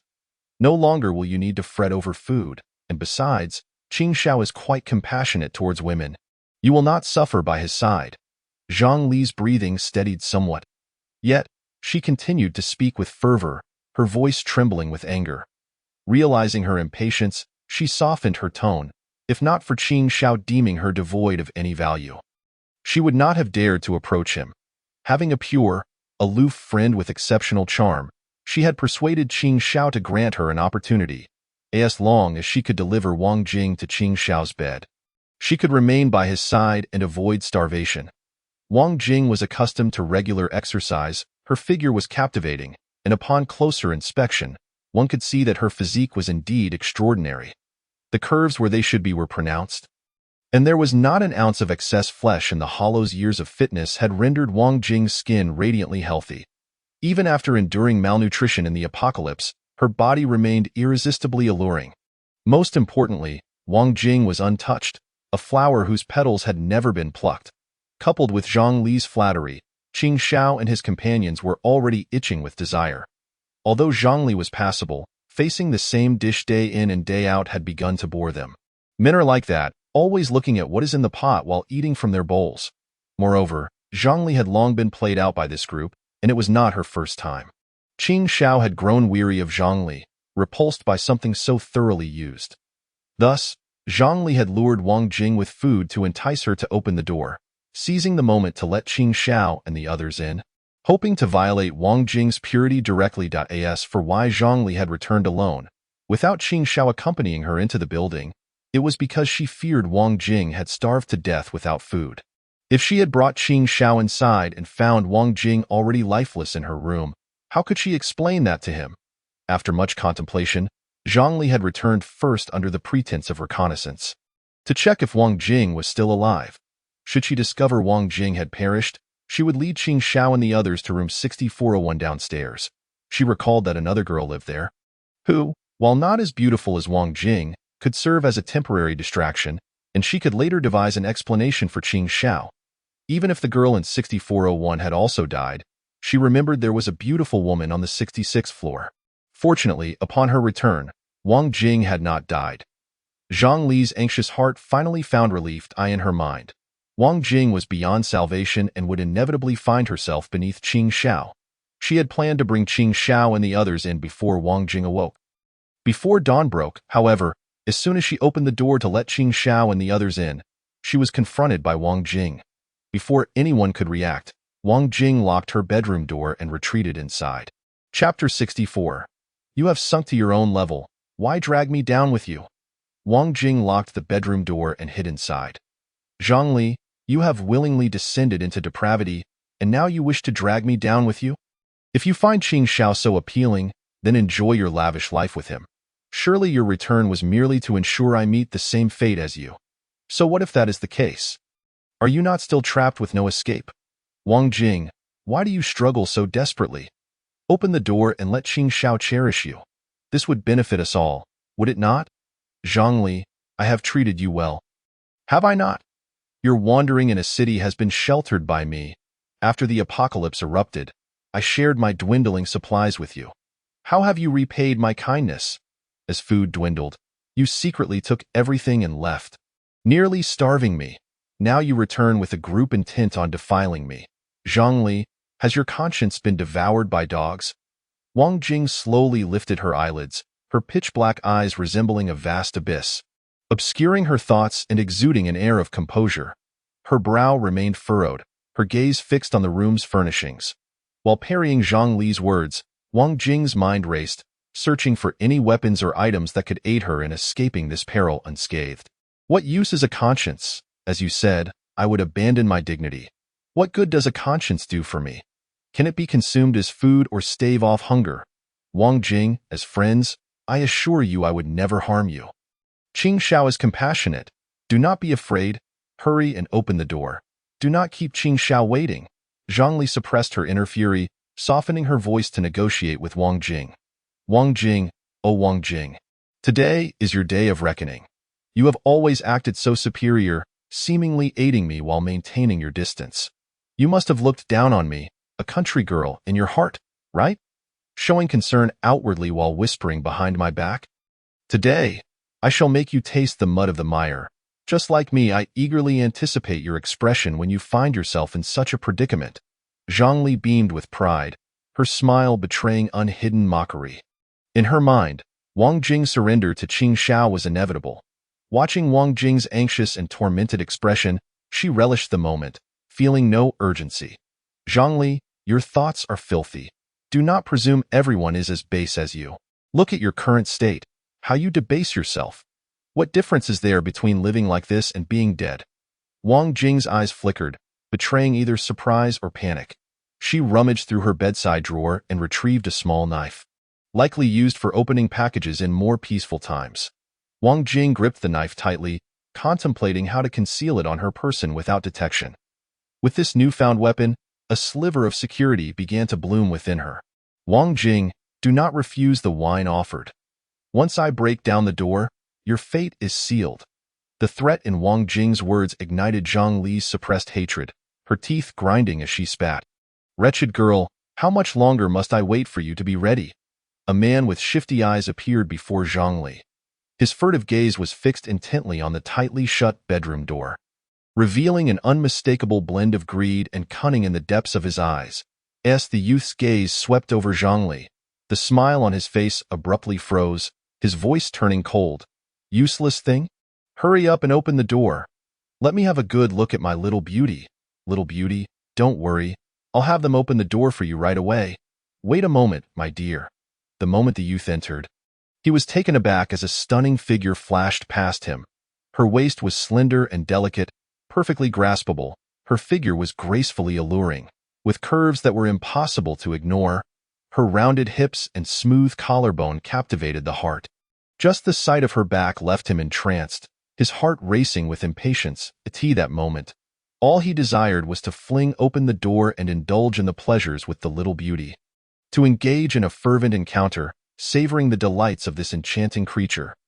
The youth, a wealthy heir, had long been lost in a hedonistic lifestyle, unable to extricate himself from his obsession with women. His family, choosing ignorance over confrontation, turned a blind eye to his extravagant wastefulness. Before the apocalypse erupted, the youth was hosting a party at home with a group of wayward friends, buoyed by the plentiful provisions prepared by the housekeeper, which included a bounty of imported snacks and a stockpile of food. It was sufficient to sustain this group of unruly youths for quite some time. However, when the apocalypse struck, cutting off all communication, the youth found himself stranded in the affluent neighborhood near Shun Qiuli's estate, watching helplessly as their fresh provisions spoiled without electricity. With the collapse of societal order, they became increasingly bold and reckless. Under the cover of darkness, they stealthily infiltrated a neighboring villa, brutally killing the elderly occupants and seizing their food. This first taste of murder opened a Pandora's box for these idlers, igniting a thrilling rush akin to an intoxicating drug, leaving them unable to resist. Soon, they set their sights on a young girl in another villa. After infiltrating her home, they did not hastily kill her. Instead, they harbored darker intentions. They confined the girl, turning her into a mere tool for their gratification, providing her with just enough food to keep her alive. Ignoring her desperate pleas, they unleashed their pent-up desires upon her for a month, during which her mental state deteriorated, leading her into madness.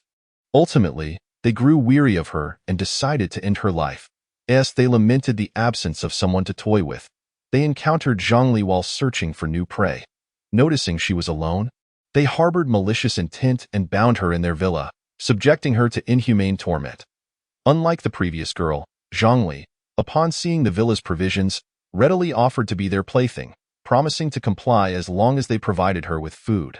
Intrigued by this proposition, the youth saw no harm in indulging her. Having grown accustomed to bland fare, a change of flavor seemed appealing. Days passed, and their initial interest in Zhongli waned, leading them to consider the opportunity to torment her to death.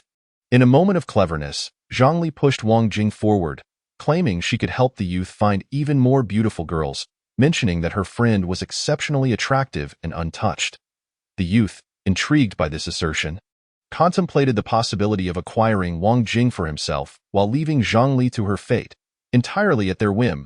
As Wang Jing's figure fleetingly passed by, the youth realized Zhang Li's claims were indeed true. Wang Jing's physique, a result of rigorous fitness, stood in stark contrast to Zhang Li's softer form. Zhang Li's voice, sweet and melodious, rang out, "Don't worry, I'll find a way to kick the door open. Wang Jing is definitely yours. Useless woman, hurry up and open the door. If you delay my time with the lovely Jingjing, you can prepare to meet your end." The youth's distaste for Zhongli grew, his focus solely on Wang Jing's form. "Get out of the way, you disgusting, filthy thing." With a powerful kick, he sent Zhongli sprawling, the sound of her body colliding with the ground echoing painfully in his ears. "Please, spare me, she pleaded, her voice trembling, eyes glistening with tears. Yet, her tone only served to heighten her allure, a siren's call that pierced through the air. "Shut up, or I'll make you regret it," he retorted coldly. And Zhongli knew all too well that the youth's attention was solely on Wang Jing, her own presence now an annoyance. "Come here and break down the door. Hurry up, don't dawdle," he commanded his companions, eager to claim Wang Jing. His mind was consumed with visions of her, imagining her stripped of her garments. Impatiently rubbing his hands together, the fire of desire in his eyes was unmistakable. "Don't worry, we'll have it open in no time. But, once you're done with this little lady, can we have a turn?" One of his cohorts piped up, their hunger for fresh prey evident. Zhongli, while not unattractive, paled in comparison to Wang Jing's figure, which had them all entranced.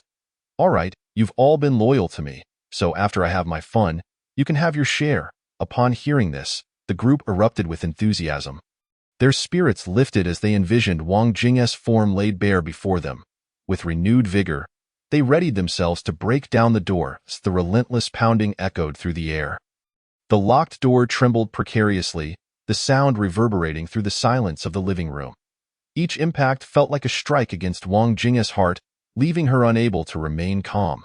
Tension coursed through her, compelling her to brace herself against the door. "Little beauty, don't resist. Submit to me, and I shall cherish you, ensuring you soar to the heights of ecstasy. I promise you will come to love this feeling." The voices of the youth pierced through the bedroom door, echoing in Wang Jing's ears. She was acutely aware that the door would not withstand their onslaught for long. It was merely a matter of time before they burst in. With a resolute heart, she meticulously concealed a small knife on her person. Moments later, the door was flung open with brute force, akin to an enraged lion's roar. Wang Jing stepped out of the room, slamming the door shut behind her, causing the entire space to tremble. The sudden turn of events left the assailants momentarily dumbfounded. They had not anticipated that Wang Jing would take the initiative to open the door and emerge.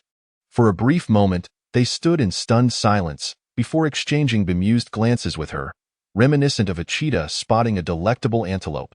The youth, too, was momentarily taken aback by Wang Jing's unexpected appearance. His eyes ignited with fervor, unable to contain the surging heat within him as he beheld the enchanting beauty before him. Wang Jing's glistening eyes, clouded with mist, seemed on the verge of tears, exuding an air of vulnerability that evoked empathy. It was as if she had made a decision to yield to the young master. "Come here, darling, let me steal a kiss," he exclaimed, eagerly lunging toward her, wishing to claim her on the spot. Wang Jing deftly sidestepped his advance, casting him a bashful yet reproachful glance. With a gentle kick of her toe against his leg, she playfully admonished, "Oh, don't be so hasty, Qing Shao. I am entirely yours. With so many of you here, do you truly fear I might escape? I've realized that following you means never having to worry about hunger, and what joy that brings. Besides, with your good looks and capable followers, I would want for nothing." With her gaze lowered, her eyes glistening with tears, she bit her lip in a pitiful manner. igniting a protective instinct in the men present. Naturally, my dear, with me, you will never lack for food or comfort. I could never bear to see you go hungry. Come, let me embrace you, Qing Xiao declared, leaning in for another kiss, captivated by Wang Jing's demure demeanor. Wait a moment, Qing Xiao, with so many people around. Surely we cannot indulge in such displays in public. I would be embarrassed. Wang Jing pouted, her voice soft and sweet. You there, do move aside. No peeking, come, darling, let us retreat to the room where it can be just the two of us. And you shan't feel shy. Qing Xiao commanded his companions to stand back, ensuring they did not stare at Wang Jing. Hearing his suggestion to enter the room sent a shiver down Wang Jing's spine. Once inside, there would be no escape, and she would be trapped. She could not allow Qing Xiao to lead her into the room. Once there, she would be like a fish in a barrel. Unable to escape her fate, in a moment of inspiration, she feigned weakness, her eyes brimming with sincerity. Qing Xiao, how cruel you are. I have gone days without food and am utterly exhausted. If I do not eat something, I won't be able to serve you properly. Please, allow me a bite to eat so I may regain my strength. She turned her head, brushing her lips lightly against his cheek, her tone laden with a sense of longing and melancholy. Ah, of course, my precious. How could I allow my darling to go hungry? Here, have some biscuits to tide you over. We shall attend to our business first, and afterward, you can have instant noodles, Qing Xiao replied, retrieving biscuits from his pocket and offering them to her. He wished to avoid the embarrassment of her fainting at a crucial moment, as he found no pleasure in a lifeless partner. He relished the sound of a woman pleading for mercy, the passionate responses that satisfied his desires. Wang Jing accepted the biscuits and devoured them ravenously. Indeed, she had not eaten in days, and replenishing her strength was crucial for her escape. After finishing, she leaned into Qing Xiao's embrace, resting her head against his chest and nuzzling him like a needy kitten. Unable to contain himself any longer, Qing Xiao grasped her chin, forcing her to meet his gaze before crashing his lips onto hers with fervor. He allowed no room for her to escape, his scorching kiss claiming her entirely, devoid of tenderness. To his surprise, Wang Jing did not resist. Instead, she responded to him. Her eyes darted towards the nearby doorway, catching a glimpse of the living room sofa. The door was not far from the sofa, and if she could just inch closer, an opportunity to flee would present itself as Qing Xiao became lost in the moment. Oblivious to Wang Jing's subtle maneuvers, she deftly guided him nearer to the living room sofa. He assumed that her eagerness was merely a desire to indulge in their passion, blind to her true intentions. The onlookers, witnessing the fiery kiss between the two, averted their gazes, choosing to act as though they had not seen anything. After all, Qing Xiao had commanded them not to look, and they could not linger by. Watching the couple's intimate exchange as they shifted their focus, the men felt a surge of heat coursing through them, their bodies aflame with desire. Overwhelmed by the relentless kisses showering Wang Jing, she fought to suppress her revulsion while maintaining the facade of being enamored. Beneath Qing Xiao's rough kisses, her clothing threatened to slip from her form, yet she offered no resistance, appearing to submit to his whims. Engrossed in the moment, Qing Xiao paid no heed to anything else. Sensing that the time was ripe, Wang Jing noted that she was now merely 8 meters from the door. Stealthily, she retrieved the concealed knife, thrusting it toward Qing Xiao's chest.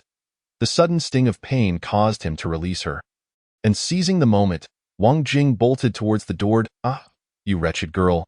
How dare you ambush me? Capture her. Quickly, seize her! Qing Xiao bellowed, clutching his chest, his eyes narrowing with malice as he glared at Wang Jing. Fortunately, it was but a minor wound, yet blood oozed from the cut, the pain jolting him into clarity.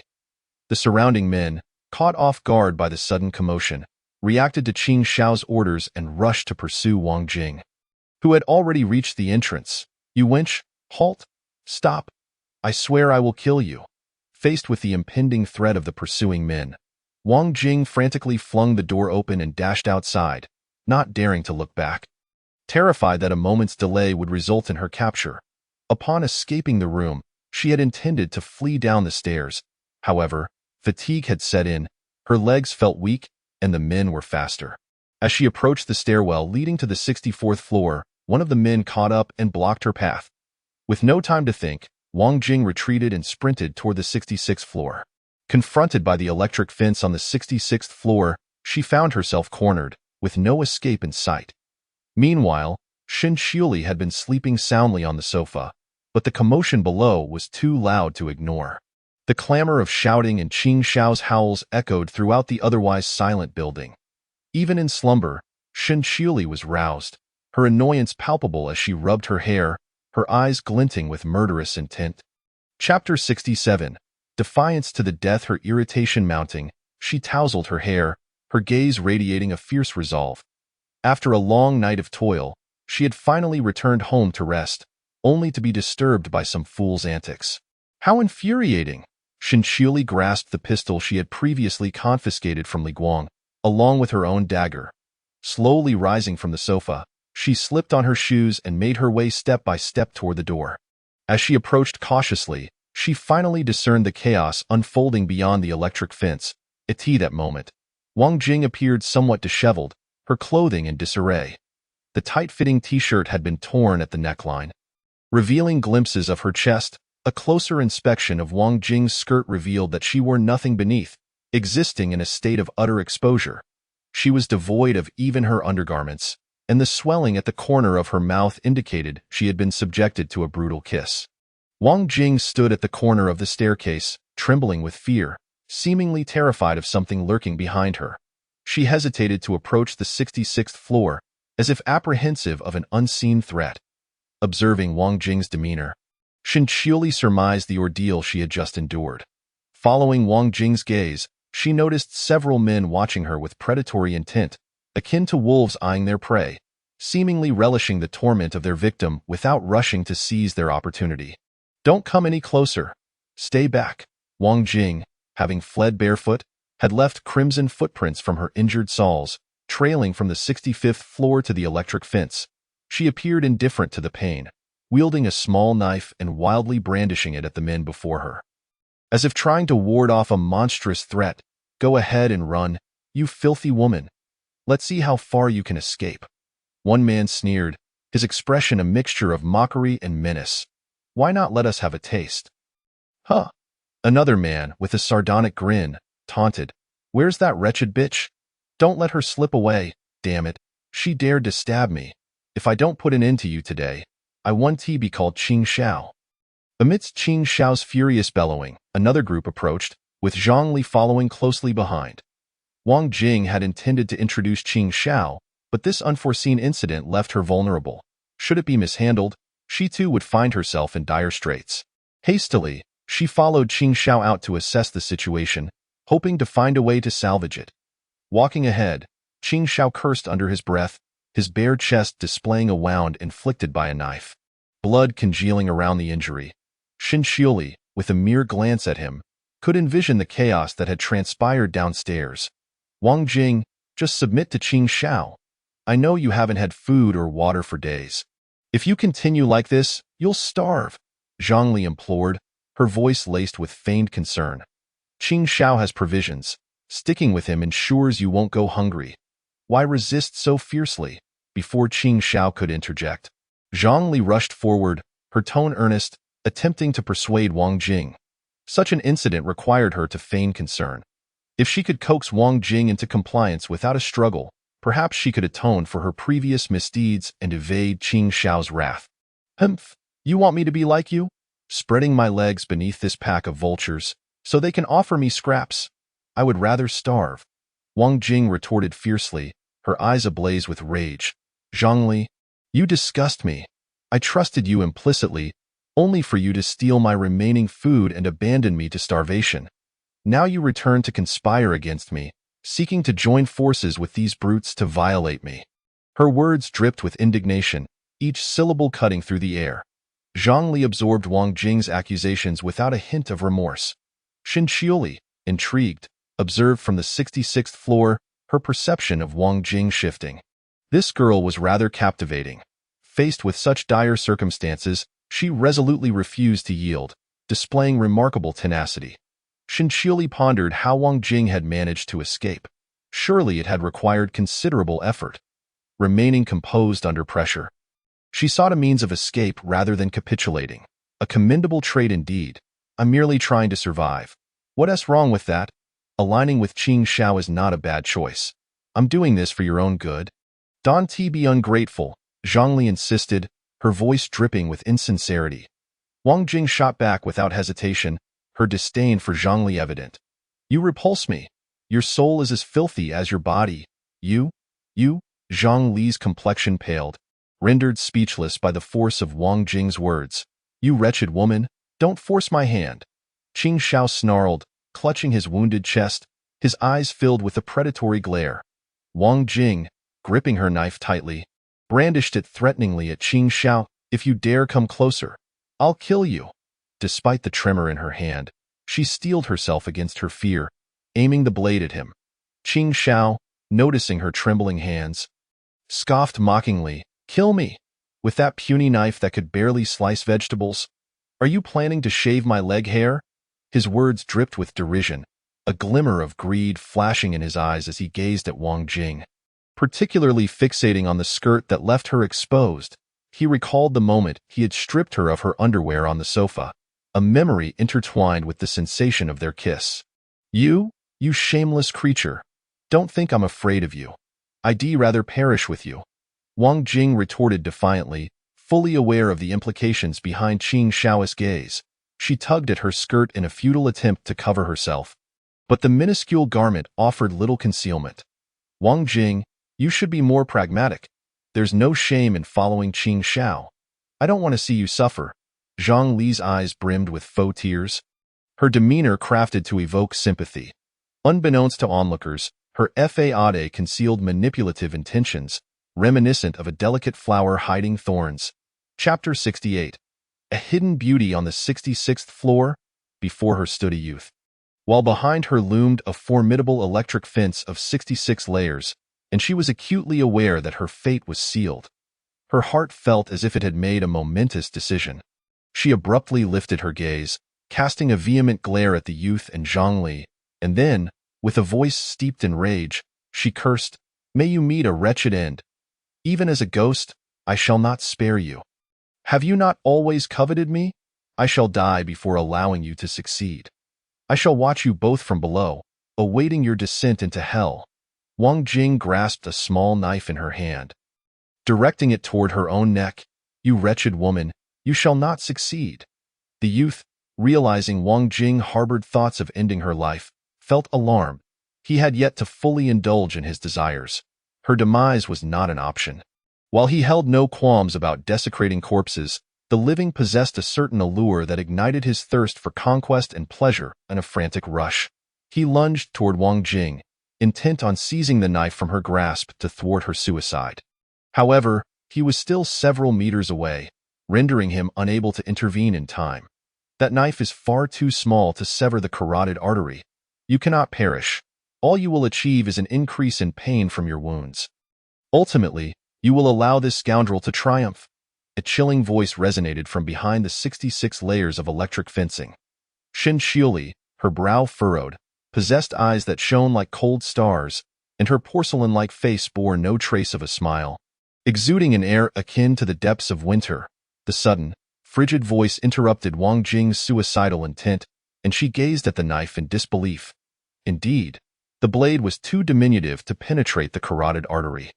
Even if used to stab the youth, it would merely inflict a superficial wound and provide her with a fleeting opportunity to escape. How foolish she felt, realizing she could not even execute her own demise. Was she destined to surrender and become prey to this scoundrel, much like Zhongli had done to secure sustenance? At that moment of bewilderment, the youth followed her gaze, discovering a woman standing behind the electric fence, adorned in a pink camisole dress that accentuated her graceful shoulders and neck. Her skin was as white and smooth as snow, her eyes exuding an icy coolness, resembling a frozen visage, while her gaze sparkled like the vast cosmos. The striking contrast between her pale complexion and the pink dress was captivating, causing the youth to gawk, his expression one of unabashed desire. Until now, his attention had been solely focused on Wang Jing, and he had failed to notice such a beauty hiding behind the 66 layers of fencing. Having only just arrived at this community, He was oblivious to the formidable reputation of the 66 layers. Nor was he aware of the preceding events, mistaking it for a gilded abode housing an exquisite maiden. "Oh? Are you here alone, my fair lady? Feeling lonely? Would you care to join me and my companions for some amusement? I assure you, you will be thoroughly satisfied." Upon seeing Shen Qiuli, the youth was entranced, fantasizing about holding her in his embrace, relishing the thought of such pleasure. How fortunate he felt to encounter so many captivating women in a single day. Each more beautiful than the last. As he contemplated this, he unabashedly gazed at Shen Qiuli with lecherous intent. "Why not join us? I promise you will be well fed and warmly clothed. You will want for nothing. Living each day in blissful revelry. What do you say? Care to consider joining us? Begone, before I take your life." Shen Qiuli's response to the youth's lascivious remarks was delivered with a calm indifference. Devoid of any warmth, her icy gaze piercing through him with a chilling intensity. Suddenly, a man standing behind the youth erupted in anger, exclaiming, "You wretched woman, do not presume that your beauty will elicit our pity. Who are you to meddle in our affairs? Do you dare speak to our youth in such a manner? You seek death." Shen Qiuli's gaze fell upon the man who had spoken, her eyes cold and sharp like a blade of ice, silencing him with a mere glance. "You are disturbing my slumber. This is not meddling. Speak again, and I shall ensure you are rendered speechless." Her tone was measured, lacking any overt emphasis, yet it carried an undeniable weight that brooked no contradiction. With a slight elevation of her gaze, she allowed a subtle, mocking smile to escape her lips. Shen Qiuli had no desire to involve herself in this matter, yet the youth's audacity compelled her to act. How dare he set his sights on her? He must learn that certain individuals are beyond reproach. Even the mere thought of it was unacceptable. Observing the group of men behind the youth, she understood the reputation of the 66 layers. It was widely known that they were not to be trifled with. Typically, few dared to provoke them. These brash newcomers, evidently ignorant of the building's history, were clearly not acquainted with the peril that came from challenging the 66 layers. Those who had dared to confront them the previous night had long since met their demise, and these men felt emboldened only because they were armed. Shen Qiuli perceived these individuals as nothing more than careless fools, lacking the gravitas of formidable adversaries. However, she remained vigilant, monitoring their every move, aware that they might possess hidden weaponry. The man who had spoken earlier fell silent, his glare fixed on Shen Qiuli. She regarded him with disdain, thinking, "A coward who preys on the weak, yet quivers before the strong. How quickly he forgets his bravado when faced with me." The youth, no longer inclined to tease Shen Qiuli, approached the electric fence, his expression darkening as he remarked, "You certainly possess a fiery temper, little lady. I find it quite appealing. But from whence does your confidence stem? To speak to me in such a manner? Do not assume that your beauty will spare you. Do you believe I will not force you to beg for mercy?" As his words echoed, Shen Qiuli noticed the weapons brandished by the men behind him, advancing step by step toward the 66 layers, their malevolence palpable. "Is that so? We shall see if you possess the capability," she retorted. "As I previously stated, if you had chosen to retreat, I might have considered sparing you. But now, I have changed my mind. I shall ensure you cannot return." Shen Qiuli lifted her gaze, her expression haughty and indifferent, as if regarding mere ants, utterly dismissing the threat posed by her adversaries. "You insolent woman, I actually extended you a courtesy.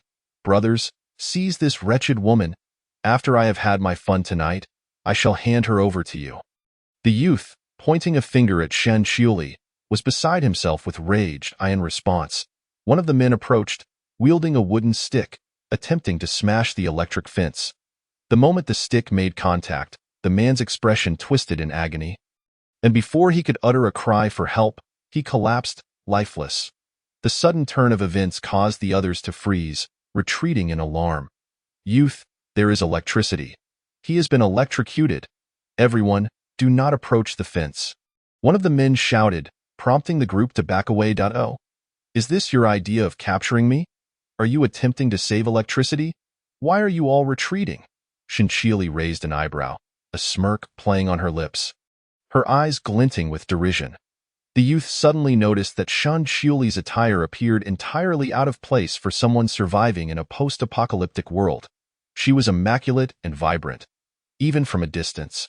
He could catch a whiff of the fragrance from her hair, freshly washed with shampoo. In this world, merely having enough to eat was a significant accomplishment, let alone maintaining such cleanliness. Even with some food in hand, he had gone days without bathing, his appearance disheveled. Water was a precious resource in this post-apocalyptic landscape, not to be squandered on bathing or laundry. Yet, this woman seemed to be living as if the world had not changed at all. The only explanation for her luxurious existence was an abundance of supplies, enabling her to sustain such a lifestyle. He had been so preoccupied with her figure that he had overlooked this crucial detail. It seemed he had misjudged her. He must have her at all costs, not only for her beauty but also for the resources she possessed. What luck, encountering a beauty and a windfall of supplies. What was hiding behind the electric fence? He scoffed at the notion. If they had the courage, they would come forth. In response to the taunts from the men behind the youth, Shan Xiuli merely smiled. Her silence punctuated by a cold smirk. She stepped toward the electric fence, deactivating it, and then opened the security door, stepping outside. The youth, momentarily stunned by Shan Xiuli's boldness and aura, involuntarily took a step back. What do you intend to do? At the same time, he gestured for his companions to approach, seeking to overwhelm Shan Xiuli with their numbers. Realizing that she had stepped outside the electric fence, alone and seemingly vulnerable, he regained his confidence, adopting a haughty demeanor once more. Without waiting for his response, Shan Xiuli delivered a powerful kick to his chest. The youth was abruptly forced back by an unforeseen turn of events. In the next moment, Shan Xiuli emerged from behind, brandishing a concealed dagger, her figure slicing through the night like a bolt of lightning, appearing before the youth to plunge the blade into his abdomen. With a calm demeanor, she withdrew the knife a few steps back. Although Shan Xiuli endeavored to prevent blood from splattering onto herself, the moment she withdrew the blade, a surge of crimson gushed forth, staining her dress. Vile woman! He unconsciously emitted a scream akin to that of a slaughtered pig, blood instantly gushing from his abdomen, as if 1,000 arrows pierced through his heart, the pain echoing deep within his lungs. Those behind the youth attempted to rush forward, only to be sent sprawling by a swift kick from Shan Xiuli, colliding with others and toppling them over. Seizing the opportunity, Shan Xiuli composedly approached the youth, sending him crashing to the ground with a kick, her foot pressing down upon his injured shoulder. The youth, who had intended to howl and curse, could only grimace in pain, too frightened to act recklessly. Shan Xiuli crouched down, targeting the youth's chest, and with a soft squelch, the sharp blade embedded itself within him. Remember, not everything can be provoked. In the future, do not provoke women. Oh, I almost forgot, you no longer have a future. Shan Xiuli's voice was low and composed, instilling a sense of dread that dissuaded any thoughts of underestimating her. She cast a scornful glance at the youth, then disdainfully glanced at the dagger and the blood on her hands. As if they were filth, utterly indifferent to the youth's agony as she forcefully withdrew the dagger. Chapter 70. Dying like this, she as supplies the youth's blood erupted, the warm, crimson liquid splattering onto Shan Xiuli's strapless dress. With an expression of indifference, she kicked the barely conscious youth away, the force propelling him to collide against a nearby wall, where he promptly lost consciousness. Youth, are you all right? Youth. Those who had risen behind rushed to his side. Upon seeing the youth's unconscious state, one person hastily checked his condition. Oh, no. The youth has no pulse. The youth is dead. The man swallowed hard, his throat moving, his voice dry as he spoke. The youth is dead? The youth is truly dead? It cannot be.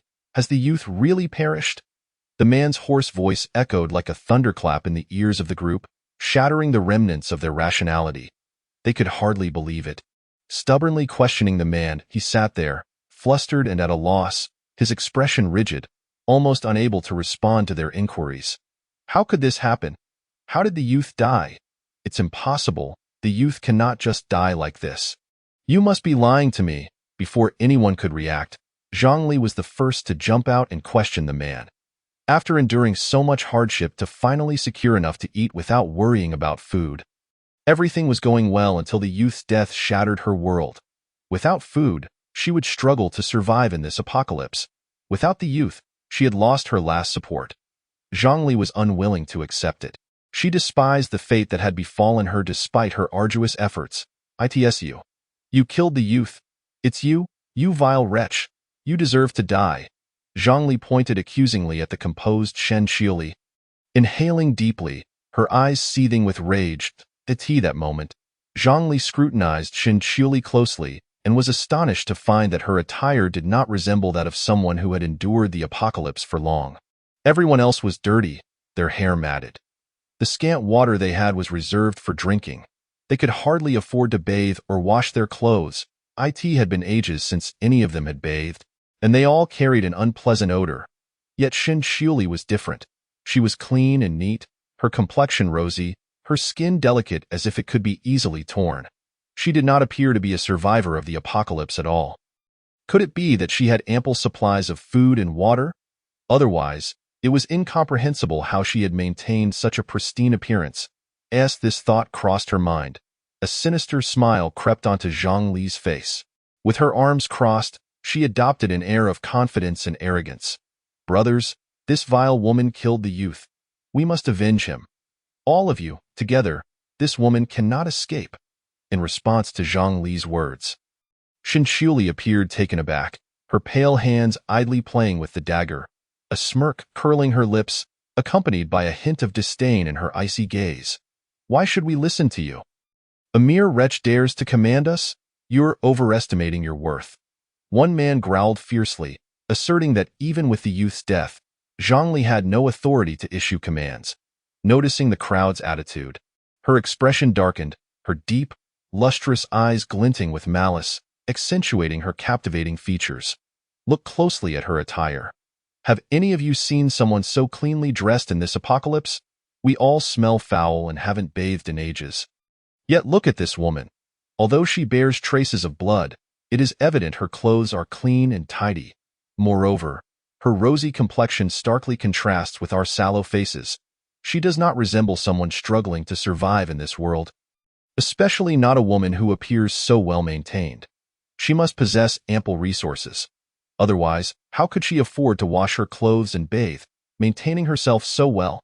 In light of Zhang Li's insights, the crowd began to scrutinize Shen Qiuli more closely, realizing that she indeed appeared far too well-groomed for someone living in the apocalypse. Zhang Li, seeing the doubt rising in the crowd, felt vindicated, her gaze sharp and venomous as it landed on the electrified perimeter surrounding the 66th floor. "Look, she has encircled the 66th floor with an electric fence.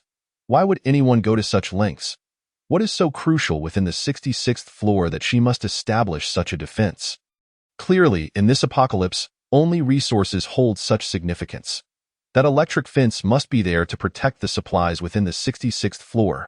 Zhang Li shot a cold glare at Shen Qiuli, her lips quivering as she spat out a resentful remark. "You say? Am I correct? Should I praise your cleverness or scorn your foolishness? What difference does it make, right or wrong? You see, she has admitted it. I told you she must have abundant supplies. She killed the youth. And with so many resources in her possession, you cannot let her go."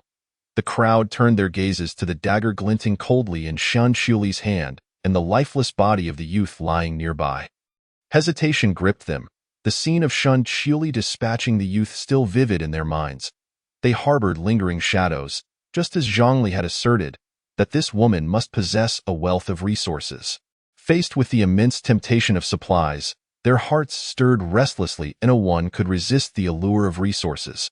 The supplies this woman held were undoubtedly plentiful, enough to alleviate their worries about food for the foreseeable future. She is alone. Why should we fear her? The incident occurred so suddenly that we were caught off guard. She is just one woman. Even if she is formidable, she cannot withstand us all. Eventually, she will tire. And there is no need to fear. Zhang Li, sensing the crowd's indecision, began to incite their spirits. Capturing this woman might grant her a share of the bounty, thereby increasing her chances of survival in the apocalypse. At least for a while, alleviating her food concerns. Just imagine all that food. All those resources. If we take this woman down, they will all be ours. Do you not desire those things? Even if we do not want the supplies. Will she let us go after this? Zhang Li's words struck the group like a heavy boulder, awakening them to the reality. Indeed, they had already offended this woman. She would not let them off easily. Since they were doomed regardless, it would be better to fight for it. Capturing this woman's resources would ensure their survival. Chapter 71. You owe me this life. Suddenly, Xinqiuli displayed a trace of impatience. Casting a sidelong glance, her lips curling in a taunting smile as she remarked, "Are you done, brothers? She is all alone. Let us go. If we kill her, all the food will be ours. Charge. Kill this vile woman." In no time, several men charged toward Xinqiuli, launching their assault. Xinqiuli deftly evaded the incoming blows, her movements fluid as she countered with a swift kick that sent one adversary crashing to the ground. As more of them surged forward, their attacks intensified, yet Xinqiuli gracefully sidestepped their assaults.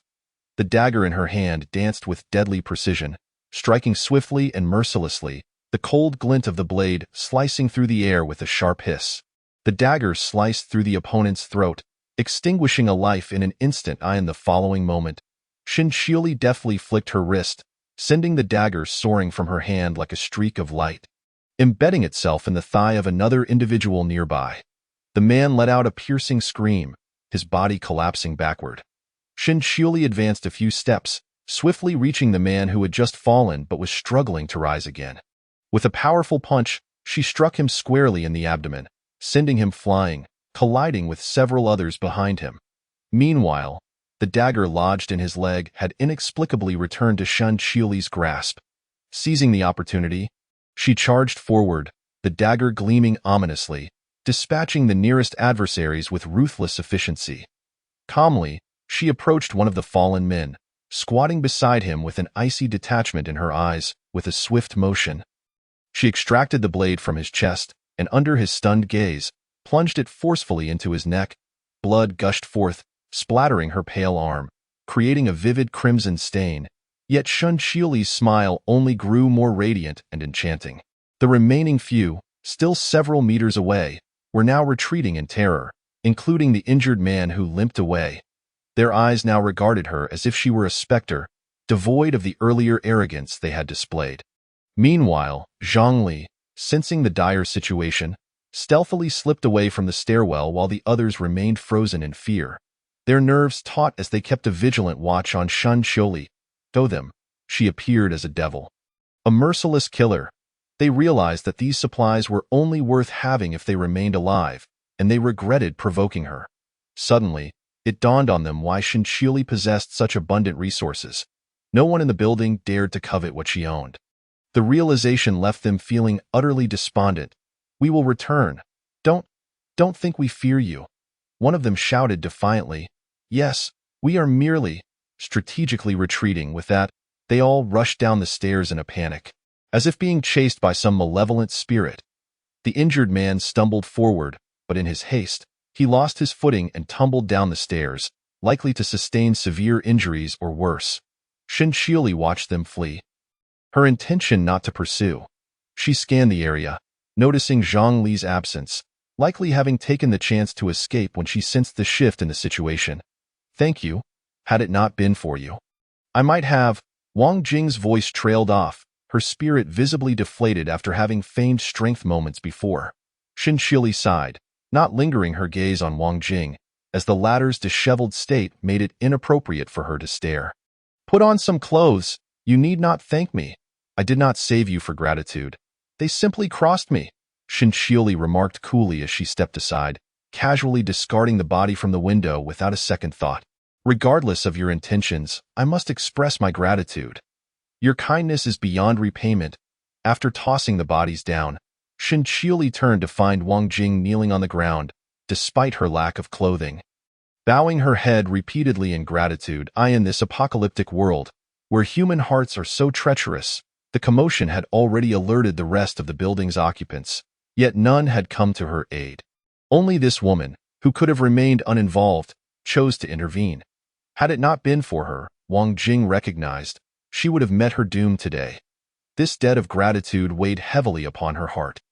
If you ever need my assistance, I will be there. What are your plans now? Shinchili asked, directing her attention toward the kneeling Wang Jing. After a brief silence, Wang Jing's expression transformed from bewilderment to determination. If possible, I wish to follow you. I want to help you in any way I can. Seeing Wang Jing composed rather than weeping, Shinchili felt a flicker of admiration. However, she did not immediately acquiesce. Instead, she raised an eyebrow, her demeanor cold. Since you say so, having saved your life, it seems your life now belongs to me. After all, you owe me that much. If you wish to accompany me, what can you offer in return? Wang Jing faltered, momentarily lost for words. Closing her eyes, she took a deep breath, seemingly contemplating her worth. Yes, what could she possibly contribute? She was neither a fighter nor a killer, and it appeared Shinchili had no need for her meager supplies. After a moment, she looked up, her gaze resolute. I can venture outside to gather resources. Whatever I find, I will bring back to you. May I keep a little for myself? I am not afraid of hardship. I simply wish to repay your kindness. Following her declaration, Wang Jing self-deprecatingly added, I know I am worthless, and you may disdain me, but I am willing to do any menial or laborious task. Besides, I understand that the people on the 66th floor are formidable and would hardly regard someone like me. I might not be of much help, but I still wish for a chance.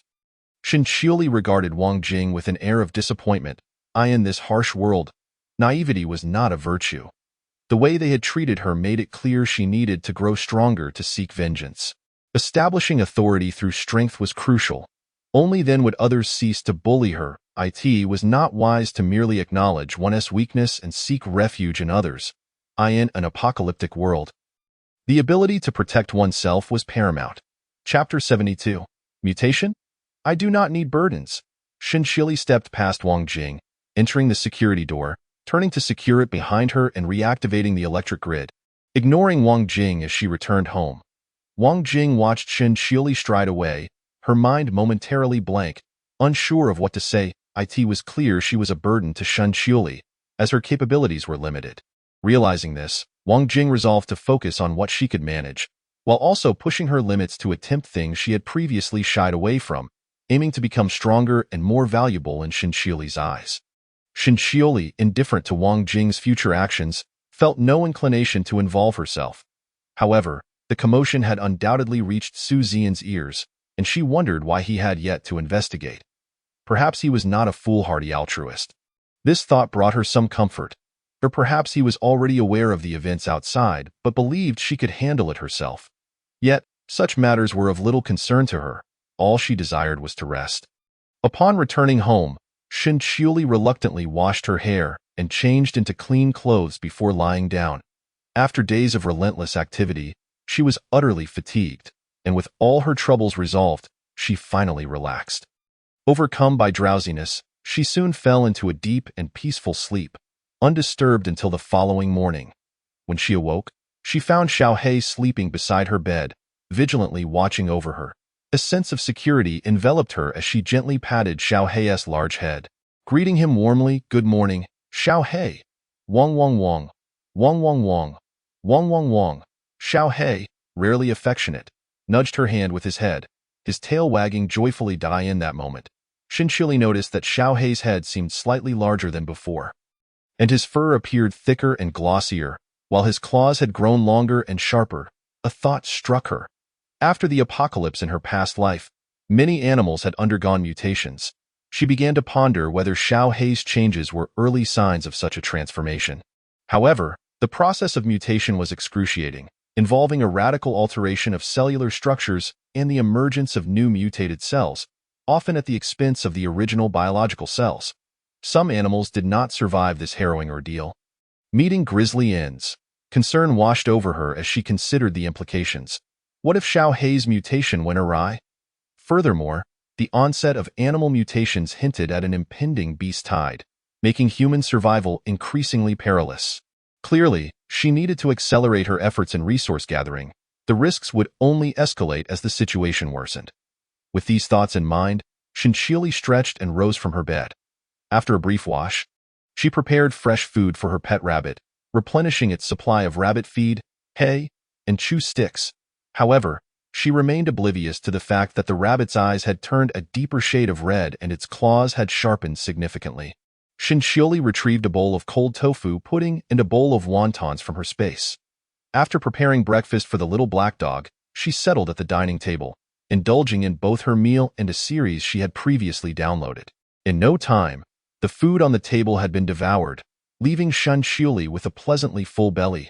Beside her, the little black dog lounged lazily in its bed after finishing its meal, clutching a small duck toy and playfully gnawing at it, appearing adorably silly. After finishing her breakfast, Shinchioli continued to watch her show for a while before tidying up the table completely. Suddenly, a grave concern struck her. After killing the youth and his accomplices yesterday, a considerable amount of blood had pooled on the floor. While she had disposed of the bodies, she had neglected the bloodstains, and with the sweltering heat, she wondered if they had begun to emit a foul odor. This thought caused her a headache, prompting her to reluctantly retrieve cleaning supplies and disinfectants from her space. Determined to clean up the mess, however, to her surprise, as she approached the electric fence, she found Wang Jing crouched on the ground, using a towel soaked in laundry detergent to scrub the floor. Most of the bloodstains on the floor, walls, and the door had been thoroughly cleaned. Upon noticing Shinchioli's arrival, Wang Jing quickly stood up, a bit embarrassed, and explained, "I thought it might smell in this heat, so I came to tidy up. I hope I didn't do a poor job." Her voice trailing off the tea that moment, Shinchioli spotted an empty water bottle behind Wang Jing, realizing she must have used her own drinking water to wash the floor. This made Shinchioli reassess Wang Jing, and she felt a flicker of goodwill towards her. Seeing that Wang Jing had done a commendable job, Shinchioli felt relieved, sparing herself from the task. Without further ado, she turned and headed back inside. The entire day passed with Shinchioli engaging in various exercises within her room, push-ups, sit-ups, and more, as she endeavored to strengthen her frail body. If she did not exercise, she risked becoming utterly incapacitated. Fortunately, the daytime remained peaceful without any disturbances or troublemakers.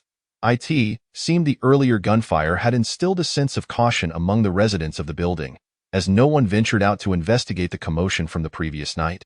They could hardly be unaware of the chaos. After all, Li Guang, despite wielding a gun, had met his end on the 66th floor. With so many men accompanying him, they had all perished without exception. It was evident just how formidable and terrifying the occupants of the 66th floor were. This served as a stern warning, and for a time, no one dared to provoke them as night fell.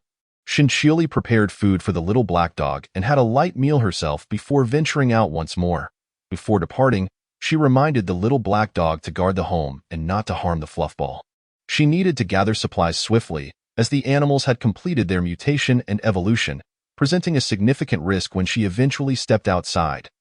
This time, Shinchioli had set her sights on a pharmaceutical research company located on the outskirts of the city. Although she had stockpiled some medications before the apocalypse, such items had become exceedingly scarce in this new world, and one could never have too many. Therefore, seizing the opportunity to acquire more medications was certainly prudent. Chapter 73. Unexpected gains. Once outside the community, Shinchioli pondered for a moment before deciding to take her small car. Initially, she had considered that the sound of the vehicle might attract unwanted attention at night, easily revealing her location. However, after weighing her options, she concluded that walking there would take an eternity, and encountering robbers along the way posed a significant risk. It was far more efficient to drive, as she would be a target regardless, and this way, she could save time. Unbeknownst to Shinchioli, as she exited the community, Su Zian also emerged from the complex. In contrast to Shinchioli, he slipped away alone into the night from another direction, quickly disappearing into the darkness. Shinchioli opened the downloaded map on her phone, following the indicated route. She dared not slow her speed, pushing the vehicle to its limits to avoid any potential ambush. She parked at the outskirts of the pharmaceutical research company, stowed the car in her space, and proceeded on foot towards the building. The pharmaceutical company's edifice stood at the heart of this area, surrounded by other office buildings. The architecture bore the hallmarks of a time when the world had thrived. Now, without the maintenance of sanitation workers, the streets exuded an eerie desolation. The research company was located about 100 meters from a traffic light intersection, flanked by numerous tall structures and various shops along the street.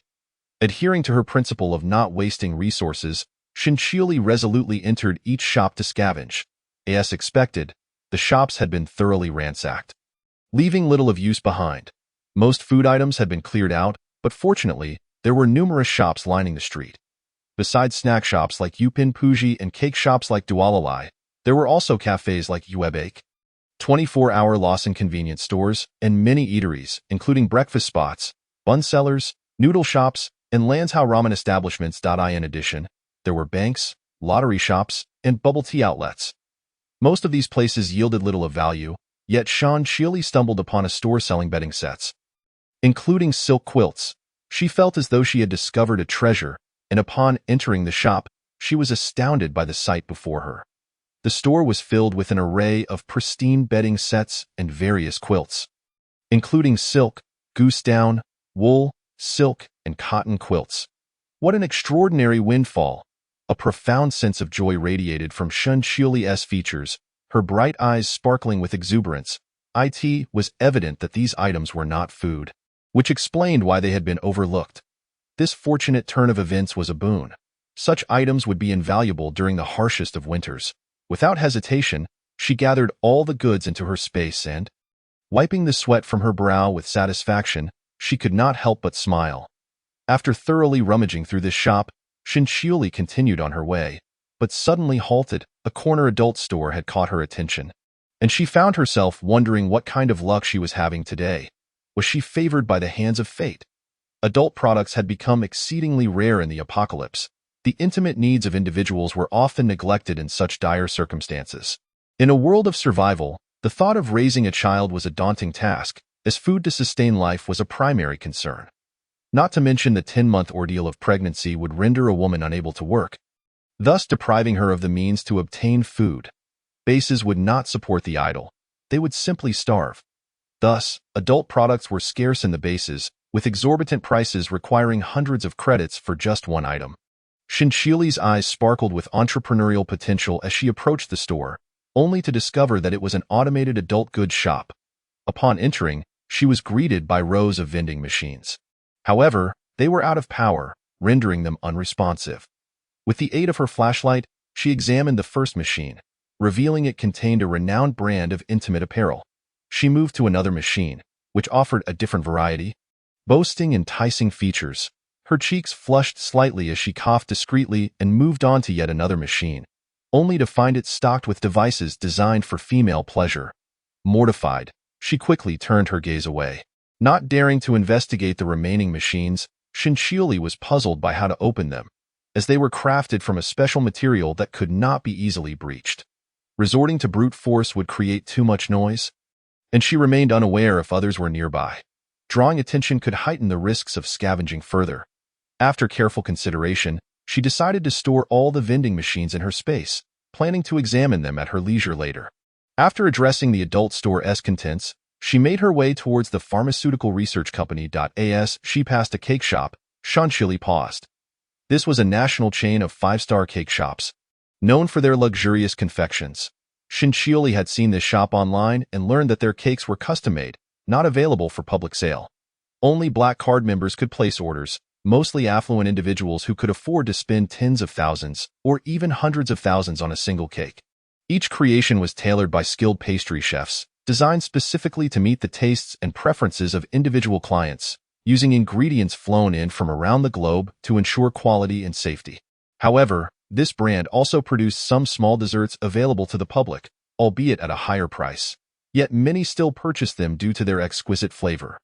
With a mindset of tentative exploration, Shinchioli stepped into the cake shop, pondering the possibility of uncovering other useful items within. Upon entering, she was greeted by a chaotic array of footprints and the pungent odor of some unknown liquids that had long soured. The glass display cases were completely stripped bare of cakes, leaving only one or two spoiled cream remnants. Observing the disarray before her, Shinchioli calmly navigated through the clutter, making her way to the kitchen. Inside the shop, she discovered an abundance of cake-making tools, an assortment of machines, and even some unfamiliar contraptions. In a corner, she stumbled upon a manual for operating the newly imported cake-making equipment. After a thorough exploration, she found no additional edible items. Fixating on the machines before her, an idea sparked within her, prompting her to store them all within her spatial compartment. Having completed this task, Shinchioli clapped her hands and strode confidently out of the shop. She proceeded to scour the remaining stores, leaving no table or chair unexamined, all of which she also collected into her space. During the frigid season to come, the wooden furniture would serve as a valuable source of warmth. Following the directional signs, she traversed the streets flanked by shops until she arrived at the entrance of the pharmaceutical research company. Stopping to survey her surroundings for any sign of life, she cautiously approached the building to inspect it closely. The entrance's glass had been shattered, shards littering the ground in a disorderly fashion. Gripping her firearm tightly, she carefully ventured inside. Upon entering, she beheld the reception desk in the center of the lobby, with a seating area on the opposite side furnished with sofas and other amenities. The other side of the lobby led to the elevators, which included a staff access route and a VIP passage. However, the entire building was devoid of power, rendering the elevators useless. Reluctantly, Shinchioli opted to ascend via the stairs, taking her time as she descended to the basement level. As anticipated, the lower level was a parking garage. Numerous vehicles were parked within, including several luxury sports cars that hinted at considerable value. To her delight, she discovered two high-end recreational vehicles. After surveying the area, she noted that while many cars occupied the garage, most were devoid of gasoline, with only a small fraction still possessing fuel, leaving her somewhat disheartened. She had expected the underground parking lot to be a treasure trove of automobiles brimming with gasoline, only to find the majority empty. In the midst of her disappointment, her gaze fell upon the tires of a car across the way, which were smeared with a dark, unsightly substance. Suddenly, a thought struck her. She scrutinized the vehicle and noted its exceptionally clean door handle. In stark contrast, the rest of the car was coated in dust, and the windshield appeared to have been deliberately wiped clean. It was evident that this car had been recently used. Furrowing her brow, concern and vigilance filled her eyes. She tightened her grip on her gun, scanning her surroundings with heightened alertness, prepared for any unexpected developments. It seemed that in this vast building, she was not alone. The fact that someone could access this vehicle indicated the presence of its owner, yet it raised the suspicion that the individual might have nefarious intentions. Regardless, it was still uncertain whether this person operated alone or as part of a group. Such a large structure could easily serve as a hideout. Having observed her surroundings and confirmed the absence of others, she finally relaxed, collecting all the smaller vehicles in the parking garage, including the recreational ones. After clearing out the underground parking area, she ascended to the next level. Unbeknownst to her, a shadow flitted past in the corner of the garage as she made her way to the second floor, which turned out to be the dining area. Resembling a cafeteria, the second floor appeared more upscale than the average dining hall. Shinchioli scanned her surroundings but found nothing of value. The place was in disarray, with tables and chairs strewn across the floor. Various items cluttered the ground, including pots, bowls, and spoiled food, emanating a foul odor that compelled her to don a mask from her spatial compartment to breathe more easily. After thoroughly searching the second floor without uncovering anything useful, she collected all the clean and usable tables and chairs, along with any functional pots and bowls. However, she felt an unsettling sensation as if something were watching her. Despite her careful observation, she found no one else present in the dining area. Confused, she hastily exited the second-floor dining space, only to find that the feeling of being observed dissipated as she left.